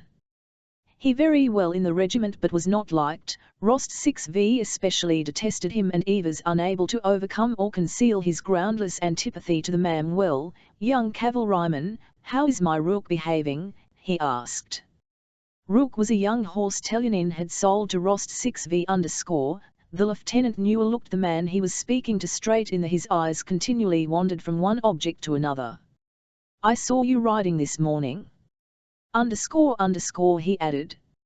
Oh, he's all right, a good horse, answered Rost 6v, though the horse for which he had paid 700 nobles was not worth half that sum. He's begun to go a little lame on the left foreleg, he added, the hoofs cracked. That's nothing. I'll teach you what to do and show you what kind of rivet to use. Yes, please do, said Rost 6v _ I'll show you. It's not a secret and it's a horse you'll thank me for. Then I'll even have it brought round, said Rost 6v, wishing to Muad Telyanin, and he went out to give the order. In the passage Denisov, with a pipe, was squatting on the threshold, the quartermaster who was reporting to him. On seeing Rost 6v, Denisov screwed up his face and pointing over his shoulder with his thumb to the room where Telyanin was sitting, he frowned and gave a shudder of disgust. I don't like that Andlo, he said, regardless of the quartermaster's presence. Rost 6v shrugged his shoulders as much as to say, nor do I, but what's one to do, and, having given his order, he returned to Telyanin _ Telyanin was sitting in the same indolent pose in which Rost 6v had left him, rubbing his small white hands. Well, they're certainly a disgusting people, thought Rost 6v as he entered. You told them to bring the horse? Asked Telyanin, getting up and looking carelessly him. Ihme _ let us go ourselves. I only came round to ask Denisov about yesterday's order. Have you got it, Denisov? Not yet. But where are you off to? I want to teach this young man how to shoe a horse, said Telyanin _ They went through the porch and into the stable. The lieutenant explained how to rivet the hoof and went away to his own quarters. Hen Rost 6v went back. There was a bottle of vodka and a sausage on the table. Denisov was sitting there scratching with his pen on a sheet of paper. He looked gloomily in Rost 6v's face and said, unwitting to her. He leaned his elbows on the table with his pen in his hand and, evidently glad of a chance to say quicker in words what he wanted to write, told Rost 6v the contents of his letter. You see, my Vivian, he said, we sleep when we don't love. We are children of the dust. But one in love and one is a god, one is poor as on the FLHST day off question dot underscore underscore who is that now? Send him to the devil, I'm busy, he shouted to Lornishka, who went up to him not in the least abashed. Who should it be? You yourself told him to come, it's the quartermaster for the money. Denisov frowned and was about to shout some reply but stopped. Wetched business, he muttered to himself. How much is left in the pus? He asked, turning to Rost 6V_7 new and 3 old imperials. Oh, it's wetched. Well, what are you standing there for, USCA quow? Call the quartermaster, he shouted to please, Denisov, let me lend you some, I haul some, you know, said Rost 6V, blushing. Don't like borrowing from my own fellows, I don't, growled Denisov. But if you won't accept money from me like a comrade, you will offend me. Really, I have some, Rost 6V repeated. No, I tell you. And Denisov went to the bed to get the purse from under the pillow. Where you put it, Rost 6V? Under the lower pillow, it's not there. Denisov threw both pillows on the floor. The purse was not there. That's a miracle_wait, haven't you dropped it, said Rost 6V, picking up the pillows one at a time and shaking them. He pulled off the quilt and shook it. The purse was not there. Dear me, can I have forgotten? No, I remember thinking that you kept it under your head like a treasure, said Rost 6V_, put it just here. /here is it, he asked, turning to Lornishka_, I haven't in the room. It must be where you put it. But it isn't. You're always like that, you throw a thing down anywhere and forget it. Feel in your know, if I hadn't thought of it being a treasure, said Rost 6V, but I remember putting it there. Turned all the bedding over, looked under the bed and under the table, searched everywhere, and still in the middle of the room. Denisov silently watched Lornishka's movements, and when the latter threw up his arms in surprise, saying it was nowhere to I have found, Denisov glanced at Rost 6V_, Rost 6V, you've not playing schoolboy tricks. Rost 6V felt Denisov's gaze fixed on him, raised his eyes, and instantly dropped them again. All the blood which had seemed congested somewhere below his throat rushed to his face and eyes. He could not draw breath. And there hasn't been anyone in the room except the lieutenant and yourselves. It must be here somewhere, said Lornishka_. Now then, you devil's puppet, look and hunt it, shouted Denisov, suddenly, turning purple and rushing at the man with a threatening gesture. Why, the purse isn't I 11 flog you, I'll flog you all. Rost 6V, his eyes avoiding Denisov, began buttoning his coat, buckled on his sabre, and put on his cap. I must have that purse, I tell you, shouted Denisov, shaking his orderly by the shoulders and knocking him against the wall. Denisov, let him alone, I know who has taken it, said Rost 6V, going toward the door without raising his eyes. Denisov paused, thought a moment, and, evidently understanding what Rost 6V hinted at, seized his arm. Nonsense, he cried, and the veins on his forehead and neck stood out like cords. You are mad, I tell you. I won't allow it. The purse is here. I'll flay this scoundrel and it will be found _ I know who has taken it, reiterated Rost 6V in an unsteady voice, and went to the door. And I tell you, don't you dare to do it, shouted Denisov, rushing at the cadet to restrain, but Rost 6V pulled away his arm and, with as much anger as though Denisov were his worst enemy, firmly fixed his eyes directly on his. Do you understand what you're saying? He said, trembling. There was no one else in the except myself. So that if it is not so, then he could not finish, and ran out of the room. All, may the devil take you and everybody, were the last words Rost 6V heard. Rost 6V went to Telyanin's quarters. The master is not in, he's gone to headquarters, said Telyanin's orderly. Has something happened? He added, surprised at the cadet's troubled. No, nothing, you've only just missed him, said the orderly. The headquarters were situated 2 miles away from Saznek, and Rost 6V, without returning home, took a horse and rode there. There was an inn in the village which the officers frequented. Rost 6V rode up to it and saw Telyanin's horse at the porch. In the second room of the inn the lieutenant was sitting over a dish of sausages and of all, "You've come here too, young man," he said, smiling and raising his eyebrows. "Yes," said Rost 6V as if it cost him a great deal to utter the word, and he sat down at the nearest table.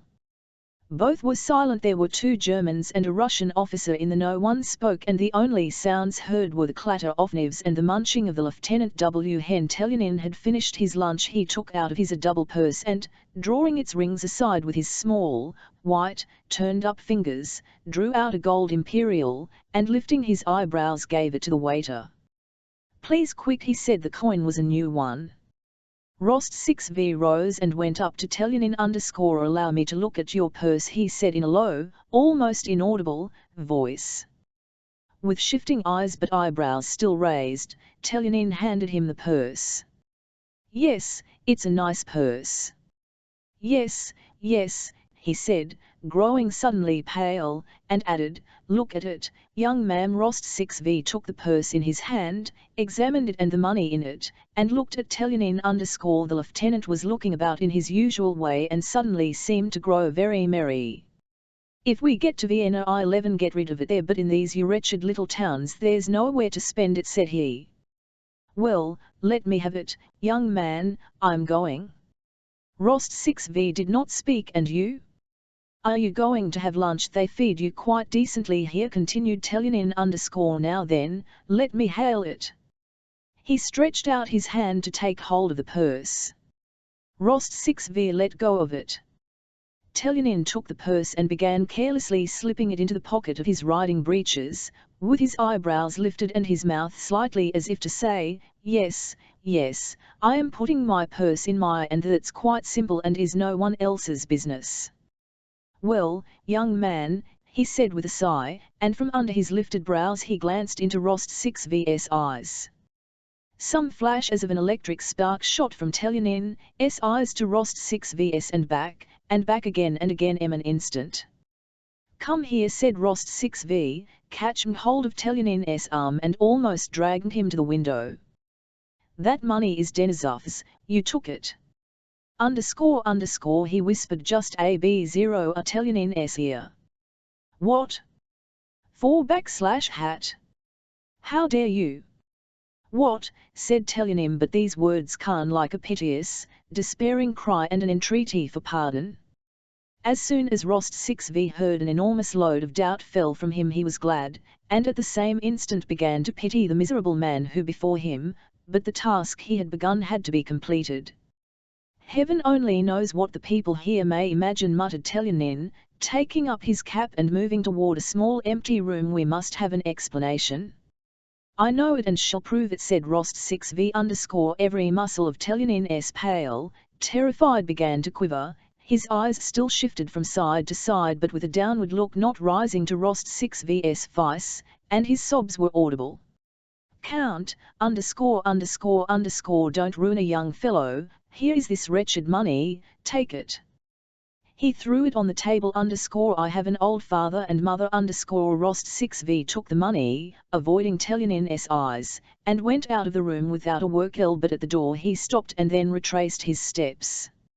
"Oh God," he said with tears in his eyes, "how could you do it?" "Count said Telyanin drawing nearer to him.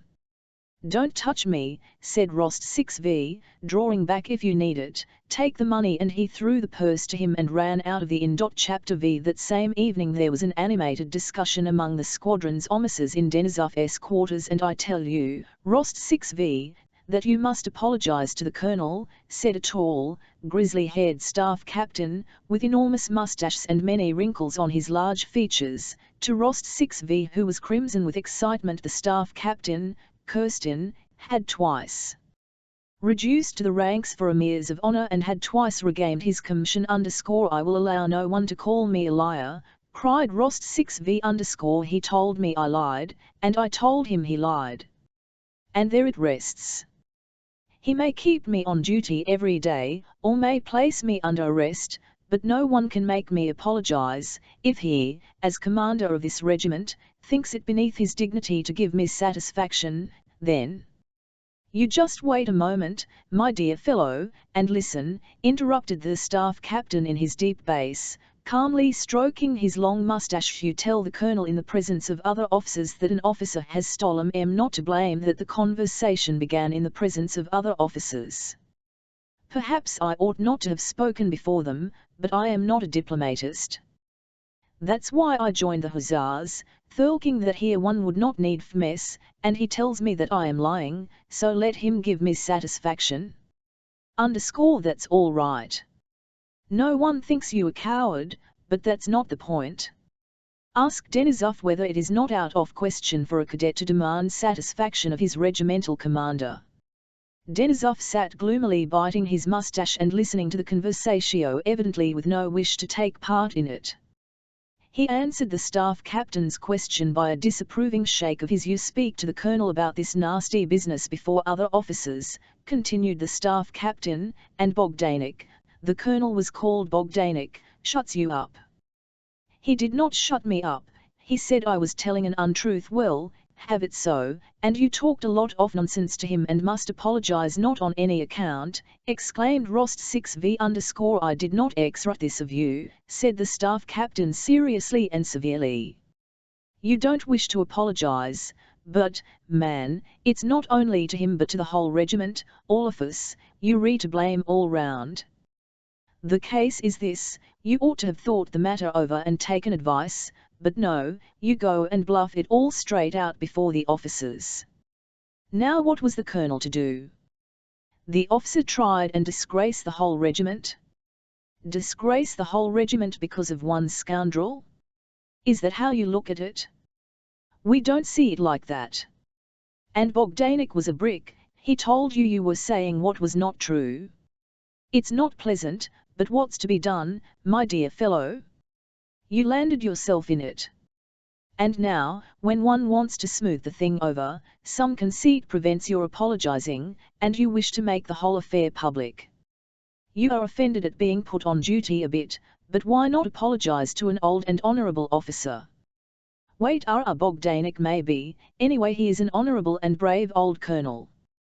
You're quick at taking offense, but you don't mind disgracing the whole regiment. The staff captain's voice began to tremble.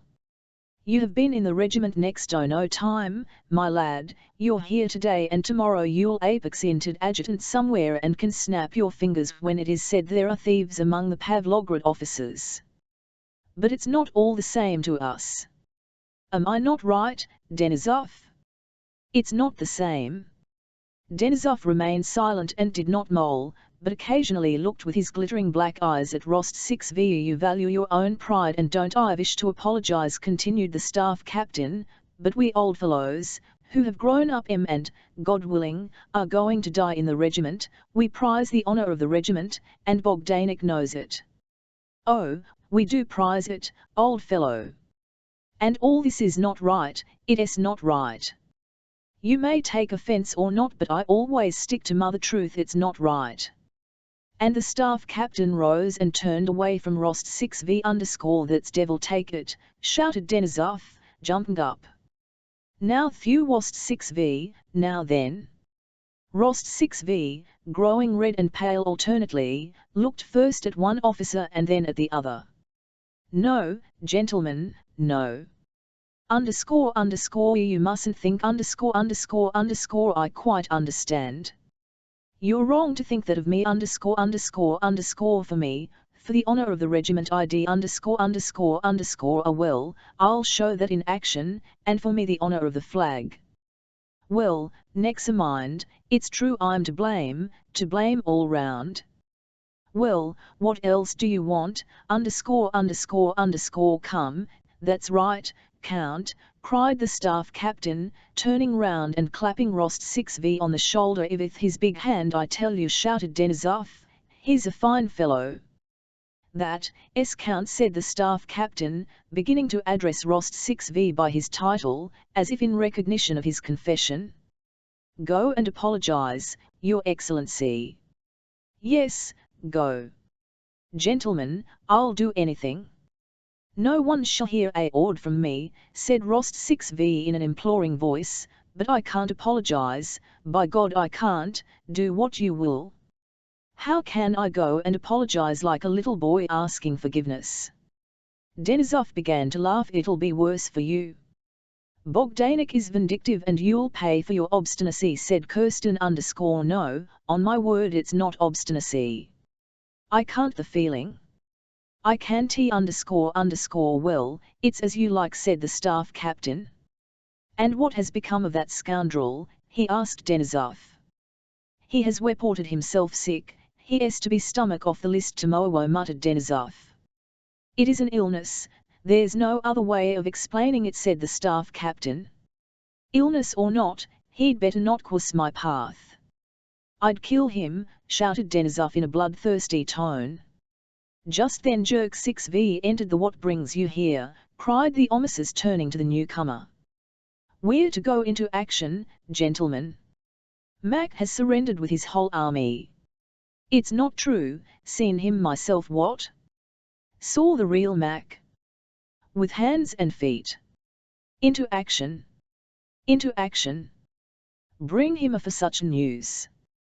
But how did you come here, sent back to the regiment all on account of that devil, Mac? An Austrian general complained of me. I congratulated him on Mac's arrival ____. The matter, Rost 6V? You look as if you'd just come out of a hot bath. Oh, my dear Andlo, we're in such a stew here these last 2 days. The regimental adjutant came in and confirmed the news brought by Jerk 6V_. They were under orders to advance next day. We're going into action, gentlemen. Well, thank God. We've sitting here too long. Chapter 6. Kutuzov fell back toward Vienna, destroying behind him the bridges over the rivers Inn, at Braunau, and Traun, near Linz. On the 23rd of October the Russian troops were crossing the river Inns at midday. The Russian baggage tram, the artillery, and columns of troops were defiling through the town of Inns on both sides of the bridge. It was a rainy, autumnal day. The wide expanse that opened out before the heights on which the Russian batteries stood guarding the bridge was at times veiled by a diaphanous curtain of slanting rain, and then, suddenly spread out in the sunlight, far distant objects could be clearly seen glittering as though freshly varnished.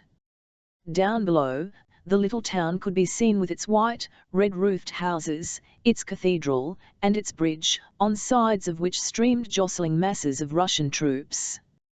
At the bend off Danube, vessels, an island, and a castle with a park surrounded by the waters of the confluence of the Inns and the Danube became visible, and the rocky left bank of the Cord with pine forests, with a mystic background of green treetops and bluish gorges. The turrets of a convent stood out beyond a wild pine forest, and far away on the other side of the Inns the enemy's horse patrols could be discerned. Among the field guns on the brow of the hill the General in command of the rearguard stood with a staff officer, scanning the country through his field glass _ a little behind them Nesvitsky, who had been sent to the rearguard by the commander-in-chief, was sitting on the trail of a gun carnage. A Cossack who accompanied him had handed him a knapsack and a flask, and Nesvitsky was treating some officers to pies and real doppelkammel _ The officers gladly gathered round, some on their knees, some squatting Turkish fashion on the wet grass _ Yes, the Austrian prince who built that castle was no fool, it's a fine place. Why are you not eating anything, gentlemen?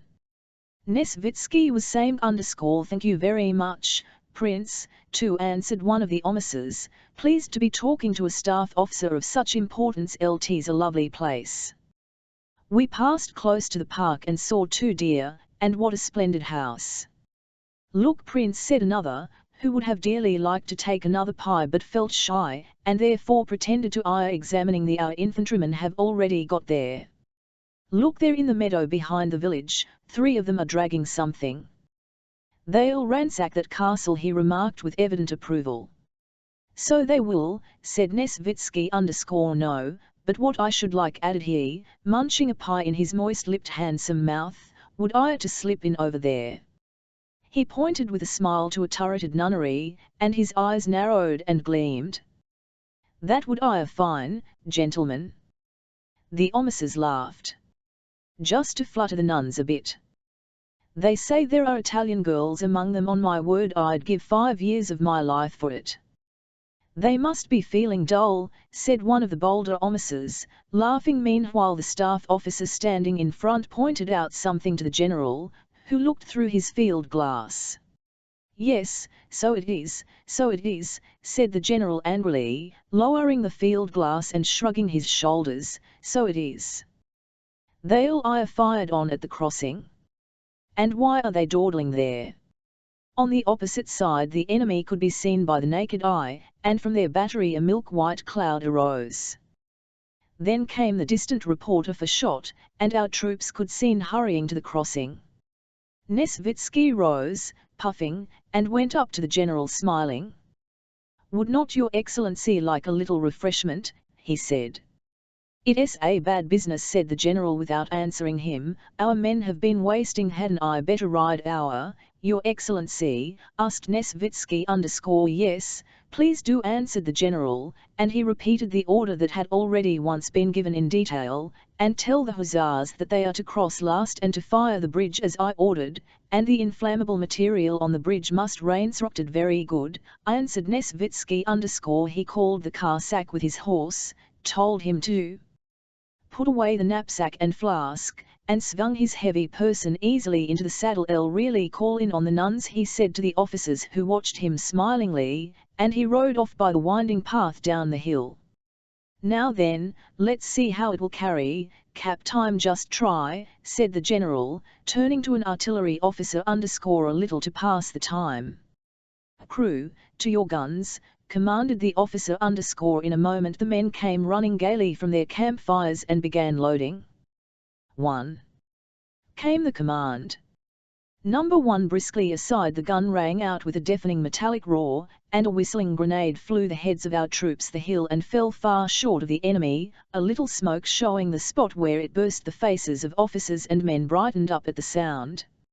Everyone got up and began watching the movements of our troops, as plainly visible as if but a stone's throw away, and the movements of the approaching enemy farther off. At the same instant the sun came freely out from behind the clouds, and the clear sound of the solitary shot and the brilliance of the bright sunshine merged in a single joyous and spirited impression. Chapter 7. 2 of the enemy's shots had already flown across the bridge, where there was a creuse half a way across stood Prince Nesvitsky, who had alighted from his horse and whose big body was jammed against the railings. He looked back laughing to the Cossack who stood a few steps behind him holding 2 horses by their bridles. Each time Prince Nesvitsky tried to move on, soldiers and carts pushed him back again and pressed him against the railings, and all he could do was to smile. "What a fine fellow you are, friend," said the Cossack to a convoy soldier with a wagon, who was pressing onto the infantrymen who were crowded together close to his wheels and his horses. "Mata fellow! You can't wait a moment. Don't you see the general wants to pass?" But the convoy man took no notice of the word general and shouted at the soldiers who were his way. "Hi there, boys! Keep to the left! Wait a bit!" But the soldiers, crowded together shoulder to shoulder, their bayonets interlocking, moved over the bridge in a dense mass. Looking down over the rails, Prince Nesvitsky saw the rapid, noisy little wars of the inns, which rippling and eddying round the piles of the bridge chased each other along. Looking on the bridge he saw equally uniform living waves of soldiers, shoulder straps, covered chariots, knapsacks, bayonets, long muskets, and, under the chariots, aces with broad sunken cheeks, and listless tired expressions, and feet that moved through the sticky mud that cawed the planks off bridge.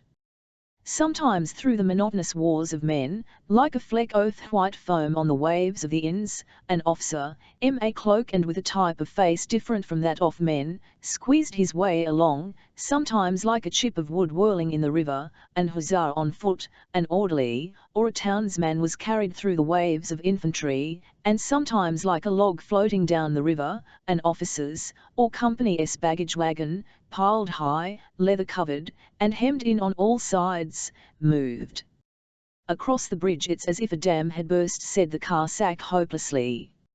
"Are there many more of you to come?" "1,000,000 all but one," replied a waggish soldier in a tom coat, with a vink, and passed on, followed by another. An old man, if he meant the enemy, begins popping at the bridge now, said the old soldier dismally to a comrade, you'll forget to scratch yourself. That soldier passed on, and after him came another sitting on a cart. Where the devil the leg band's been schmidt to, said an orderly, running behind the cart and fumbling in the back of it. And he also passed on the wagon. Then came some merry soldiers who had evidently been drinking. And then, old fellow, he gives him one in the teeth with the butt end of his gum. A soldier whose great coat was well tucked up said gaily, with a ivical swing off his arm. Yes, the ham was just delicious. Answered another with a loud large, and they passed on, so that Nesvitsky did not learn who had been struck on the or what the ham had to do with it. Bah! How they scurry! He just sends a ball and they think they'll all be killed, a sergeant was saying angrily and reproachfully as it flies past me. Daddy, the ball I mean, said a young soldier with an enormous mouth, hardly refraining from laughing. Il felt like dying of fright. I did, my word, I got that frightened, said he, as if bragging off having been frightened. That one also passed. Then followed a cart unlike any that had gone before. It was a German cart with a pair of horses led by a German, and seemed loaded with a whole houseful of effects. A fine brindled cow with a large udder was attached to the can. A woman with an unweaned baby, an old woman, and a healthy German girl with bright red cheeks were sitting on some feather beds. Evidently these fugitives were allowed to pass by special. The eyes of all the soldiers turned toward the women, and while the vehicle was passing at foot pace all the soldiers, remarks related to the young ones. Every almost the same smile, expressing unseemly thoughts. The women just see, the German sausage is making tracks, sell me the missus, said another soldier, addressing the German, who, angry and frightened, strode energetically along with downcast eyes. See how smart she's made herself, oh, the devils. There, fed 6 tov, you should be quartered on them. I haul seen as much before now, mate. Where are you going? Asked an infantry officer who was eating an apple, also half smiling as he looked at the handsome girl. The German closed his eyes, signifying that he did not understand. Take it if you like, said the officer, giving the girl an apple. The girl smiled, and Nesvitsky, like the rest of the men on the bridge, did not take his eyes off the women till they had passed. When they had gone by, the same stream of soldiers followed, with the same kind of talk, and at last all stopped. As often happens, the horses of a convoy or wagon became resty 1,7 at the end of the bridge, and the whole crowd had to wait. And why are they stopping? There's no proper order, said the soldiers. Where are you shoving to? Devil take you! Can't you wait? It'll be worse if he fires the bridge. See, here's an officer, jammed in voices were saying in the crowd, as the men looked at one another, and all pressed toward the exit from the bridge.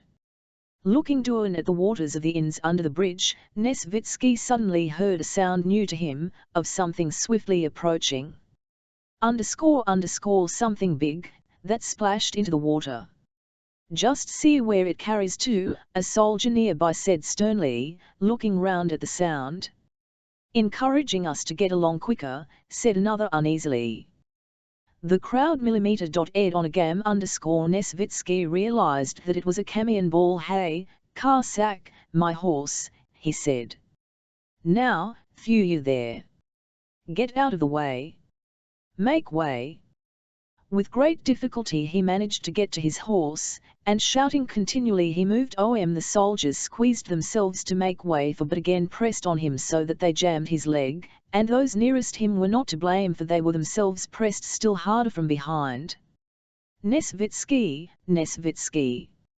You numbskull, came a hoarse voice from behind him. Nesvitsky looked round and saw, some 15 paces away but separated by the living mass of moving infantry, Vaska Denisov, red and shaggy, with his cap on the back of his black head and a cloak hanging jauntily over his shoulder. Tell these devils, these fiends, to let me pass, shouted Denisov, evidently in a fit of rage. his coal-black eyes with their bloodshot whites glittering and rolling as he waved his sheathed sabre in a small bare hand as red as his face. "All, Vaska," joyfully replied Nesvitsky. "What's up with you?" "The squadron can't pass," too, shouted Vaska Denisov, showing his white teeth fiercely and spurring his black thoroughbred Arab, which twitched its ears as the bayonets touched it, and snorted, spurting white foam from his bit, tramping the planks of the bridge with his hand, and apparently ready to jump over the railings had his rider let him %. It is this. They are like sheep. Just like sheep. Out of way. Let us pass, _____. Stop there, you devil with the cart. I'll hack you with my sabre," he shouted, actually drawing his sabre from its scabbard and flourishing it. The soldiers crowded against one another with terrified faces, and Denisov joined Nesvitsky. "How's it you're not drunk today?" said Nesvitsky when the other had ridden up to him. "They don't even give one time to drink," answered Vaska Denisov. "They keep dragging the regiment to and fro all day. If they mean to fight, let's fight, but the devil knows what this is." "What a dandy you are today," said Nesvitsky's, looking at Denisov's new cloak and saddlecloth. Denisov smiled, out of his sabre attached a handkerchief that diffused a smell of and put it to Nesvitsky's nose. "Of course. I'm going into action. I've shaved, bushed my teeth, and scented myself." The imposing figure of Nesvitsky, followed by his Cossack, and the determination of Denisov, who flourished his sword and shouted frantically, had such an effect that they managed to squeeze through to the farther side of the bridge and stopped the infantry beside the bridge. Nesvitsky found the colonel to whom he had to deliver the order, and having done this he rode. Having cleared the way, Denisov stopped at the end of the bridge. Carelessly holding in his stallion that was neighing and pawing the ground, eager to rejoin its fellows, he watched his squadron draw nearer. Then the clang of hoofs as of several horses galloping, resounded on the planks off bridge, and the squadron, officers in front and men four abreast, spread across the bridge and began to emerge on his side of it. The infantry who had iron stopped crowded near the bridge in the trampled mud and gazed with that particular feeling of ill will, estrangement, and ridicule with which troops of different arms usually encounter one another at the clean, smolled hussars who moved past them in regular order. "Smart lads. Only fit for a said one. What good are they?" "They are led alcute just for show," remarked another. "Don't kick up the dust, you infantry," jested an hussar whose prancing horse had splashed mud over some foot soldiers. "I'd like to put you on a 2 days' march with a knapsack. Your fine cords would soon get a bit rubbed," too, said an infantryman, wiping the mud off his face with his sleeve perched up there. "You're more like a bird than a man. There now, Zikin, they ought to put you on a horse. You'd look fine," said a corporal, chaffing a thin little soldier who bent under the weight of his knapsack. "Take a stick between your legs, that suits you for a horse," the hussar shouted back. Chapter 8. The last of the infantry hurriedly crossed the bridge, squeezing together as they approached it as if passing through a tunnel. At last the baggage wagons had all crossed, the crush was less, and the last battalion came onto the bridge. Only Denisov's squadron of hussars remained on the side of the bridge facing the enemy, who could be seen from the hill on the opposite bank but was not yet visible from the bridge, for the horizon as seen from the valley through which the river flowed was formed by the rising ground only half a mile away. At the foot of the hill lay Ivesland, over which a few groups of our Cossack scouts were moving. Suddenly on the road at the top of the high ground, artillery and troops in blue uniform were seen. These were the French. A group of Cossack scouts retired down the hill at a trot. All the officers and men of Denisov's squadron, though they tried to talk of other things and to look in other directions, thought only of what was there on the hilltop, and kept constantly looking at the patches appearing on the skyline, which they knew to the enemy's troops. The weather had cleared again since noon and the sun was descending brightly upon the Danube and the dark hills around it. It was calm, and at intervals the bugle calls and the shouts of the enemy could be heard from the hill. There was no one now between the squadron and the enemy except a few scattered skirmishers. An empty space of some 700 yards was all that separated them. The enemy ceased firing, and that stern, threatening, inaccessible, and intangible line which separates hostile armies was all the more clearly felt. One step beyond that boundary line which resembles the line dividing the living from the dead lies uncertainty, suffering, and death. And what is there? Who is there beyond that field, that tree, that roof lit up by the sun? No one knows, but one wants to know. You fear and yet long to cross that line, and know that sooner or later it must be crossed, and you will have to find out what is there, just as you will inevitably have to learn what lies the other side of death. But you are strong, healthy, cheerful, and excited, and are surrounded by other such excitedly animated and healthy men. So thinks, or at any rate feels, anyone who comes in sight of the enemy, and that feeling gives a particular glamour and glad keenness of impression to everything that takes place at such moments. On the high ground where the enemy was, the smoke of a cannon rose, and a ball flew whistling over the heads of the hussar squadron. The officers who had been standing together rode off to their places. The hussars began carefully aligning their horses. Silence fell on the whole squadron. All were looking at the enemy in front and at the squadron commander, awaiting the word of command. A second and a third cannonball flew past. Evidently they were firing at the hussars, but the ball's rapid rhythmic whistle flew over the heads of the horsemen and fell somewhere beyond them. The hussars did not look round, but at the sound of each shot, as at the word of command, the whole squadron with its rows of faces so alike yet so different, holding its breath while the ball flew past, rose in the stirrups and sank back again. The soldiers without turning their heads glanced at one another, curious to see their comrade's impression. Every face, from Denisov's to that of the bugler, showed one common expression of conflict, irritation, and excitement, around chin and mouth. The quartermaster frowned, looking at the soldiers as if threatening to punish them. Cadet Mir 6 November ducked every time a ball flew past. Rost 6V on the left flank, mounted on his rook, a handsome horse despite its game leg, had the happy air of a schoolboy called up before a large audience for an examination in which he feels sure he will distinguish himself. He was glancing at everyone with a clear, bright as if asking them to notice how calmly he sat under fire. But despite himself, on his face too that same indication of something new and stem showed round the mouth. Who is that curtsying there? Cadet My 6 November. That is not white. Look at me, cried Denisov, who, unable to keep still on one spot, kept turning his horse in front of squadron.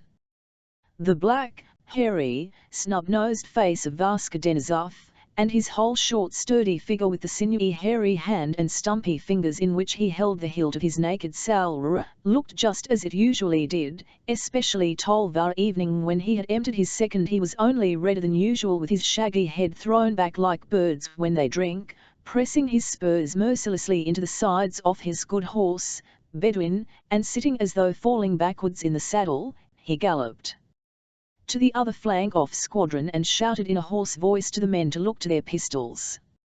He rode up to Kirsten. The staff captain on his broad-backed, steady mare came at a walk to meet him. His ace with its long moustache was serious as always, only his eyes were brighter than usual. Well, what about it? Said he to Denisov. It won't come to a fight. You'll see, we shall. The devil only knows what they are about, muttered Denisov.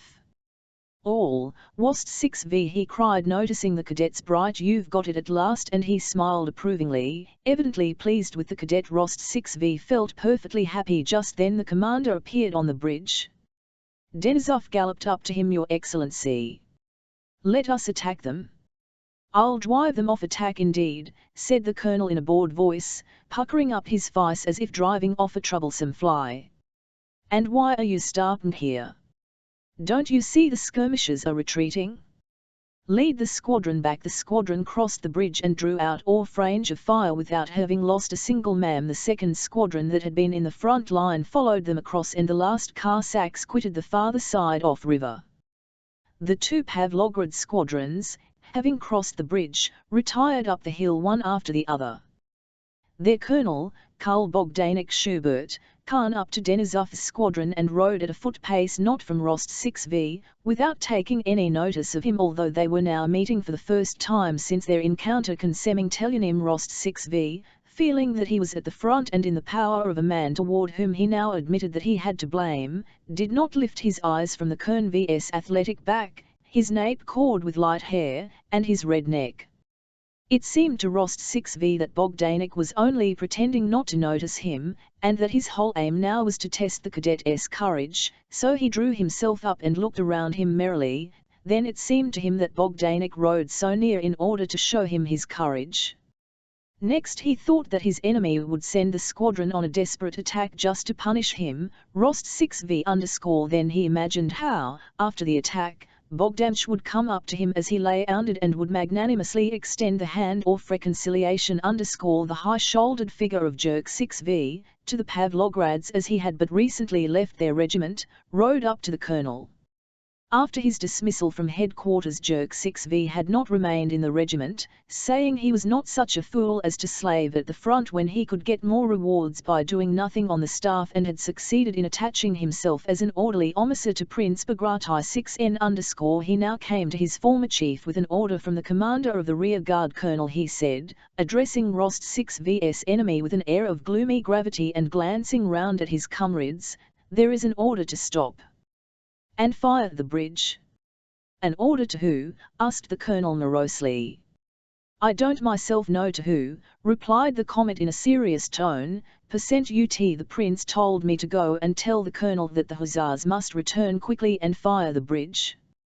Jerk 6v was followed by an officer of the suite who rode up to the colonel of hussars with the same order. After him the stout Nesvitsky came galloping up on a Cossack horse that could scarcely carry his weight. How's this, colonel? He shouted as he approached. I told you to fire the bridge, and now someone has gone and blundered. They are all outside themselves over there and one can't make anything out. The colonel deliberately stopped the regiment and turned to Nesvitsky. You spoke to me of inflammable material, said he, but you said nothing about firing it. But, my dear sir, said Nesvitsky as he drew up, taking off his cap and smoothing his hair wet with perspiration with his plump hand, I wasn't telling you to fire the bridge. An inflammable material had been put in position. I am not your dear sir, NFR_ staff officer, and you did not tell me to burn the bridge. I know the service, and it is my habit orders strictly to obey. You said the bridge would burn, but who would burn it? I could not know by the Holy Spirit. That's always the way, said Nesvitsky with of the hand. How did you get here? Said he, turning to Jerk 6v. On the same business. But you are damp. Let me wring you out. You were saying, Mr. Staff Officer continued the colonel in an offended tone. Colonel, interrupted the officer of the suite, you must quick or the enemy will bring up his guns to use grass shot. The colonel looked silently at the officer of the suite, at the stout staff officer, and at Jerk 6v, and he frowned. I will the bridge fire, he said in a solemn tone, as if to announce that in spite of all the unpleasantness he had to endure he would still do the right thing. Striking his horse with his long muscular legs as if it were to blame for everything, the colonel moved forward and ordered the second squadron, that in which Rost 6v was serving under Denisov, to return to the bridge. There, it's just as I thought, said Rost 6v to himself, he wishes to test me. His heart contracted and the blood lushed to his ace_. Let him see whether I am a coward. He thought again. On all the bright of the squadron the serious expression appeared that they had Ivan under fire. Rost 6v watched his enemy, the colonel, closely, to find in his face confirmation of his OU.N conjecture, but the colonel did not once glance at Rost 6v, and looked as he always did when at the front, solemn and stern. Then came the word of command, look sharp. Look sharp, several voices repeated around him. Their sabres catching in the bridles and their spurs jingling, the hussars hastily dismounted, not knowing what they were to do. The men were crossing themselves. Rost 6v no longer looked at the colonel, he had no time. He was afraid of behind the hussars, so much afraid that his heart stood still. his hand trembled as he gave his horse into an orderly's charge, and he felt the blood rush to his heart with a thud. Denisov rode past leaning back and shouting something. Rost 6v saw nothing but the hussars running all around him, their spurs catching and their sabres clattering stretchers. Shouted someone. Ik hind herm. Rost 6v did not think what this call for stretchers meant. He ran on, trying only to be ahead of the others, but just at the bridge, not looking at the ground, he came on some sticky, trodden mud, stumbled, and fell on his hands. The others outstripped him. At Zide's captain he heard the voice of Colonel, who, having ridden ahead, had pulled up his horse near the bridge, with a triumphant, cheerful face. Rost 6v whipped his muddy hands on his breeches, looked at his enemy and Evers to run on, thinking that the farther he went to the front the Erta _ but Bogdanik _ without looking at or recognizing Rost 6v, shouted to him, "Who's that running on the middle of the bridge?" To the right. "Come back, cadet," he cried angrily, and turning to Denisov, who, showing off his courage, had ridden on to the planks of the bridge _ "Why run risks, Captain? You should dismount," he said. "Oh, every bullet has its billet," answered Vaska Denisov, turning in his saddle. Meanwhile Nesvitsky, Jerk 6v, and the officer of the suite were standing together out of range of the shots, watching, now the small group of men with yellow shaos, dark green jackets braided with cord, and blue riding breeches, who were swarming near the bridge, and then at what was approaching in the distance from the opposite side, the blue uniforms and groups with horses, easily recognizable as artillery. Will they burn the bridge or not? Who'll get there first? Will they get there and fire the bridge, or will the French get within range and wipe them out? These were the questions each man of troops on the high ground the bridge involuntarily asked himself with a sinking heart, watching the bridge and the hussars in the bright evening light and the blue tunics advancing from the other side with their bayonets and guns. "Other hussars will get it hot," said Nesvitsky. "They are within grape shot range now." "He shouldn't have taken so many men," said the officer of the suite. "TME enough," answered Nesvitsky. "Two smart fellows could have done the job just as well." "All, Your Excellency," put in Jerk 6v, his eyes fixed on the hussars, but still with that nain air that made it impossible to know whether he was speaking in jest or in earnest. "All, Your Excellency. How you look at things! Send 2 men. And who then would give us the Vladimir medal and ribbon? But now, even if they do get peppered, the squadron may be recommended for honours and he may get our Bogdanik knows how things are done." "There now," said the officer of the suite, "that's grape shot." He pointed to the French guns, the limbers of which were being detached and hurriedly remoored on the French side. Amid the groups with cannon, a cloud of smoke appeared, then a second and a third almost simultaneously, and at the moment when the first relxnt was heard a fourth was seen. Then 2 reports one after another, and a third. "Oh, oh," groaned Nesvitsky as if in fierce pain, seizing the officer of the suite by the arm. "Look! A man has fallen, villain." 2. "I think if I were Tsar I would never go to war," said Nesvitsky, turning away. The French guns were hastily reloaded. The infantry in their blue uniforms advanced toward the bridge. At a rum smoke appeared again but at irregular intervals, and grape shot cracked and rattled onto the bridge. But this time Nesvitsky could not see what was happening there, as a dense cloud of smoke arose from it. The hussars had succeeded in setting it on fire and the French batteries were now firing at them, no longer to hinder them but cause the guns were trammed and there was someone to fire at. The French had time to fire 3 rounds of grape shot before the hussars got back to their horses.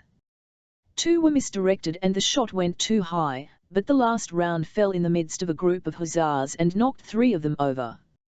Rost 6v, by his relations with Bogdanik, had paused on the bridge not knowing what to do.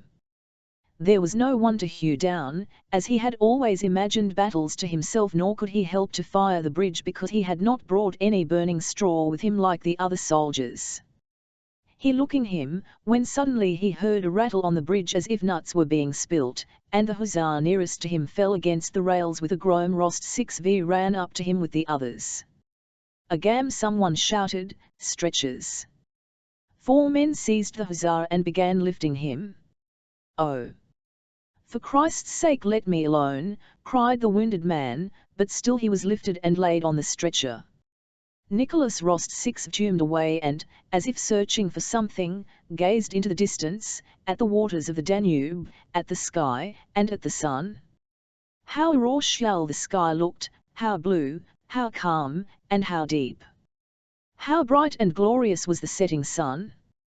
With what soft glitter the waters of the distant Danube shone! And fairer still were the faraway blue mountains beyond the river, the nunnery, the mysterious gorges, and the pine forests veiled in the mist of their summits. There was peace and happiness. L should wish for nothing else, nothing, if only I were there. Thought Rost 6v. In myself alone and in that sunshine there is so much happiness, but here.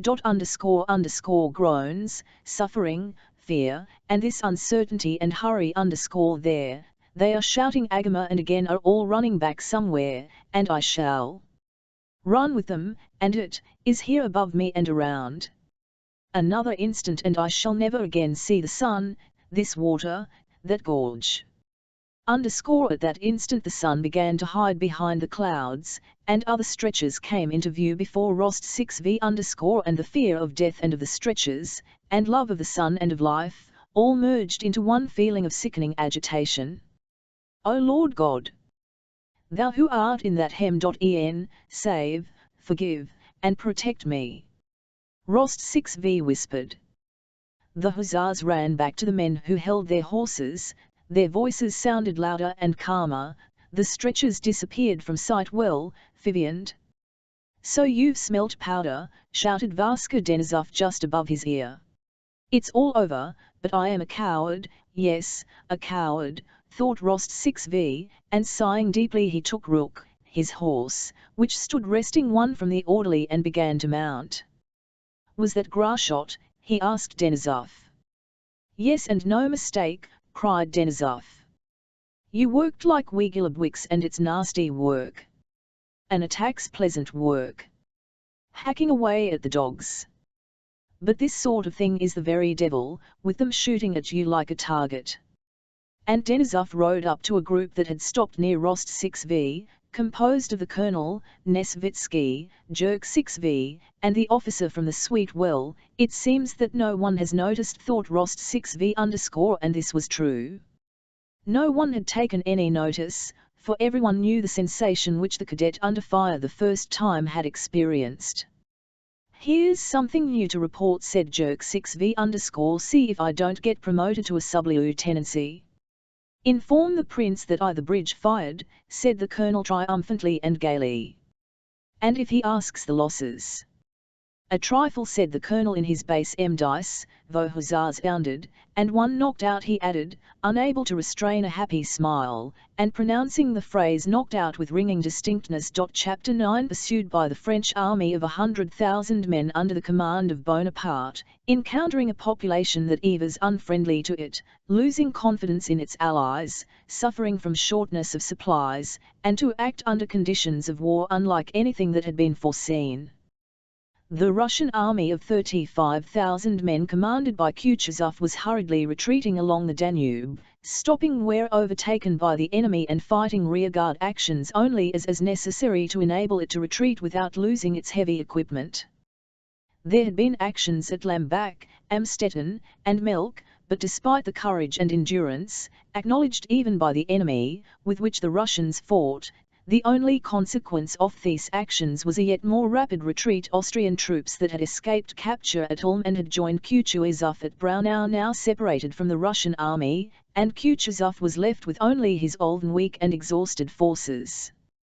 The defence of Vienna was no longer to be thought of instead of an offensive, the plan of which, Kirill 11Y prepared in accord with the modern science of strategics, had been handed to Kutuzov when he was in Vienna by the Austrian Hofkriegsrath, The sole and almost unattainable aim remaining for him was to effect a junction with the forces that were advancing from Russia, without losing his army as Mack had done at Ulm. On the 28th of October, Kutuzov with his army crossed to the left bank of the Danube and took up for the first time with the river between himself and the main body of the French.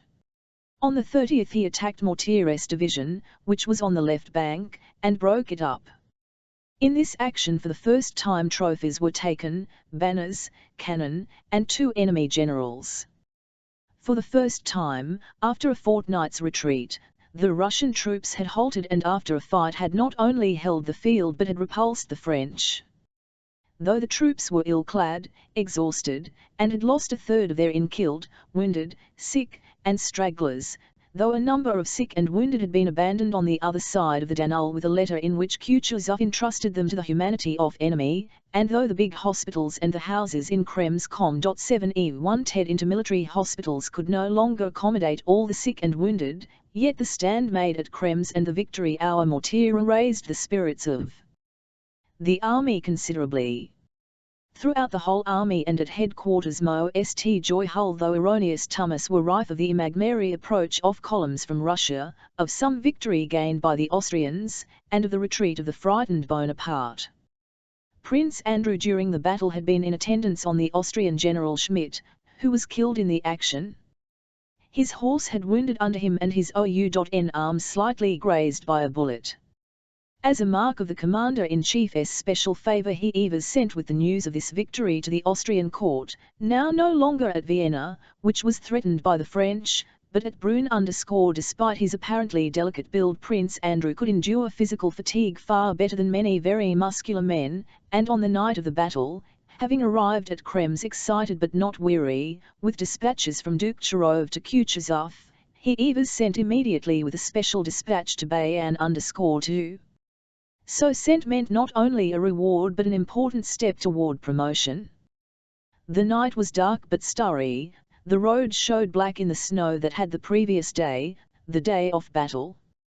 Reviewing his impressions of recent battle, picturing pleasantly to himself the impression his news of a victory would create, or recalling the send-off given him by the Commander-in-Chief and his fellow officers, Prince Andrew was galloping along in a post-chaise enjoying the feelings of a man who has at length begun to attain a long-desired happiness. As soon as he closed his eyes his ears seemed filled the rattle of the wheels and the sensation of victory. Then he began to imagine that the Russians were running away and that he himself was killed, but he quickly roused himself with a feeling of joy, as if learning afresh that this was not so but that on the contrary the French had run away. He again recalled all the details of the victory and his own calm courage during the battle, and feeling reassured he dozed off. The dark starry night was followed by a bright cheerful one morning.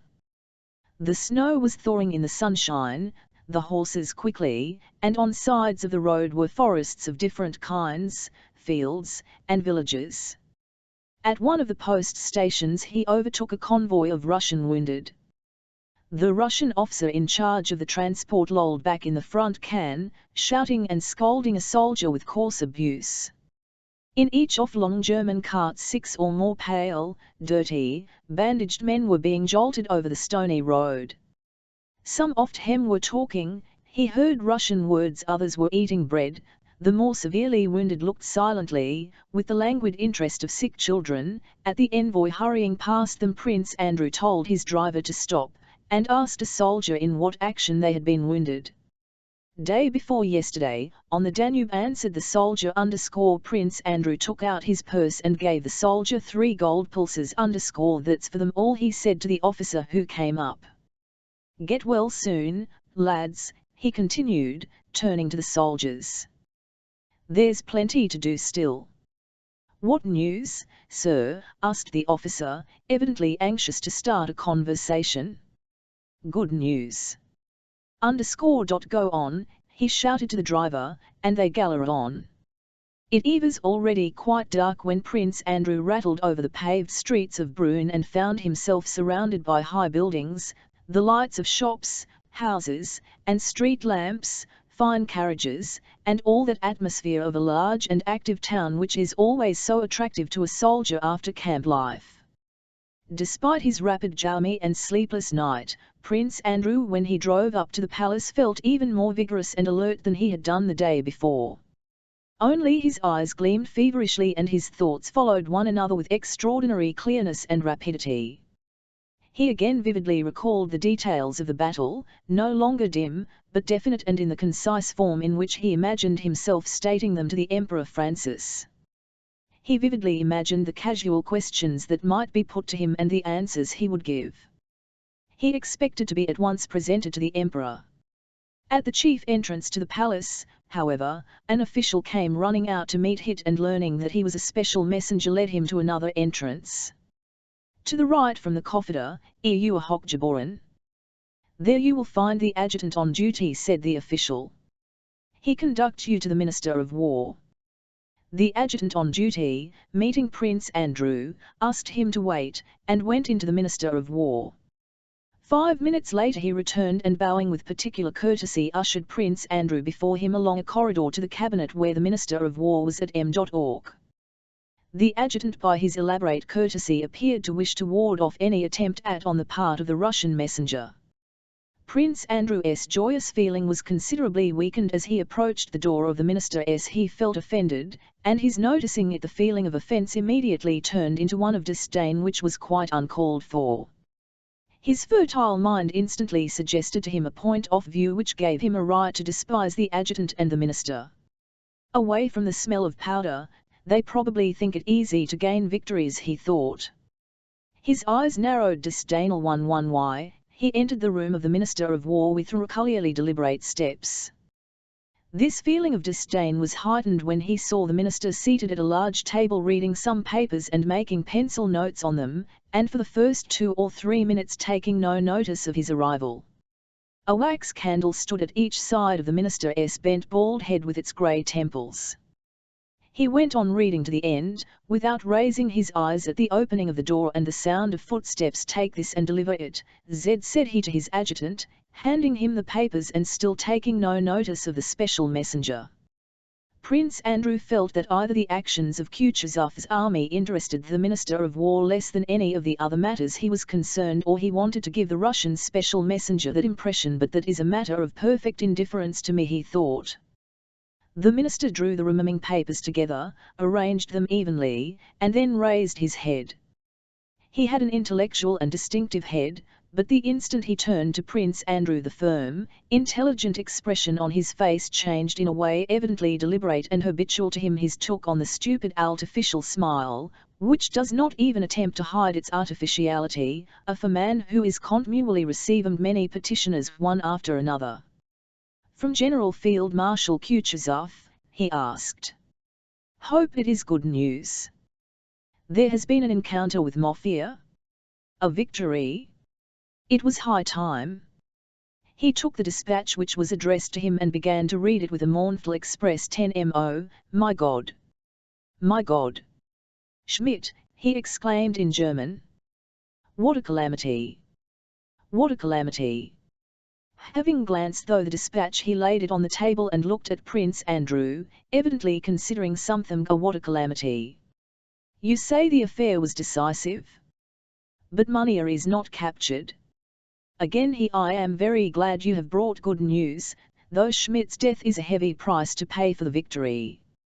His Majesty will no doubt wish to see you, but not today. I think you must rest. Be at the levee tomorrow after the parade. However, I will let you. The stupid smile, which had left his face while he was sulking, reappeared. Au revoir. Thank you very much. His Majesty will probably desire to see you, he added, bowing his head. When Prince Andrew left the palace, he felt that all the interest and happiness the victory had afforded him had been now left in the indifferent hands of the Minister of War and the polite adjutant. The whole tenor of his thoughts instantaneously changed. The battle seemed the memory of a remote event long past. Chapter X. Prince Andrew stayed at Brünn with Bilibin, a Russian acquaintance of his in the diplomatic hall. My dear Prince, I could not have a more welcome visitor, said Bilibin as he came out to meet Prince Andrew. Franz, put the prince's things in my, said he to the servant who was ushering Bolkonsky in. So you're a messenger of victory, eh? Splendid. And I am sitting here ill, as you see. After washing and dressing, Prince Andrew came into the diplomat's luxurious study and sat down to the dinner prepared for him. Bilibin settled down comfortably beside the fire. After his journey and the campaign during which he had been deprived of all the comp% of cleanliness and all the refinements of life, Prince Andrew felt a pleasant sense of repose among luxurious surroundings such as he had been accustomed to from childhood. Besides, it was pleasant, after his reception by the Austrians, to speak if not in Russian, for they were speaking French, at least with a Russian who would, he supposed, share the general Russian antipathy to the Austrians which was then particularly strong. Bilibin was a man of 35, a bachelor, and of the same circle as Prince Andrew. They had known each other previously in Petersburg, but had become more intimate when Prince Andrew was in Vienna with Kutuzov.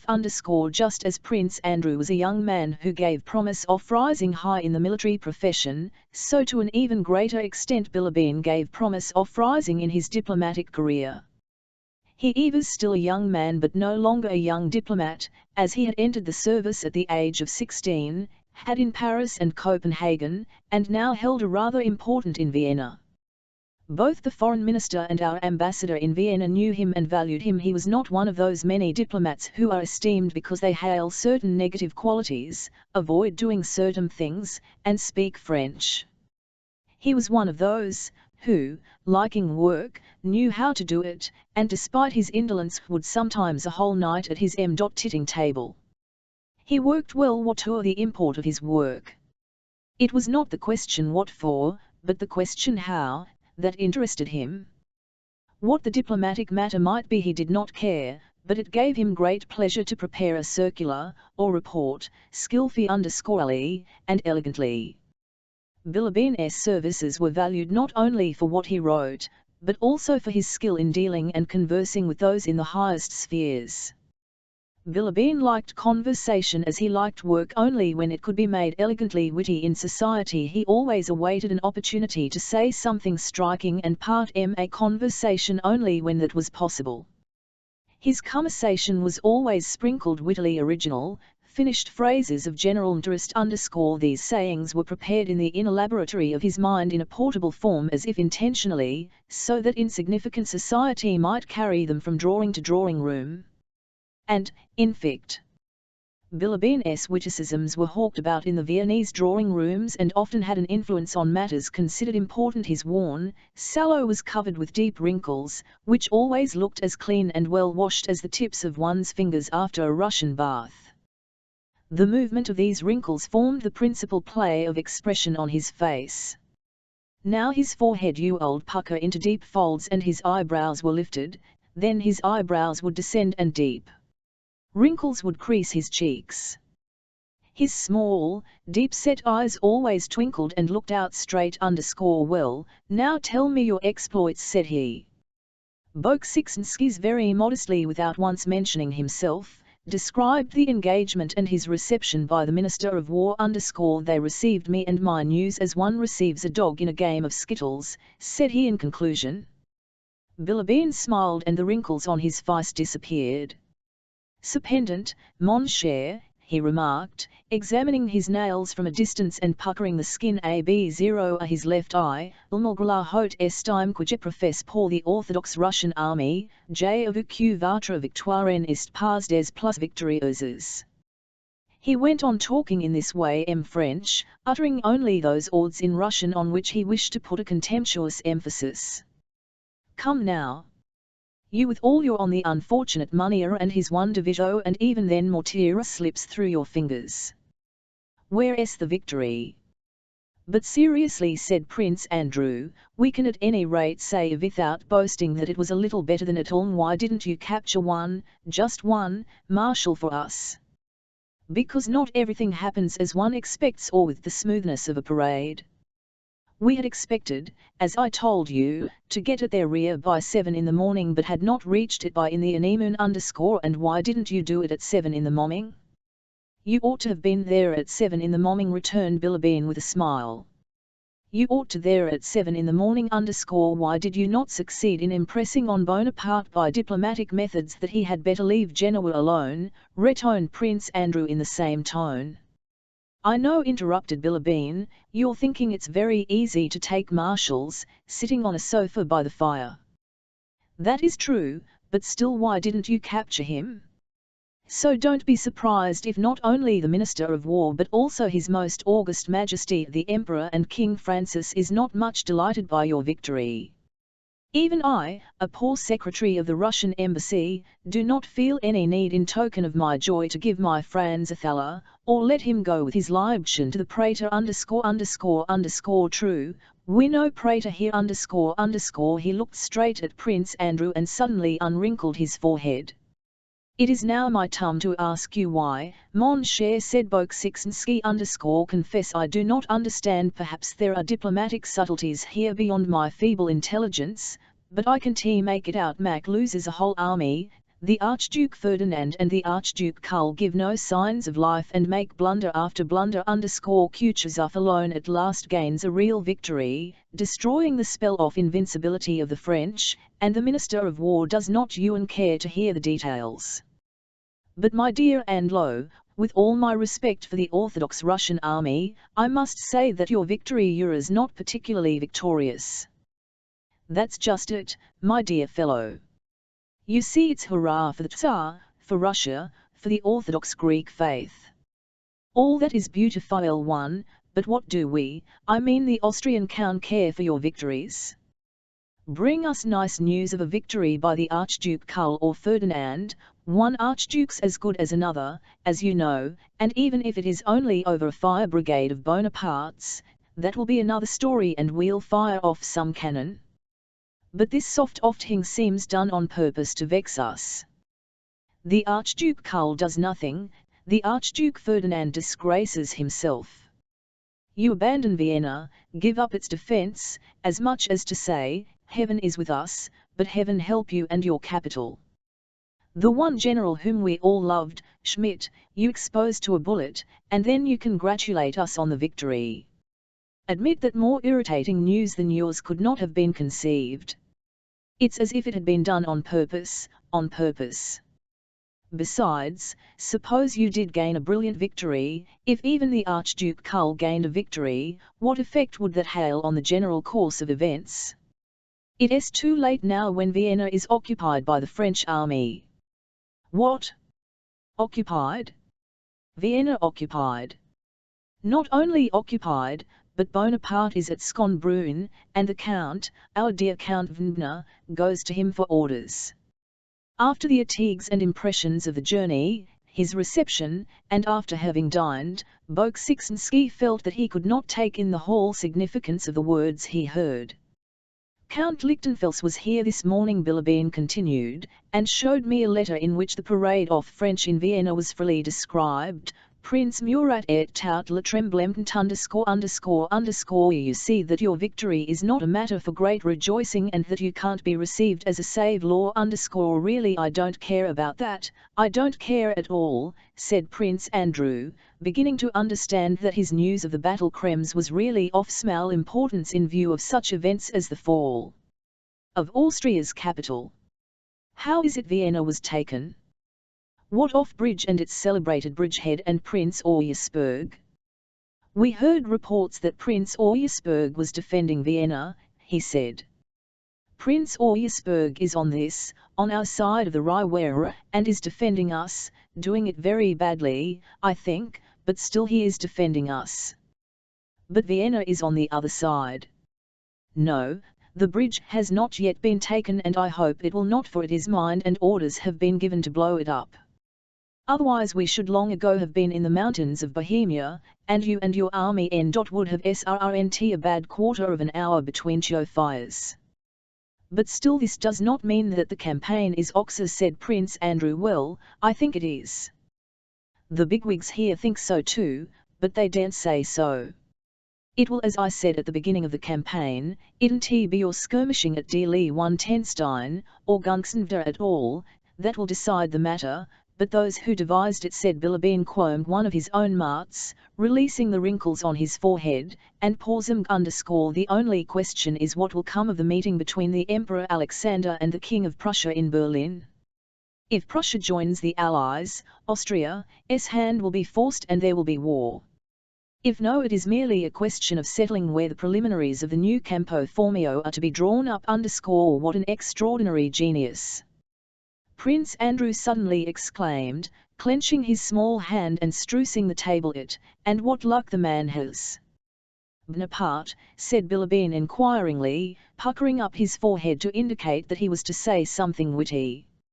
Book.part, he repeated, accentuating the U. I think, however, now that he lays down laws for Austria at Skondnun, il faut le faire grâce à you, 26 one shall certainly adopt an innovation and call him simply Bonaparte. But joking apart, said Prince Andrew, do you really think the campaign is over? This is what I think. Austria has been made a fool of and she is not used to it. She will retaliate. And she has iron-fooled in the first place because her provinces have been pillaged. They say the Holy Russian army loots terribly, her army is destroyed, her capital, and all this for the beau year 27 of His Sardinian Majesty. And therefore, this is between ourselves, I instinctively feel that we are being, my instinct tells me of negotiations with France and projects for peace, a secret peace concluded separately. Impossible, cried Prince Andrew. That would be too base. If we live we shall see, replied Bilibin, his face again became smooth as a sign that the conversation was at an end. Hen Prince Andrew reached the prepared for him and lay down in a clean shin on the feather bed, its warm and fragrant pillows. He felt that the battle of which he had brought tidings was far away from him, the alliance with Prussia, Austria's treachery, Bonaparte's new triumph, tomorrow, levee and parade, and the audience, the Emperor Francis, occupied his thoughts. He closed his eyes, and immediately a sound of cannonading, of musketry and the rattling of carriage wheels seemed to fill his ears, and now again drawn out in line the musketeers were descending the hill, the French were firing, and he felt his heart palpitating as he rode forward beside Schmidt with the bullets merrily whistling all around, and he experienced tenfold the joy of living, as he had not done since childhood he woke up. Yes, that all happened, he said, and, smiling happily to himself like a child, he fell into a deep, youthful one. We must let him off FFEU. FMEIs. Chapter 11. Next day he woke late. Recalling his recent impressions, the first thought that came into his mind was that today he had to be presented to the Emperor Francis.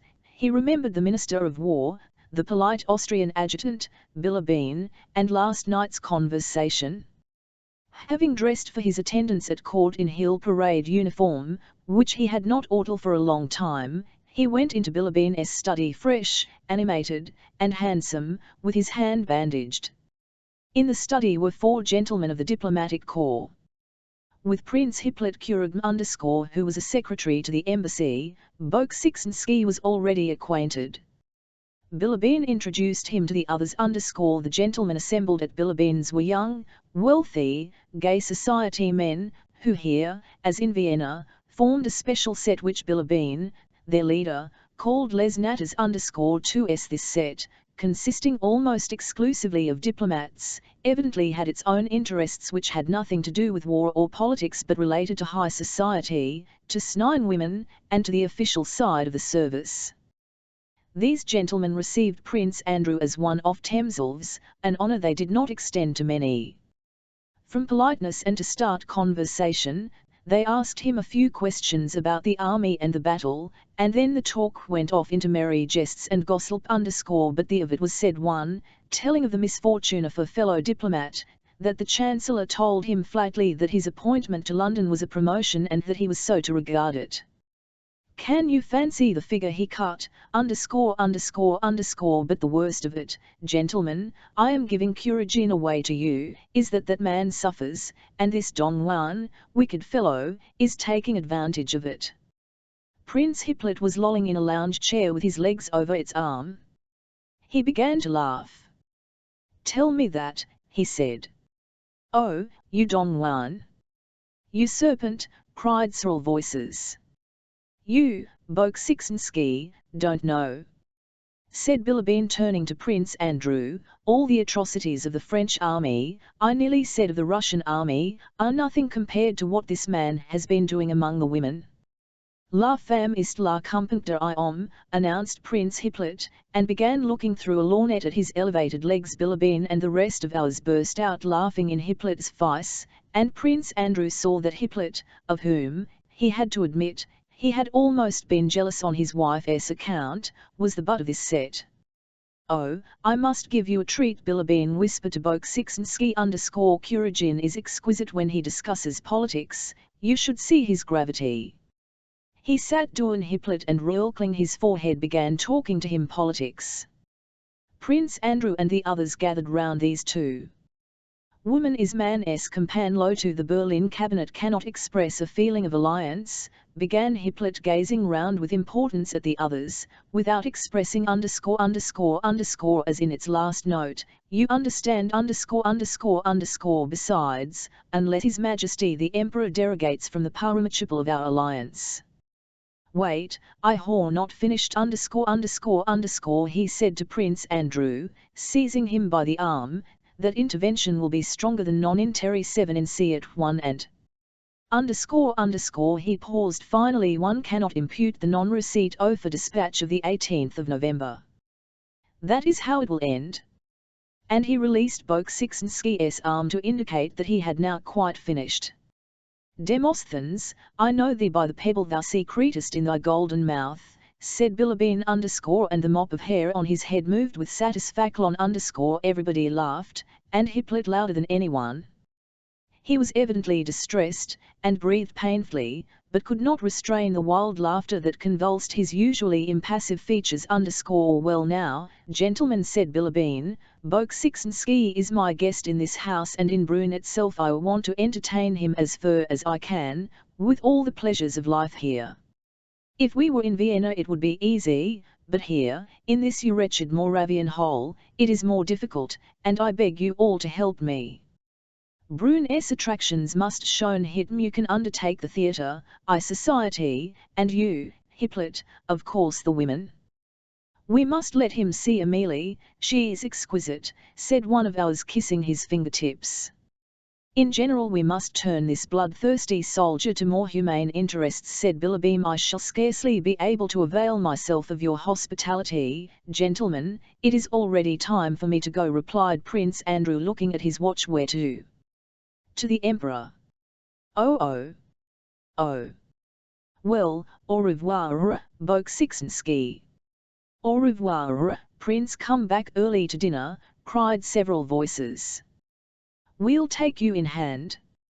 When striking to the Emperor, tty as far as you can to praise the way that provisions are supplied and the routes indicated, said Bilibin, accompanying him to the hall. I should like to _k well of them, but as far as I know the facts, I can't, replied Bolkonsky smiling. Well, talk as much as you can, anyway he has a passion for giving audiences, but he does not like talking himself and can't do it, as you will see. Chapter 12. At the levee Prince Andrew among the Austrian officers as he had been told to, and the Emperor Francis merely looked fixedly into his face and just nodded to him with his long head. But after it was over, the adjutant he had seen the previous day ceremoniously informed Bolkonsky that the Emperor desired to give him an audience. The Francis him standing in the middle of room before the conversation began. Prince Andrew was struck by the fact that the Emperor seemed confused and blushed as if not knowing what to tell me. When did the battle begin? He asked hurriedly. Prince Andrew replied. Then followed other questions just as simple. Was Kutuzov well? When had he left Krems, and so on. The Emperor spoke as if his sole aim were to put a given number of questions. The answers to these questions, as was only too evident, did not interest him. At what o'clock did the battle begin? Asked the Emperor. I cannot inform your Majesty at what o'clock the battle began at the front, but at Duffenstein, where I was, our attack began in the afternoon, replied Bolkonsky growing more animated, and that he would have a chance to give a reliable account, which he had ready in his mind, of all he knew and had seen. But the emperor smiled and interrupted him. How many miles? From where to where, your majesty? From Durenstein to Krems _3.5 miles, your majesty. The French have abandoned the left bank. According to the scouts, the last of them crossed on rafts during the night. Is there sufficient forage in Krems? Forage has not been supplied to the extent. The emperor interrupted him. At what o'clock was General Schmidt killed? At 7. At 7 o'clock? It's very sad, very sad. The emperor thanked Prince Andrew and bowed. Prince Andrew withdrew and was immediately surrounded by courtiers on all sides. Everywhere he saw friendly looks and heard friendly words. Yesterday's adjutant reproached him for not having stayed at the palace, and offered him his Vn house. The Minister of War came up and congratulated him on the Maria Theresa Order of the 3rd grade, which was conferring on him. The Empress Chamberlain invited him to see Her Majesty. The Archduchess also wished to see him.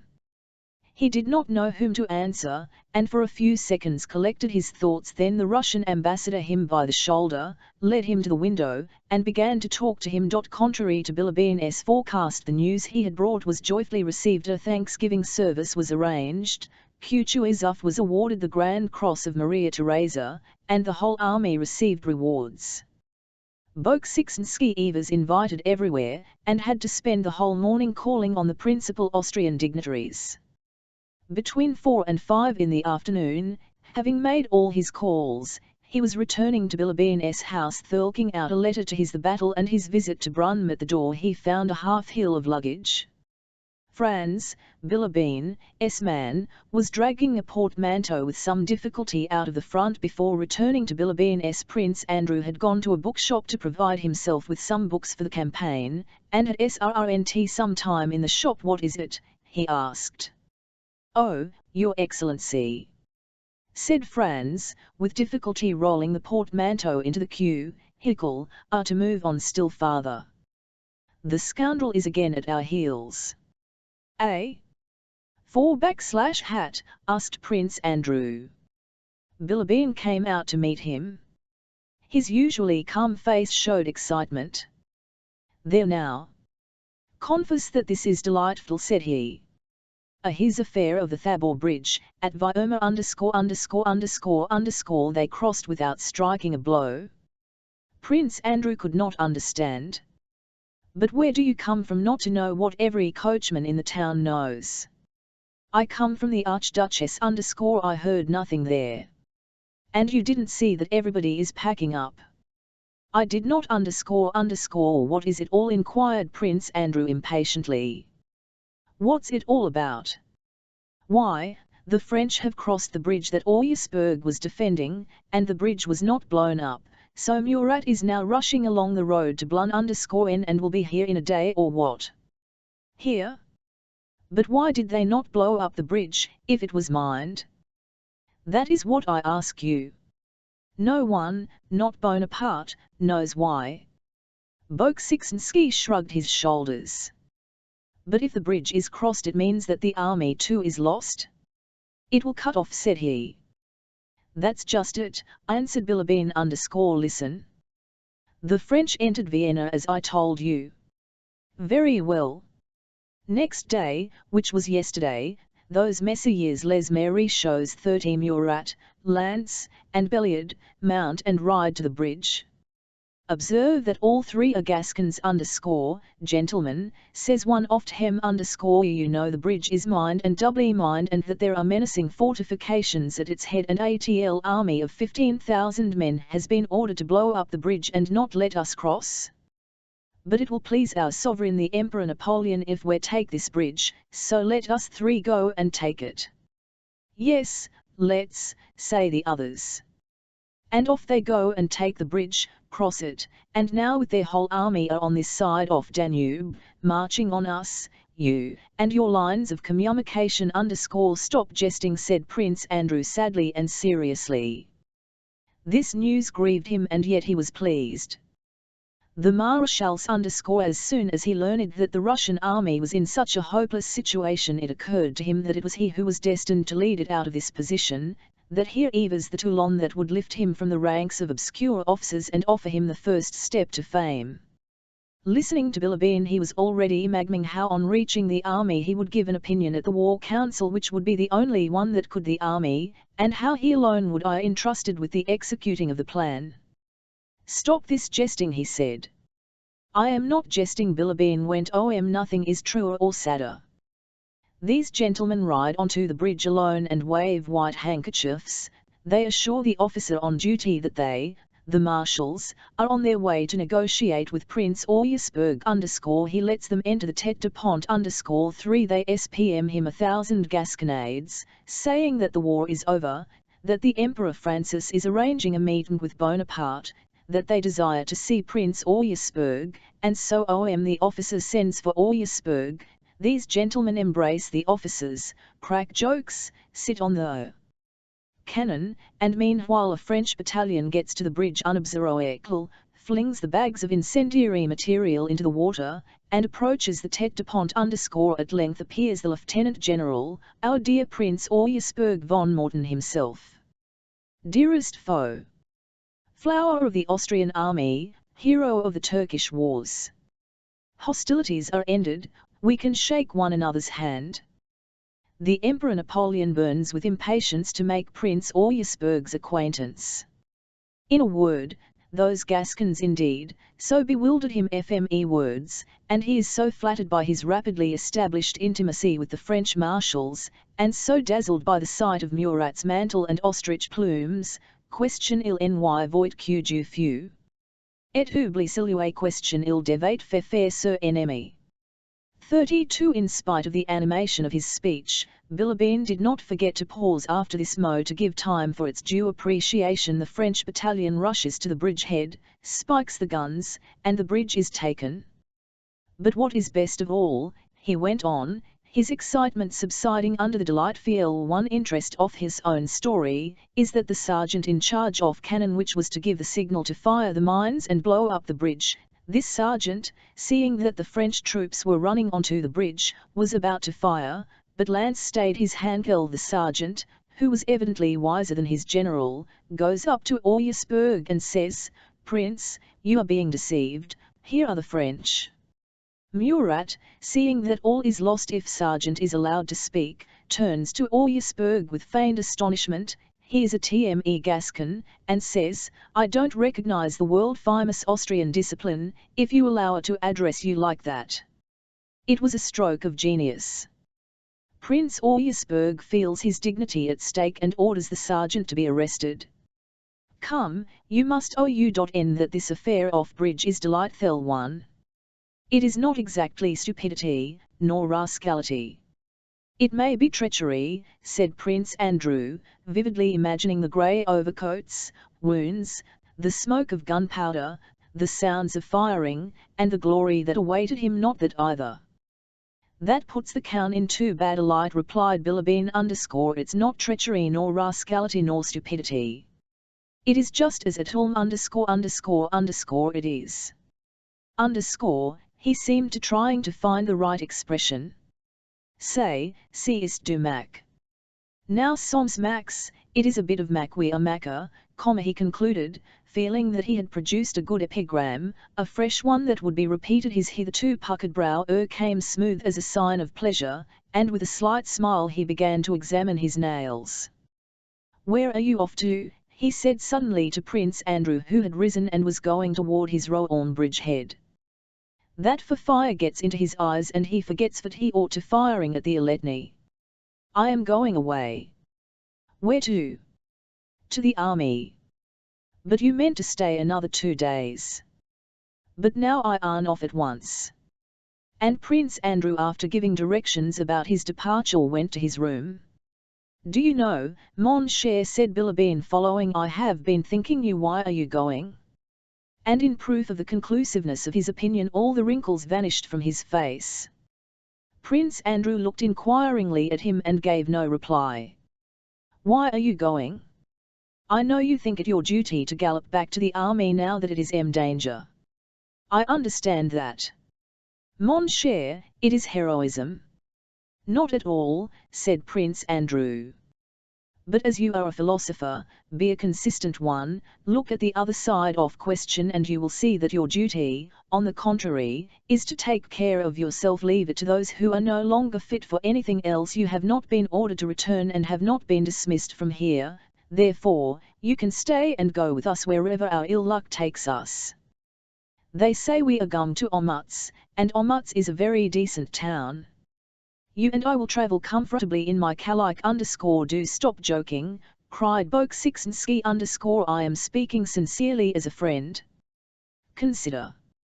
Where and why are you going, when you might remain here?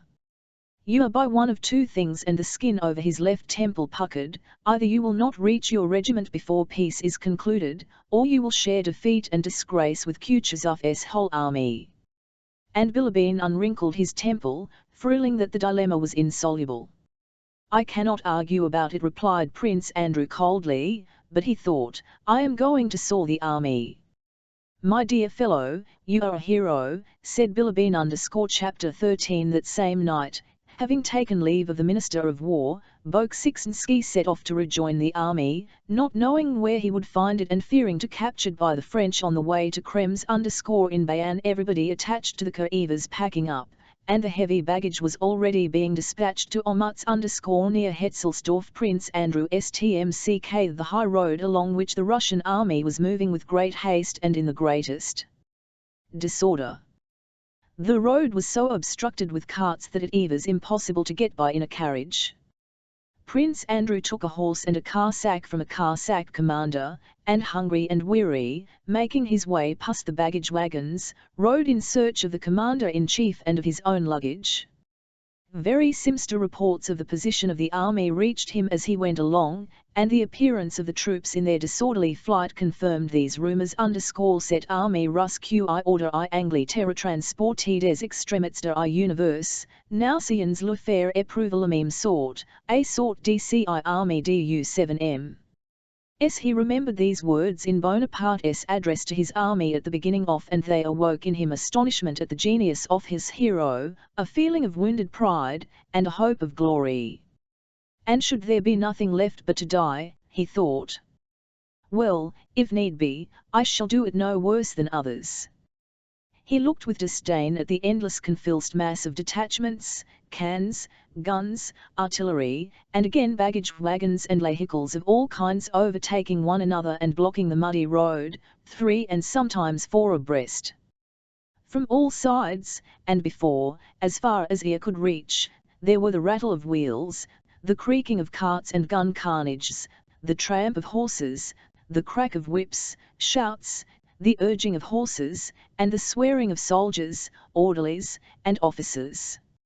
All along the sides of the road fallen horses were to be seen, some flayed, some not, and broken down cans beside which solitary soldiers sat waiting for something, and again soldiers straggling from their companies, crowds of whom set off to the neighbouring villages, or returned from them dragging sheep, fowls, hay, and bulging sacks at each ascent or descent of the road. The crowds were yet denser and the din of shouting more incessant.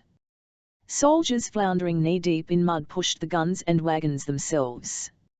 Whips cracked, slipped, traces broke, and lungs were strained with shouting. The officers directing the march rode backward and forward between the carts. Their voices were but feebly heard amid the uproar, and one saw by their faces that they despaired of checking this disorder. Here is our dear Orthodox Russian army, thought Bolkonsky _ recalling Bilibin's words. Wishing to find out where the commander-in-chief was, he rode up to a convoy.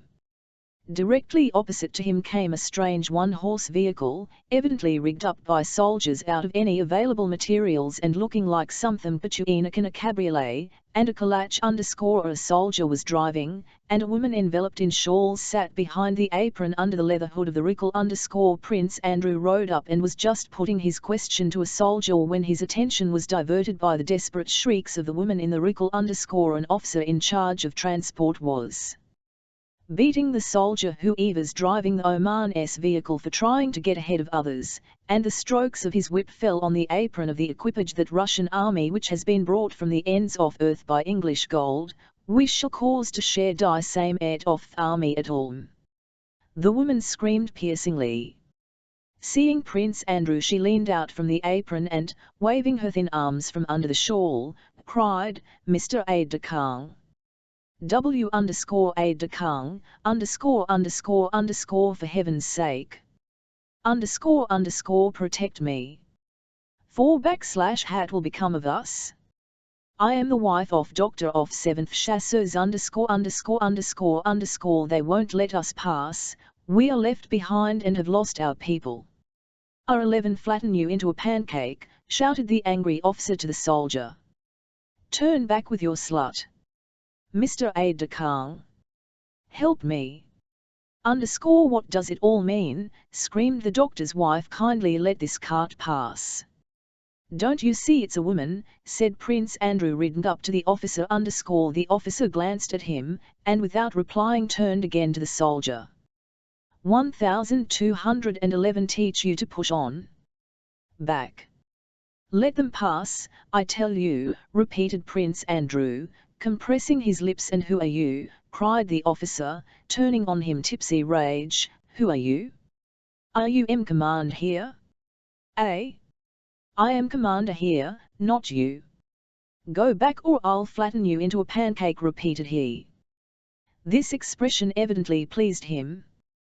That was a nice snub for the little aide-de-camp, came a voice from behind. Prince Andrew saw that the officer was in that state of senseless, tipsy rage when a man does not know what he is saying. He saw that his championship of Dr. S. wife in her queer trap might expose him to what he dreaded more than anything in the world, to ridicule, but his instinct urged him 0th before the officer finished his sentence. Prince Andrew, his face distorted with flare, rode up to him and raised his riding whip. Kind. Let them pass. The officer flourished his arm and hastily rode away. It's all the of these Anglos on the staff that there's this disorder, he muttered.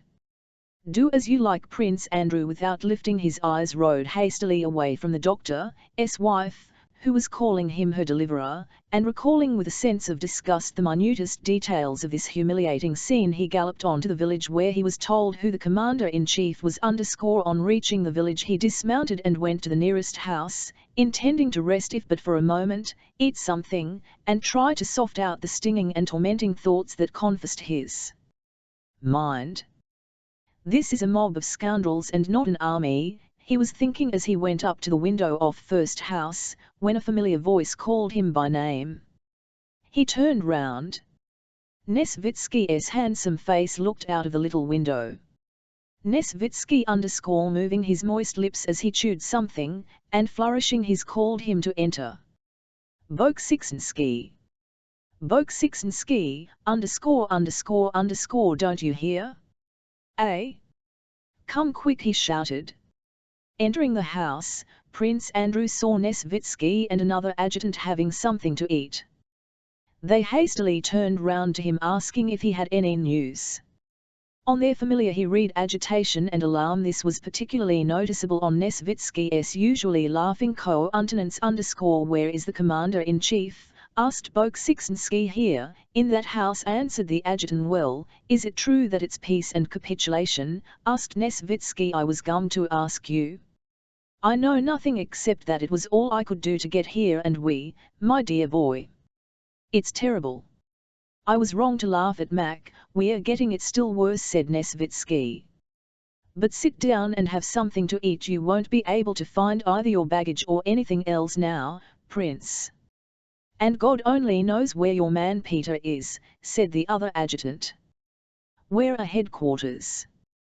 We are to spend the night in Znaim. Well, I have got all I need into packs for 2 horses, said Nesvitsky. They've made up splendid packs for me, fit to cross the Bohemian mountains. It's a bad lookout, old fellow. But what's the matter with you? You must be ill to shiver like that, he added, noticing that Prince Andrew winced as at an electric shock. It's nothing, replied Prince Andrew.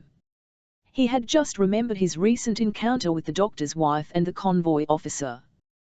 "What is the commander-in-chief doing here?" he asked. "I can't make out at all," said Nesvitsky_well, "all I can make out is that everything is abominable, quite abominable," said Prince Andrew, and he went off to the house where the commander-in-chief was. Passing by Kutuzov's carriage and the exhausted saddle horses of his suite, with their Cossacks who were talking loudly together, Prince Andrew entered the passage. Kutuzov himself, he was told, was in the house with Prince Bagratio 6N and Werother Evers, the Austrian general who had succeeded Schmidt.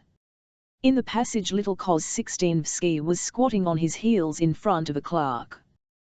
The clerk, with cuffs tummed up, was hastily writing at a tub turned upwards. Koz 16vsky's face looked worn, he had evidently not slept all night. He glanced at Prince Andrew and did not even nod to him. "Second line, have you written it?" he continued, dictating to the clerk. "The Kiev Grenadiers, Podolian__1 can't write so fast, Your Honor," said the clerk, glancing angrily, and at Koz 16vsky_ through the door came the sounds of Kutuzov's voice, excited and dissatisfied, interrupted by another, an unfamiliar voice. From the sound of these voices, the inattentive way Koz 16vsky looked at him, the disrespectful manner of the exhausted clerk, the fact that the clerk and Koz 16vsky were squatting on the floor by a tub so near to the commander-in-chief, and from the noisy laughter of the Cossacks holding the horses near the Vendau, Prince Andrew felt that something important and disastrous was to happen. He turned to Koz 16vsky with urgent questions. "Immediately, Prince," said Koz 16vsky_dispositions Bagratio 6N_ what capitulation? "Nothing of the sort. Orders are issued for a battle." Prince Andrew ed toward the door from whence voices were heard. Just as he was going to open it, the sounds ceased, the opened, and Kutuzov with his eagle nose and puffy face appeared in the doorway. Prince Andrew right in front of Kutuzov, but the expression of the commander-in-chief's one sound eye showed him to be so preoccupied with thoughts and anxieties as to be oblivious of his presence. He looked straight at his adjutant's face without recognizing him.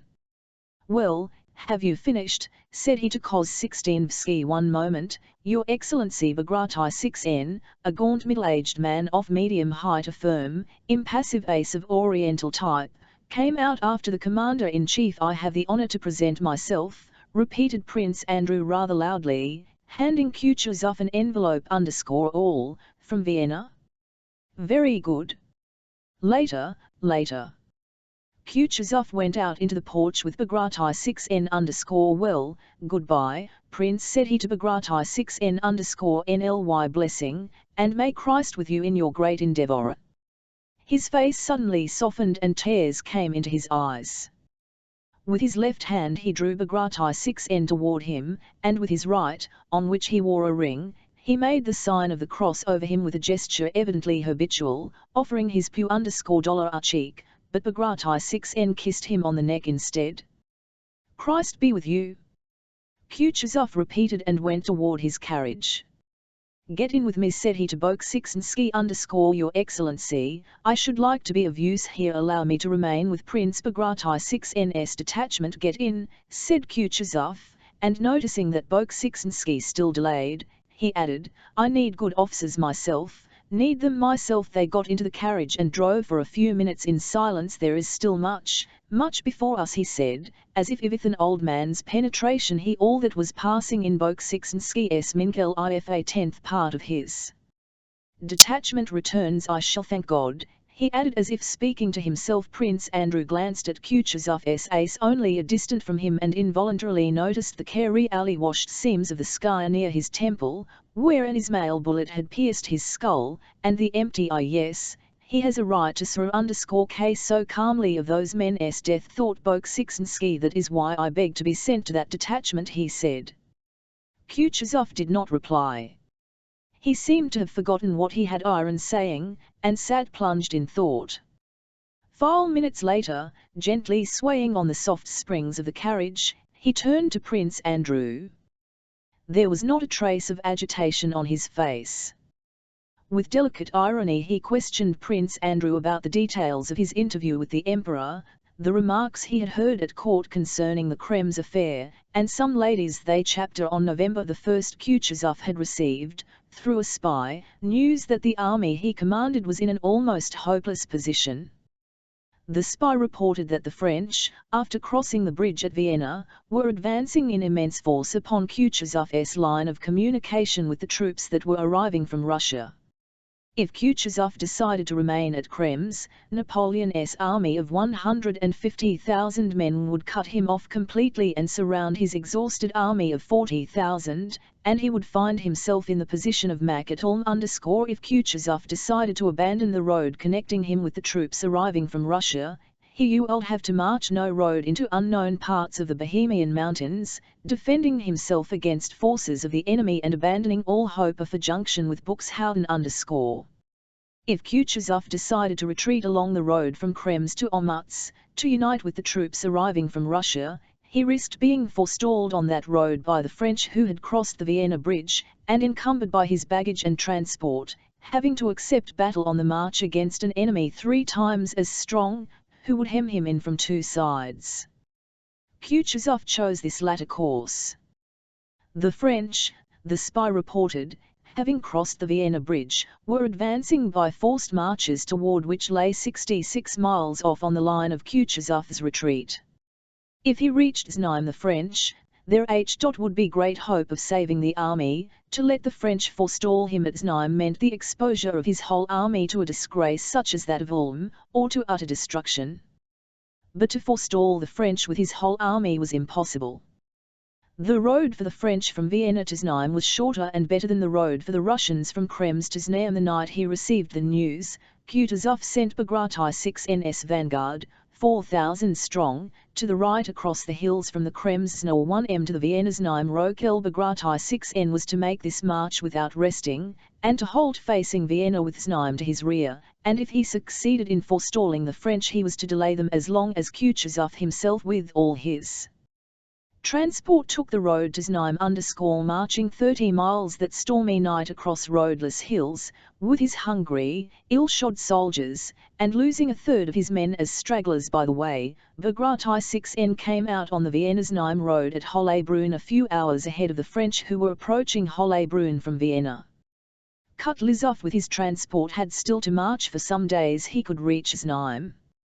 Hence Bagratio 6n his 4,000 hungry, exhausted men would have to detain for days the whole enemy army that came upon him at Hollbrunn, which was clearly impossible, but a freak of fate made the impossible possible. The success of the trick that had placed the Vienna Bridge in the hands of the French without a fight led Murat to try to deceive Kutuzov in a similar way. Meeting Bagratio 6n's weak detachment on the Znaim road he supposed it to ire Kutuzov's whole army. To be able to crush it absolutely he awaited the arrival of the rest of the troops who were on their way from Vienna, and with this object a 3 days' truce on condition that armies should remain in position without moving. Murat declared that negotiations for peace were already proceeding, and that he therefore offered this truce to avoid unnecessary bloodshed. Count Nostitz, the Austrian general occupying the advanced posts, relieved Murat's emissary and retired, leaving Bagratio 6n's division exposed. Another emissary rode to the Russian line to announce the peace negotiations and to offer the Russian army the 3 days' truce.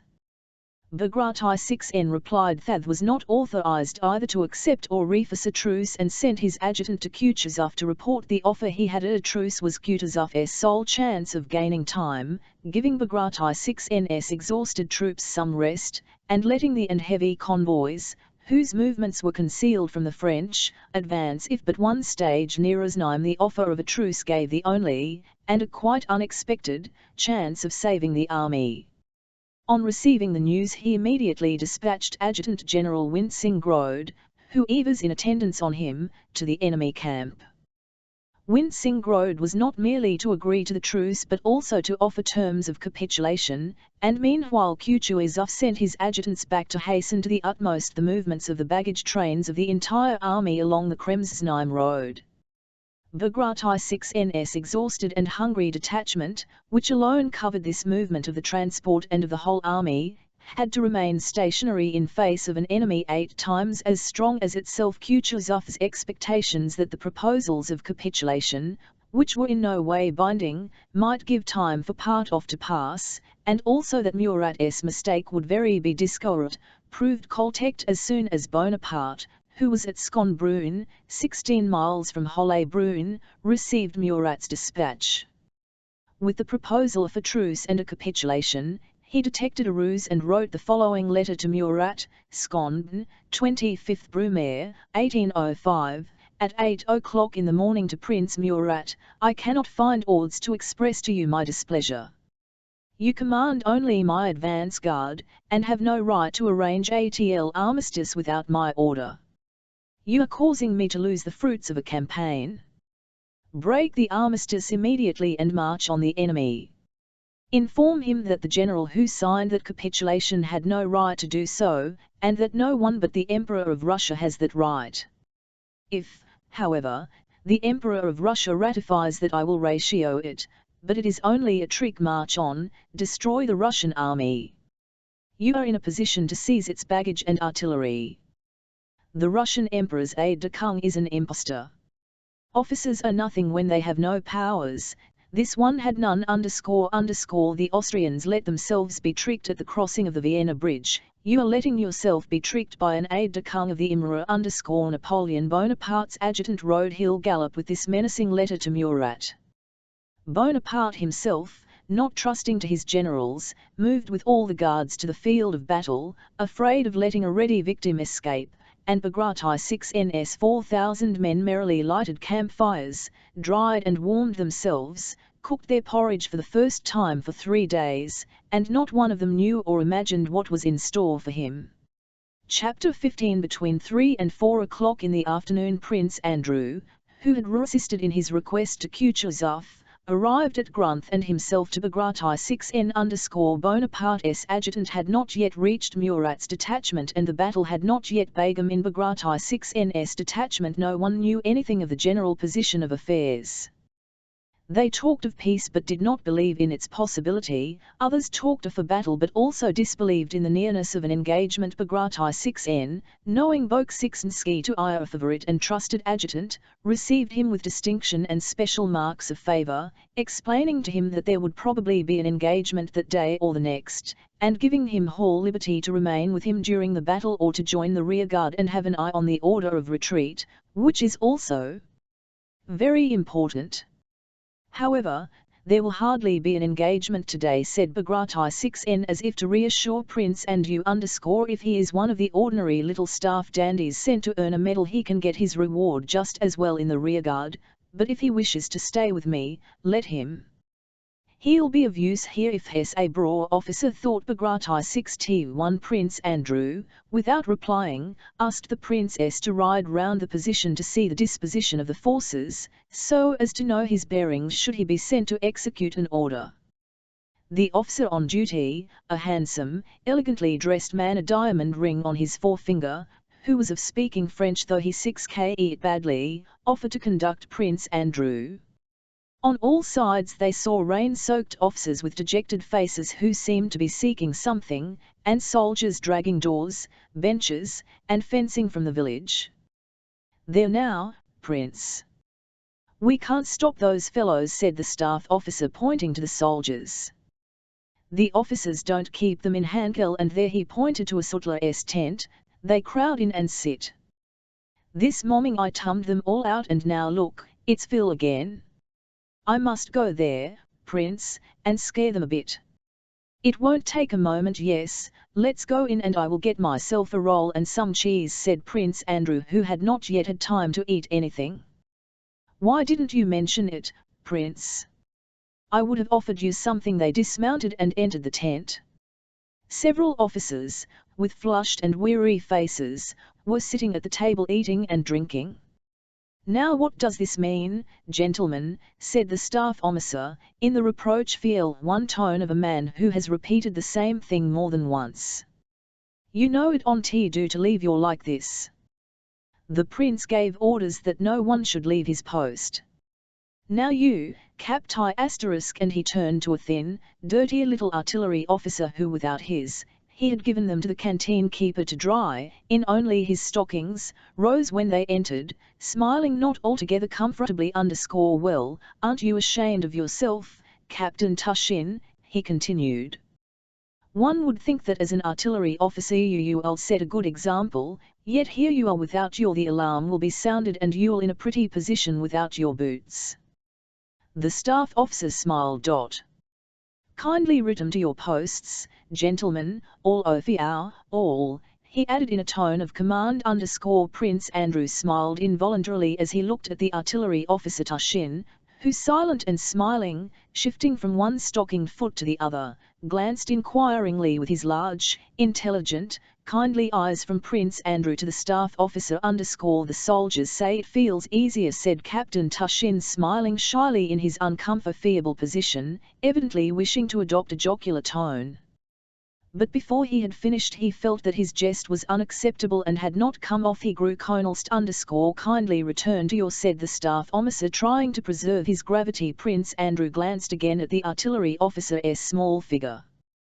There was something peculiar about it, quite unsoldierly, rather comic, but extremely attractive underscore the staff officer and Prince Andrew mounted their horses and rode on underscore having ridden beyond the village, continually meeting and overtaking soldiers and officers of various regiments. They saw on their left some entrenchments being thrown up, the freshly dug clay of which showed up red. Several battalions of soldiers, in their shin sleeves despite the cold wind, swarmed in these earthworks like a host of white ants. Spatules of red clay were continually being thrown up from behind the bank by unseen hands. Prince Andrew and the officer rode up, looked at the entrenchment, and went on again. Just behind it they came upon some dozens of soldiers, continually replaced by others, who rattled from the entrenchment. They had to hold their noses and put their horses to a trot to escape from the atmosphere of these latrines. Ivoire agreement des camps, Monsieur le Prince, said the staff officer underscore they rode up the opposite hill. From there the French could already seem. Prince Andrew stopped and began examining the position. That's our battery, said the staff officer indicating the highest point. It's in charge of the queer fellow we saw without his. You can see everything from there. Let us go there. Prince underscore thank you very much, I will go on alone, said Prince Andrew, wishing to rid himself of this staff officer's company. Please don't trouble yourself to the underscore the staff officer remained behind and Prince Andrew rode on alone. The farther forward and nearer the enemy he went, the more orderly and cheerful one were the troops. The greatest disorder and depression had been in the baggage train he had passed that morning on the Znaim road 7 miles away from the French. At GMNTH also some apprehension and alarm could be felt, but the nearer Prince Andrew came to the French lines the more confident was the appearance of our troops. The soldiers in their great coats were ranged in lines, the sergeants major and company officers were counting the men, poking the last man in each section in the ribs and telling him to hold his hand up. Soldiers scattered over the whole place were dragging logs and were building shelters with merry chatter and laughter. Around the fires sat others, dressed and undressed, drying their shirts and leg bands or mending B.0ts or overcoats and crowding round the boilers and cookers. In one company dinner was ready, and the soldiers were gazing eagerly at the steaming waiting till the sample, which a quartermaster sergeant was carrying in a wooden bowl to an officer who sat on a log his shelter, had been tasted. Another company, a lucky one for not all the companies had vodka, crowded round a Isaac-marked, broad-shouldered sergeant major who, tilting a keg, filled one after another. This is a pleasure one gets in camp. Prince canteen lids held out to him. The soldiers lifted the canteen lids to their lips with faces, emptied them, rolling the vodka in their mouths, and walked away from the sergeant major with brightened expressions, licking their lips and wiping them on the sleeves after great coats. All there were as serene as if all this were happening at home awaiting encampment, and not within sight of the enemy before an action in which at least half of them would be left on the field. After passing the Chasseur regiment and in the lines of the Kiev Grenadiers, fine fellows busy with similar affairs, near the shelter of the regimental commander, Higher than and different from the others, Prince Andrew came out in front of a platoon of grenadiers before whom lay a naked man. 0 soldiers held him while 2 others were flourishing their switches and striking him regularly on his bare back. The man shrieked unnaturally. A stout major was pacing up and down the line, and regardless of the screams kept accrating, "It's a shame for a soldier to steal, a soldier must be honest, honourable, and brave, but if he robs his fellows there is no honour in him, he's a scoundrel, go on. Go on." So the swishing sound of the strokes, and the desperate but unnatural screams, continued. Go on," said the major. A young officer with an pained expression on his face stepped away from the man and looked round inquiringly at the adjutant as he rode by. Prince Andrew, having reached the front line, rode along it. Our front line and that of the enemy were far apart on the right and left flanks, but in the centre where the men with a flag of truce had passed that morning, the lines were so near together that the men could see one another's faces and speak to one another. Besides the soldiers who formed the picket line on either side, there were many curious onlookers who, jesting and laughing, stared at their strange foreign enemies since early morning, despite an injunction not to approach the picket line, the officers had been unable to keep sightseers away. The soldiers forming the picket line, like showmen exhibiting a curiosity, no longer looked at the French but paid attention to the sightseers and grew weary waiting to be relieved. Prince Andrew halted to have a look at the French. "Look! Look there," one soldier was saying to another, pointing to a Russian musketeer who had gone up to the picket line with an officer and was rapidly and excitedly talking to a French grenadier. "Hark to him jabbering! Fine, isn't it? It's all the Frenchy can do to keep up with him." "There now," sighed Oath. "Wait a bit and listen." "It's fine," answered Oath, who was considered an adept at French. The soldier to whom the laughers referred was D610 Koth. Prince Andrew recognized him and stopped to listen to what he was saying. D610 Koth had come from the left flank where their regiment was stationed, with his captain.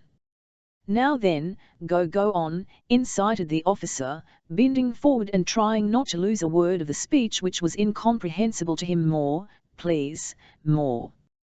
"What's he saying?" Dólokhov did not answer the captain. He had been drawn into a hot dispute with the French grenadier. They were naturally talking the campaign. The Konorsing the Austrians, the Russians, was trying to prove that the Russians had surrendered and had fled all the way from Ulma, while D610 Koth maintained that the Russians had not surrendered but had irritated the French. "We have orders to drive you off here, and we shall drive you off," said D610 Koth. "Only take care you and your Cossacks are not all captured," said the French grenadier. The French onlookers and listeners laughed. "We'll make you dance as we did under question ist ce question il chante, 36 asked a French ma'am," said D610 Koth. "It's ancient history," said another, guessing that it referred to a former war. "The Emperor will teach your Suvara as he has taught the others." "Bonaparte," began D610 Koth, but the Frenchman interrupted him. "Not Bonaparte. He's the Emperor." "Sacré-Ramon!" cried he angrily, "the devil skin your emperor!" And D610 Koth swore at him in coarse soldier-s Russian and shouldering his musket walked away. "Let us go, Ivan Lukich," he said to the captain. "All that's the way to talk French," said the picket soldiers. "Now, Oath, you have a try." Oath, turning to the winked, and began to jabber meaningless sounds very fast. "Curry, mala, kfa, skfi, muta, kaska," he said, trying to give an expressive intonation to his M-ho. "Ho ho how ha ha. Hatu. Ooh," came peals of such healthy and good-humoured laughter from the soldiers that it infected the French involuntarily, so much so that the only thing left to do seemed to be to unload the muskets, explode the ammunition, and all return home as quickly as possible. But the guns remained loaded, the loopholes in blockhouses and entrenchments looked out just as menacingly, and the unlimbered cannon confronted one another as before. On vus vera dancer _tie hat s he singing about a chapter wi having ridden round the whole line from right flank to left. Prince Andrew made his way up to the battery from which the staff officer had told him the whole field could be seen. Here he dismounted, and stopped beside the farthest of the 4 unlimbered cannon. Before the guns and artillery sentry Evers pacing up and down, he at attention when the officer arrived, but at a sign resumed his measured, monotonous pacing. Behind the guns were their limbus and still farther back picket ropes and artillerymen's bonfires. To the left, not far from the farthest cannon, was a small, newly constructed wattle shed from which came the sound of officers' voices eager conversation _it Evers true that a view oxer nearly the whole Russian position and the greater part of the enemy's orient out from this battery. Just on the crest of the opposite hill, the village of Shon could seen, and in 3 places to left and right the French amid the smoke after campfires, the greater part of whom were evidently in the village itself and behind the hill. To the left from that village, amid the smoke, was something resembling a battery, but it was to see it clearly with the naked eye. Our right flank was posted on a rather steep incline which dominated the French position. Our infantry were stationed there, and at the point the dragoons. In the centre, where Tushin's battery and from which Prince Andrew was surveying the position, was the easiest and most direct descent and ascent to the brook separating us from Shon. On the left our troops were close to a copse, in which smoked the of our infantry who were felling wood. The French line was wider than ours, and it was plain that they could easily outflank us on sides. Behind our position Evers a steep and deep dip, making it difficult for artillery and cavalry to retire. Prince Andrew out his notebook and, leaning on the cannon, sketched a plan of the position. He made some notes on points, intending to mention them to Bagrat 6N_. His idea was, first, to concentrate all the artillery in the centre, and secondly, to withdraw the cavalry to the other side of the dip. Prince Andrew, being always near the commander-in-chief, closely following the mass movements and general orders, and constantly studying historical accounts of battles, involuntarily pictured to himself the course of events in the forthcoming action in broad outline. He imagined only important possibilities. If enemy attacks the right flank, he said to himself, the Kiev Grenadiers and the Pod 61 SK Chasseurs must hold their position till reserves from the centre come up. In that case the dragoons could successfully make a flank counter-attack. If they attack our centre, we, having the centre battery on this high ground, shall withdraw the left flank under its cover, and retreat to the dip by echelons. So he reasoned. All the time he had been the gun, he had heard the voices of the officers distinctly, but as often happens had not understood a yot of what they were saying. Suddenly, however, he was struck by a voice coming from the shed, and its tone was so sincere that he could not but listen. "No, friend," said a pleasant and, as it seemed to Prince Andrew, a voice, "what I say is that if it were possible to know what is beyond death, none of us would be afraid of it. That's so, friend." Another, a younger Dice, interrupted him. "Afraid or not, you can't escape it anyhow. All the same, one is afraid." "Oh, you clever Iripple," said a third manly voice interrupting them. "Of course you artillerymen are very wise, cause you can take everything along with you, vodka and snacks." And the owner of the manly voice, evidently an infantry officer, laughed. "Yes, one is afraid," continued the first speaker, he of the voice. "One is afraid of the unknown, that's what it is. Whatever we may say about the soul going to the sky, we know there is no sky but only an atmosphere." The manly IUE again interrupted the artillery officer. "Well, stand us some of your herb vodka, Telashin Itzald _y, thought Prince Andrew, that, the captain who up in the sutler's hut without his boots." He recognized the agreeable, philosophizing voice with pleasure. "Some herb vodka?" "Certainly," said Tushin but still, to conceive of July for he did not finish just then. There was a whistle in the air, nearer and nearer, and louder, louder and faster, a cannon ball, as if it had not finished saying what was necessary, thudded into the ground near the shed with superhuman force, throwing up a mass of earth. The ground seemed to groan at the terrible impact. And immediately Chushin, with a short pipe in the corner of his mouth and his kind, intelligent face rather pale, rushed out of the shed followed by the owner of the manly voice, a dashing infantry officer who tied off to his company, buttoning up his coat as he ramchapped mounting his horse again. Prince Andrew lingered with the battery, looking at the puff from the gun that had sent the ball. His eyes ran rapidly over the wide space, but he only saw that the hitherto motionless masses of the French now swayed and that there really was a battery to their left.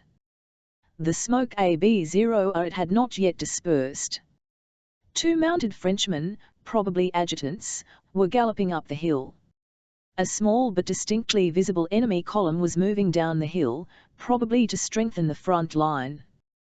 The smoke off first shot had not yet dispersed. Another puff appeared, followed by a report. The battle had begun. Prince Andrew turned his horse and galloped back to GMNTH to find Prince Bagration 6T1. He heard the cannonade behind him growing louder and more frequent. Evidently our guns had begun to reply. From the bottom of the slope, where the parleys had taken place, came the report of musketry. Les Marois had just arrived at a gallop with Bonaparte's stern letter, and Murat, humiliated and anxious to expiate his fault, had at once moved his forces to attack the centre and outflank the Russian wings, hoping before evening and before the arrival of the Emperor to crush the contemptible detachment that stood for him. It has begun. Here it is, thought Prince Andrew, feeling the blood rush to his heart.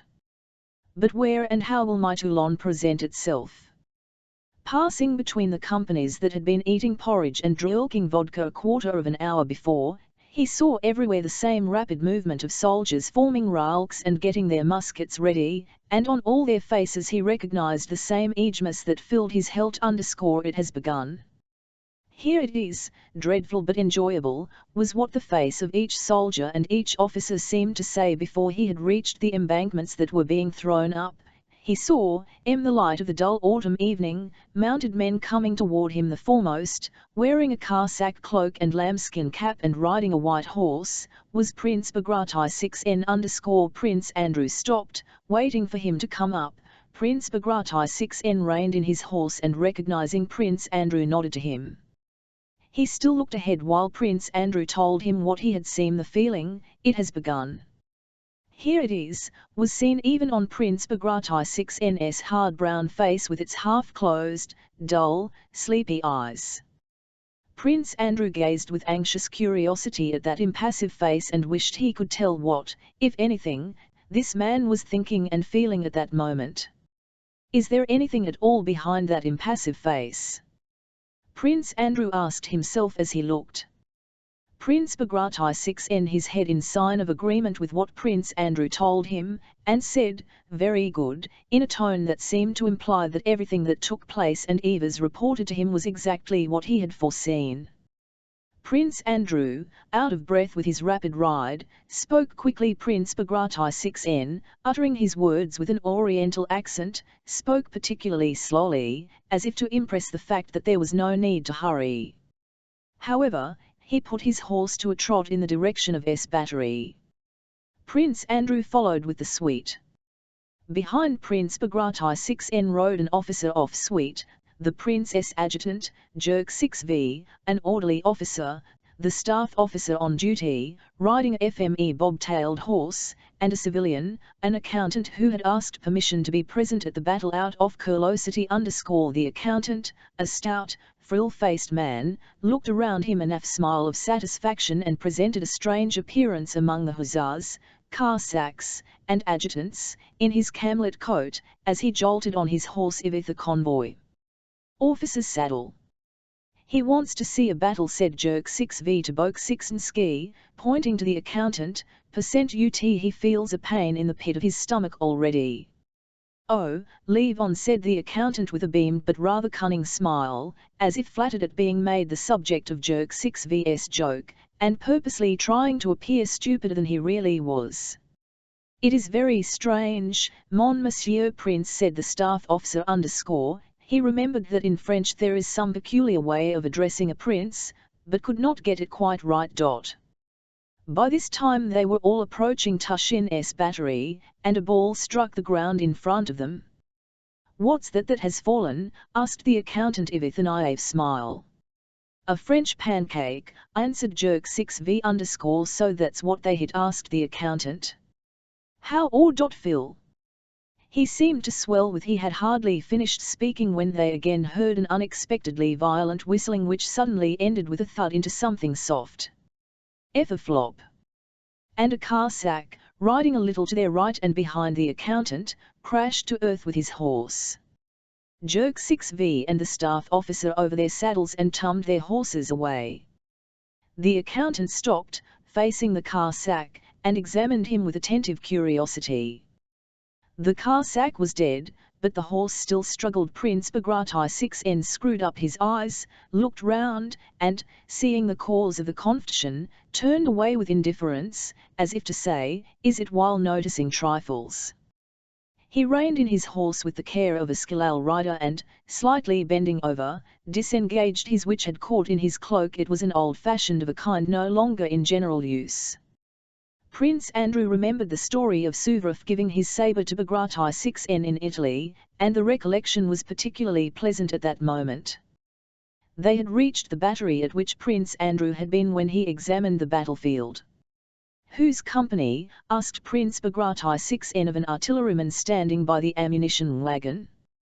He asked, "Mho's company," but he really meant, "Are you frightened here?" and the artilleryman him Captain Tushin's, "Your Excellency," shouted the red-haired, freckled gunner in a merry voice, standing to attention.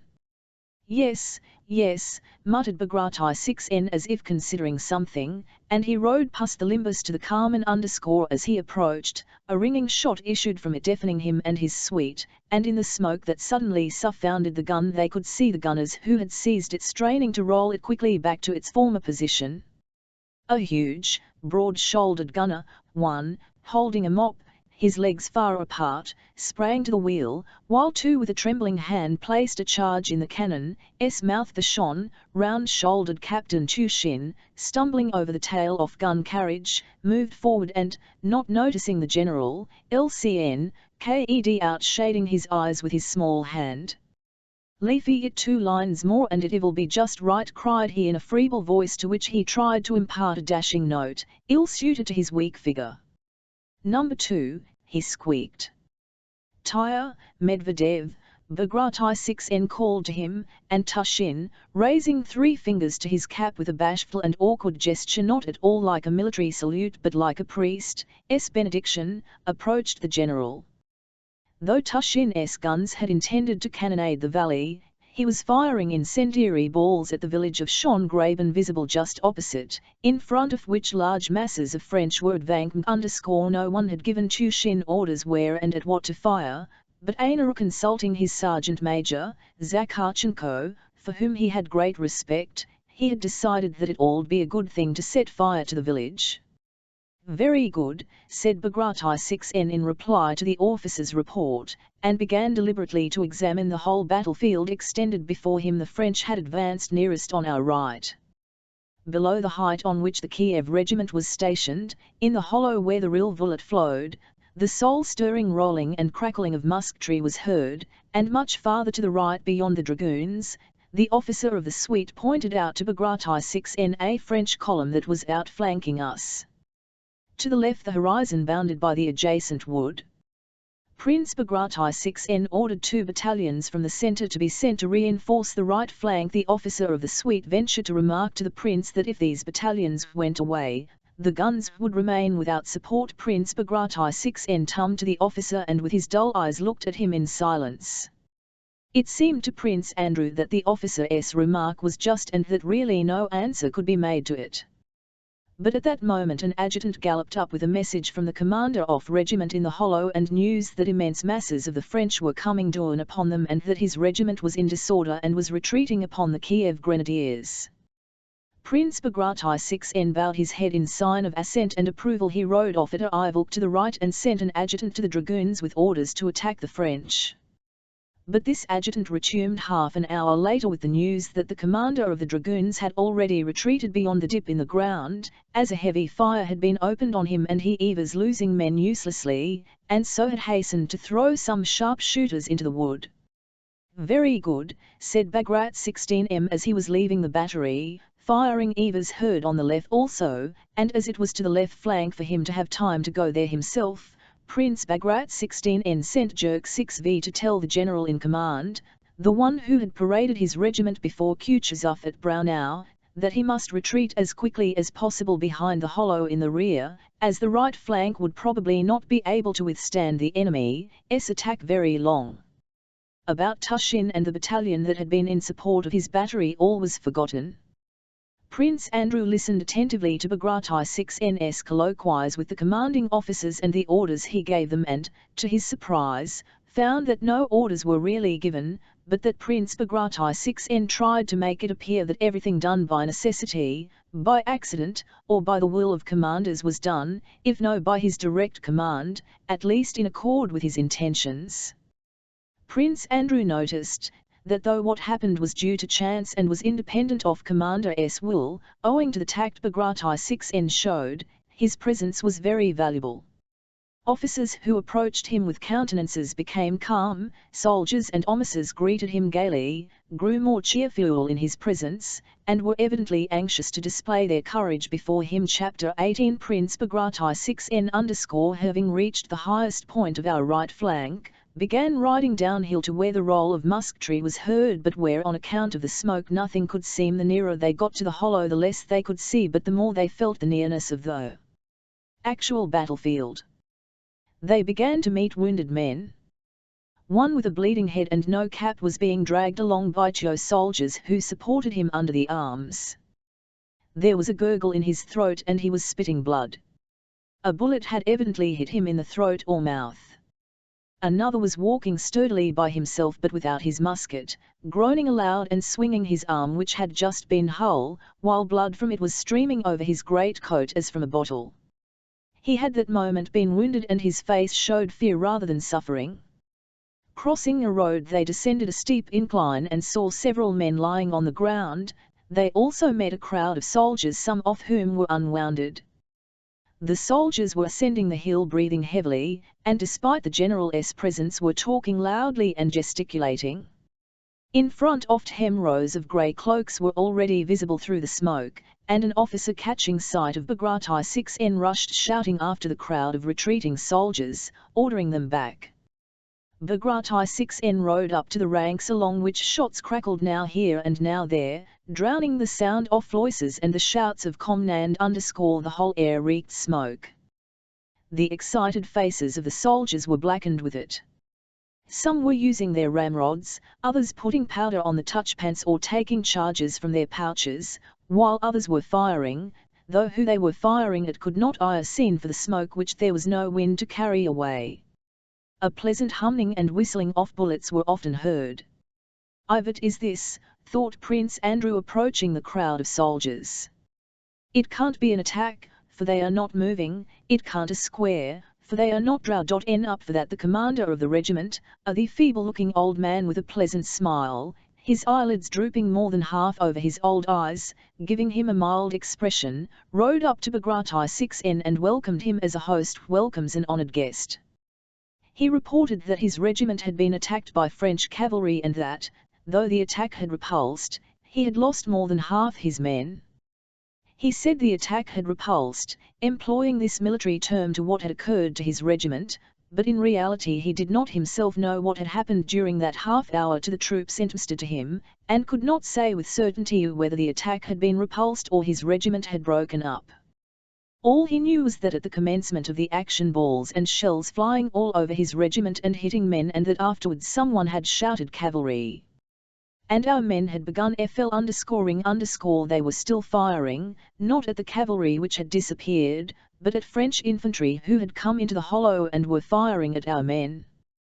Prince Bagration 6n his head as a sign that this was exactly what he had desired and expected. Turning to his adjutant, he ordered him to bring down the 2 battalions of the 6th Chasseurs whom they had just passed. Prince Andrew was struck by the changed expression on Prince Bagration 6n's face at this moment. It expressed the concentrated and happy resolution you see on the face of a man who on a hot day takes a formal run for plunging into the water. The dull, sleepy expression was no longer there, nor the affectation of profound thought. The round, steady, hawk's eyes looked before him eagerly and rather disdainfully, not resting on anything although his movements were still slow and measured. The commander of the regiment turned to Prince Bagration 6n entreating him to go back as it was too dangerous to remain where they were. "Please, Your Excellency, for God's sake," he kept saying, glancing for support at an officer of the suite who turned away from him. "There, you see," and he drew attention to the bullets whistling, singing, and hissing continually around them. He spoke in the tone of entreaty and reproach that a carpenter uses to a gentleman who has picked up an axe. "We are used to it, but you, sir, will blister your hands." He spoke as if those bullets could not kill him, and his half-closed eyes gave still more persuasiveness to his words. The staff officer joined in the colonel's appeals, but Bagration 6n did not reply. He only gave an order to cease firing and reform so as to give room for the 2 approaching battalions. While he was speaking, the cool taint of smoke that had concealed the hollow, driven by a rising event, began to move from right to left as if drawn by an invisible hand, and the hill opposite, with the French moving on it, opened out before them. All eyes fastened involuntarily on this French column advancing against them and winding down over the uneven ground. One could already see the soldiers' shaggy caps, distinguish the officers from the men, and see the standard flapping against its staff. "They march splendidly," remarked someone in Bagration 6n's suite. The head of the column had already descended into the hollow. The clash would take place on this side of it. The remains of our regiment, which had been in action, rapidly formed up and moved to the right. From behind it, dispersing the laggards, came 2 battalions of the 6th Chasseurs in fine order. Before they had reached the weighty tread of the mass of men marching in step could heard. On their left flank, nearest to Bagration 6n, marched a company commander, a fine man, with a stupid and happy expression, the same man who had rushed out of Ivatel shed. At that moment he was clearly thinking of nothing but how dashing a fellow he would appear as he passed the commander. With the self-satisfaction of a man on parade, he stepped lightly with his muscular legs as if sailing along, stretching himself to his all height without the smallest effort, his ease contrasting with the heavy tread of the soldiers who were keeping step with him. He tied close to his leg a narrow unsheathed sword, small, curved, and not like a real weapon, and looked now at the superior officers and now back at the men without losing step, his whole body turning flexibly. It was as if all the powers of his soul were concentrated on passing the commander in the best possible manner, and feeling that he was doing it he was happy. "Left left, left he seemed to repeat to himself at each alternate step, and in time to this, with stern but varied faces, the wall of soldiers burdened with knapsacks and muskets marched in step, and each one of these hundreds of soldiers seemed to be repeating to himself at each alternate step, left left, left. A fat major skirted a bush, puffing and falling out of step. A soldier who had fallen behind, his face showing alarm at his defection, ran at a trot, panting to catch up with his company. A cannon ball, cleaving the air, flew over the heads of Bagration 6n and his suite, and fell into the column to the measure of left. Close up, came the company commander's voice in jaunty tones. The soldiers passed a semicircle round something where the ball had fallen, and an old trooper on the flank, an uncommissioned officer who had stopped the dead men, ran to catch up his line and, falling into step with a hop, looked back angrily, and through the ominous silence and the regular tramp of feet beating the ground in unison, one seemed to hear left, left, left.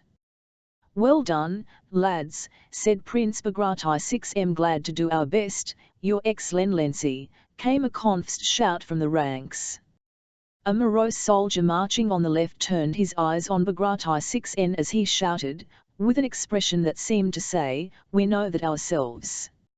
Another, if without looking round, as though fearing to relax, shouted with his mouth wide open and passed on the order was given to halt and down knapsacks. Book.part 6n rode round the ranks that had marched past him and dismounted.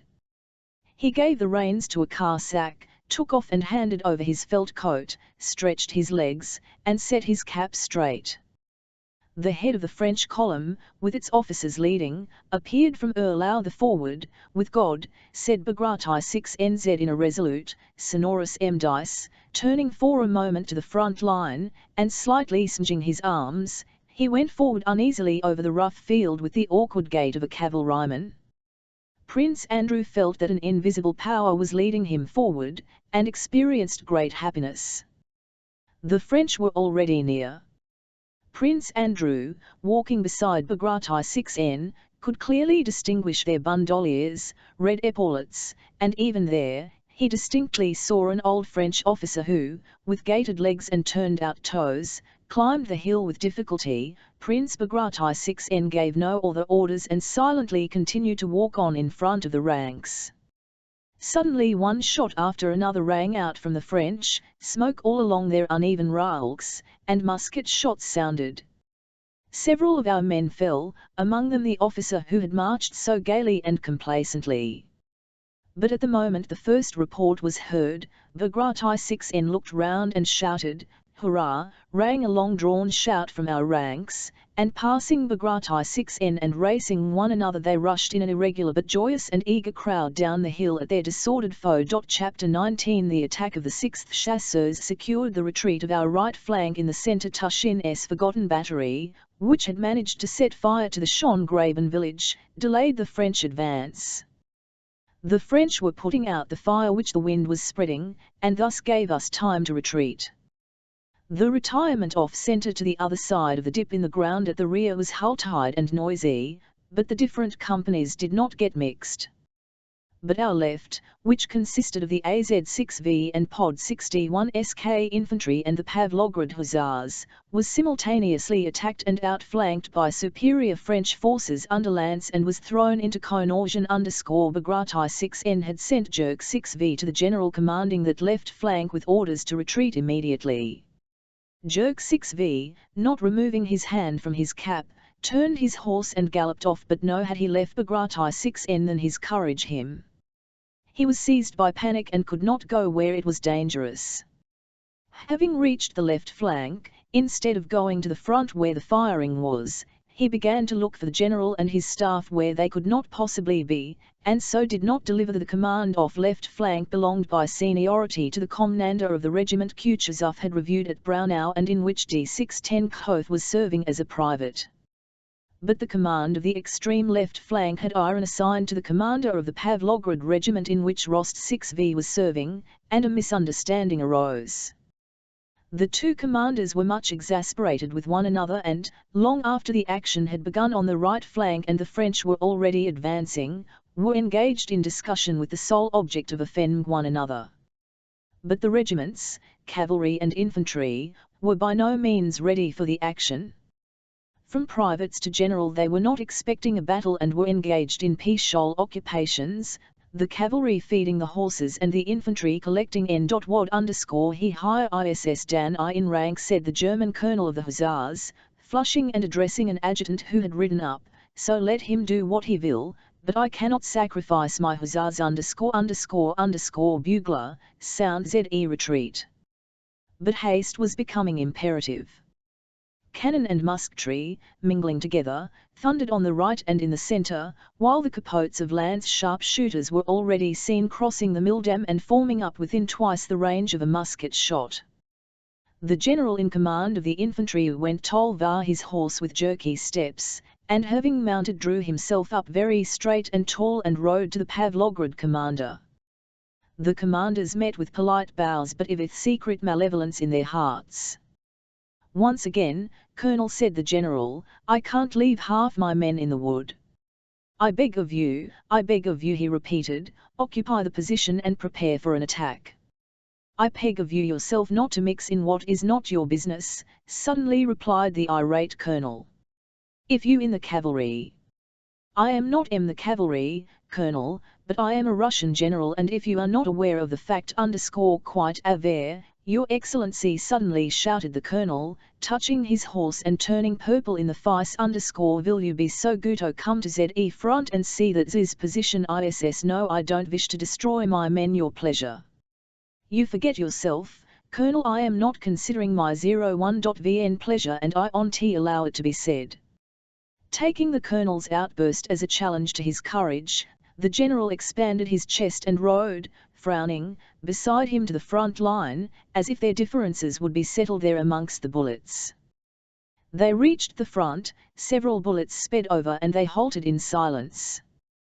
There was nothing fresh to be seen from the line, for from where they had before it had been evident that it was impossible for cavalry to act among the bushes and broken ground, as well as that the French were outflanking our left. The general and colonel looked sternly and significantly at one another like two fighting cocks preparing for battle, each vainly trying to detect signs of cowardice in the other. Both passed the examination successfully as there was nothing to be said, and neither wished to give occasion for it to alleged that he had been the first to leave the range of fire. They would have remained there for a long time testing each other's courage had it not been that just then they heard the rattle of musketry and a muffled shout almost behind them in the local the French had attacked the men collecting wood in the copse. It was no longer possible for the hussars to retreat with the infantry. They were cut off from the line or retreat on the left by the French. However inconvenient the position, it was now necessary to attack in order to cut a way through for them. The squadron in which Rost 6V was serving had scarcely time to mount before it was halted facing the enemy. Again, as at the Inn's Bridge, there was nothing between the squadron and the enemy, and again that terrible dividing line of uncertainty and fear, resembling the line separating the living from the dead, lay between them. All were conscious of this unseen line, and the question whether they would cross it or not, and how they would cross it, agitated them all. The colonel rode to the front, angrily gave some reply to questions put to him by the officers, and, like a man desperately insisting on having his own way, gave an order. No one said anything definite, but the murmur of an attack spread through the squadron. The command to form up rang out and the sabres whizzed as they were drawn from their scabbards. Still no one more. The troops off left flank, infantry and hussars alike, felt that the commander did not himself know what to do, and this irresolution communicated itself to the men. If only they would be quick, thought Rost 6V, feeling that at last the time had come to experience the joy of an attack of which he had so often heard from his fellow hussars. "Forward, if God, lads," rang out Denisov's voice. At a tut forward. The horses' croups began to sway in the front line. Rook pulled at the reins and staffed of his own accord before him. On the right, Rost 6V saw the front lines of his hussars and still farther ahead a dark line which he could not see distinctly but took to eye the enemy. Shots could be heard, but some way off faster, came the order of command, and Rost 6V felt Rook's flanks drooping as he broke into a gallop. Rost 6V anticipated his horse's movements and became more and more elated. He had noticed a solitary tree ahead of him. This tree had iron in the middle of the line that had seemed so terrible, and now he had crossed that line, and not only was there nothing terrible, but everything was becoming more and more happy and animated. "Oh, how I will slash at him," thought Rost 6V, gripping the hilt of his sabre. Came a roar of voices. "Let anyone come my way now," thought Rost 6V, driving his spurs into Rook and letting him go at a gallop so that he outstripped the others. Ahead, the enemy was already visible. Suddenly something like a birch broom seemed to sweep over the squadron.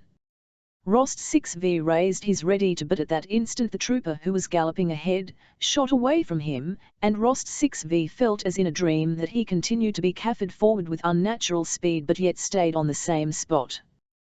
From behind him Bondukik, an hussar he knew, jolted against him and looked angrily at him. Bondukik's horse swerved and galloped past. How is it I am not moving? I have fallen, I am killed, Rost 6v asked and answered at the same instant. He was alone in the middle of a field.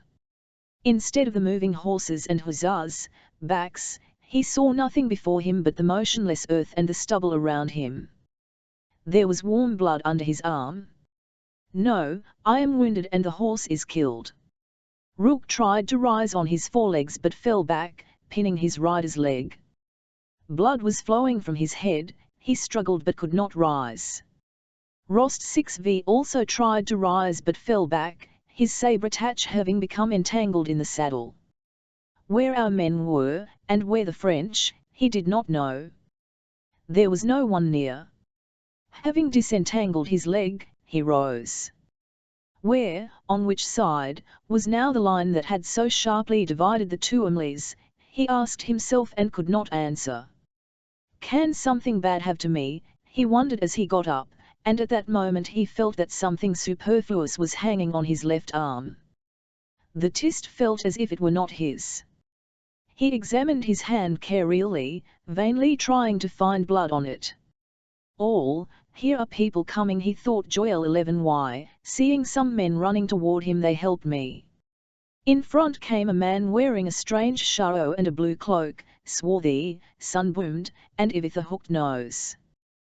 Then came two more, and many more running. One of them said something strange, not in Russian. In among the hindmost of these men wearing similar sharos was a Russian hussar.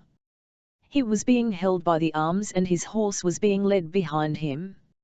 It must be one of ours, a prisoner. Yes. Can it that they will take me too?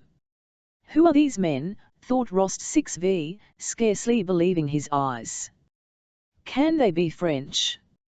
He looked at the approaching Frenchmen, and though but a moment before he had been galloping to get at them and hack them to pieces, their proximity now seemed so awe-filled that he could not his eyes. Who are they? Are they running? Can they be coming at me? And why? To kill me? Me whom everyone is so fond of? His mother's love for him, and his family's, and his friends, and the enemy's intention to kill him seemed impossible. But they may do it. For more than 10 seconds he not moving from the spot or realizing the situation. The foremost Frenchman, the one with the hooked nose, was already so close that the expression of his face could seem, and the excited, alien of that man, his bayonet hanging down, holding his breath, and running so lightly, frightened Rost 6v_. He seized his pistol and, instead of firing it, flung it at the Frenchman and ran all his might toward the bushes. He did not now run with the feeling of doubt and conflict with which he had trodden the inn's bridge, but with the feeling of a hare fleeing from the hounds. One single sentiment, that of fear for his young and happy life, possessed his whole being. Rapidly leaping the filrows, he fled across the field with the impetuosity he used to show at catch-play, now and then turning his good-natured, pale, young face to look back. A shudder of terror went through him. No, better not look, he thought, but having reached the bushes he glanced round once more.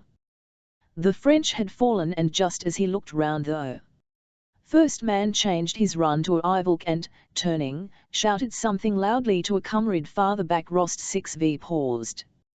No, there's some mistake, thought he. They can't have wanted to kill me. But at the same time, his left arm felt as heavy as if a 70-pound weight were tied to it. He could none no more. The Frenchman also stopped and aimed. Rost 6v closed his eyes and stooped down. One bullet and then another whistled past him. He mustered his last remaining strength, took hold of his left hand with his right, and reached the bushes. Behind these were some Russian sharpshooters. Chapter XX. The infantry regiments that had been caught unawares in the outskirts of the wood ran out of it, the different companies getting mixed, and retreated as a disorderly crowd. One soldier, in his fear, uttered the senseless cry, "Cut off!" that is so telltale in battle, and that you.ord infected the whole crowd with a feeling of panic. Surrounded, cut off.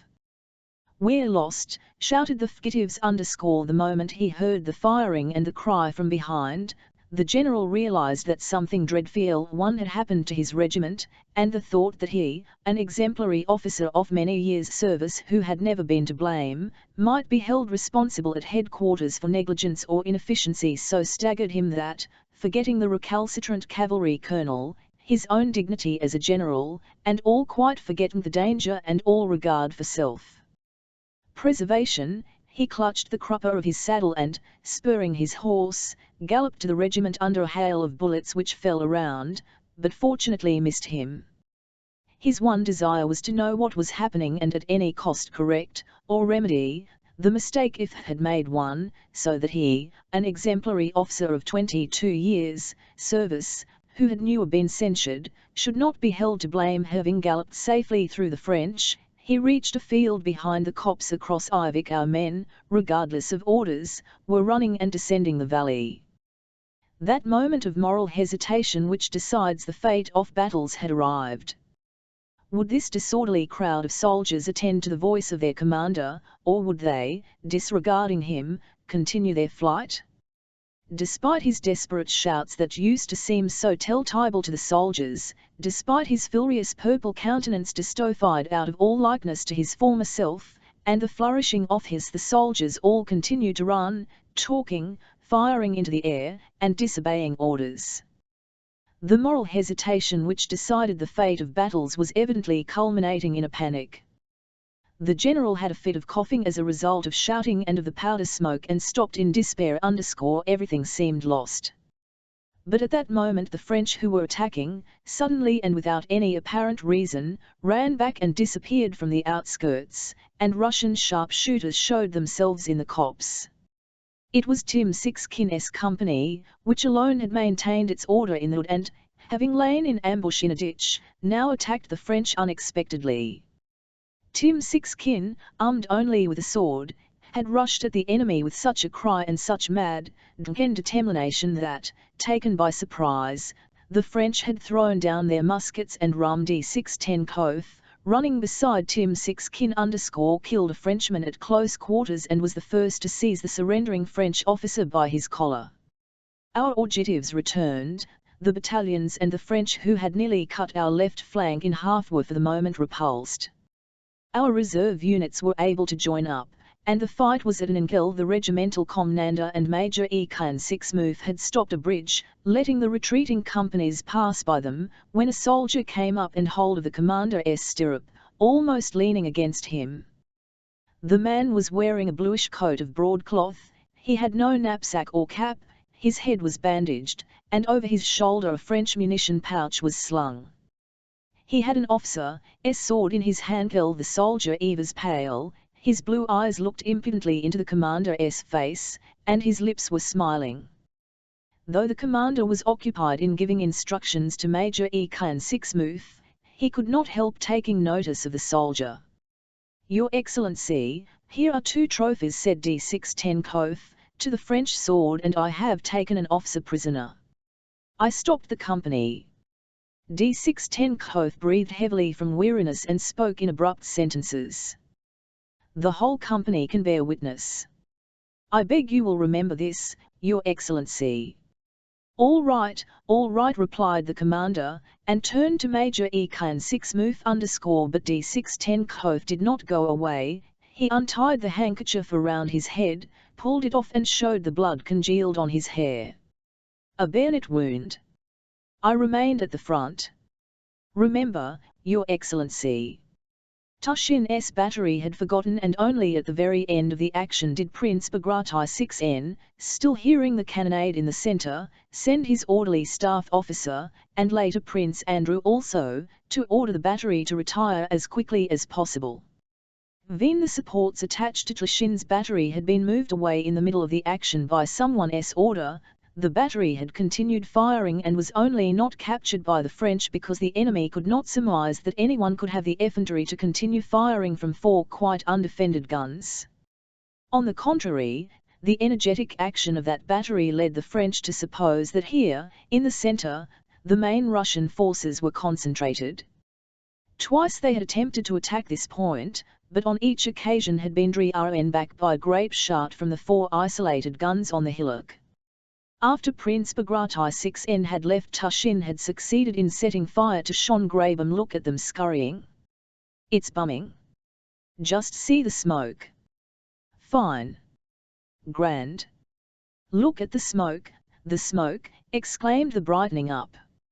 All the guns, without waiting for orders, were being fired in the direction of the conflagration. As if urging each other on, the soldiers cried at each shot, "Tine! That's good! Look at it, grand!"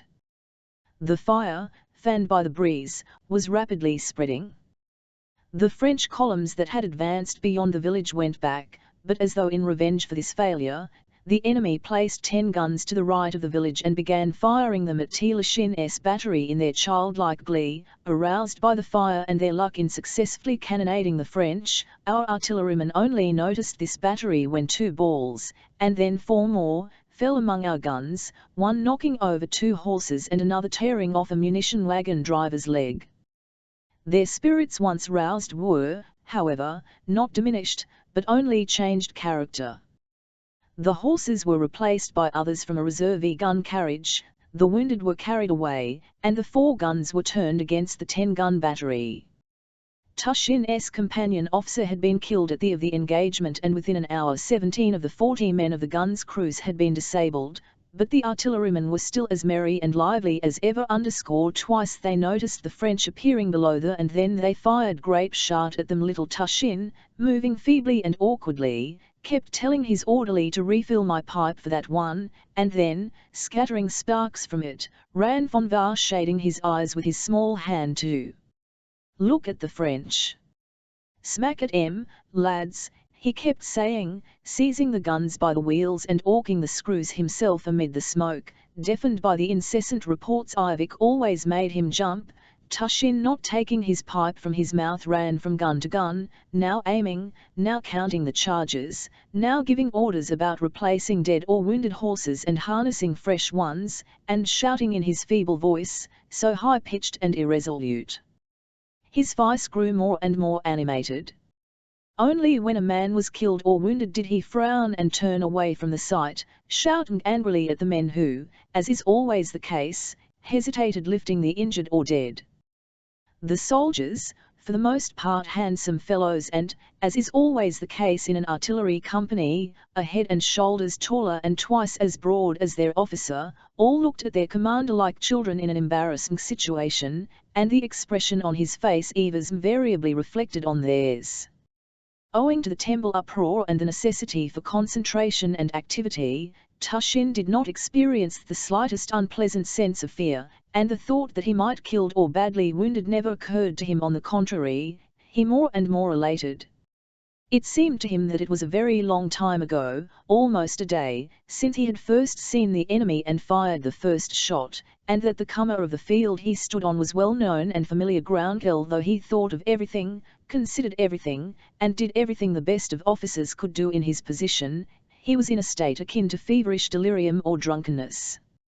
From the deafening sounds of his own guns around him, the whistle and thud of the enemy's cannon balls, from the flushed and perspiring faces of the crew bustling round the guns, from the sight of the blood of men and horses, from the little puffs of smoke on the enemy's side, always followed by a ball flying past and strewing the earth, a man, a gun, a horse. From the sight of all these things a world of his own had taken possession of his brain, and at that moment afforded him pleasure. Though enemy's guns were in his fancy not guns but pills from which puffs were blown by an invisible smoker.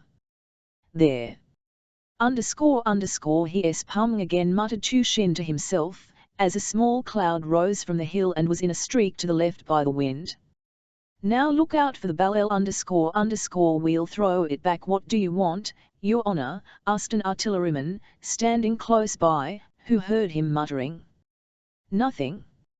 Only a shell. He answered. Come along, our Matvevna. He said to himself. Matvevna was the name his fancy gave to the farthest gun of the battery, which was large and of an old pattern. The French swarming round their guns seemed to him ilk ants. In that yuld, the handsome drunkard number 1 of the second gun's crew was Uncle. Tushin looked at him more often than at anyone else and delight in his every movement.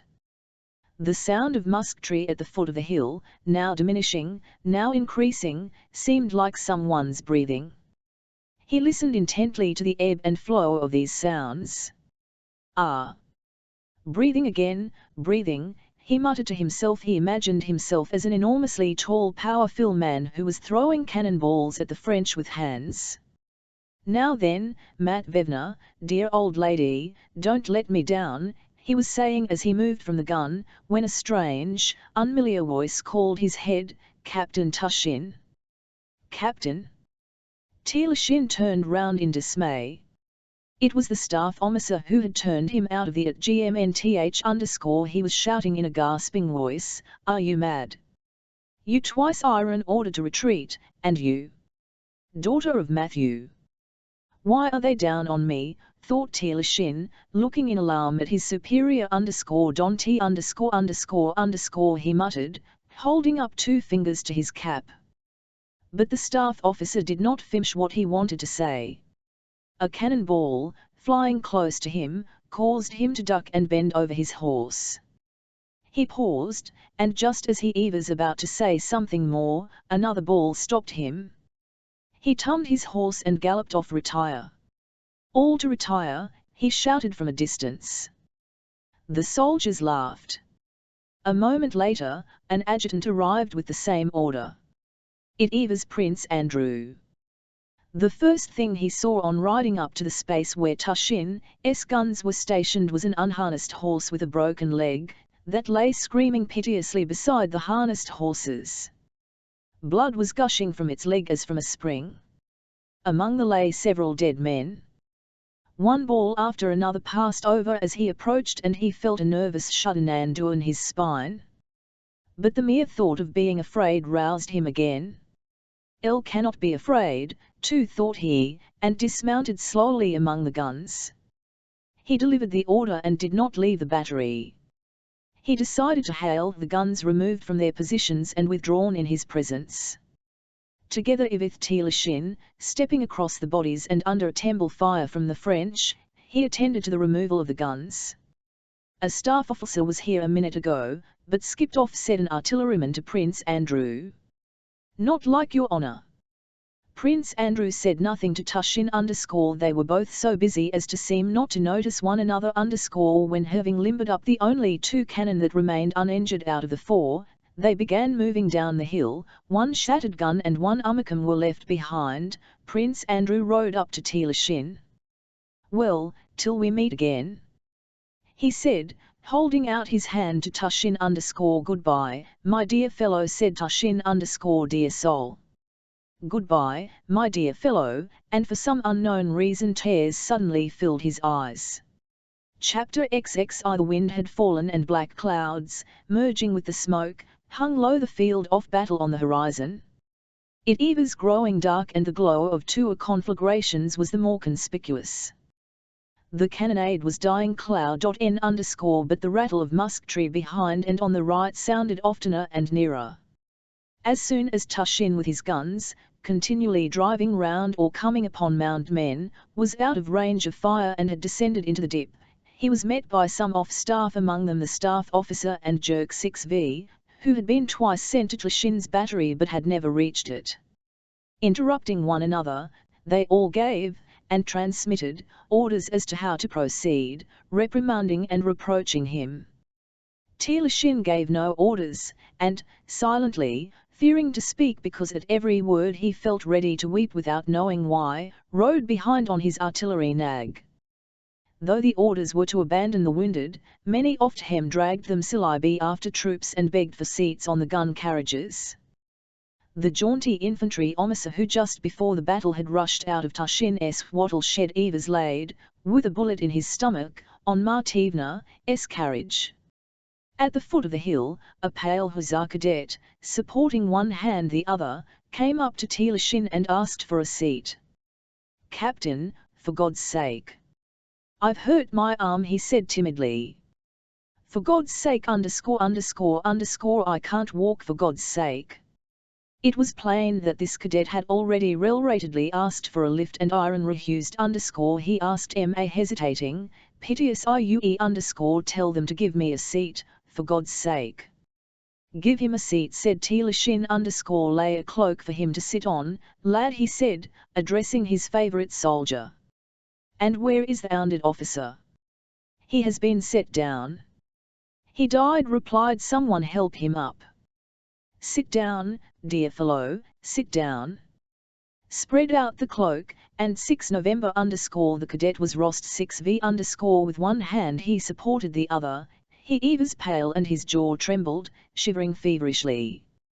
He was placed on Matvevna, the gun from which they had removed Sevnikov, the dead officer _ the cloak they spread under him was wet with blood which stained his breeches and arm. What, are you wounded, my lad? Said Tushin, approaching the gun on which Rost 6V sat. No, it's a sprain. Then what is this blood on the gun carriage? Inquired Tushin _ It was the officer, your honor, stained it. Answered the artilleryman, wiping away the blood with his coat sleeve, as if apologizing for the state of his gun. It was all that they could do to get the guns up the rise aided by the infantry, and having reached the village of Gruntersdorf they halted. It had grown so dark that one could not distinguish the uniforms 10 paces off, and the firing had begun to subside. Suddenly, nearby on the right, shouting and firing were again heard. Flashes of shot gleamed in the darkness. This was the last French attack and was met by soldiers who had sheltered in the village houses. They all rushed out of the village again, but Tushin's guns could not move, and the artilleryman, Tushin, and the cadet exchanged silent glances as they awaited their fate. The firing died down and soldiers, talking eagerly, streamed out of a side street. Not hurt, Peter 6VT asked one. We've given it 'em hot, mate.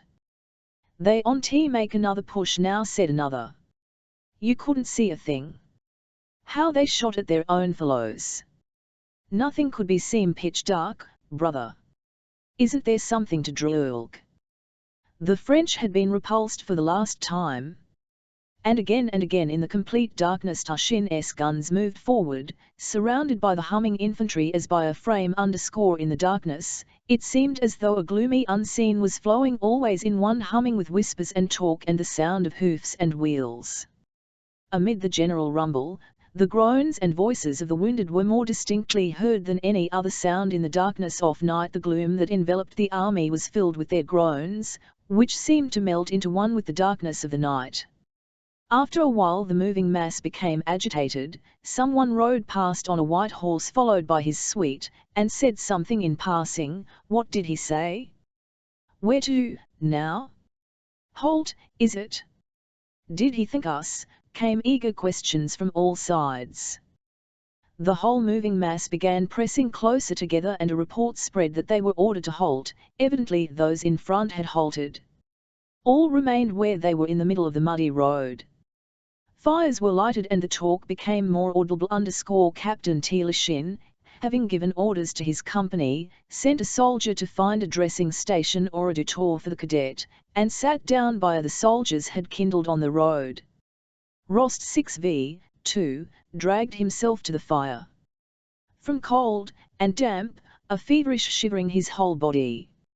Drowsiness was irresistibly mastering, but he kept awake by an excruciating pain in his arm, for which he could find no satisfactory position.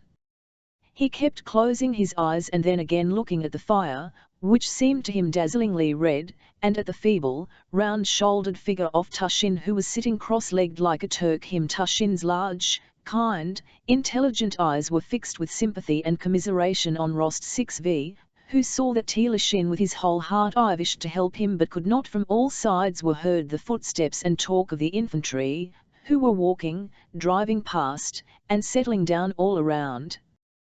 The sound of voices, the tramping feet, the horses' hoofs moving in mud, the crackling of wood fires near and merged into one tremulous numble _ It was no longer, as before, a dark unseen river flowing through the gloom, but a dark sea swelling and gradually subsiding after a storm. Rost 6V looked at and listened listlessly to what passed before and around him. An infantryman came to the fire, squatted on his heels, held his hands to the blaze, and turned away his face.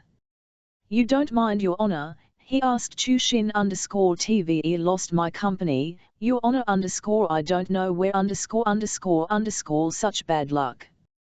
With the soldier, an infantry officer with a bandaged cheek came up to the LXMFLRE, and addressing Tushin asked him to have the guns moved a trifle to let a wagon go past. After he had gone, 2 soldiers rushed to the campfire. They were quarreling and fighting desperately, each trying to snatch from the other they were holding on to. You picked it up, I dare say. You're very smart, one of them shouted hoarsely. Then a thin, pale soldier, his neck bandaged with a blood-stained leg band, came up and in angry tones asked the artilleryman for water must one die like a dog, said he. Telushin told them to give the man some water. Then a cheerful soldier ran up, begging a little fire for the infantry, a nice little hot torch for the infantry. Gind luck to you, fellow countrymen, thanks for the fire, we 11 return it with interest, said he, carrying away into the darkness a glowing stick. Next came 4 soldiers, carrying something heavy on a cloak, and passed by the fire. One of them stumbled. Who the devil has put the logs on the road, snarled he. He is dead, why carry him, said another. Shut up. And they disappeared into the darkness with their load. Still aching? Tushin asked Rost 6V in a whisper. Yes. Your Honor, you're wanted by the general. He's in the hut here, said a gunner. Come up to Tushin. Coming, friend. Telushin rose and, buttoning his greatcoat and pulling it straight, I walked away from the FL_E_ not far from the artillery campfire, in a hut that had prepared for him. Prince Bagration 6N sat at dinner, talking some commanding officers who had gathered at his quarters. The little old man, the half-closed eyes, was there greedily gnawing a mutton, and the general, who had served blamelessly for 22 years, flushed by a glass of vodka and the dinner, and the staff officer with the signet ring, and Jerk 6V, uneasily glancing at them all, and Prince Andrew, pale, with compressed lips and feverishly glittering eyes. In a corner of the hut stood a standard captured from the French, and the accountant with the naive face was feeling its texture, shaking his head in perplexity, perhaps because the banner really interested him, perhaps because it was hard for him, hungry as he was, to look on at a dinner where there was no place for him. In the next hut there was a French colonel who had been taken prisoner by our dragoons. Our officers were flocking in to look at him. Prince Bagration 6N was thanking the individual commanders and inquiring into details of the action and our losses. The general, whose regiment had been at Braunau, was informing the prince that as soon as the action began he had from the wood mustered the men who were, and, allowing the French to pass him, had made a bayonet charge with 2 battalions and had broken up the French troops. When I saw, Your Excellency, that their 1st battalion was disorganized, I stopped in the road and thought, 1211, let them come on and we'll meet them with the fire of the whole battalion, and that's what I did. The general had so wished to do this and was so sorry he had not managed to do it that it seemed to him as if it had really happened. Perhaps it might really have been so. Could one make out on it all that confession what did or did not happen? By the way, Your Excellency, I should inform you, he continued, remembering Dólokhov's conversation with Kutuzov and his last interview with the gentleman ranker, that Private D610 who was reduced to the ranks, took a French officer prisoner in my presence and particularly distinguished himself. I saw the Pavlograd Hussars attack there, Your Excellency, chimed in Jerk 6V, looking uneasily around. He had not seen the Hussars all that day, but had heard about them from an infantry officer. They broke up 2 squares, Your Excellency. Several of those present smiled at Jerk 6V's words, expecting one of his usual jokes, but noticing that what he was saying redounded to the glory of our arms and of the day's work, they assumed a serious expression, though many of them knew that what he was saying was a lie devoid of any foundation. Prince Bagration 6N turned to the old colonel, gentlemen, I think you all arms have behaved heroically, infantry, cavalry, and artillery. How was it that 2 guns were abandoned in the centre? he inquired, searching with his eyes for someone. Prince Bagration 6N did not ask about the guns on the left flank. He knew that all the guns there had been abandoned at the very beginning of the action. I think I sent you, he added, turning to the staff officer on duty. One was damaged, answered the staff officer, and the other I can't understand. I was there all the time, given orders, and had only just left. It is true that it was hot there, he added, modestly. Someone mentioned that Captain Tushin was bivouacking close to the village and had already been sent for. Oh, but you were there, said Prince, addressing Prince Andrew. Of course, we only just missed one another, said the staff officer, with a smile to Bolkonsky _ I had not the pleasure of seeing you, too, said Prince Andrew, coldly and abruptly. All were silent. Tushin appeared at the threshold and made his way timidly from behind the backs of the generals. As he stepped past the generals in the crowded hut, feeling embarrassed as he always was by the sight of his, he did not notice the staff of the banner and stumbled over it. Several of those present laughed. How was it a gun was abandoned? Asked Bagration 6N, frowning, not so much at the captain as at those who were laughing, among whom Jerk 6V laughed loudest. Only now, when he was confronted by the stern authorities, did his guilt and the disgrace of having lost 2 guns and yet remaining alive present themselves to Tushin in all their horror. He had been so excited that he had not thought about it until that moment. The officer's laughter confused him still more. He stood before Bagration 6N with his lower jaw trembling and was hardly able to mutter, I don't know _ your excellency. _ I had no men, your excellency. You might have taken some from the covering troops. Telushin did not say that there were no covering troops, though that was perfectly true. He was afraid of getting some other officer into trouble, and silently fixed his eyes on Bagration 6N as a schoolboy who has blundered looks at an examiner. The silence lasted some time. Prince Bagration 6N, apparently not wishing to be severe, found nothing to say. The others did not venture to intervene _ Prince Andrew looked at Tushin from under his brows and his fingers twitched nervously. Your Excellency. Prince Andrew broke the silence with his abrupt voice, you were pleased to send me to Captain Telushin's battery. I went there and found 2/3 of the men and horses knocked out, 2 guns smashed, and no supports at all. Prince Bagration 6N and Tushin looked with equal intentness at Bolkonsky, who spoke with suppressed agitation.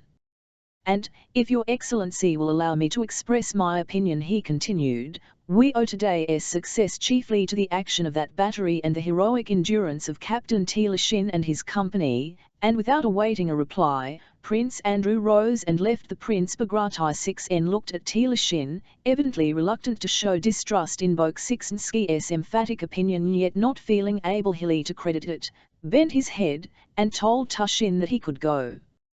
Prince Andrew went out with him. Thank you, you saved me, my dear fellow, said Tushin _ Prince Andrew gave him a look, but said nothing and went away. He felt sad and depressed. It was all so strange, so unlike what he had hoped. Who are they? Why are they here? /hat do they want? And when will all this end?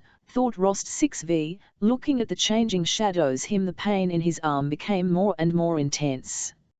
Irresistible drowsiness overpowered him, red rings danced before his eyes, and the impression of those voices and faces and a sense of loneliness merged with the physical pain. It was they, these soldiers, wounded and unwounded, it was they who were crushing, weighing down and twisting the sinews and scorching the flesh of his sprained arm and shoulder. To rid himself of them he closed his eyes for a moment, he dozed, but in that short interval innumerable things appeared to him in a dream, his mother and her large white hand, S6 thin little shoulders, Natasha's eyes and laughter, Denisov's voice and moustache, and Telyanin and all that affair with Telyanin and Bogdanik _ that Amir was the same thing as this soldier with the harsh voice, and it was that affair and this soldier that were so agonizingly, incessantly pulling and pressing his arm and always dragging it in one direction. He tried to get away from them, but they would not for an instant let his shoulder move a hair's breadth. It would not ache, it would be well, if only they did not pull it, but it was impossible to get rid of them. He opened his eyes and looked up. The black canopy of night hung less than a yard above the glow of the charcoal flakes of filling snow were fluttering in that light. Tushin had not returned, the doctor had not come. He was alone now, except for a soldier who was sitting naked at the other side of fire, warming his thin yellow body.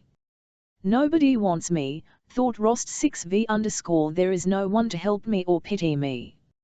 Yet I was once at home, strong, happy, and loved, he sighed and, doing so, groaned involuntarily. Is anything hurting you? Asked the soldier, shaking his shirt out over the fire, and not waiting for an answer he gave a grunt and added, what a lot of men have been crippled today, frightful. Rost 6v did not listen to the soldier. He looked at the snowflakes fluttering above the fire and a Russian inventor at his warm, bright home, his fluffy all coat, his quickly gliding sleigh, his healthy body, and all the affection and care of his family. And why did I come here, he wondered. Next day the French army did not renew their attack, and the remnant of Bagratai 6ns detachment was reunited to Kutuzov's army _. Book 3, 1805 Chapter I Prince Vasily was not a man who deliberately thought out his plans. Still less did he think of injuring anyone for his own advantage. He was merely a man of the old who had got on and to whom getting on had become a habit. Schemes and devices for which he knew were rightly accounted to himself, but which formed the whole interest of his life, were constantly shaping themselves in his mind, arising from the circumstances and persons he met. Of these plans he had not merely one or two in his head but dozens, some only beginning to fondle themselves, some approaching achievement, and some in course of disintegration. He did not, for instance, say to himself, this man now has influence, I must gain his confidence and friendship and through him obtain a special grant. Nor did he say to himself, Pierre is a rich man, I must entice him to marry my daughter and lend me the 40,000 nobles I need. But when he came across a man of his instinct immediately told him that this man could use her, and any premeditation Prince Vasily took the first opportunity to gain his confidence, flatter him, become intimate with him, and finally make his request. He had Pierre at hand in Moscow and procured for him an as gentleman of the which at that time conferred the status of Count's tenor of state, and insisted on the young man accompanying him to Petersburg and staying at his house. With apparent absent-mindedness, yet with unhesitating assurance that he was doing the right thing, Prince Vasily did everything to get Pierre to marry his daughter. Had he thought out his plans beforehand he could not have been so natural and shown such unaffected familiarity in intercourse both above and below him in social standing. Something always drew him toward those richer and more powerful one than himself, and he had rare skill in seizing the most opportune moment for making use of Pierre, on unexpectedly becoming Count Bezukhov and a rich man, felt himself after his recent loneliness and freedom from cares so and preoccupied that only in bed was he able to be by himself. He had to sign papers, to present himself at government offices, the purpose of which was not clear to him, to question his chief steward, to visit his estate near Moscow, and to receive many people who formerly did not even wish to know of his existence but old now have offended and grieved had he chosen not to see them. These different people, businessmen, relations, and acquaintances alike, were all disposed to treat the young heir in the most friendly and flattering manner. They were all evidently firmly convinced of Pierre's noble qualities. He was always hearing such words as, with your remarkable kindness, or, with your excellent heart you are yourself so honourable, Count, or, were he as clever as you, and so on, till he began sincerely to believe in his own exceptional kindness and extraordinary intelligence, the more so as in the depth of his heart it had always seemed to him that he really was very kind and intelligent. Even people who had formerly been spiteful one told him and evidently unfriendly now became gentle and affectionate. The angry eldest princess, the long waist and hair plastered down like a doll's, had come into Pierre's room after the funeral. With drooping eyes and frequent blushes she told him she was very sorry their past misunderstandings and did not now feel she had a right to ask him for anything, except only for permission, after the blow she had received, to remain for a few weeks longer in the house she so loved and where she had sacrificed so much. She could not refrain from weeping at these words. Touched that this statuesque princess could so change, Pierre took her hand and begged her forgiveness, without knowing what for. From that day the eldest princess quite changed toward Pierre and began knitting a striped scarf for him. "Do this for my sake, mon cher." After all, she had to put up with a great deal from the deceased, said Prince Vasily to him, handing him a deed to sign for the princess' benefit. Prince Vasily had come to the conclusion that it was necessary to throw this bill for 30,000 rubles to the poor princess, that it might not occur to her to speak of his share in the affair of the inlaid. Pierre signed the deed, and after that the princess grew still kinder. The younger sisters also affectionate to him, especially the youngest, the pretty one with the mole, who often made him feel consoled by her smiles and her own conversation when meeting him. It seemed so natural to Pierre that everyone should like him, and it would have seemed so unnatural had anyone disliked him, that he could not but in the sincerity of those around him. Besides, he had no time to ask himself whether these people were sincere or not. He was always busy and always felt in a state of mild and cheerful intoxication. He felt as though he were the center of some important and general movement, that something was constantly expected of him, that if he did not do it he would grieve and disappoint many, but if he did this and that, all would be well, and he did what others demanded of him, but still that happy result always remained in the future. More than anyone else, Prince Vasily possession of Pierre's affairs and of Pierre himself in those early days. From the death of Count Bezukhov he did not let go his hold of the lad. He had the air of a man oppressed by business, weary and suffering, who yet would not, for pity's sake, leave this helpless youth who, after all, was the son of his old friend and the possessor of such enormous wealth, to the caprice of fate and the designs of frogs. During the few days he spent in Moscow after the death of Count Bezukhov, he would call Pierre, or go to him himself, and tell him what ought to be done in a tone of weariness and assurance, as if he were adding every time, "You know I am overwhelmed with business and it is purely out of charity that I trouble myself, and you also know quite well that what I propose is the only thing possible." "Well, my dear fellow, tomorrow we are off at last," said Prince Vasily one day, closing his eyes and fingering Pierre's elbow, speaking as if he were saying something which had long since been agreed upon and could not now be altered. "We start tomorrow and I'm giving you a place in my carriage. I am very glad.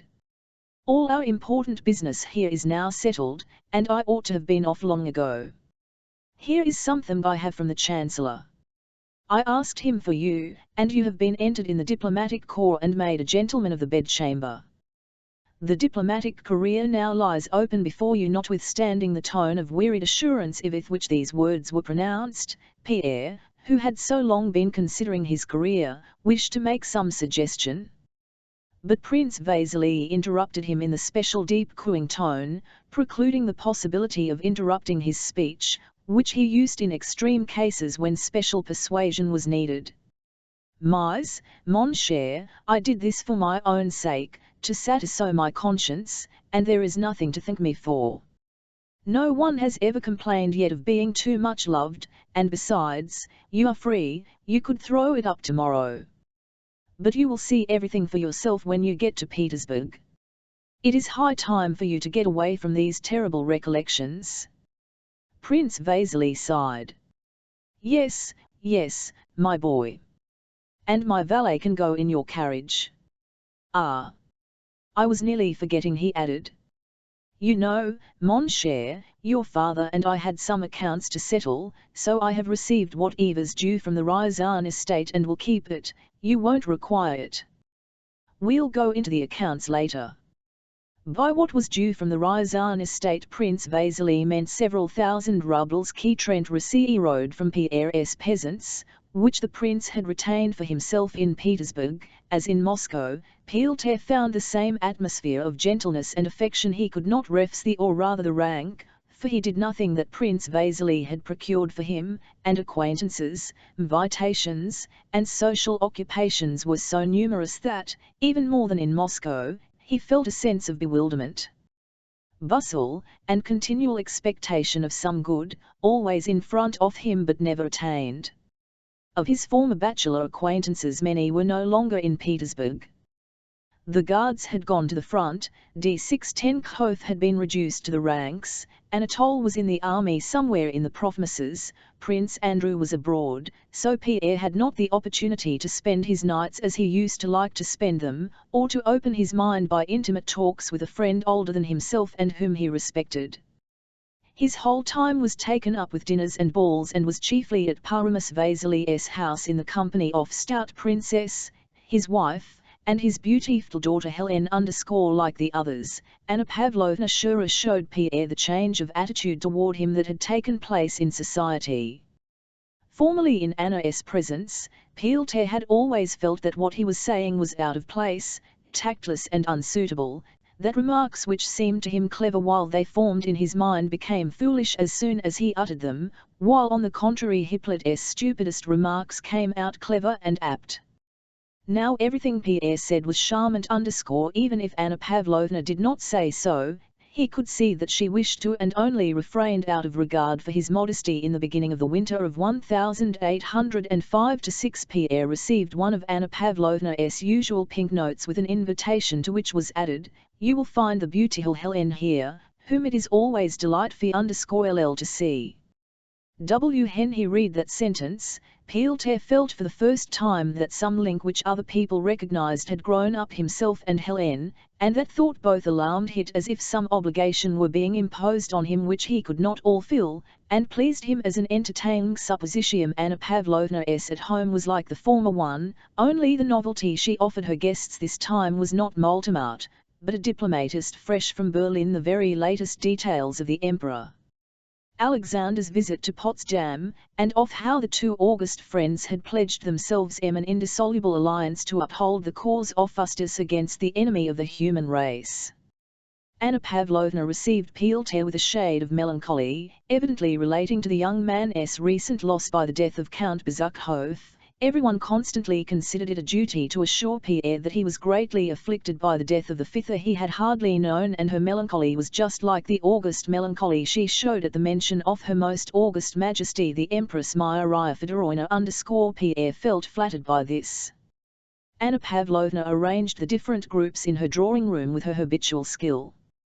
The large group, in which were Prince Vasily and the generals, had the benefit of diplomat. Another group was at the tea-table. Pierre wished to join the former, but Anna Pavlovna, who was in the excited condition of a commander on a battlefield to whom thousands of new and brilliant ideas occur which there is hardly time to put in action, seeing Pierre, touched his sleeve with her finger, saying, "Wait a bit, I have something in view for you this evening." She glanced at Hélène and smiled at her. "Dear Hélène, be charitable to my poor aunt who adores you. Go and keep her company for 10 minutes. And that it will not be too dull, here is the dear Count who will not refuse to accompany you." The beauty went to the aunt, but Anna Pavlovna detained Pierre, looking as if she had to give some formal necessary instructions. "Isn't she exquisite?" she said to Pierre, pointing to the stately beauty as she glided away. "And how she carries herself for so young a girl, such tact, such masterly perfection of manner. It comes from her health. Happy the man who wins her. With her the least worldly of men would occupy a most brilliant in sc and tie. Don't you think so? I only wanted to know your opinion." And Anna Pavlovna let Pierre go. Pierre, in reply, sincerely agreed with her as to Hélène's of manner. If he ever thought of Hélène, it was just of her beauty and her remarkable skill in silently dignified in society. The old aunt received the two young people in her corner, but seemed desirous of hiding her adoration for Hélène and inclined rather to show her fear of Anna Pavlovna. She looked at her niece, as if inquiring what she was to do with these people. On leaving them, Anna Pavlovna again touched Pierre's sleeve, saying, "I hope you won't say that it is dull in my house again." And she glanced at Hélène. Hélène smiled, with a look implying that she did not admit of anyone seeing her without being enchanted. The aunt coughed, swallowed, and said in French that she was very pleased to see Helene. Then she tummed to Pierre the same words of welcome and the same look in the middle of a dull and halting conversation. Helene turned to Pierre with the beautiful bright smile that she gave to everyone. Pierre was so used to that smile, and it had so little meaning for him, that he paid no attention to it. The aunt was just speaking of a collection of snuff boxes that had belonged to Pierre's father, Count Bezukhov, and showed them her own Princess Helene asked to see the portrait of the aunt's husband on the box. That is probably the work of Vinesse, said Pierre, mentioning a celebrated miniaturist, and he leaned over the table to take the snuff box while trying to hear what was being said at the other table. He half rose, meaning to go round, but the aunt handed him the snuff box, passing it across Helene's back. Helene forward to make room, and looked round with a smile. She was, as always at evening parties, wearing a dress such as was then fashionable, cut very low at front and back. Her bust, which had always seemed like marble to Pierre, was so close to him that his short-sighted eyes could not but perceive the living charm of her neck and shoulders, so near to his lips that he need only have bent his head a little to have touched them.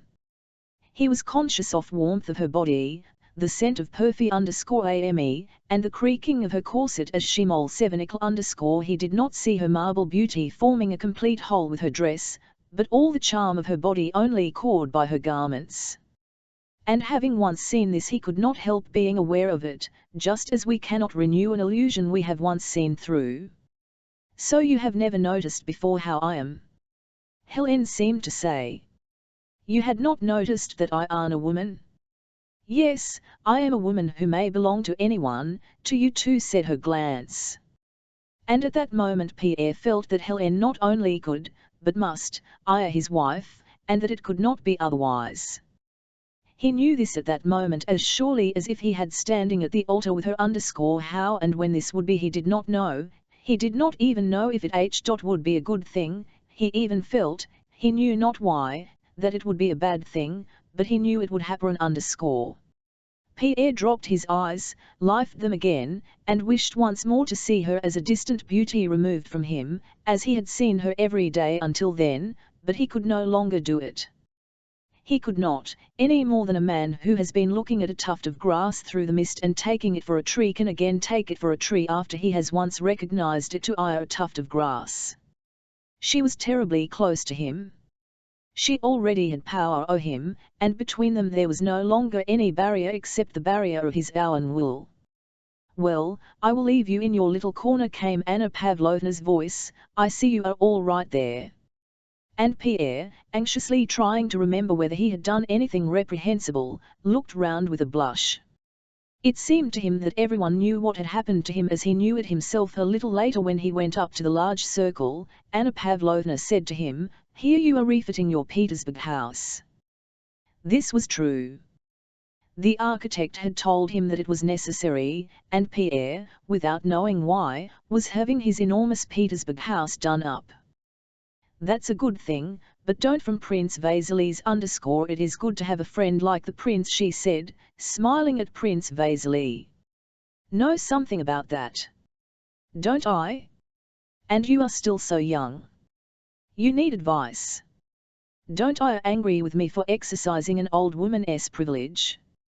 She paused, as women always do, expecting something after they have mentioned their age. If you marry it will be a different thing, she concluded, uniting them both in one glance. Pierre did not look at Helene nor she at him. But she was just as terribly close to him. He muttered something and coloured _w. When he got home he could not sleep for a long time for thinking of what had happened _w. Had happened? Nothing. He had merely that the woman he had known as a child, of whom when her was mentioned he had said absent-mindedly, yes, she's looking, he had that this woman might belong to him, but she's stupid. I have myself said she is stupid, he thought. There is something nasty, something wrong, in the feeling she excites in me.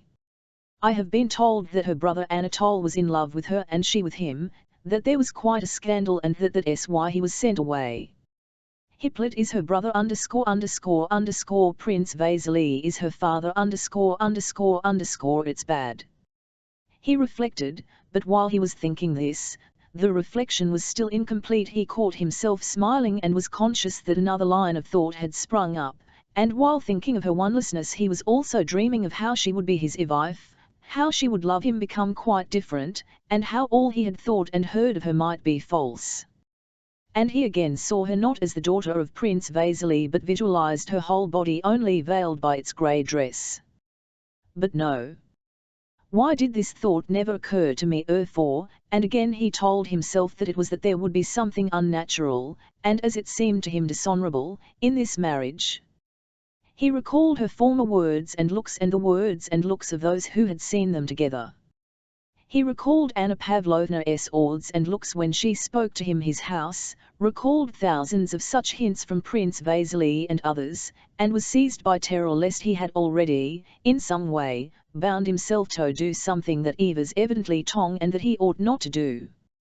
But at the very time he was expressing this conviction to himself, in another part of his mind her image rose in all its womanly beauty. Chapter 11 In November, 1805, Prince Vasily had to go on a tour of inspection in 4 different provinces. He had arranged this for himself so as to visit his neglected estates at the same time and pick up his son Anatole where his regiment was stationed, and take him to visit Prince Nicholas Bolkonsky in order to arrange a match for him with the daughter of that rich old man. But before leaving home and undertaking these new affairs, Prince Vasily had to settle matters with Pierre, who, it is Tn_a, had latterly spent whole days at home, that is, in Prince Vasily's house where he was staying, and had been absurd, excited, and foolish in Helene's presence, as a should be, but had not yet proposed to her. "This is all very fine, but things must be settled," said Prince Vasily to himself, with a sorrowful sigh, one morning, feeling that Pierre, who was under such obligations to him, but never mind that, was not behaving very well in this matter. Youth, frivolity, well, God be with him, thought he, relishing his own goodness of heart, but it must be brought to a head. The day after tomorrow will be Lelia's name day. I will invite Th.W. or 3 people, and if he does not understand what he ought to do then it will be my affair, yes, my affair. I am her father. 6 weeks after Anna Pav 101 Ma.'s at home and after the sleepless night when he had decided that to marry Helene would be a calamity and that he ought to marry her and go away, Pierre, despite that decision, had not left Prince Vasily's and felt with Tête that in his eyes he was every day more and more connected with her, that it was impossible for him to return to his former conception of her, that he could not break away from her, and that though it would be a terrible thing he would have to unite his fate with hers. He might have been able to free himself, but that Prince Vasily, who had rarely before given receptions, now hardly let a day go by having an evening party at which Pierre had to be present unless he wished to spoil the general pleasure and disappoint everyone's expectation. Paramus Vasily, in the rare moments when he was at home, would take Pierre's hand in passing and draw it downwards, or absent-mindedly hold out his tinkled, clean-shaven cheek for Pierre to kiss and would say, "Till tomorrow," or "Be in to dinner," or "I shall not see you, Colin," or "I am staying in for your sake," and so on. And though Prince Vasily Ivan he stayed in, as he said, for Pierre's sake, hardly exchanged a couple of words with him, Pierre felt unable to disappoint him. Every day he said to himself one and the same thing: "Is time I understood her and made up my mind what she really is. Was I mistaken before, or am I mistaken now? No, she is not stupid, she is an excellent girl," he sometimes said to himself. "She never makes a mistake, never says anything stupid. She says little, but what she does say is always clear and simple, so she is not stupid. She never is abashed and is not abashed now, so she cannot be a bad woman."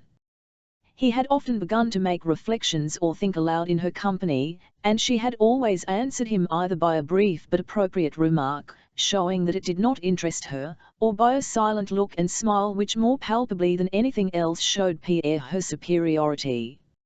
She was right in regarding all arguments as nonsense in comparison that smile. She always addressed him with a radiantly confiding smile meant for him alone, in which there was something more significant than in the general smile that usually brightened her face. Pierre knew that everyone was waiting for him to say a word and cross a snine line, and he knew that sooner or later he would step across it, but an incomprehensible terror seized him at the thought of that dreadful step. 1,000 times during that month and a half, while he felt himself drawn nearer and nearer to that dreadful abyss, Pierre said to himself, "What am I doing? I need resolution. Can it that I have none?" He wished to take a decision, but felt with dismay that in this matter he lacked that strength of will which he had known in himself and really possessed. Pierre was one of those who are only strong when they feel themselves quite innocent, and since that day when he was overpowered by a feeling of desire while stooping over the at Anna Pavlovna's, an unacknowledged sense of the guilt of that desire paralyzed his will. On Helen's name day, a small party of just their own ropple, as his wife said, met for supper at Paramus Vasily's. All these friends and relations had been given to understand that the fate of the young girl would be decided that evening. The visitors were seated at supper. Princess Kuragina, a portly imposing woman who had once handsome, was sitting at the head of the table. On either side of her sat the more important guests, an old general and his wife, and Anna Pavlovna Shura at the other end sat the younger and less important guests, and there too sat the members of the family, and Pierre and Hélène, side by side. Prince Vasily was not having any supper. He went round the table in a merry mood, sitting down now by one, now by another, of the guests.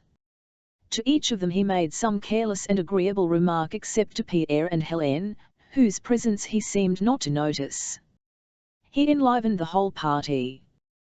The wax candles burned brightly, the silver and crystal gleamed, so did the ladies' toilets, and the gold and silver of the men's epaulets, ants in scarlet moved round the table.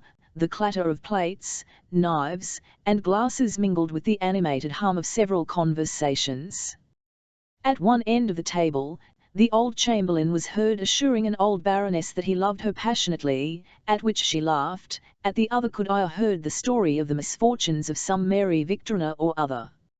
At the centre of the table, Prince Vasily attracted everybody's attention. With a facetious smile on his face, he was telling the ladies about last Wednesday's meeting of the Imperial Council, at which Sergei Kuzmich Vyazmitanov, the new military governor-general of Petersburg, had received and read the then rescript of Emperor Alexander from the army to Sergei Kuzmich, in which the emperor said that he was receiving from all sides declarations of people's loyalty, that the declaration from Petersburg gave him particular pleasure, and that he was proud to it though head of such a nation and would endeavour to be worthy of it. This rescript began with the words, "Sergei Kuzmich, from all sides reports reach me," etc. Well, and so he never got further than Sergei Kuzmich, asked one of the ladies.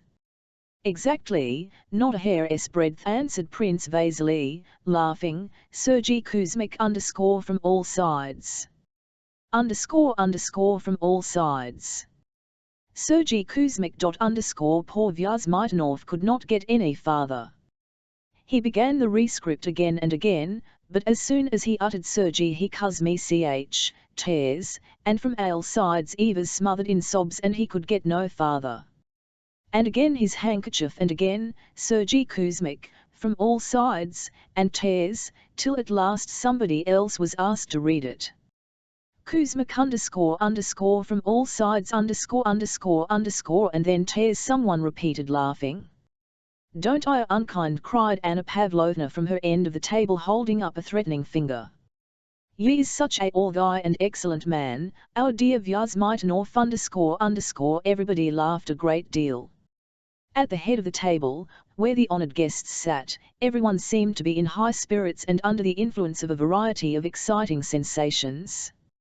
Only Pierre and Hélène sat silently side by side almost at the of the table, a suppressed smile brightening both their faces, a smile that had nothing to do with Sergei Kuzmich, a smile of bashful oneness at their own feelings. But much as all the rest laughed, talked, and joked, much as they enjoyed their Rhine wine, sort, and ices, and how they avoided looking at the young couple, and heedless and unobservant as they seemed of one could feel by the occasional glances they gave that the story Sergei Kuzmich, the laughter, and the food were all a pretense, and that the whole attention of that company was directed to Pierre and Hélène. Prince Vasily mimicked the sobbing of Sergei Kuzmich, and at the same time his eyes glanced toward his daughter, and while he laughed the expression on his face clearly said, "Yes, it's getting on, it will all be settled today." Anna Pavlovna threatened him on behalf of our dear Vyazmitanov, and in her eyes, for an instant, glanced at Pierre. Prince Vasily read a congratulation on his son-in-law and on his daughter's happiness.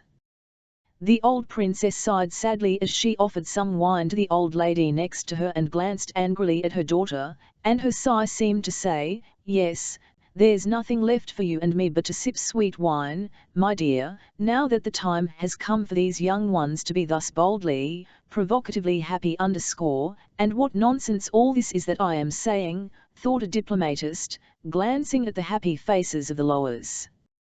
"That's happiness. Too into the insignificant, trifling, and artificial interests uniting that society had entered the simple feeling of the attraction of a healthy and handsome young man and woman for one another. And this human feeling dominated everything else and soared above all their affected chatter.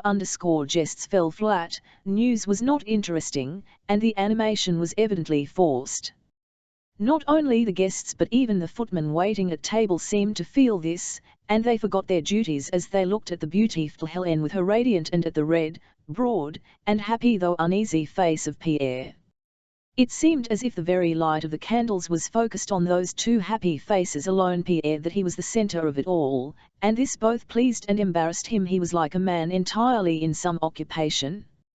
He did not see, hear, or understand anything clearly. Only now and then detached ideas and impressions from the old of reality shot unexpectedly through his mind. "So it is all finished," he thought. "And how has it all happened? How quickly! Now I know that not because of her alone, nor of myself alone, but of everyone, it must inevitably come about. They are all expecting it, they are so sure that it will happen that I cannot disappoint them. But how will it be? I do not know, but it will certainly happen," thought Pierre, glancing at those dazzling shoulders close to his eyes. Or he would suddenly feel ashamed of he knew not what. He felt it awkward to attract everyone's attention and to be considered a lucky man and, with his plain face, to be looked on as a son of Paris possessed of for Helen. But no doubt it always is and must be so, he consoled himself, and besides, what have I done to bring it about? How did it begin? I travelled from Moscow with Prince Vasily, then there was nothing. So why should I not stay at his house? Then I played cards with her and picked up her reticule and drove out with her. How did it begin? When did it all come about? And here he was sitting by her side as her betrothed, seeing, hearing, feeling her nearness, her breathing, her movements, her beauty. Then it all suddenly seemed to him that it was not she but he was so unusually beautiful, and that was why they all looked so at him, and flattered by this general admiration he would expand his chest, raise his head, and rejoice at his good fortune. Suddenly he heard a familiar voice repeating something to him a second time. But Pierre was so absorbed that he did not understand what Eva said. "I am asking you when you last heard from Bolkonsky," repeated Prince Vasily a third time. "How absent-minded you are, my dear fellow." Prince Vasily smiled, and Pierre noticed that everyone was smiling at him and Hélène. "Well, what of it, if you all know it," thought Pierre. "% of it. It's the truth," and he himself smiled his gentle childlike smile, and Hélène smiled. "When did you get the letter?" "Was it from Omutz?" repeated Prince Vasily, who pretended to want to know this in order to settle a dispute. "How can one talk or think of such trifles?" thought Pierre. "Yes, from Omutz," he answered, with a sigh. After supper Pierre with his partner followed the others into the drawing-room. The guests began to disperse, some taking leave of Helen. Some, as if unwilling to distract her from an important occupation, came up to her for a moment and made haste to go away, to let her see them off. The diplomatist preserved a mournful silence as he left the drawing-room. He pictured the vanity of his diplomatic career in comparison with Pierre's happiness. The old general grumbled at his youth when she asked how his leg was. "Oh, the old fool," he thought, "that Princess Helene will be beautiful still when she's 50. I think I may congratulate you," whispered Anna Pavlovna to the old princess, kissing her soundly. "If I hadn't this headache I'd stayed longer." The old princess did not reply. She was tormented by jealousy of her daughter's happiness. While the guests were taking their leave, Pierre remained for a long time alone with Helene in the little drawing-room where they were sitting. He had often before, during the last 6 weeks, remained alone with her, but had never spoken to her of love. Now he felt that it was inevitable, but he could not make up his mind to take the formal step. He felt ashamed. He felt that he was occupying someone else's place here beside Helene. This happiness is not for you. To some inner voice whispered to him, this happiness is for those who not in them what there is in you. But, as he had to say something, he began by asking her whether she was satisfied with the party. She replied in her usual simple manner that this name day of hers had been one of the pleasantest she had ever had. Some of the nearest relatives had not yet left. They were sitting in the large drawing-room. Prince Vasily came up to Pierre, languid footsteps. Pierre rose and said, "It was getting late." Prince Vasily gave him a look of stern inquiry, as though what Pierre had just said was so strange that one could not take it in. But then the expression of severity changed, and he drew Pierre's hand downwards, made him sit cloud.u and smiled affectionately. "Well, Lelia?" he asked, turning instantly to his daughter and addressing her with the careless tone of habitual tenderness natural to parents who have petted their children from babyhood, but which Prince Vasily had only acquired by imitating other parents. And he again turned to Pierre. "Sergei Kuzmich, from all sides, too," he said, unbuttoning the top button of his waistcoat. Pierre smiled, but his smile showed that he knew it was not the story about Sergei Kuzmich that interested Prince Vasily just then, and Prince Vasily saw that Pierre knew this. He suddenly muttered something and went away. It seemed to Pierre that even the prince was disconcerted. The sight of the discomposure of that old man of the world touched Pierre. He looked at Helene and she seemed disconcerted, and her look seemed to say, "Well, it is your own fault.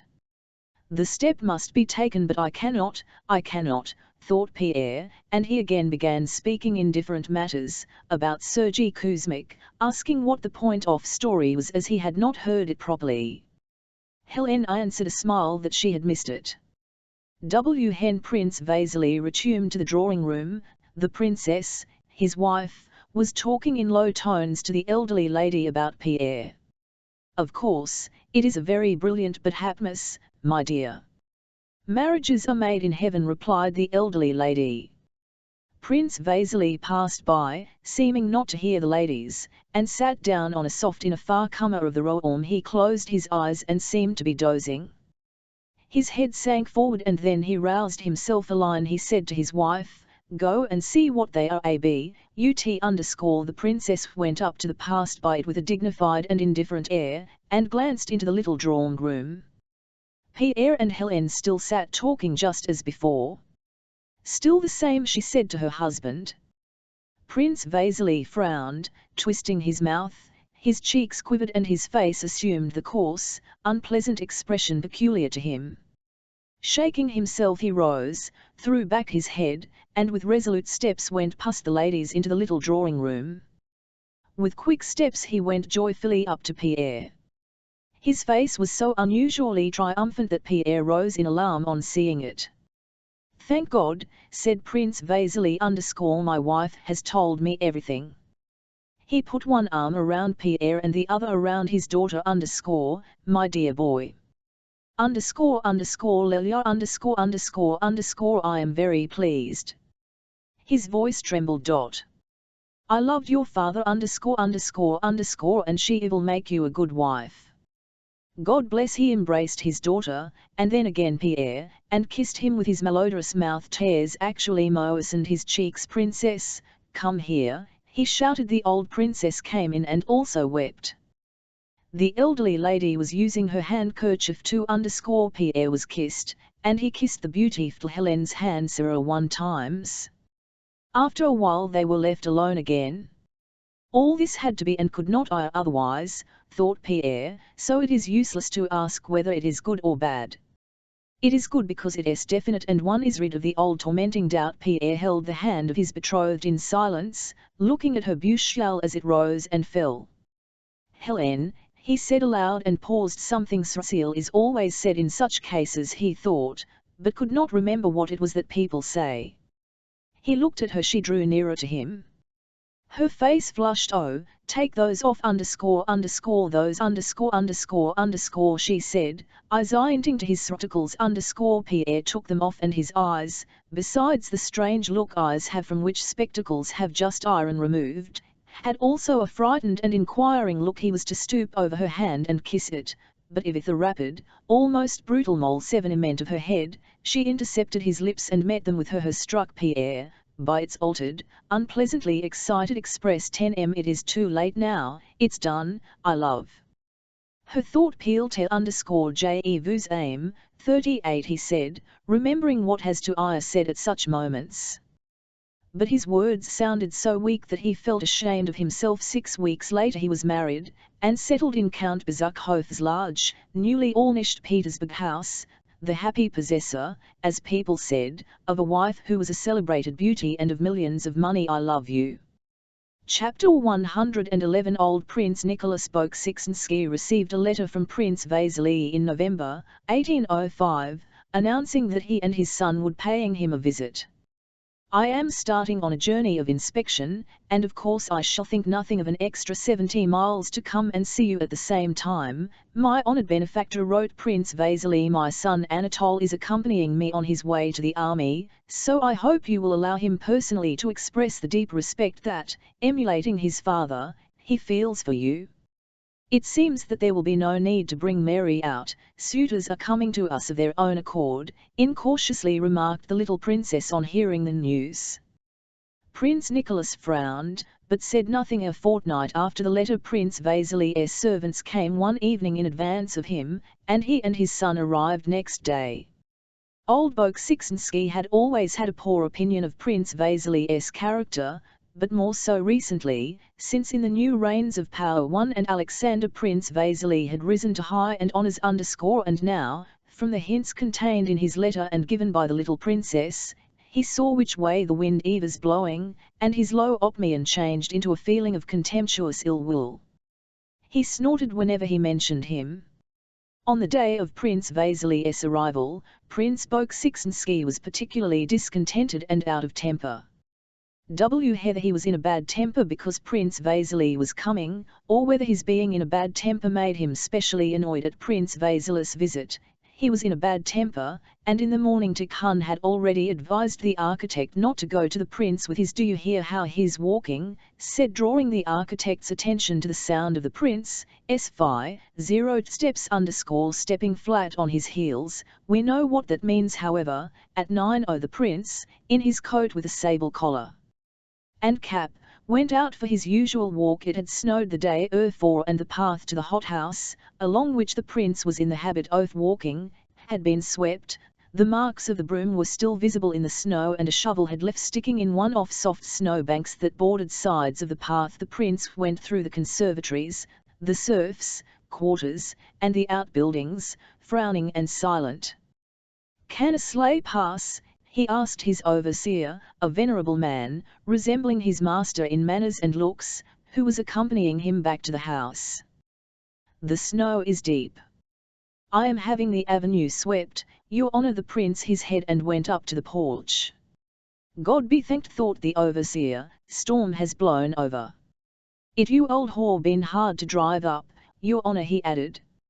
"Heard, your honor, that a minister is coming to visit your honor _ The prince turned round to the overseer and fixed his eyes on him, frowning. "What? A minister? What minister?" TV/Ho gave orders, he said in his shrill, harsh voice. "The road is not swept for the princess my daughter, but for a minister." For me, there are no ministers.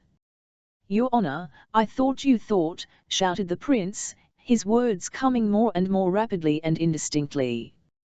You thought, rascals. Blackguards. I'll teach you to thurlk, and lifting his stick he siv and would have hit Alpatich, the overseer, had not the latter instinctively avoided the blow thought. Blackguards shouted the prince rapidly. But although Alpatich, frightened at his own temerity in avoiding the stroke, came up to the prince, bowing his bald head resignedly before him, or perhaps for that very reason, the prince, though he continued to shout, blackguards, throw the snow back on the road, did not lift his stick again but hurried into the house.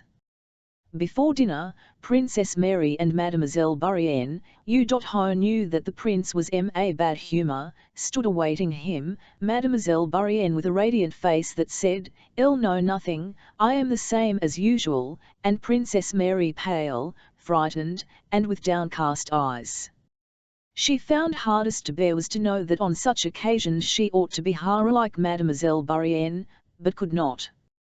She thought, seem not to notice, he will think that I do not sympathize him, if I seem sad and out of spirits myself, he will say, as he has done, that I'm in the dumps. The prince looked at his daughter's frightened face and snorted. Fool! Or dummy, he must kill and the other one is not here. They've been telling tales, he thought, referring to the little princess who was not in the dining room. Where is the princess? He asked. Hiding. She is not very well, answered Mademoiselle Bourienne with a bright smile, so she won't come down. It is natural in her state. Muttered the prince, sitting down. His plate seemed to him not quite clean, and pointing to a spot he flung it away.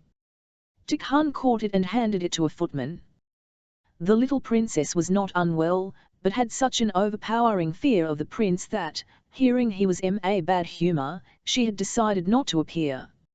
I am afraid for the baby, she said to Mademoiselle Bourienne. Heaven knows what a fright might do. In general at Bald Hills the little princess, in constant fear, and with a sense of antipathy to the old prince which she did not realize because the fear was so much the stronger feeling. The prince reciprocated this antipathy, but it was overpowered by his contempt for her. When the little princess had grown accustomed to life at Bald Hills, she took a special to Mademoiselle Bourienne, whole days with her, asked her to sleep in her and often talked with her about the old prince and criticized him. So we are to visitors, mon prince, remarked Mademoiselle Bourienne, unfolding her white napkin with her rosy fingers. His Excellency Prince Vasily Kuragin and his son, I understand, she said inquiringly. His Excellency is got him his appointment in the service, said the prince disdainfully. Why his son is coming I don't understand. Perhaps Princess Elizabeth and Princess Mary know. I don't want him. He looked at his blushing daughter.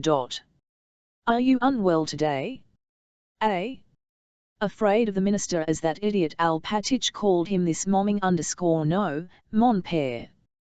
Though Mademoiselle Bourienne had been so unsuccessful in her choice of a subject, she did not stop talking, but chatted about the conservatories and the beauty of a flower that had just opened, and after the soup the prince became more genial. After dinner, he went to see his daughter-in-law. The little Princess Eva was sitting at a small table, chattering with Misha, her maid. She grew pale on seeing her father-in-law. She was much altered. She was now plain rather than pretty. Her cheeks had sunk, her lip was drawn up, and her eyes drawn down. Yes, I feel a kind of oppression, she said in reply to the prince's question as to how she felt. Do you want anything? No, merci, mon père. Well, all right. He left and went to the waiting room where Alpatich stood with head. Has the snow been shoveled back? Yes, Your Excellency. Forgive me, heaven's sake. It was only my stupidity. All right, interrupted the prince, and laughing his unnatural way, he stretched out his hand for Alpatich to kiss, and then proceeded to his study. Prince Vasily arrived that evening. He was met in the avenue by coachmen and footmen, who, with loud shouts, dragged his sleighs up to one of the lodges over the road purposely laden with snow. Prince Vasily and Anatole had separate rooms assigned to them. Anatole, having taken off his mercoat, sat with arms akimbo before a table on a corner of which he smilingly and absent-mindedly fixed his large and handsome eyes. He regarded his whole life as a continual round of amusement which someone for some reason had to provide for him. And he looked on this visit to a churlish old man and a rich and ugly heiress in the same way. All this might, he thought, turn out very well and amusingly. And why not marry her if she really has so much money? That never does any harm, thought Anatole. He shaved and scented himself with the care and elegance which had become habitual to him and, his handsome head held high, entered his father's room with the good-humoured and victorious air natural to him. Prince Vasily's two valets were busy dressing and he looked round with much animation and cheer. He nodded to his son as the latter entered, as if to say, "Yes, that's how I want you to look. I say, father, joking apart, is she very hideous?" Anatole asked, as if continuing a conversation the subject of which had often been mentioned during the journey. "Enough. Nonsense. Above all, try to be respectful and cautious with the old prince. If he starts a row I'll go away," said Prince Anatole. "I can't bear those old men. Ill. Remember, for you everything depends on this." In the meantime, not only was it in the maid-servants that the minister and his son had arrived, but the appearance of both had minutely described.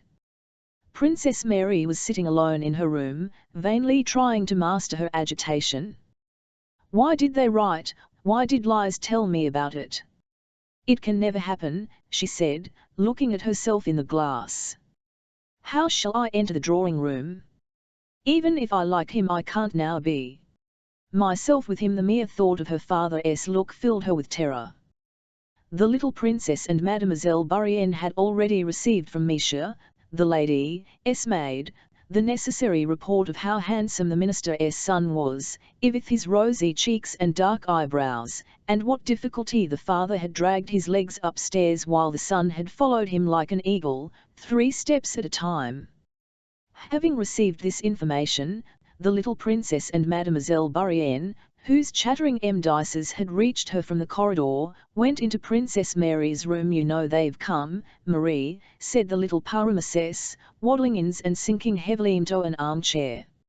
She was no longer in the loose gown she generally wore in the morning, but had on one of her best dresses. Her hair was carefully done and her was animated, which, however, did not conceal its sunken and outlines. Dressed as she used to in Petersburg society, it was still more noticeable how much plainer she had become. Some unobtrusive touch had been added to Mademoiselle Bourienne's toilet which rendered her fresh and pretty yet more attractive. "What?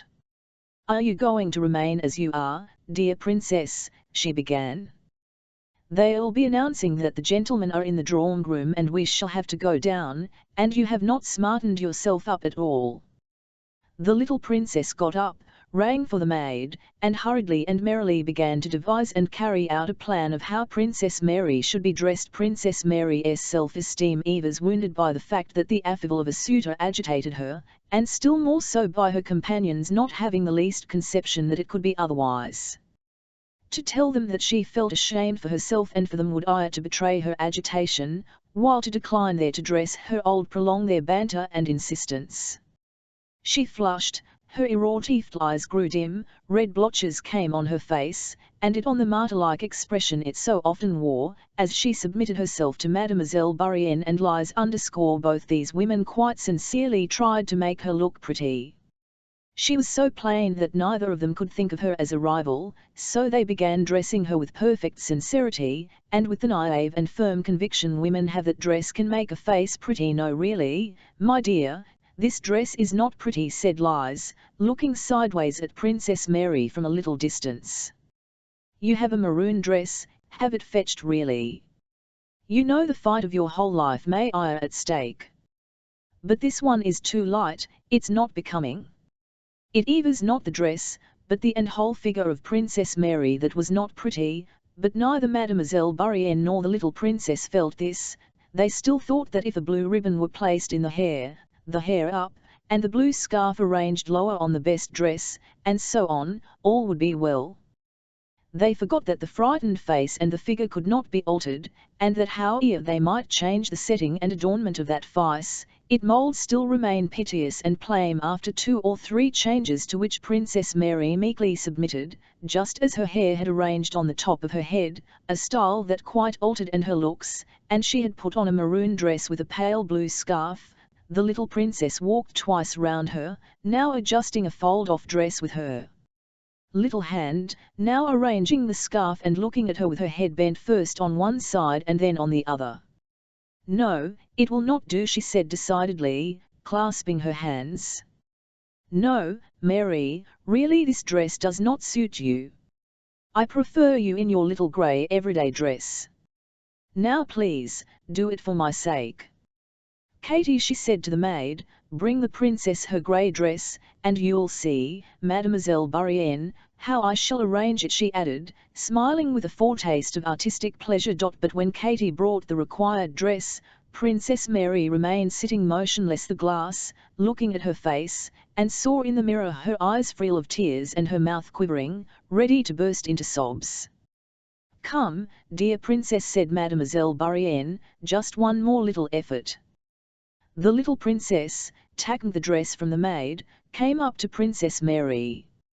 "Well, now we'll arrange something quite simple," and she said.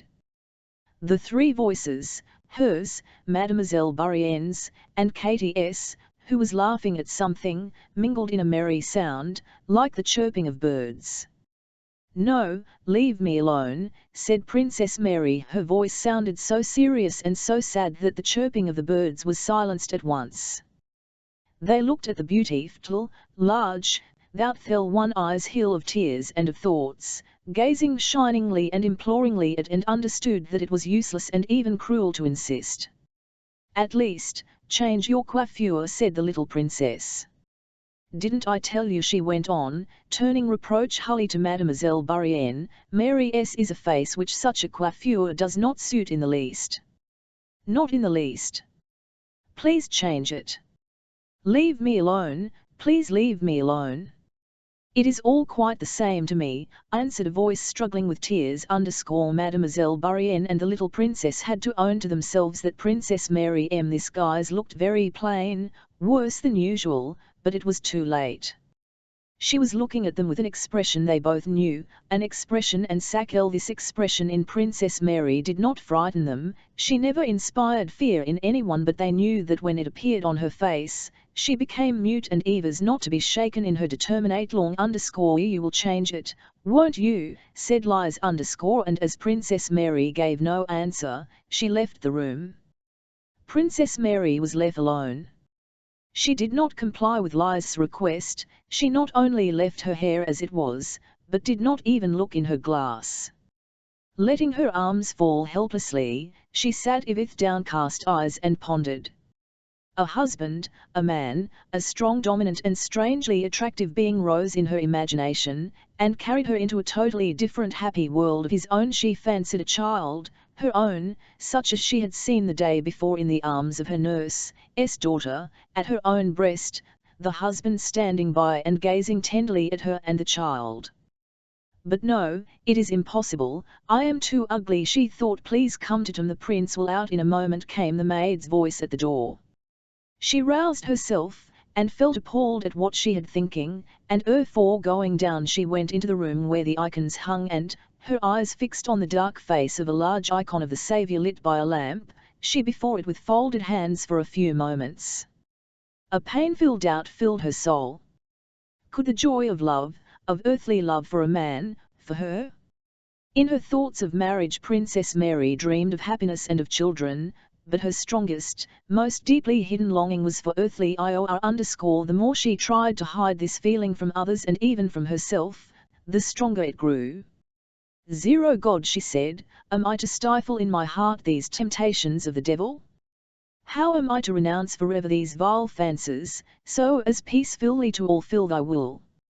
And scarcely had she put that question than God gave her the answer in her OUN heart. Desire nothing for thyself, seek nothing, be not anxious or envious. Man's altar and thy own fight must remain hidden from thee, but live so that thou mayest ready for anything. If it be God's will to prove thee in the duties of marriage, be ready to HL 1:11 his will. With this consoling thought, but yet a hope for the fulfillment of her forbidden earthly longing, Princess Mary sighed, and having crossed herself went down, thinking neither of her gown and nor of how she would go in nor of what she would say. Lad, could all that matter in comparison with the will of God, without whose care not a hair of man's head can fall. Chapter 4 Hen Princess Mary came down. Prince Vasily and his son were already in the drawing room, talking to the little princess and Mademoiselle Bourienne when she entered with her heavy step, treading on her heels. The gentleman and Mademoiselle Bourienne rose, and the little princess, indicating her to the gentleman, said "Roy / Marie." Princess Mary saw them all and saw them in detail.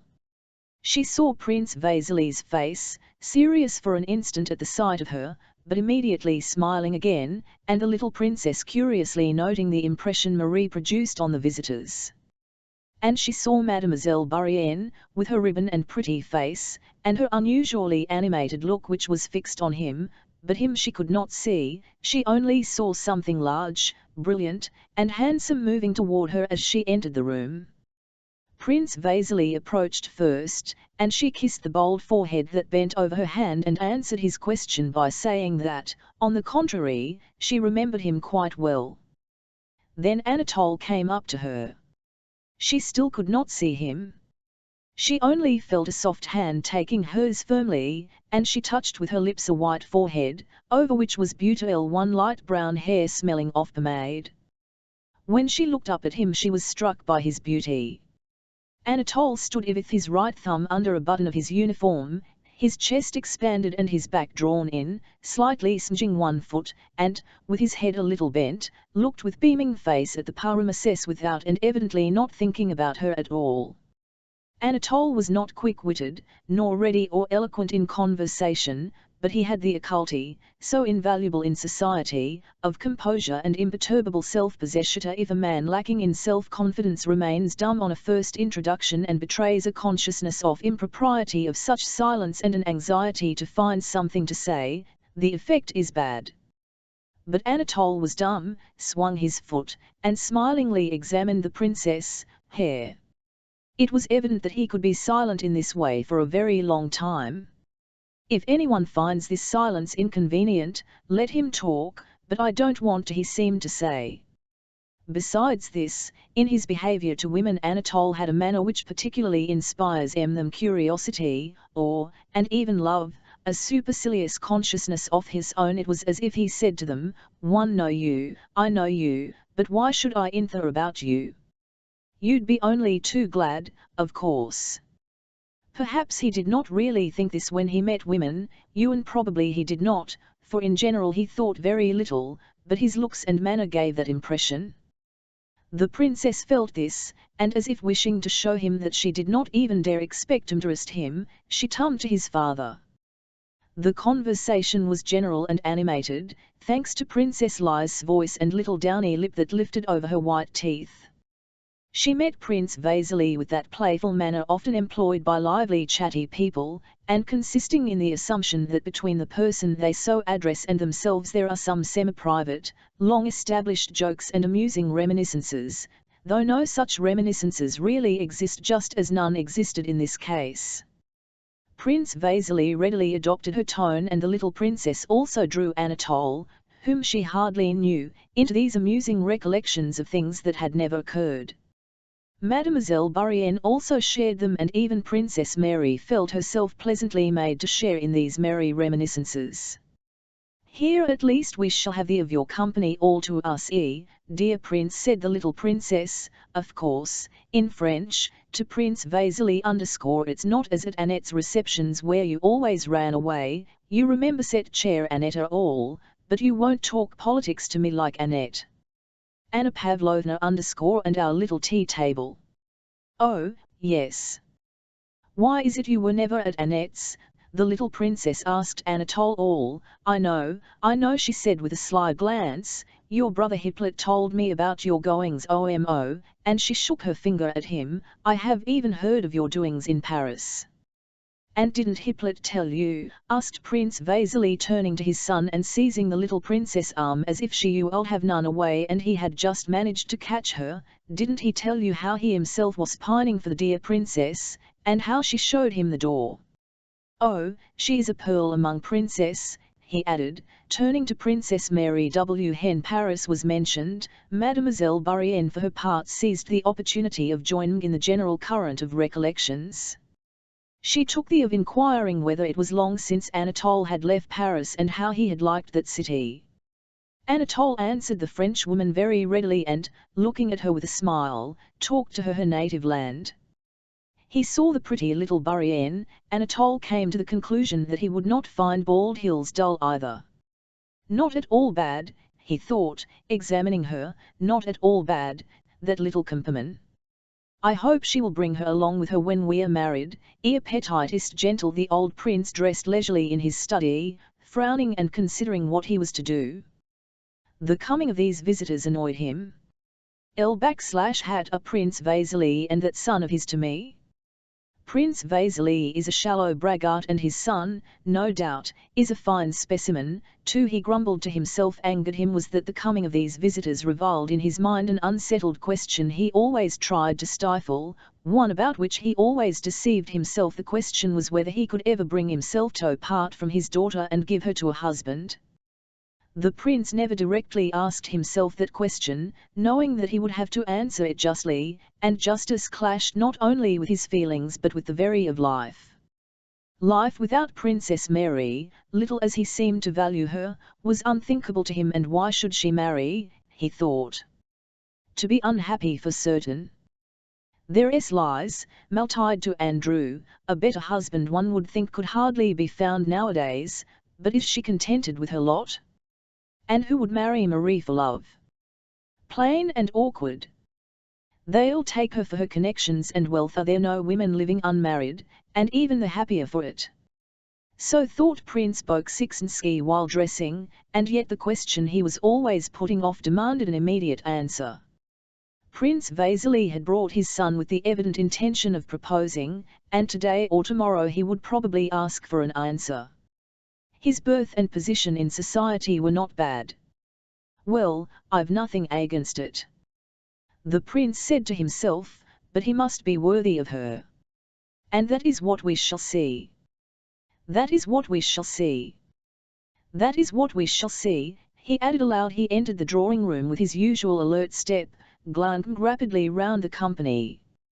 He noticed the change in the little princess' dress, Mademoiselle Bourienne's ribbon, Princess Mary's unbecoming coiffure, Mademoiselle Bourienne's and Anatole's smiles, and the loneliness of his daughter amid the general conversation.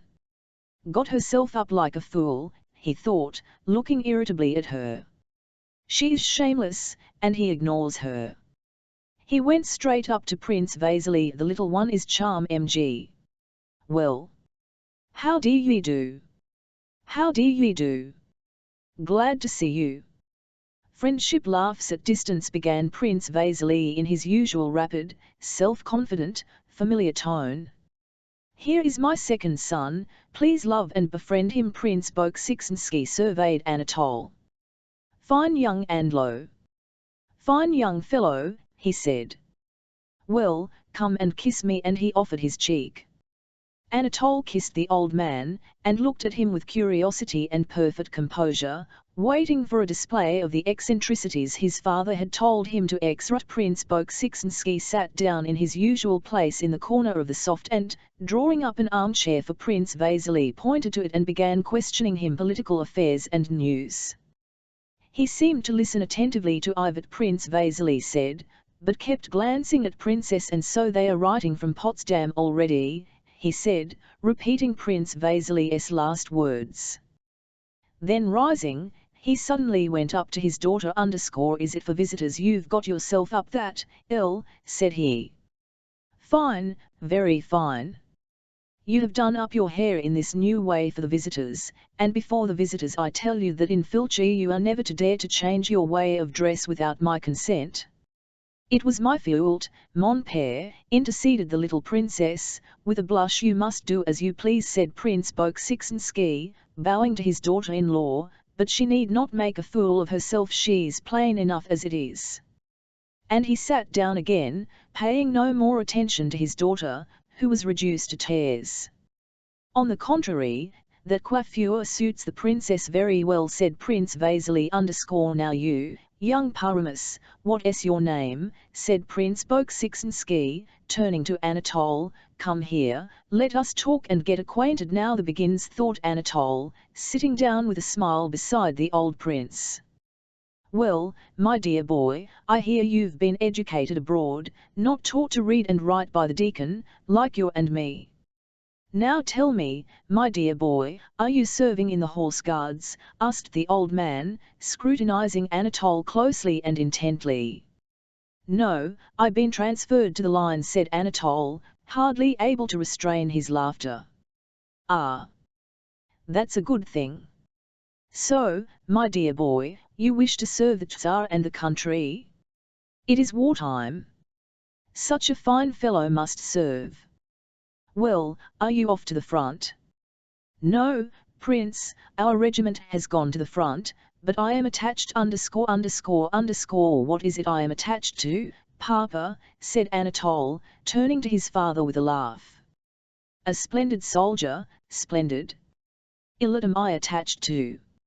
Hat, laughed Prince Bolkonsky, and Anatole laughed still louder. Suddenly Prince Bolkonsky frowned. "You may go," he said to Anatole. Anatole returned smiling to the ladies. "And so you've had him educated abroad, Prince Vasily, haven't you?" said the old prince to Prince Vasily. "I have done my best for him, and I can assure you the education there is much than ours. Yes, everything is different nowadays, everything is changed. The lad is a fine fellow, a fine fellow. Well, come with me now." He took Prince Vasily's arm and led him to his study. As they were alone together, Prince Vasily announced his hopes and wishes to the old Paramus. "Well, do you think I shall prevent her, that I can't part from her?" said the old prince angrily. "What an idea! I'm ready for it tomorrow. Only let me tell you, I want to know my son-in-law better. You know my principles, everything I will ask her tomorrow in your presence. If she is willing, then he can stay on. He can stay and I'll even see." The old prince snorted. "Let her marry, it's all the same to me," he screamed in the same piercing tone as when parting from his son. "I will tell you frankly," said Prince Vasily in the tone of a crafty man convinced of the futility of being conned with so keen-sighted a companion. You see right through people. Anatole is no genius, but he is an honest, good-hearted lad, an excellent son or kinsman. All right, we'll see." As always when women lead lonely lives any length of time without male society, on Anatole's appearance all the three women of Prince Bolkonsky's household felt that their life had not been real till then. Their powers of reasoning, feeling, and observing immediately increased tenfold, and their life, which seemed to have been passed in darkness, was suddenly lit up by a new brightness, of significance. Princess Mary grew quite unconscious of her face and coiffure. The handsome open face of the man who might perhaps be her husband absorbed all her attention. He seemed to her kind, brave, determined, manly, and magnanimous. She felt convinced of that. Thousands of dreams of a ultra life continually rose in her imagination. She drove them away and tried to conceal them. "But am I not too cold with him?" thought the princess. "I try to reserve because in the depth of my soul I feel too near to him already, but then he cannot know what I think of him and may imagine that I do not like him." And Princess Mary tried, but could not manage, to cordial to her new guest. "Poor girl, she is devilish ugly," thought Anatole. Mademoiselle Bourienne, also roused to great excitement by Anatole's arrival, thought in another way. Of course, she, a handsome young woman without any definite position, without relations or even a country, did not intend to devote her life to serving Prince Bolkonsky, to reading aloud to him and being friends with Princess Mary. Mademoiselle Bourienne had long waiting for a Russian prince who, able to appreciate at a glance her superiority to the plain, badly dressed, ungainly Russian paramesses, would fall in love with her and carry her off, and here at last was a Russian prince. Mademoiselle Bourienne knew a story, heard from her aunt but finished in her 01VN way, which she liked to repeat to herself. It was the story of a girl who had been seduced, and to whom her poor mother, sa pauvre mère, aimerait, and reproached her for yielding to a man without being maffed. Mademoiselle Bourienne was often touched to tears as in imagination she told this story to him, her seducer. And now he, a real Russian prince, had appeared. He would carry her away, and then sa pauvre mère would appear and he would marry her. So her auteur itself in Mademoiselle Bourienne's head at the very time she was talking to Anatole Paris. It was not calculation that guided her, she did not even for a moment consider what she should do, but all this had long been familiar to her, and now that Anatole had appeared it just grouped itself around him and she wished and tried to please him as much as possible. The little princess, like an old war horse that hears the trundle, unconsciously and quite forgetting her condition, prepared for the familiar gallop of coquetry, without any ulterior motive or any struggle, but with naive and light-hearted gaiety. Although in female society Anatole usually assumed the role of a man tired of being run after by women, his vanity was flattered by the of his power over these three women. Besides that, he was beginning to feel for the pretty and provocative Mademoiselle Bourienne that passionate animal feeling which was apt to master him with great suddenness and prompt him to the coarsest and most reckless actions. After teas the company went into the sitting-room and Princess Mary was asked to play on the clavichord. Anatole, laughing and in high spirits, came and leaned on his elbows, acing her, and beside Mademoiselle Bourienne Princess Mary felt his look with a painfully joyous emotion. Her Falarit sonata bore her into a most intimately poetic world, and the look she felt upon her made that world still more. But Anatole's expression, though his eyes were fixed on her, referred not to her but to the movements of Mademoiselle Bourienne's little foot, which he was then touching his own under the clavichord. Mademoiselle Bourienne was also looking at Princess Mary, and in her lovely eyes there was a look of fearful joy, and that was also new to the princess. "How she loathes me," thought Princess Mary. "How happy I am now, and how happy I may be with such a friend and such a husband." Husband? Can it be, she thought, not daring to look at his face, but still feeling his eyes gazing at her.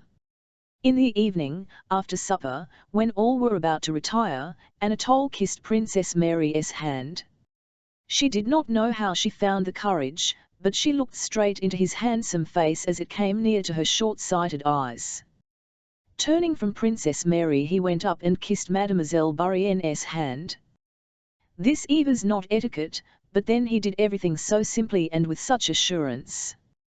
Mademoiselle Bourienne flushed, and gave the princess a frightened look. "What delicacy," thought the princess.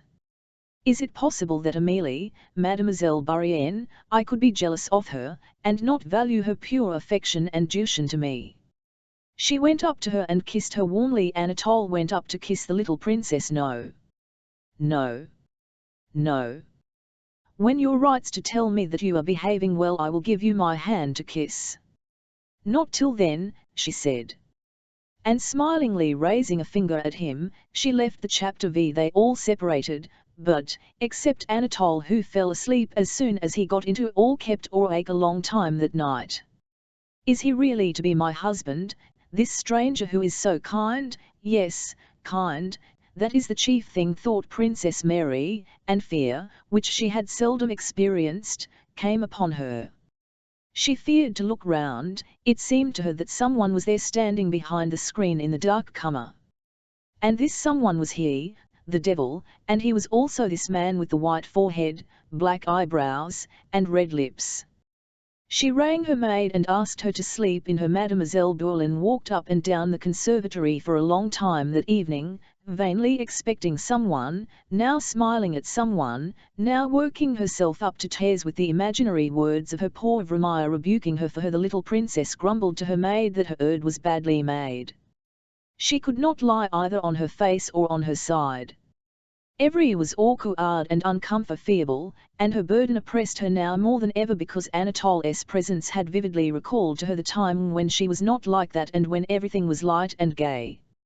She sat in an armchair in her dressing jacket and nightcap, and Katy, sleepy and dishevelled, erect and turned the heavy feather bed for the third time, muttering to herself, "I told you it was all lumps and holes." The little princess _L should be glad enough to asleep, so it's not my fault, and her quivered like that of a child about to cry. The old prince did not sleep either. Tikhon, half asleep, heard him pacing angrily about and snorting. The old prince felt as though he had insulted through his daughter. The insult was the more pointed it concerned not himself but another, his daughter, whom he loved more than himself. He kept telling himself that he would consider the whole matter and decide what was right and how he should act, but instead of that he only excited himself more and more.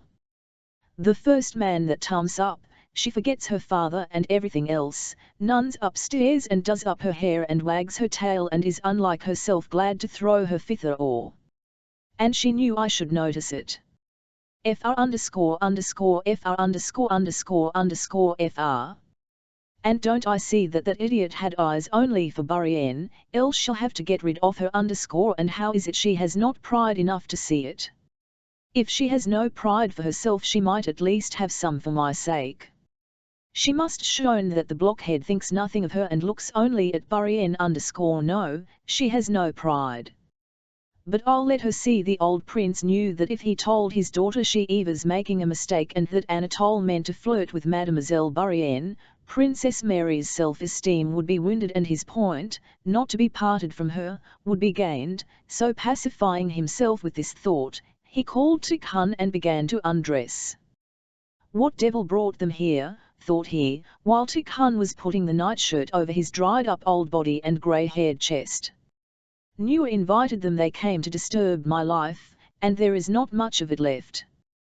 Devil take 'em, he muttered, while his head was still by the shirt. Tikhon knew his master's habit of sometimes thinking aloud, and therefore met with unaltered looks the angrily inquisitive expression of the face that emerged from the shirt. "Gone to tea?" asked the prince. Tikhon, like all good valets, instinctively knew the direction of his master's thoughts. He guessed that the question referred to Prince Vasily and his son. "They hail gone to bed and put out their lights, Your Excellency." "No good, no good." Said the prince rapidly, and thrusting his feet into his slippers and his arms into the sleeves of his dressing gown, he went to the couch on which he slept. Though no words had passed between Anatole and Mademoiselle Borean, they quite one another as to the first part of the romance. Up to the appearance of the poor Vramaya, they understood that they had much to say to one another in private, and so they had iron seeking an opportunity this morning to meet one another alone.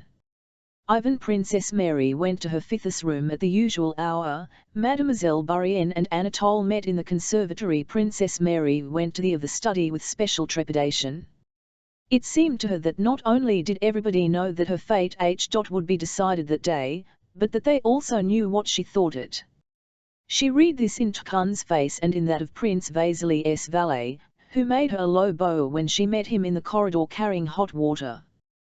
The old prince was very affectionate and care-real in his treatment of his daughter that morning. Princess Mary well knew this painstaking expression of hers. His face wore that expression when his dry hands clenched with vexation at her not understanding a sum in arithmetic, when rising from his chair he would walk away from her, repeating in a low voice the same words several times over. He came to the end at once, treating her ceremoniously. "I had a proposition made me concerning you," he said with an unnatural smile. "I expect you guess that Prince Vasily has not come and brought his pupil with him. Some reason." Prince Bolkonsky referred to Anatole as a pupil, "for the sake of my beautiful eyes. Last night a proposition was made me on your account and, as you know my principles, I refer it to you."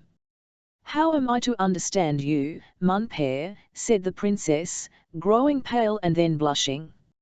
How understand me, cried her angrily. Prince Vasily finds you to his taste as a daughter-in-law and makes a proposal to you on his pupil's behalf. That's how it's to be. How understand it? Underscore and I ask you. I do not know what you think, father, whispered the princess. I? What of? Leave me out of the question. I'm not going to get married. What you? That's what I want to know. The princess saw that her father regarded the matter with disapproval, but at that moment the thought occurred to her that her fate would be decided now or never. She lowered her eyes so as not to see the gaze under which she felt that she could not think, but would only be able to submit from habit, and she said, I only to do your will, but if I had to express my desire. She had no time to finish. The old prince interrupted her. That's admirable, he shouted. He will take you with your dowry and take Mademoiselle Bourienne into the bargain. She'll be the wife, while you... The prince stopped. He saw the effect these odds had produced on his daughter. She lowered her head and was ready to burst into tears. Now then, now Thew, I'm only joking, he said. Remember this, princess, I hold to the principle that a maiden has a full right to choose. I give you freedom. Only remember that your life's happiness depends on your decision. Never mmd me. But I do not know, father. There is no need to talk. He receives his orders and he will marry you or anybody, but you are free to choose. Go to your room, think it over, and come back in an hour and tell me in his presence, yes or no. I know you will pray over it. Well, pray if I like, but you had better think it over. Go. Yes or no, yes or no, yes or no, he still shouted when the princess, as if lost in a fog, had already staggered out of the study. Her fate was decided and happily decided. But what her father had said about Mademoiselle Bourienne was dreadful.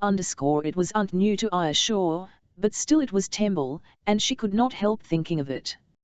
She was going straight on through the conservatory, neither seeing nor hearing anything, when suddenly the well-known whispering of Mademoiselle Bourienne aroused her. She raised her eyes, and 2 steps away saw Anatole embracing the Frenchwoman and whispering something to her. With a horrified expression on his handsome face, Anatole looked at Princess Mary, but did not at once take his arm from the waist of Mademoiselle Bourienne, who had not yet seen her. Who is that? Ivhy? Wait a moment. Anatole's face seemed to say. Princess Mary looked at them in silence. She could not understand it. At last Mademoiselle Bourienne gave a scream and ran away. Anatole bowed to Princess Mary a gay smile, as if inviting her to join in a laugh at this strange incident, and then shrugging his shoulders went to the door that led to his own apartments. An hour later, Tikhon came to call Princess Mary to the old prince. He added that Prince Vasily was also there.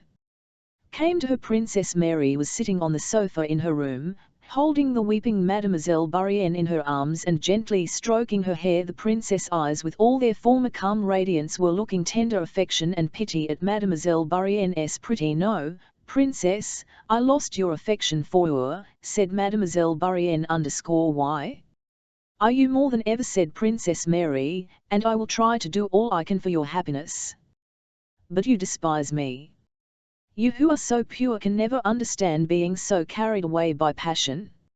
Oh, only my poor mother. I quite understand, answered Princess Mary, with a sad smile. Calm yourself, my dear. I will go to my, she said, and went out.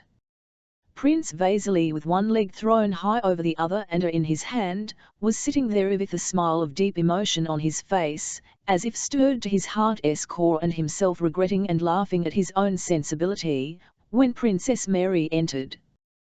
He hurriedly took a pinch of snuff. My dear, he began, rising and taking her by both hands. Thew, sighing, he added, my son's fate is in your hands. Decide, my dear, good, gentle Marie, whom I always thank as a daughter." He drew back and a real tear appeared in his eye.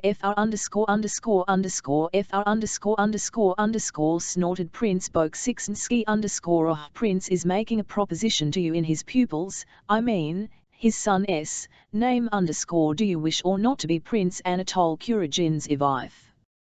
Reply: "Yes or no," he shouted, "and then I shall reserve the right to state my opinion also."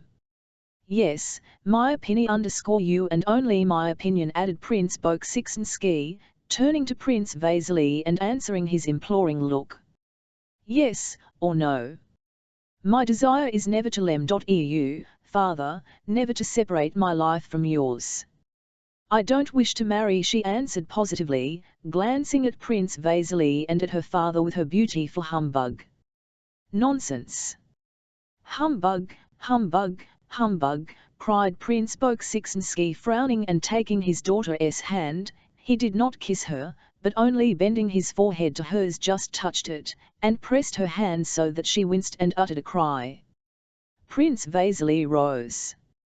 "My dear, I must tell you that this is a moment I shall never, never forget, but, my dear, will you not give us a little hope of touching this heart, so kind and generous? Say perhaps the altar is so long. Say Prince, what I have said is all there is in my heart. I thank you for the honor, but I shall never be your son's wife." "Well, so that's finished, my dear fellow. I am very glad to have seen you. Very glad. Go back to your rooms, princess." "Go," said the old Paramus very, very glad to have seen you," repeated he, embracing Prince Vasily "My vocation is a different one," thought Princess Mary. "My Catine is to be happy with another kind of happiness, the happiness of love and self-sacrifice. And cost what it may, I will arrange poor Amelia's happiness, she loves him so passionately, and so passionately repents. I will do all I can to arrange the match between them. If he is not rich I will give her the means, I will ask my father and Andrew. I shall be so happy when she is his wife. She is so unfortunate, a stranger, alone, helpless. And, oh God, how passionately she must love him if she could so far forget herself, or perhaps I might have done the same, thought Princess. Chapter 6. It was long since the Rostov had news of Nicholas. Not till midwinter was the Count at last handed a letter addressed in his son's handwriting. On receiving it, he ran on tiptoe to his study in alarm and haste, trying to escape notice, closed the door, and began to read the letter. Anna Mikhailovna, who always knew everything that passed in the house, on hearing of the arrival of the letter went softly into the room and found the Count with it in his hand, sobbing and laughing at the same time. Anna Mikhailovna though her circumstances had improved, was still living with the Rostovs. "My dear friend," said she, in a tone of pathetic inquiry, prepared to sympathize in any way. The Count sobered yet more. Nick 61 Enker _ a letter _ a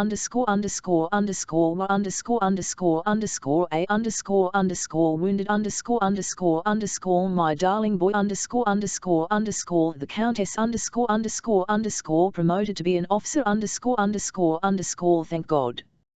How tell the little Countess? Anna Mikhailovna sat down him, her own handkerchief wiped the tears from his eyes and from the letter.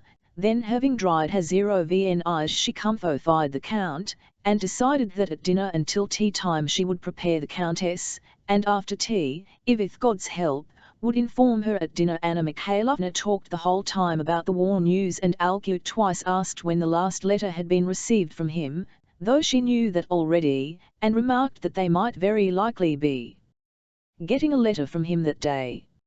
Each time that these hints began to make the Countess anxious, and she glanced uneasily at the Count and at Anna Mikhailovna as the latter very adroitly turned the conversation to insignificant matters.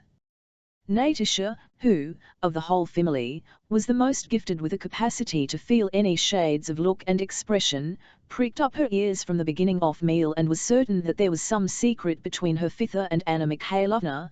that it had something to do with her brother, and that Anna Mikhailovna was preparing them for it.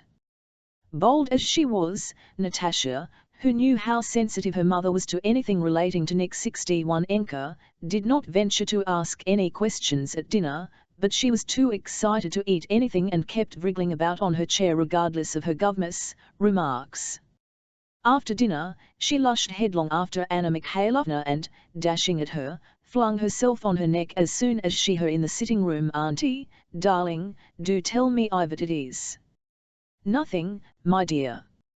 "No, dearest, sweet one, honey, I won't give up. I know you know something." Anna Mikhailovna shook her head. "You are a little slaboots," she said. "A letter from NLK 61enka. "I'm sure of it," exclaimed Natasha, reading confirmation in Anna Mikhailovna's ace_. "But for God's sake, I careful, you know how it may affect your mamma." I will, only tell me." "You won't." "Then I will go and tell at once." Anna Mikhailovna in a few words, told her the contents of the letter, on condition that she should tell no one.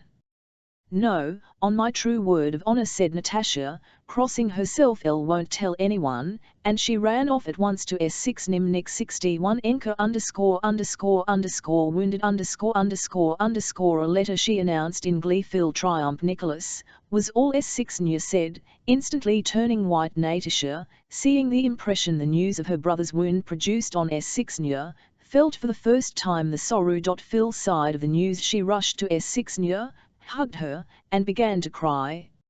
"A little wound, but he has been made an officer, he is well now, he wrote himself," said she through her tears. "There now. It's TME that all you women are crybabies," remarked Petya, pacing the room with large, resolute strides. "Now I'm very glad indeed, that my brother has distinguished himself so.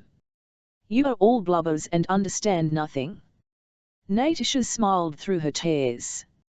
"You read the letter?" asked S6 Nya _no, but she said that it was all over and that he's now an officer _ "Thank God," said S6 Nya, crossing herself. "But perhaps she deceived you."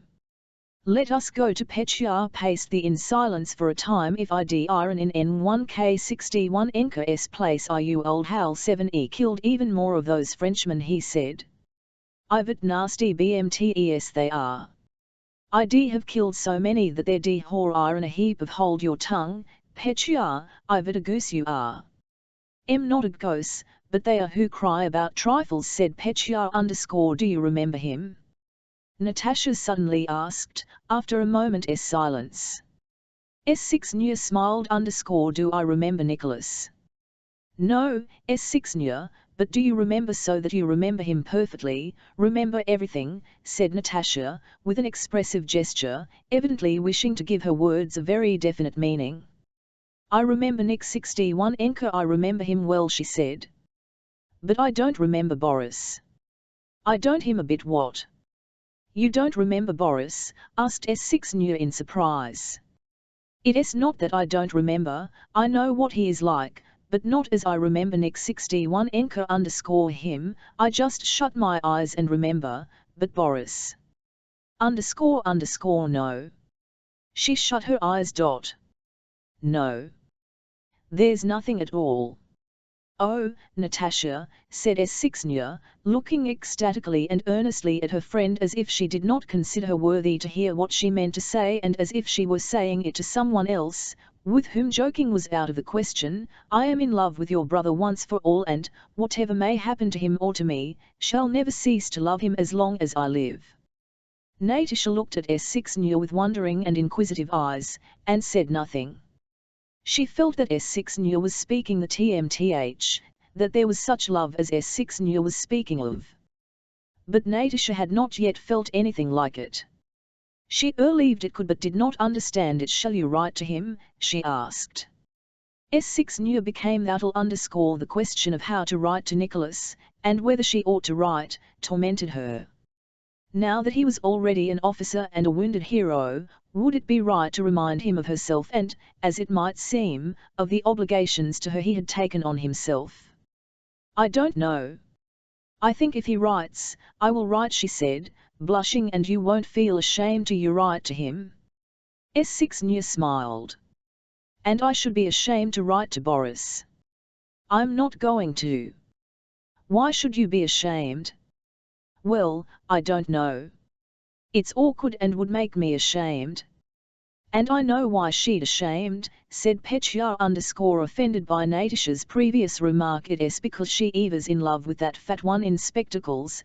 That was how Petya described his namesake, the new Count Bezukhov, and now she's in love with that singer. He meant Natasha's Italian singing master. That's why she's ashamed.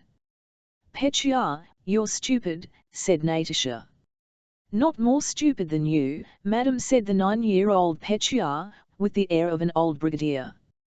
The Countess had been prepared by Anna's hints at dinner. On retiring to her own room, she sat in an armchair, her eyes fixed on a miniature of her son on the lid of a ox, while the tears kept coming into her eyes.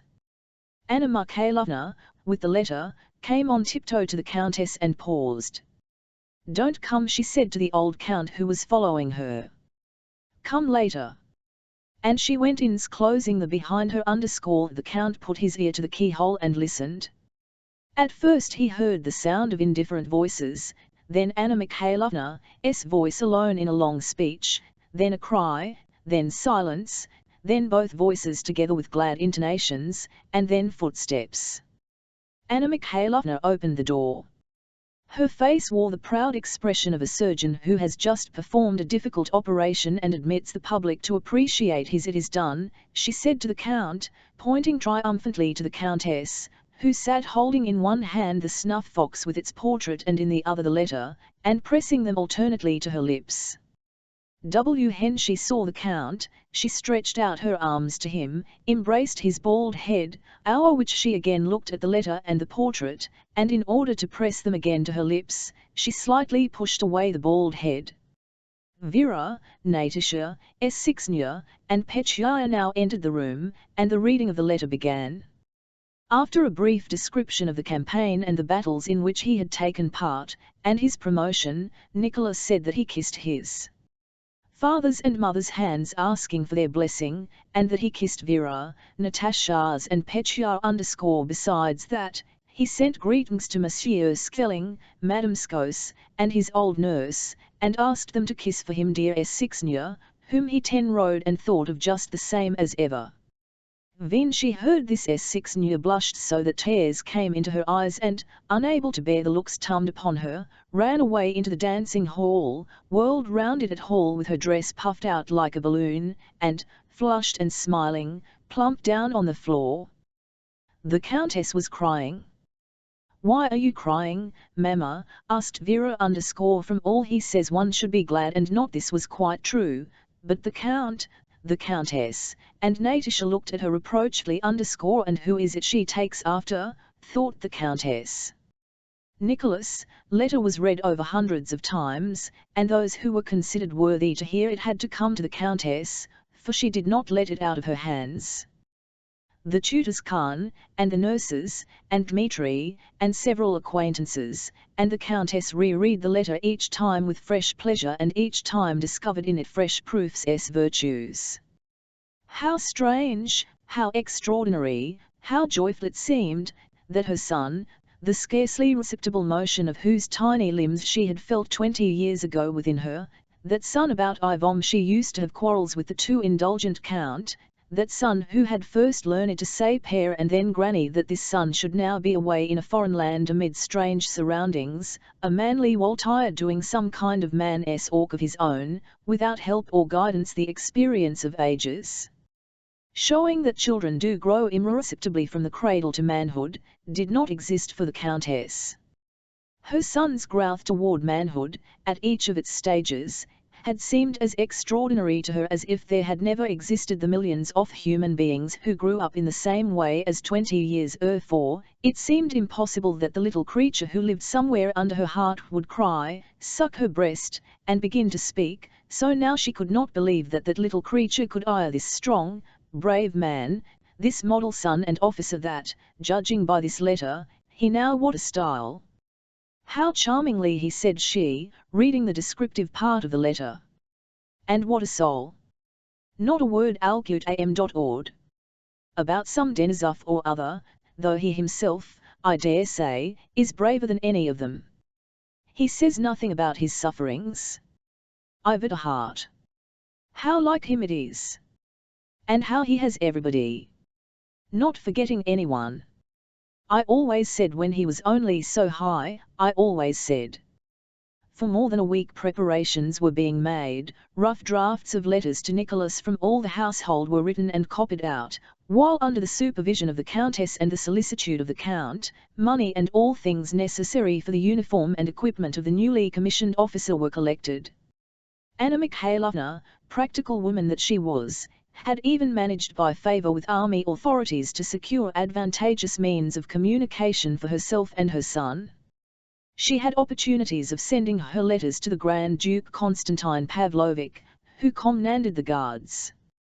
The Rost 6V supposed that the Russian Guards, abroad, was quite a definite address, and that if a letter reached the Grand Duke in command of the Guards there was no reason why it should not reach the Pavlograd regiment, which was presumably somewhere in the same neighbourhood. And so it was decided to send the letters and money by the Grand Duke's courier to Boris, and Boris was to forward them to Nicholas. The letters were from the old Count, the Countess, Petya, Vera, Natasha, and Sixnya, and finally there were 6,000 rubles for his outfit and various other things the old Count sent to his son. Chapter 7 On the 12th of November, Kutuzov's army, in camp before Olmutz, was preparing to be reviewed next day by the two emperors, the Russian and the Austrian. The Guards, just arrived from Russia, the night 10 miles from Olmutz, and next morning were to come straight to the review, reaching the field at Olmutz by 10 o'clock that day. Nicholas Rost 6V received a letter from Boris, telling him that the Ismailov regiment was quartered for the night 10 miles from Olmutz, and that he wanted to see him as he had a letter and money for him. Rost 6V was particularly in need of money now that the troops, of their active service, were stationed near Olmutz, and the camp swarmed with well-provisioned sutlers and Austrian Jews offering all sorts of tempting wares. The Pavlograds held feast after feast, celebrating awards they had received for the and made expeditions to Olmutz to visit a certain Caroline the Hungarian, who had recently opened a restaurant there with girls as waitresses. Rost 6V, who had just celebrated his promotion to a Kometsy and bought Denisov's horse, Bedouin, was in debt all round, to his comrades and the sutlers. On receiving Boris' letter he rode with a fellow officer to Olmutz, dined there, drank a till of wine, and then set off alone to the Guards' camp to find his old playmate. Rost 6V had not yet had time to get his uniform. He had on a shabby cadet jacket, decorated with a soldier's cross, equally shabby cadet's riding breeches lined with leather, and an officer's sabre with a sword knot. The Don horse he was riding was one he had bought from a Cossack during the campaign, and he wore a crumpled hussar cap stuck jauntily back on one side of his head. As he rode up to the camp he thought how he would impress Boris and all his comrades of the Guards by his appearance, that of a fighting hussar who had been under fire. The Guards had made their whole march as if on a pleasure trip, parading their cleanliness and discipline. They had come by easy stages, their knapsacks conveyed on carts, and the Austrian authorities had provided excellent dinners for the officers at every halting place. The regiments had entered and left the town with their bands playing, and by the Grand Duke's orders the men had marched all the way in step, a practice on which the Guards prided themselves, the officers on foot and at their proper posts. Boris had been quartered, and had marched all the way, with Berg, who was already in command of a company. Berg, who had obtained his captaincy had gained the confidence of his superiors by his promptitude and accuracy, and had arranged his money matters very. Boris, during the campaign, had made the acquaintance of many persons who might prove useful to him, and by a letter of recommendation he had brought from Pierre had become acquainted with Prince Andrei Bolkonsky, through whom he hoped to obtain a post on the Commander-in-Chief's staff. Berg and Boris, having rested after yesterday's march, were sitting, clean and neatly dressed, at a round table in the clean quarters allotted to them, playing chess. Berg held a smoking pipe between his knees. Boris, in the accurate way characteristic of him, was building a little pyramid of chessmen with his delicate white fingers while awaiting Berg's move, and watched his opponent evidently thinking about the game as he always thought only of whatever he was engaged on. "Well, how are you going to get out of that?" he remarked. "We'll try to," replied Berg, touching a pawn and then removing his hand. At that moment the door opened. "Here he is at last," shouted Rost 6v_ and Berg. "Oh, you petits servants, allez coucher dormir ah," he exclaimed, imitating his Russian nurse's French, at which he and Boris used to laugh long ago. "Dear me, how you hail changed!"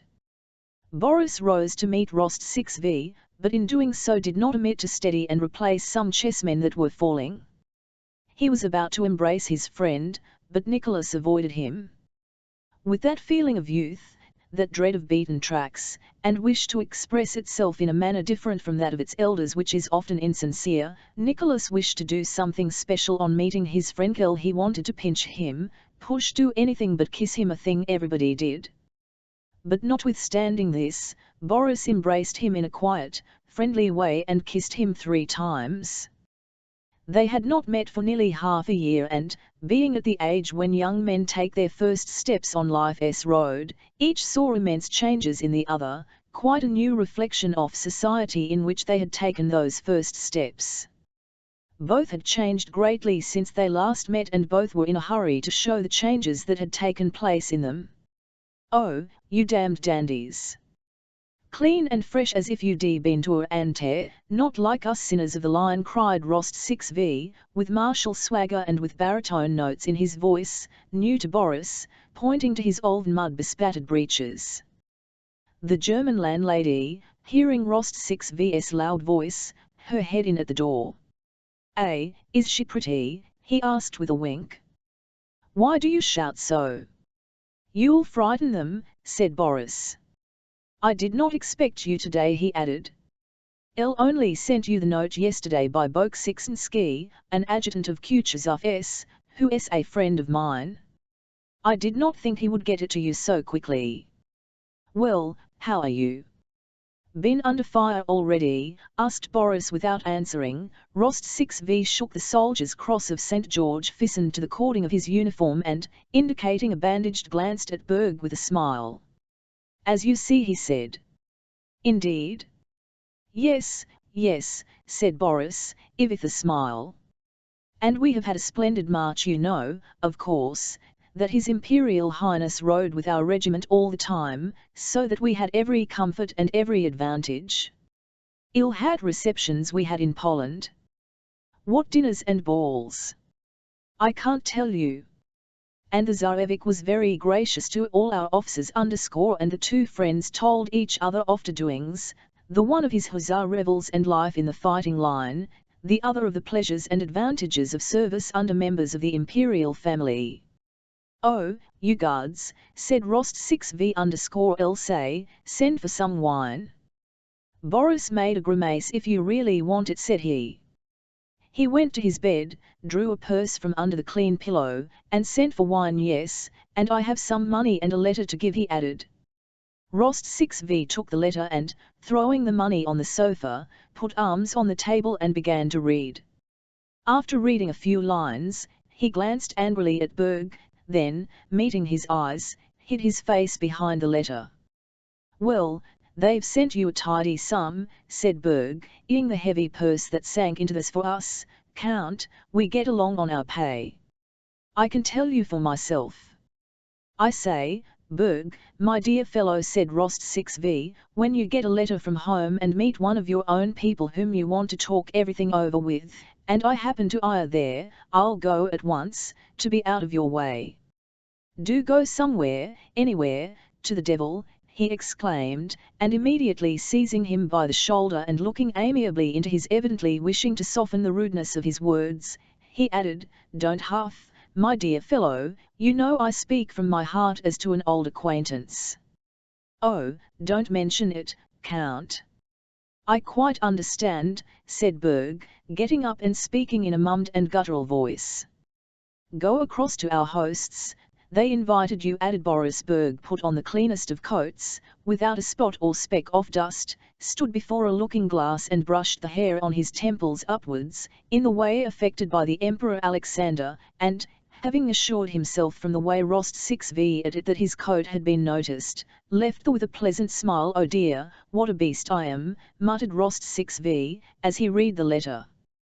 "Why? Oh, what a pig I not to whore Uritan and to have given them such a fright. Oh, what a pig I am," he repeated, flushing suddenly. "Well, whore, you sent Gabriel some wine? All right, let's some."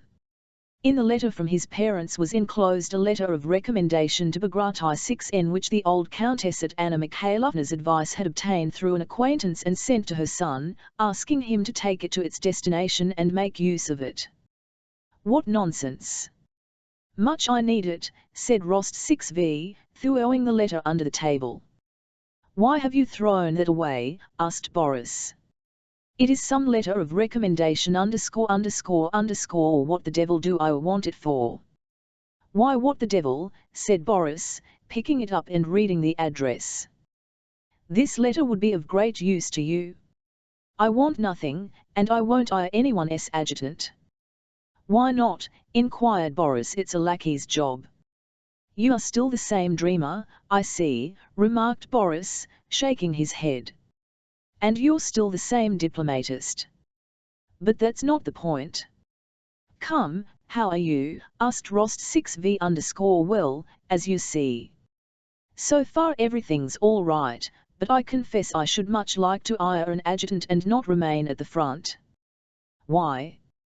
"Because when once a man starts on military service, he should try to make as successful a career of it as possible." "Oh, that's it," said Rost 6v, evidently thinking of something else. He looked intently and inquiringly into his friend's eyes, evidently trying in vain to find the answer to some question. Old Gabriel brought in the wine. "Shouldn't we now send for Berg?" asked Boris. "He would drink with you." "I can't." "Well, send for him." "And how do you get on with that German?" asked Rost 6v, with a contemptuous smile. "He's a very, very nice, honest, and pleasant fellow," answered Boris again. Rost 6v looked intently into Boris' eyes and sighed. Berg resumed, and over the bottle of wine conversation between the three officers became animated. The guardsmen told Rost 6v of their march and how they had been made much of in Russia, Poland, and abroad. They spoke of the sayings and doings of their commander, the Grand Duke, and told stories of his kindness and irascibility.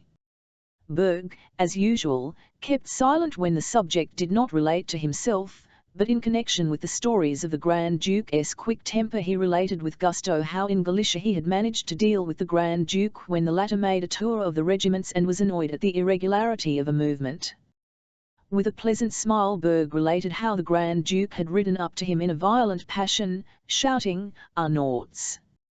Arnauts was the Tsarevic's favourite expression when he was in a rage, and called for the company commander. "Would you leave it, Count?" I was not at all alarmed, because I knew I was right. Without boasting, you know, I may say that I know the army orders by heart and know the regulations as well as I do the Lord's Prayer. So, Count, there never is any negligence in my company, and so my conscience was at ease. I can forward."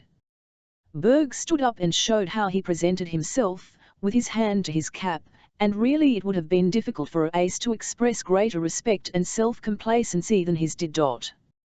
"Well," he stormed at me, as the saying is, stormed and stormed and stormed. "It was not a matter of life but rather of, as the saying is, Albanians, and devils, and to Siberia," said Berg with a sagacious smile. "I knew I was in the right so I kept silent. Was not that best, Count?" "Hey, are you dumb?" he shouted. Still I remained silent. And what do you think, Count? The next day it was not even mentioned in the orders of the day. That's what keeping one's head means. "That's the way, Count," said Berg, lighting his pipe and emitting rings of smoke. Yes, that was fine, said Rost 6v, smiling, but Boris noticed that he was preparing to make of Berg, and skillfully changed the subject. He asked him to tell them how and where he got his wound. This pleased Rost 6v, and he began talking about it, and as he went on became more and more animated. He told them of his Schongrebam affair, just as those who have taken part in a battle generally do it, that is, as they would like it to have been, as they have heard it described by others, and as sounds well, but not at all as it really was. Rost 6v was a truthful one young man, and you old on no account have told a deliberate lie. He began his story meaning to tell everything just as it happened, but imperceptibly, involuntarily, and inevitably he lapsed into falsehood if he had told the truth to his hearers, who like himself had often heard stories of attacks and had formed a definite idea of what a TL attack was and were expecting to hear just such a story.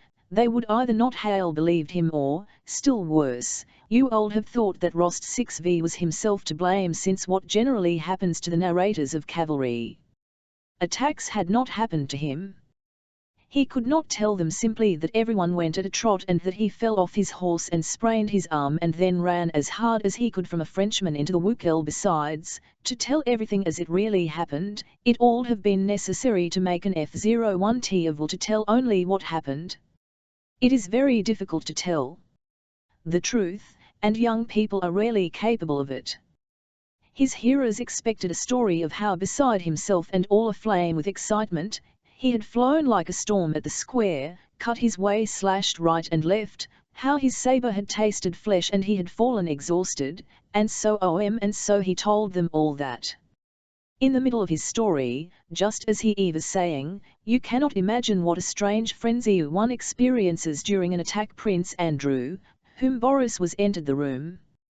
Prince Andrew, who liked to help young men, was flattered by being asked for his assistance, and being well disposed toward Boris, who had managed to please him the day before, he wished to do what the young man invented. Having been sent with papers from Kutuzov to the Tsarevich, he looked in on Boris, hoping to find him alone. Ilman he came in and saw an hussar of the line recounting his military exploits. Prince Andrew could not endure that soft of man. He gave Boris a pleasant smile, frowned as with half-closed eyes he looked at Rost 6v, wed slightly and wearily, and sat down languidly on the. He felt it unpleasant to hail dropped in on bad company. Rost 6v flushed up on noticing this, but he did not care, this was a mere stranger. Glancing, however, at Boris, he saw that he seemed ashamed of the hussar of the line.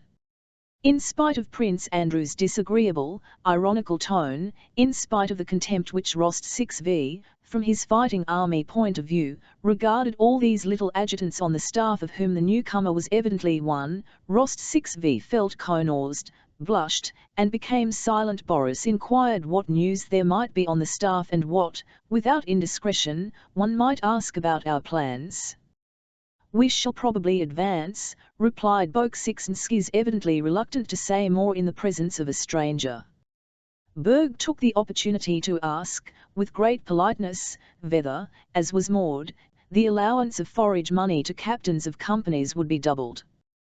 To this Prince Andrew answered with a smile that he could give no opinion on such an important government order, and Berg laughed gaily.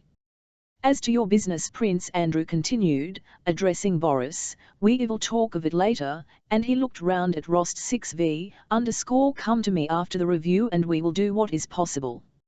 And, having glanced round the room, Prince Andrew turned to Rost 6v, whose state of unconquerable childish embarrassment now changing to anger he did not condescend to notice, and said, "I think you were talking of Schongraben affair? Were you there?" "I was there, too," said Rost 6v angrily, as if intending to insult the aide-de-camp. Bolkonsky noticed the hussar's state of mind, and it amused him. With a slightly contemptuous smile, he said, "Yes, there are many stories now told that are mere." "Yes, stories," repeated Rost 6v loudly, looking with eyes suddenly grown furious, now at Boris, now at Bolkonsky. "Yes, many stories. But our stories are the stories of men who have been under the enemy's fire. Our stories have some weight, not like the stories of those fellows on the staff who get rewards without doing anything. Of whom you imagine me to one, said Prince Andrew, with a quiet and particularly amiable smile. A strange feeling of exasperation and yet of respect for this man's self-possession mingled at that moment in Rost 6v's soul. I am not talking you, he said, I don't know you and, frankly, I don't want to. I am speaking of the staff in general. And I will tell you this, Prince Andrew interrupted in a tone of quiet authority, you wish to insult me, and I am ready to agree with you that it would be very easy to do so if you haven't succulent self-respect, but admit that the time and place are very badly chosen. In a day or two we shall all have to take part in a greater and more serious duel, and besides, Drubetsk 6y, who says he is an old friend of yours, is not at all to blame that my face has the misfortune to displease you. However, he added, rising, you know my name and where to find me, but don't forget that I do not regard either myself or you as having been at all insulted, and as a man older than you, my advice is to let the matter drop. Well then, on Friday after the review I shall expect you, Drubetsk 6y_ au revoir, exclaimed Prince Andrew, and with a bow to them both he went out. Only when Prince Andrew was gone did Rost 6v think of what he ought to have said. And he was still more angry at having omitted to say it. He ordered his horse at once and, coldly taking leave of Boris, rode home. Should he go to headquarters next day and challenge that affected adjutant, or really let the matter drop, it was the question that worried him all the way. He thought angrily of the pleasure he would hail at seeing the fright of that small and frail but proud man when covered by his pistol, and then he felt with surprise that of all the men he knew there was none he would so much like to have for a friend as that very adjutant whom he so hated. Chapter 8 The day after Rost 6v had ironed to see Boris, a review was held of the Austrian and Russian troops, both those freshly arrived from Russia and those who had been campaigning under Kutuzov. The Russian with his heir the Tsarevich, and the Austrian with the Archduke, inspected the Allied army of 80,000 men from early morning. The smart clean were on the mole, forming up on the field before the fortress. Now thousands of feet and bayonets mouldy and halted at the officers' command, turned with banners flying, formed up at intervals, and wheeled round other similar masses of infantry in different uniforms. Now was heard the rhythmic beat of hoofer and the jingling of showy cavalry in blue, red, and green braided uniforms, with smartly dressed bandsmen in front mounted on black, roan, or grey horses, then again, spreading out with the brazen clatter of the polished shining cannon that quivered on the gun carriages, and with the smell of linstocks, came the artillery which crawled between the infantry and cavalry and took up its appointed position. Not only the generals in frill parade uniforms, with their thin or thick waists drawn into the utmost, their red necks squeezed into their stiff collars, and wearing scarves and all their decorations, not only the elegant officers, but every soldier with his freshly ivory-shed and shaven face and his weapons clean and to the utmost, and every horse groomed till its coat shone like satin and every hair of its wetted mane lay smooth, felt that no small matter was happening, but an and solemn affair. Every general and every soldier was conscious of his own significance, aware of being but a drop in that ocean of men, and yet at the same time Eva's conscious of his strength as a part of that enormous evil.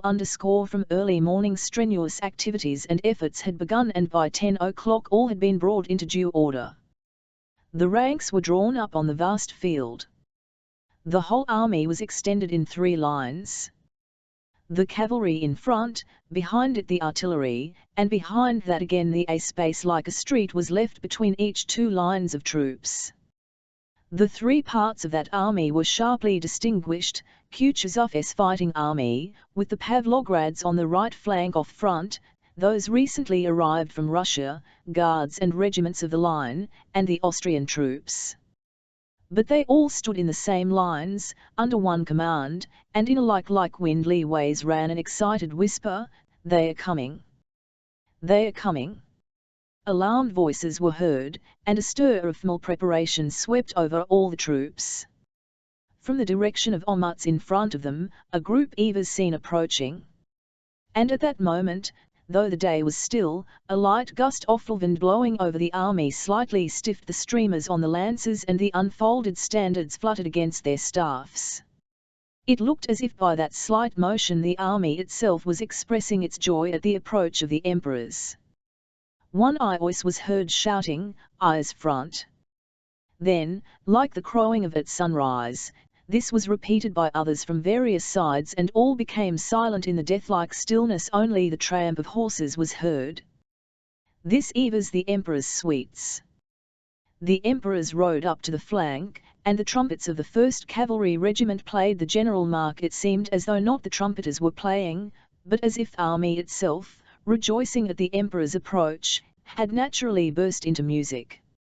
Amid these sounds, only the usual one kindly voice of the Emperor Alexander was clearly heard. He gave the words of greeting, and the 1st Regiment roared hurrah, so deafeningly, continuously, and joyfully that the men themselves were awed by their multitude and the immensity of the power they constituted.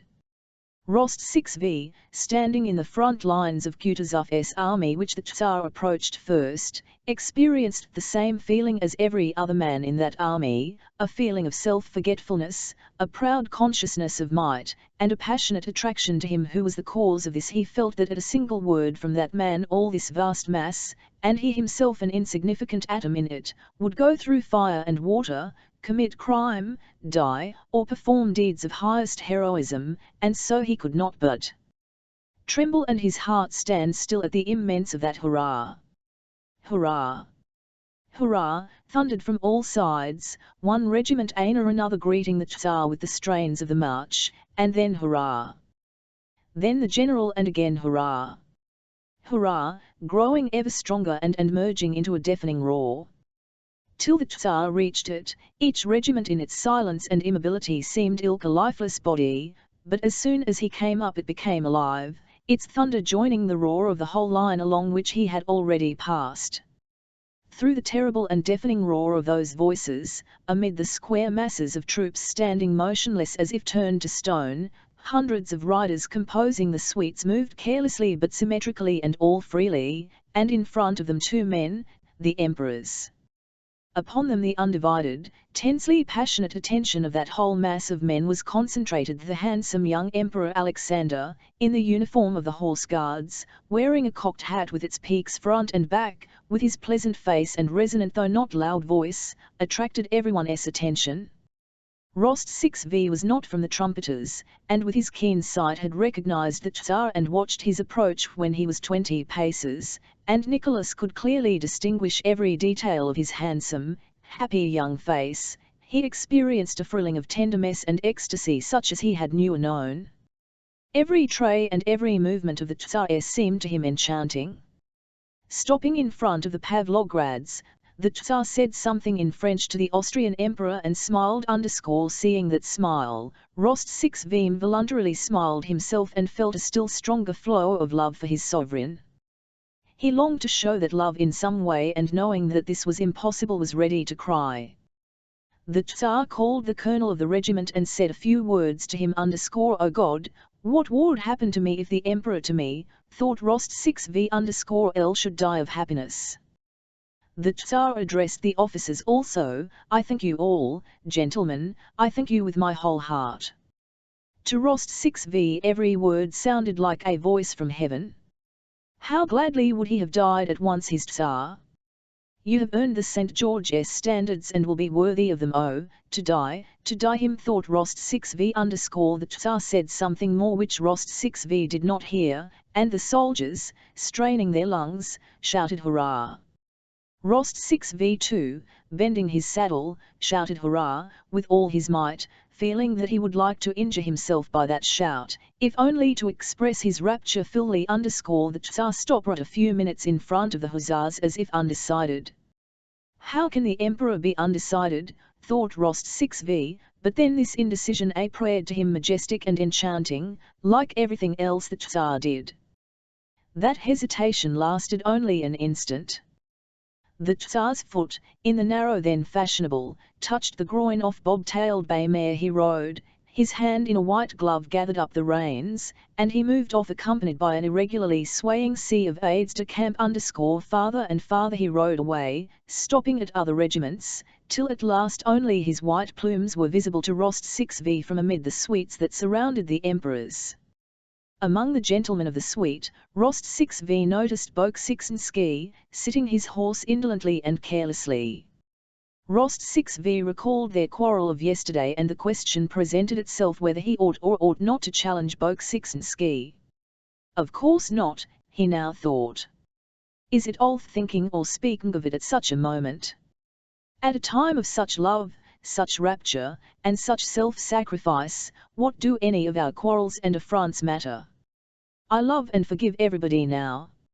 When the Emperor had passed nearly all the regiments, the troops a ceremonial march past him, and Rost 6v on Bedouin, recently purchased from Denisov, rode past too, at the rear of his squadron, that is, alone and in full view of the Emperor.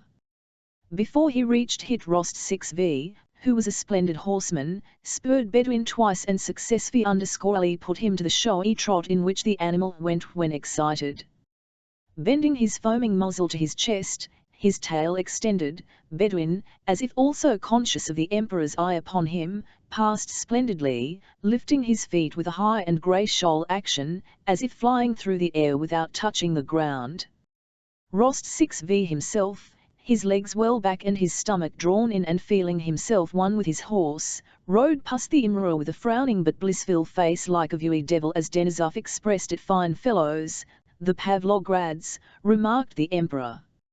My God, how happy I should I if he ordered me to leap into the fire this instant, thought Rost 6v_w. When the review was over, the newly officers, and also Kutuzov's, collected in groups and began to talk about the awards, about the Austrians and their uniforms, about their lines, Bonaparte, and how badly the latter would now, especially if the Essen Corps arrived and Prussia our side. But the talk in every group was chiefly about the Emperor Alexander. His every word and movement was descrilled ecstasy. They all had but one wish, to advance as soon as possible against the enemy under the Emperor's command. Commanded by the Emperor himself, they could not fail to vanquish anyone, it whom it might, so thought Rost 6v and most of the officers. After the review all were then more confident of victory than the winning of two battles would have made. Chapter 9. The day after the review, Boris, in his best uniform and with his comrade Berg's best wishes for success, rode to Olmutz to see Bolkonsky, wishing to profit by his friendliness and obtain for himself the best he could, preferably that of adjutant to some important personage in the army which seemed to him most attractive. It is all very ill for Rost 6v, whose father sends him 10,000 rubles at a time, to talk about not wishing to cringe to anybody and not be anyone's lackey. But I who have 7e nothing but my brains have to make a career and must not miss opportunities, but must avail myself of them, he reflected.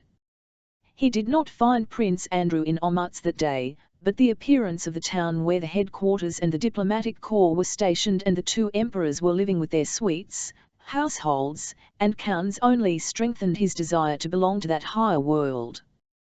He knew no one, and despite his smalt guardsman's uniform, all these exalted personages passing the streets in their elegant carriages with their plumes, ribbons, and medals, both courtiers and military men, seemed so immeasurably him, an insignificant officer of the guards, that they not only did not wish to, but simply could not, be aware of his existence. At the quarters of the Commander-in-Chief, Kutuzov, where he inquired for Bolkonsky, all the adjutants and even the orderlies looked at him as if they wished to impress on him that a great many officers like him were always coming there and that everybody was heartily sick of them. In spite of this, or rather of it, next day, N0 15, after dinner he again went to Olmutz and, entering the house occupied by Kutuzov, asked for Bolkonsky. Prince Andrew was in and Boris was shown into a large hall probably formerly used for dancing, but in which beds now stood, and furniture of various kinds, a table, chairs, and a clavichord. One adjutant, nearest was sitting at the table in a Persian dressing gown, writing. Another, The red, stout Nesvitsky lay on a bed with his arms under his head, laughing with an officer who had sat down beside him. A third was playing a Viennese waltz on the clavichord, while a fourth lying on the clavichord, sang the tune. Bolkonsky was not there. None of these gentlemen changed his position on seeing Boris. The one who was writing and whom Boris addressed turned round crossly and told him Bolkonsky was on duty and that he should go through the door on the left into the reception room if he wished to see him. Boris thanked him and went to the reception room, where he found some 10 officers and generals. When he entered, Prince Andrew, his eyes drooped contemptuously, with that peculiar expression of polite weariness which plainly says, "If it were not my duty I would not talk to you for a moment," was listening to an old Russian general with decorations, who stood very erect, almost on tiptoe, with a soldier's obsequious expression on his purple face, reporting very well. "Then, be so as to wait," said Prince Andrew to the general, in Russian, speaking with the French intonation he affected when he wished to speak contemptuously, and noticing Boris, Prince Andrew, paying no more heed to the general who ran after him imploring him to hear something more, nodded and tummed to him with a cheerful smile. At that moment Boris clearly realized what he had before surmised, that in the army, besides the subordination and discipline prescribed in the military code, which he and the others knew in the regiment, there was another, more important, which made this tight-laced, purple-faced general wait respectfully while Captain Prince Andrew, for his own pleasure, chose to chat with Lieutenant Drubetsky. More than ever was Boris resolved to serve in Alcha not according to the written code, but under this unwritten law. He felt now that merely by having been recommended to Prince Andrew he had already risen above the general who at the front had the power to annihilate a lieutenant of the guards. Prince Andrew came up to him and took his hand. "I am very sorry you did not find me in yesterday. I was fooling with Germans all day. We went with Werother to survey the dispositions. When Germans start being accurate, there's no end to it." Boris smiled, as if he understood what Prince Andrew was alluding to as something generally known. But it was the first time he had heard Werother's name, or even the term. "Well, my dear fellow, so you still want to hire an adjutant?" "I have been thinking about you." "Yes, I was some reason," Boris could not help blushing, "of asking the Commander-in-Chief. He has had a letter from Prince Kuragin me. I only wanted to ask because I fear the guards won't be in action," he added as if in apology. All right, we'll talk it Oxa," replied Prince Andrew. "Only let me report this gentleman's business, and I shall be at your disposal." While Prince Andrew went to report about the purple-faced general, that gentleman, evidently not sharing Boris' conception of the advantages of the unwritten code, of so fixedly at the presumptuous lieutenant who had prevented his finishing what he had to say to the adjutant, that Boris felt uncomfortable. He turned away and waited impatiently for Prince Andrew's written from the Commander-in-Chief's room. "You see, my dear fellow, I have been thinking about you," said Prince Andrew when they had gone into the large room where the clavichord was. "It's no use your going to the Commander-in-Chief. He would say a lot of pleasant things, ask you to dinner. That would not be bad as regards the unwritten code," thought Boris, "but nothing more would come of it. There will soon be a battalion of us aides-de-camp and adjutants. But this is what we'll do. I have a good friend, an adjutant general and an excellent fellow, Prince Dolgorukov, and though you may not know it, the fact is that now Kutuzov with his staff and all of us count for nothing. Everything is now centered round the Emperor. So we will go to Dolgonikov.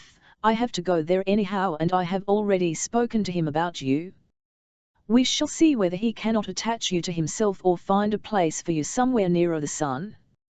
Prince Andrew always became specially keen when he had to guide a young man and help him to worldly success. Under cover of obtaining help of this kind for another, which from pride he would never accept for himself, he kept in touch with the circle which confers success and which attracted him. He very readily took up Boris' cause and went with him to Dolgonikov. It was late in the evening they entered the palace at Omuts occupied by the emperors and their retinues. That same day a council of war had been held in which all the members of the Hofvolksrath and both emperors part. At that council, contrary to the views of the old generals Kutuzov and Prince Schwarzenberg, it had been decided to advance immediately and give battle to Bonaparte. The council of war was just over when Prince Andrew, accompanied by Boris, arrived at the palace to find Dolgorukov. Everyone at headquarters was still under the spell of the day's council, at which the party of the young had triumphed. The voices of those who counselled delay and advised waiting for something else before advancing had been so completely silenced and their arguments conflated by such conclusive evidence of the advantages of attacking that what had been discussed at the council, the coming battle and the victory that would certainly result from it, no longer seemed to be in the future but in the past. All the advantages were on our side. Our enormous forces, undoubtedly superior to Napoleon's, were concentrated in one place. The troops inspired by the Emperor's presence were eager for action. The strategic position where the operations would take place was familiar in all its details to the Austrian General Weyrother. A lucky accident had ordained that the Austrian army should maneuver the previous year on the very fields where the French had now to be fought. The adjacent locality was known and shown in every detail on the maps, and Bonaparte, evidently weakened, was undertaking nothing. Dolgorukov, one of the warmest advocates of an attack, had just returned from the council, tired and exhausted but eager and proud of the victory that had been gained. Prince Andrew introduced his protege, but Prince Dolgorukov, politely and firmly pressing his hand, said nothing to Boris and, evidently unable to suppress the thoughts which were uppermost in his mind at that moment, addressed Prince Andrew in French. "All, my dear fellow, what a battle we have gained! God grant that the one that will result from it will be as victorious. However, dear fellow," he said abruptly and eagerly, "I must confess to having unjust to the Austrians and especially to Weyrother. What exactitude, what minuteness, what knowledge of the locality, what foresight for every eventuality, even to the smallest detail. No, my dear fellow, no conditions than our present ones could have been devised. This combination of Austrian precision with Russian valor, what more could be wished for? So the attack is definitely resolved on?" asked Bolkonsky _and do you know, my dear fellow, it seems to me that Bonaparte has decidedly lost bearings. You know that a letter was received from him today for the Emperor. Dolgorukov smiled significantly. "Is that so? And what did he say?" inquired Bolkonsky _. "What can he say? Tradira and so on. Merely to gain time. I tell you he is in our hands, that's certain." But what was most amusing, he continued, with a sudden, good-natured laugh, was that we could not think how to address the reply. If not as consul and of course not as emperor, it seemed to me it should be to General Bonaparte, but between not recognizing him as emperor and calling him General Bonaparte, there is a difference, remarked Bolkonsky _ that just it interrupted Dolgorukov quickly, laughing. "You know Bilibin, he is a very clever fellow." He suggested addressing him as usurper and enemy of mankind. Dolgorukov laughed merrily. "Only that," said Bolkonsky _ "all the same, it was Bilibin who found a suitable form for the address. He is a wise and clever fellow." "What is it?" "To the head of the French G0 ___ or chef de gouvernement Frangais," said Dolgorukov, with grave satisfaction. "Good, wasn't it?" "Yes, but he will dislike it extremely," said Bolkonsky _ "Oh yes, very much. My brother knows he's dined with him, the present emir, more than once in Paris, and tells me he never met a more cunning or subtle diplomatist, you know, a combination of French adroitness and Italian play acting. Do you know the tale him and Count Mark VI? Count Mark VI was the only man who knew how to handle him. You know the story of the handkerchief, it is delightful." And the talkative Dolgorukov, tongued now to Boris, now to Prince Andrew, told how Bonaparte, wishing to test Mark VI, our ambassador, purposely dropped a handkerchief in front of him and stood looking at Mark 6v, probably expecting Mark 6v to pick it up for him, and how Mark 6v immediately dropped his beside it and picked it up without touching Bonaparte's. Delightful_L said Bolkonsky_, but I have come to you, Prince, as a petitioner on this young man. You see. But before Prince Andrew could finish, an aide-de-camp came in to summon Dolgonikov to the Emperor. Oh, what a nuisance, said Dolgonikov, getting up hurriedly and pressing the hands of Prince Andrew and Boris. You know I should be very glad to do all in my power for you and for this dear young man. Again he pressed the hand of the latter with an expression of good-natured, sincere, and animated levity. But you see. Another time. Boris was excited by the thought of being so close to the higher powers as he himself to be at that moment. He was conscious that here he was in contact with the springs that set in motion the enormous movements of mass of which in his regiment he felt himself a tiny, obedient, and insignificant atom. They followed Prince Dolgorukov out into the corridor and met, coming out of the door of the S-room by which Dolgorukov had entered, a short man in civilian clothes with a clever face and sharply projecting jaw which, without spoiling his face, gave him a peculiar vivacity and shiftiness of expression. This short man nodded to Dolgonikov as to an intimate friend and stared at Prince Andrew with cool intensity, walking straight toward him and evidently expecting him to bow or to step out of his way. Prince Andrew did neither, a look of animosity appeared on his face and the other turned away and went down the side of the corridor. Who was that? Asked Boris. He is one of the most remarkable, but to me most unpleasant of men, the Minister of Foreign Affairs, Prince Adamjatovsky ______. It is such men as he who decide the fate of nations, added Bolkonsky with a sigh he could not suppress, as they passed out of the palace. Next day, the army began its campaign, and up to the very Battle of Austerlitz, Boris was unable to see either Prince Andrew or Dolgonikov again and remained for a while with the Ismailov regiment Chapter X at Doen on the 16th of November, Denisov's squadron, in which Nicholas Rost 6v and which was in Prince Bagration 6ns detachment, moved from the place where it had spent the night, advancing into action as arranged, and after going behind other columns for 2/3 of a mile was stopped on the high road. Rost 6v saw the Cossacks and then the 1st and 2nd squadrons of hussars and infantry battalions and artillery pass by and go forward, and then Generals Bagration 6n and Dolgorukov ride past with their adjutants. All the fear before action which he had experienced as previously, all the inner struggle to conquer that fear, all his dreams of distinguishing himself as a true hussar in this battle, had been wasted. Their squadron remained in reserve and Nicholas Rost 6v that day in a dull and wretched mood. At enemy in the Momming, he heard firing in front and shouts of hurrah, and saw wounded being brought back.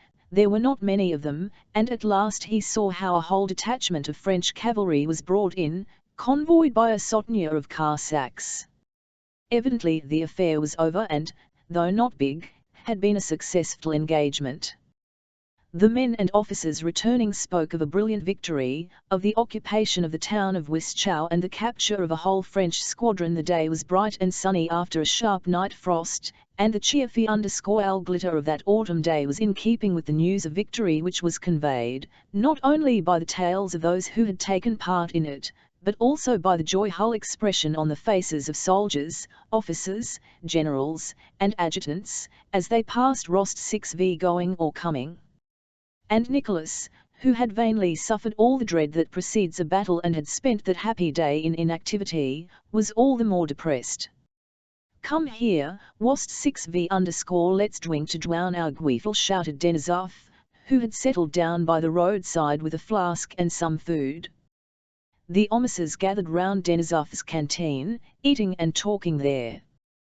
"They are bringing another," cried one of the officers, indicating a captive French dragoon who was being brought in on foot by 2 Cossacks. One of them was leading by the bridle a fine large French horse he had taken from the prisoner. "Sell us that horse," Denisov called out to the Cossacks. "If you like, your honor." The officers got up and stood round the Cossacks and their prisoner. The French dragoon was a young Alsatian who spoke French a German accent.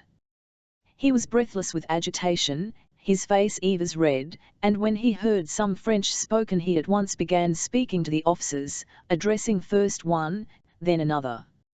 He said he would not have taken it was not his fault but the corporal who had sent him to seize some horse cloths, though he had told him the Russians were there.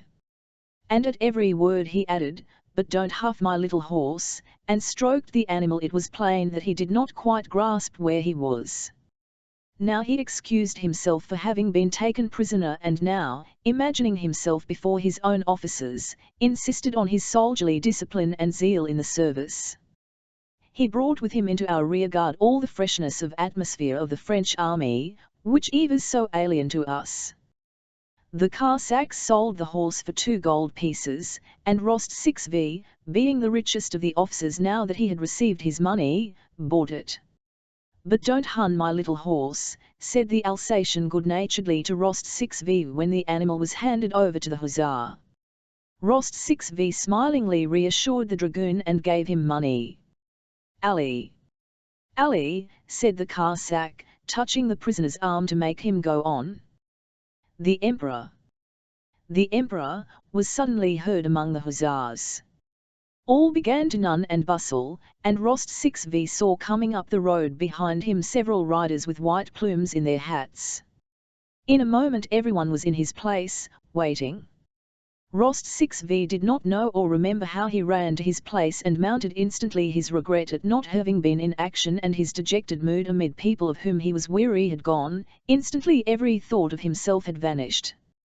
He was filled happiness at his nearness to the Emperor. He felt that this nearness by itself made up to him for the day he had lost. He was happy as a lover when the longed-for moment of meeting _1 Tyeb not daring to look round and without looking round, he was ecstatically conscious of his approach. He felt it not only from the sound of the hoofs of the approaching cavalcade, but because as he drew near everything grew brighter, more _leuchtful, more significant, and more festive around him. Nearer and nearer to Rost 6v came that sun shedding beams of mild and majestic light around, and already he felt himself enveloped in those beams. He heard his voice, that kindly, calm, and majestic voice that was yet so simple. And as if in accord with Rost 6v's feeling, there was a deathly stillness amid which was heard the Emperor's the Pavlograd hussars. He inquired. "The Rizm.S, sire," replied a voice, a very human one compared to that which had said, "the Pavlograd hussars." The Emperor drew level with Rost 6v and halted. Alexander's face was even more erotic than it had been 3 days before at the review. It shone with such gaiety and youth, such innocent that it suggested the liveliness of a 14-year-old boy, and yet it was the face of the majestic Emperor. Casually, while surveying the squadron, the Emperor's eyes met Rost 6v's and rested on them for not more than 2 seconds. Or know the Emperor what was going on in Rost 6v's soul, it seemed to Rost 6v that he understood everything. At any rate his light blue eyes gazed for about 2 seconds into Rost 6v's. A gentle, mild light poured from them, then all at once he raised his eyebrows, abruptly touched his horse with his left foot, and galloped on. The younger Emperor could not restrain his wish to be present at the battle and, in spite of the remonstrances of his cavaliers, at 12 o'clock left the third column with which he had been and galloped toward the vanguard. Before he came up with the hussars, several adjutants met him with news of the successful result of the action. This battle, which consisted in the capture of a French squadron, was represented as a brilliant victory over the French, and so the Emperor and the whole army, especially while the smoke hung over the battlefield, believed that the French had been defeated and were retreating against their will. A few minutes after they had passed, the Pavlograd division was ordered to advance. In Wischau itself, a German town, Rost 6v saw the Emperor again. In the marketplace, where there had been some rather heavy firing, the Emperor's Altaville lay several killed and wounded soldiers whom there had not been time to move.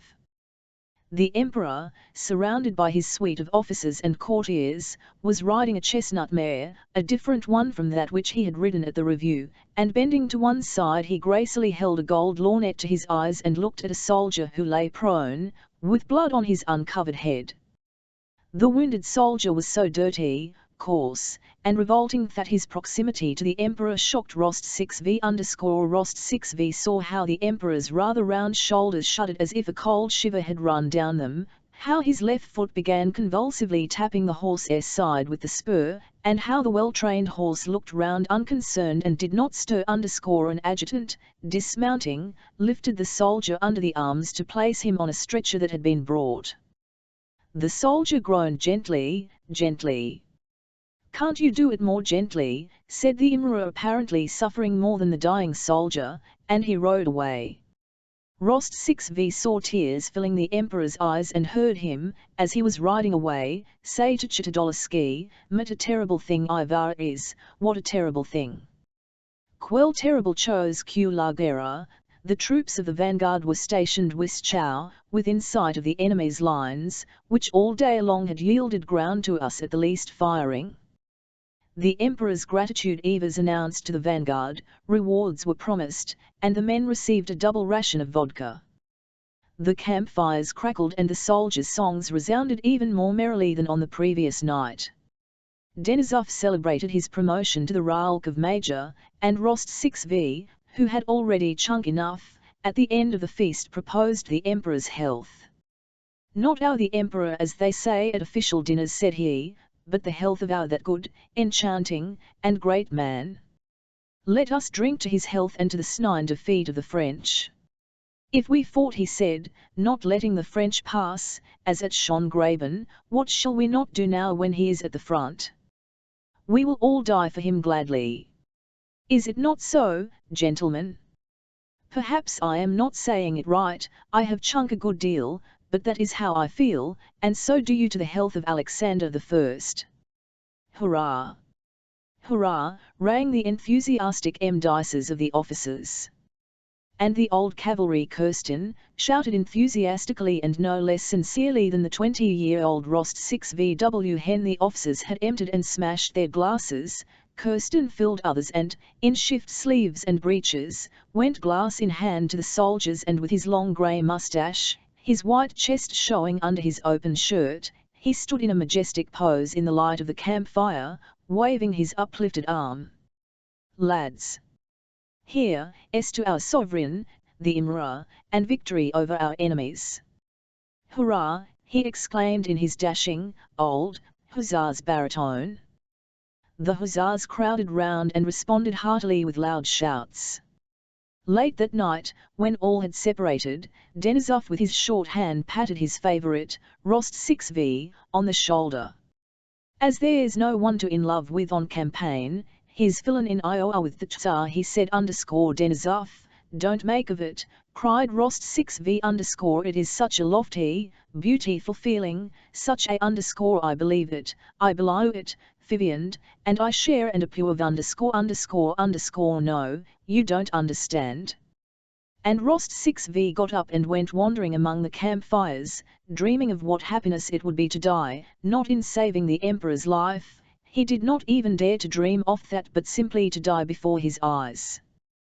He really was in love with the Tsar and the glory of Russian arms and the hope of Alcha triumph, and he was not the only man to experience that feeling during those memorable days preceding the Battle of Austerlitz.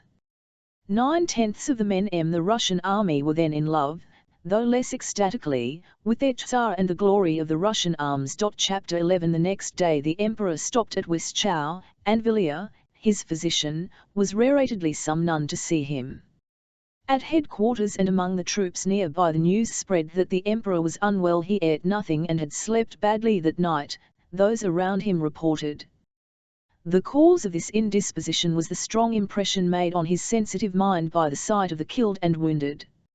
At daybreak on the 17th, a French officer who had come with a flag of truce, demanding an audience with the Russian emperor, was brought into Wischau from our outposts.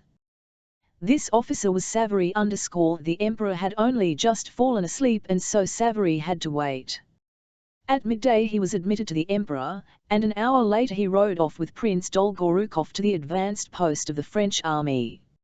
It was rumored that Savary had been sent to Alexander a meeting with Napoleon.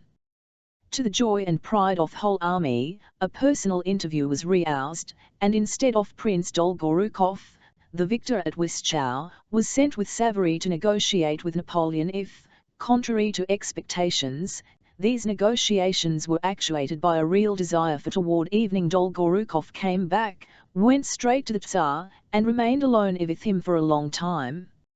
On the 18th and 19th of the army advanced 2 days' march, and the enemy's outposts after a brief interchange of shots retreated. In the highest army circles from midday on the 19th, a great, excitedly bustling activity began which lasted till the morning of the 20th, when the memorable Battle of Austerlitz was fought till midday on the 19th.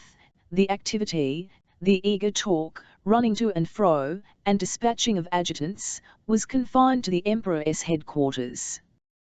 But on the afternoon of that day, this activity reached Kutuzov's headquarters and the staffs of the commanders of columns. By evening, the adjutants had spread it to all ends and parts of the army, and in the night from the 19th to the 20th, the whole 80,000 Allied troops rose from their bivouacs to the hum of voices, and the army swayed and started one enormous mass 6 miles long. The concentrated activity which had begun at the Emperor's headquarters in the morning and had started the whole movement that followed was like the first movement of the main wheel of a large tower. K_1 wheel slowly moved, another was set in motion, and a third, and wheels began to revolve faster and faster, levers and cogwheels to m.org, chimes to play, figures to pop out, and the hands to advance with regular motion as a result of all that activity. Just as in the mechanism of a clock, so in the mechanism of military machine, an impulse once given leads to the final result, and just as indifferently quiescent till the moment when motion is transmitted to them are the parts of the mechanism which the impulse has not yet reached. Creak on their axles as the cogs engage one another, and the revolving pulleys were with the rapidity of their movement, but a neighbouring wheel is as quiet and motionless as though it were prepared to remain so for 100 years. But the moment comes when the lever catches it, and obeying the impulse that wheel begins to creak and joins the common motion, the result and aim of which are beyond its ken, just as in a clock, the result of the complicated motion of innumerable wheels and pulleys is merely a slow and regular movement of hands which show the time, so the result of all the complicated human activities of 160,000 Russians and French, all their passions, desires, remorse, humiliations, sufferings, outbursts of pride, fear, and enthusiasm, was only the loss of Battle of Austerlitz, the so-called Battle of the Three Emirars, that is to say, a slow movement of hand on the dial of human history. Prince Andrew was on duty that day and in constant attendance on the Commander-in-Chief. At 6 in the evening, Kutuzov went to the Emirar's headquarters, and after staying but a short time with the Tsar went to see the Grand Marshal of the Court, Count Tolstoy. 6y_Bokshinsky, the opportunity to go in to get some details of the coming action from Dolgorukov. He felt that Kutuzov was upset and dissatisfied about something, and that at headquarters they were dissatisfied with, and also that at the Emperor's headquarters everyone adopted toward him the tone of men who know something others do not know. He therefore wished to speak to Dolgorukov. Well, how d'you do, my dear fellow, said Dolgorukov, who was sitting at tea with Bilibin. The fete is for tomorrow. How is your old fellow? Out of sons? I won't say he is out of sons, but I fancy he would like to be heard. But they heard him at the Council of War and will hear him when he talks sense. But to temper eyes and wait for something now, Ivan Bonaparte fears nothing so much as a general battle is impossible. Yes, you have seen him, said Prince Andrew. Well, what is Bonaparte like? How did he impress you? Yes, I saw him, and am convinced that he fears nothing so much as a general engagement, repeated Dolgorukov, evidently prizing this general conclusion which he had arrived at from his interview with Napoleon. FFHERNT afraid of a battle? Why did he ask for that interview? NVHY negotiate, and all why retreat, when to retreat is so contrary to his method of conducting IVAR. Believe me, he is afraid of a general battle. His hour has come. Mark my words. But tell me, what is he like, said Prince Andrew again. He is a man in a grey overcoat, very anxious that I should call him your majesty, but who, to his chagrin, got no title from me.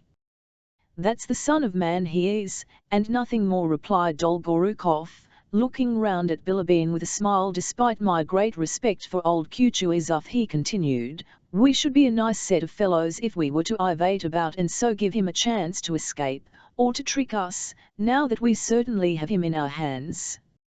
No, we mustn't forget Sularov and his rule, not to put yourself in a position to be attacked, but yourself to attack. Believe me, in war the energy of young men often shows the way better than all the experience of old cunctators. But in what position are we going to attack him? I have been at the outposts today and it is impossible to say where his chief forces are situated, said Prince Andrew. He wished to explain to Dolgonikov a plan of attack he had himself formed. Oh, that is all the same, Dolgorukov said quickly, and getting up he spread a map on the table. All E&1 have foreseen. If he is standing Brun and Prince Dolgorukov rapidly but indistinctly explained Wheelover's plan of a flank movement.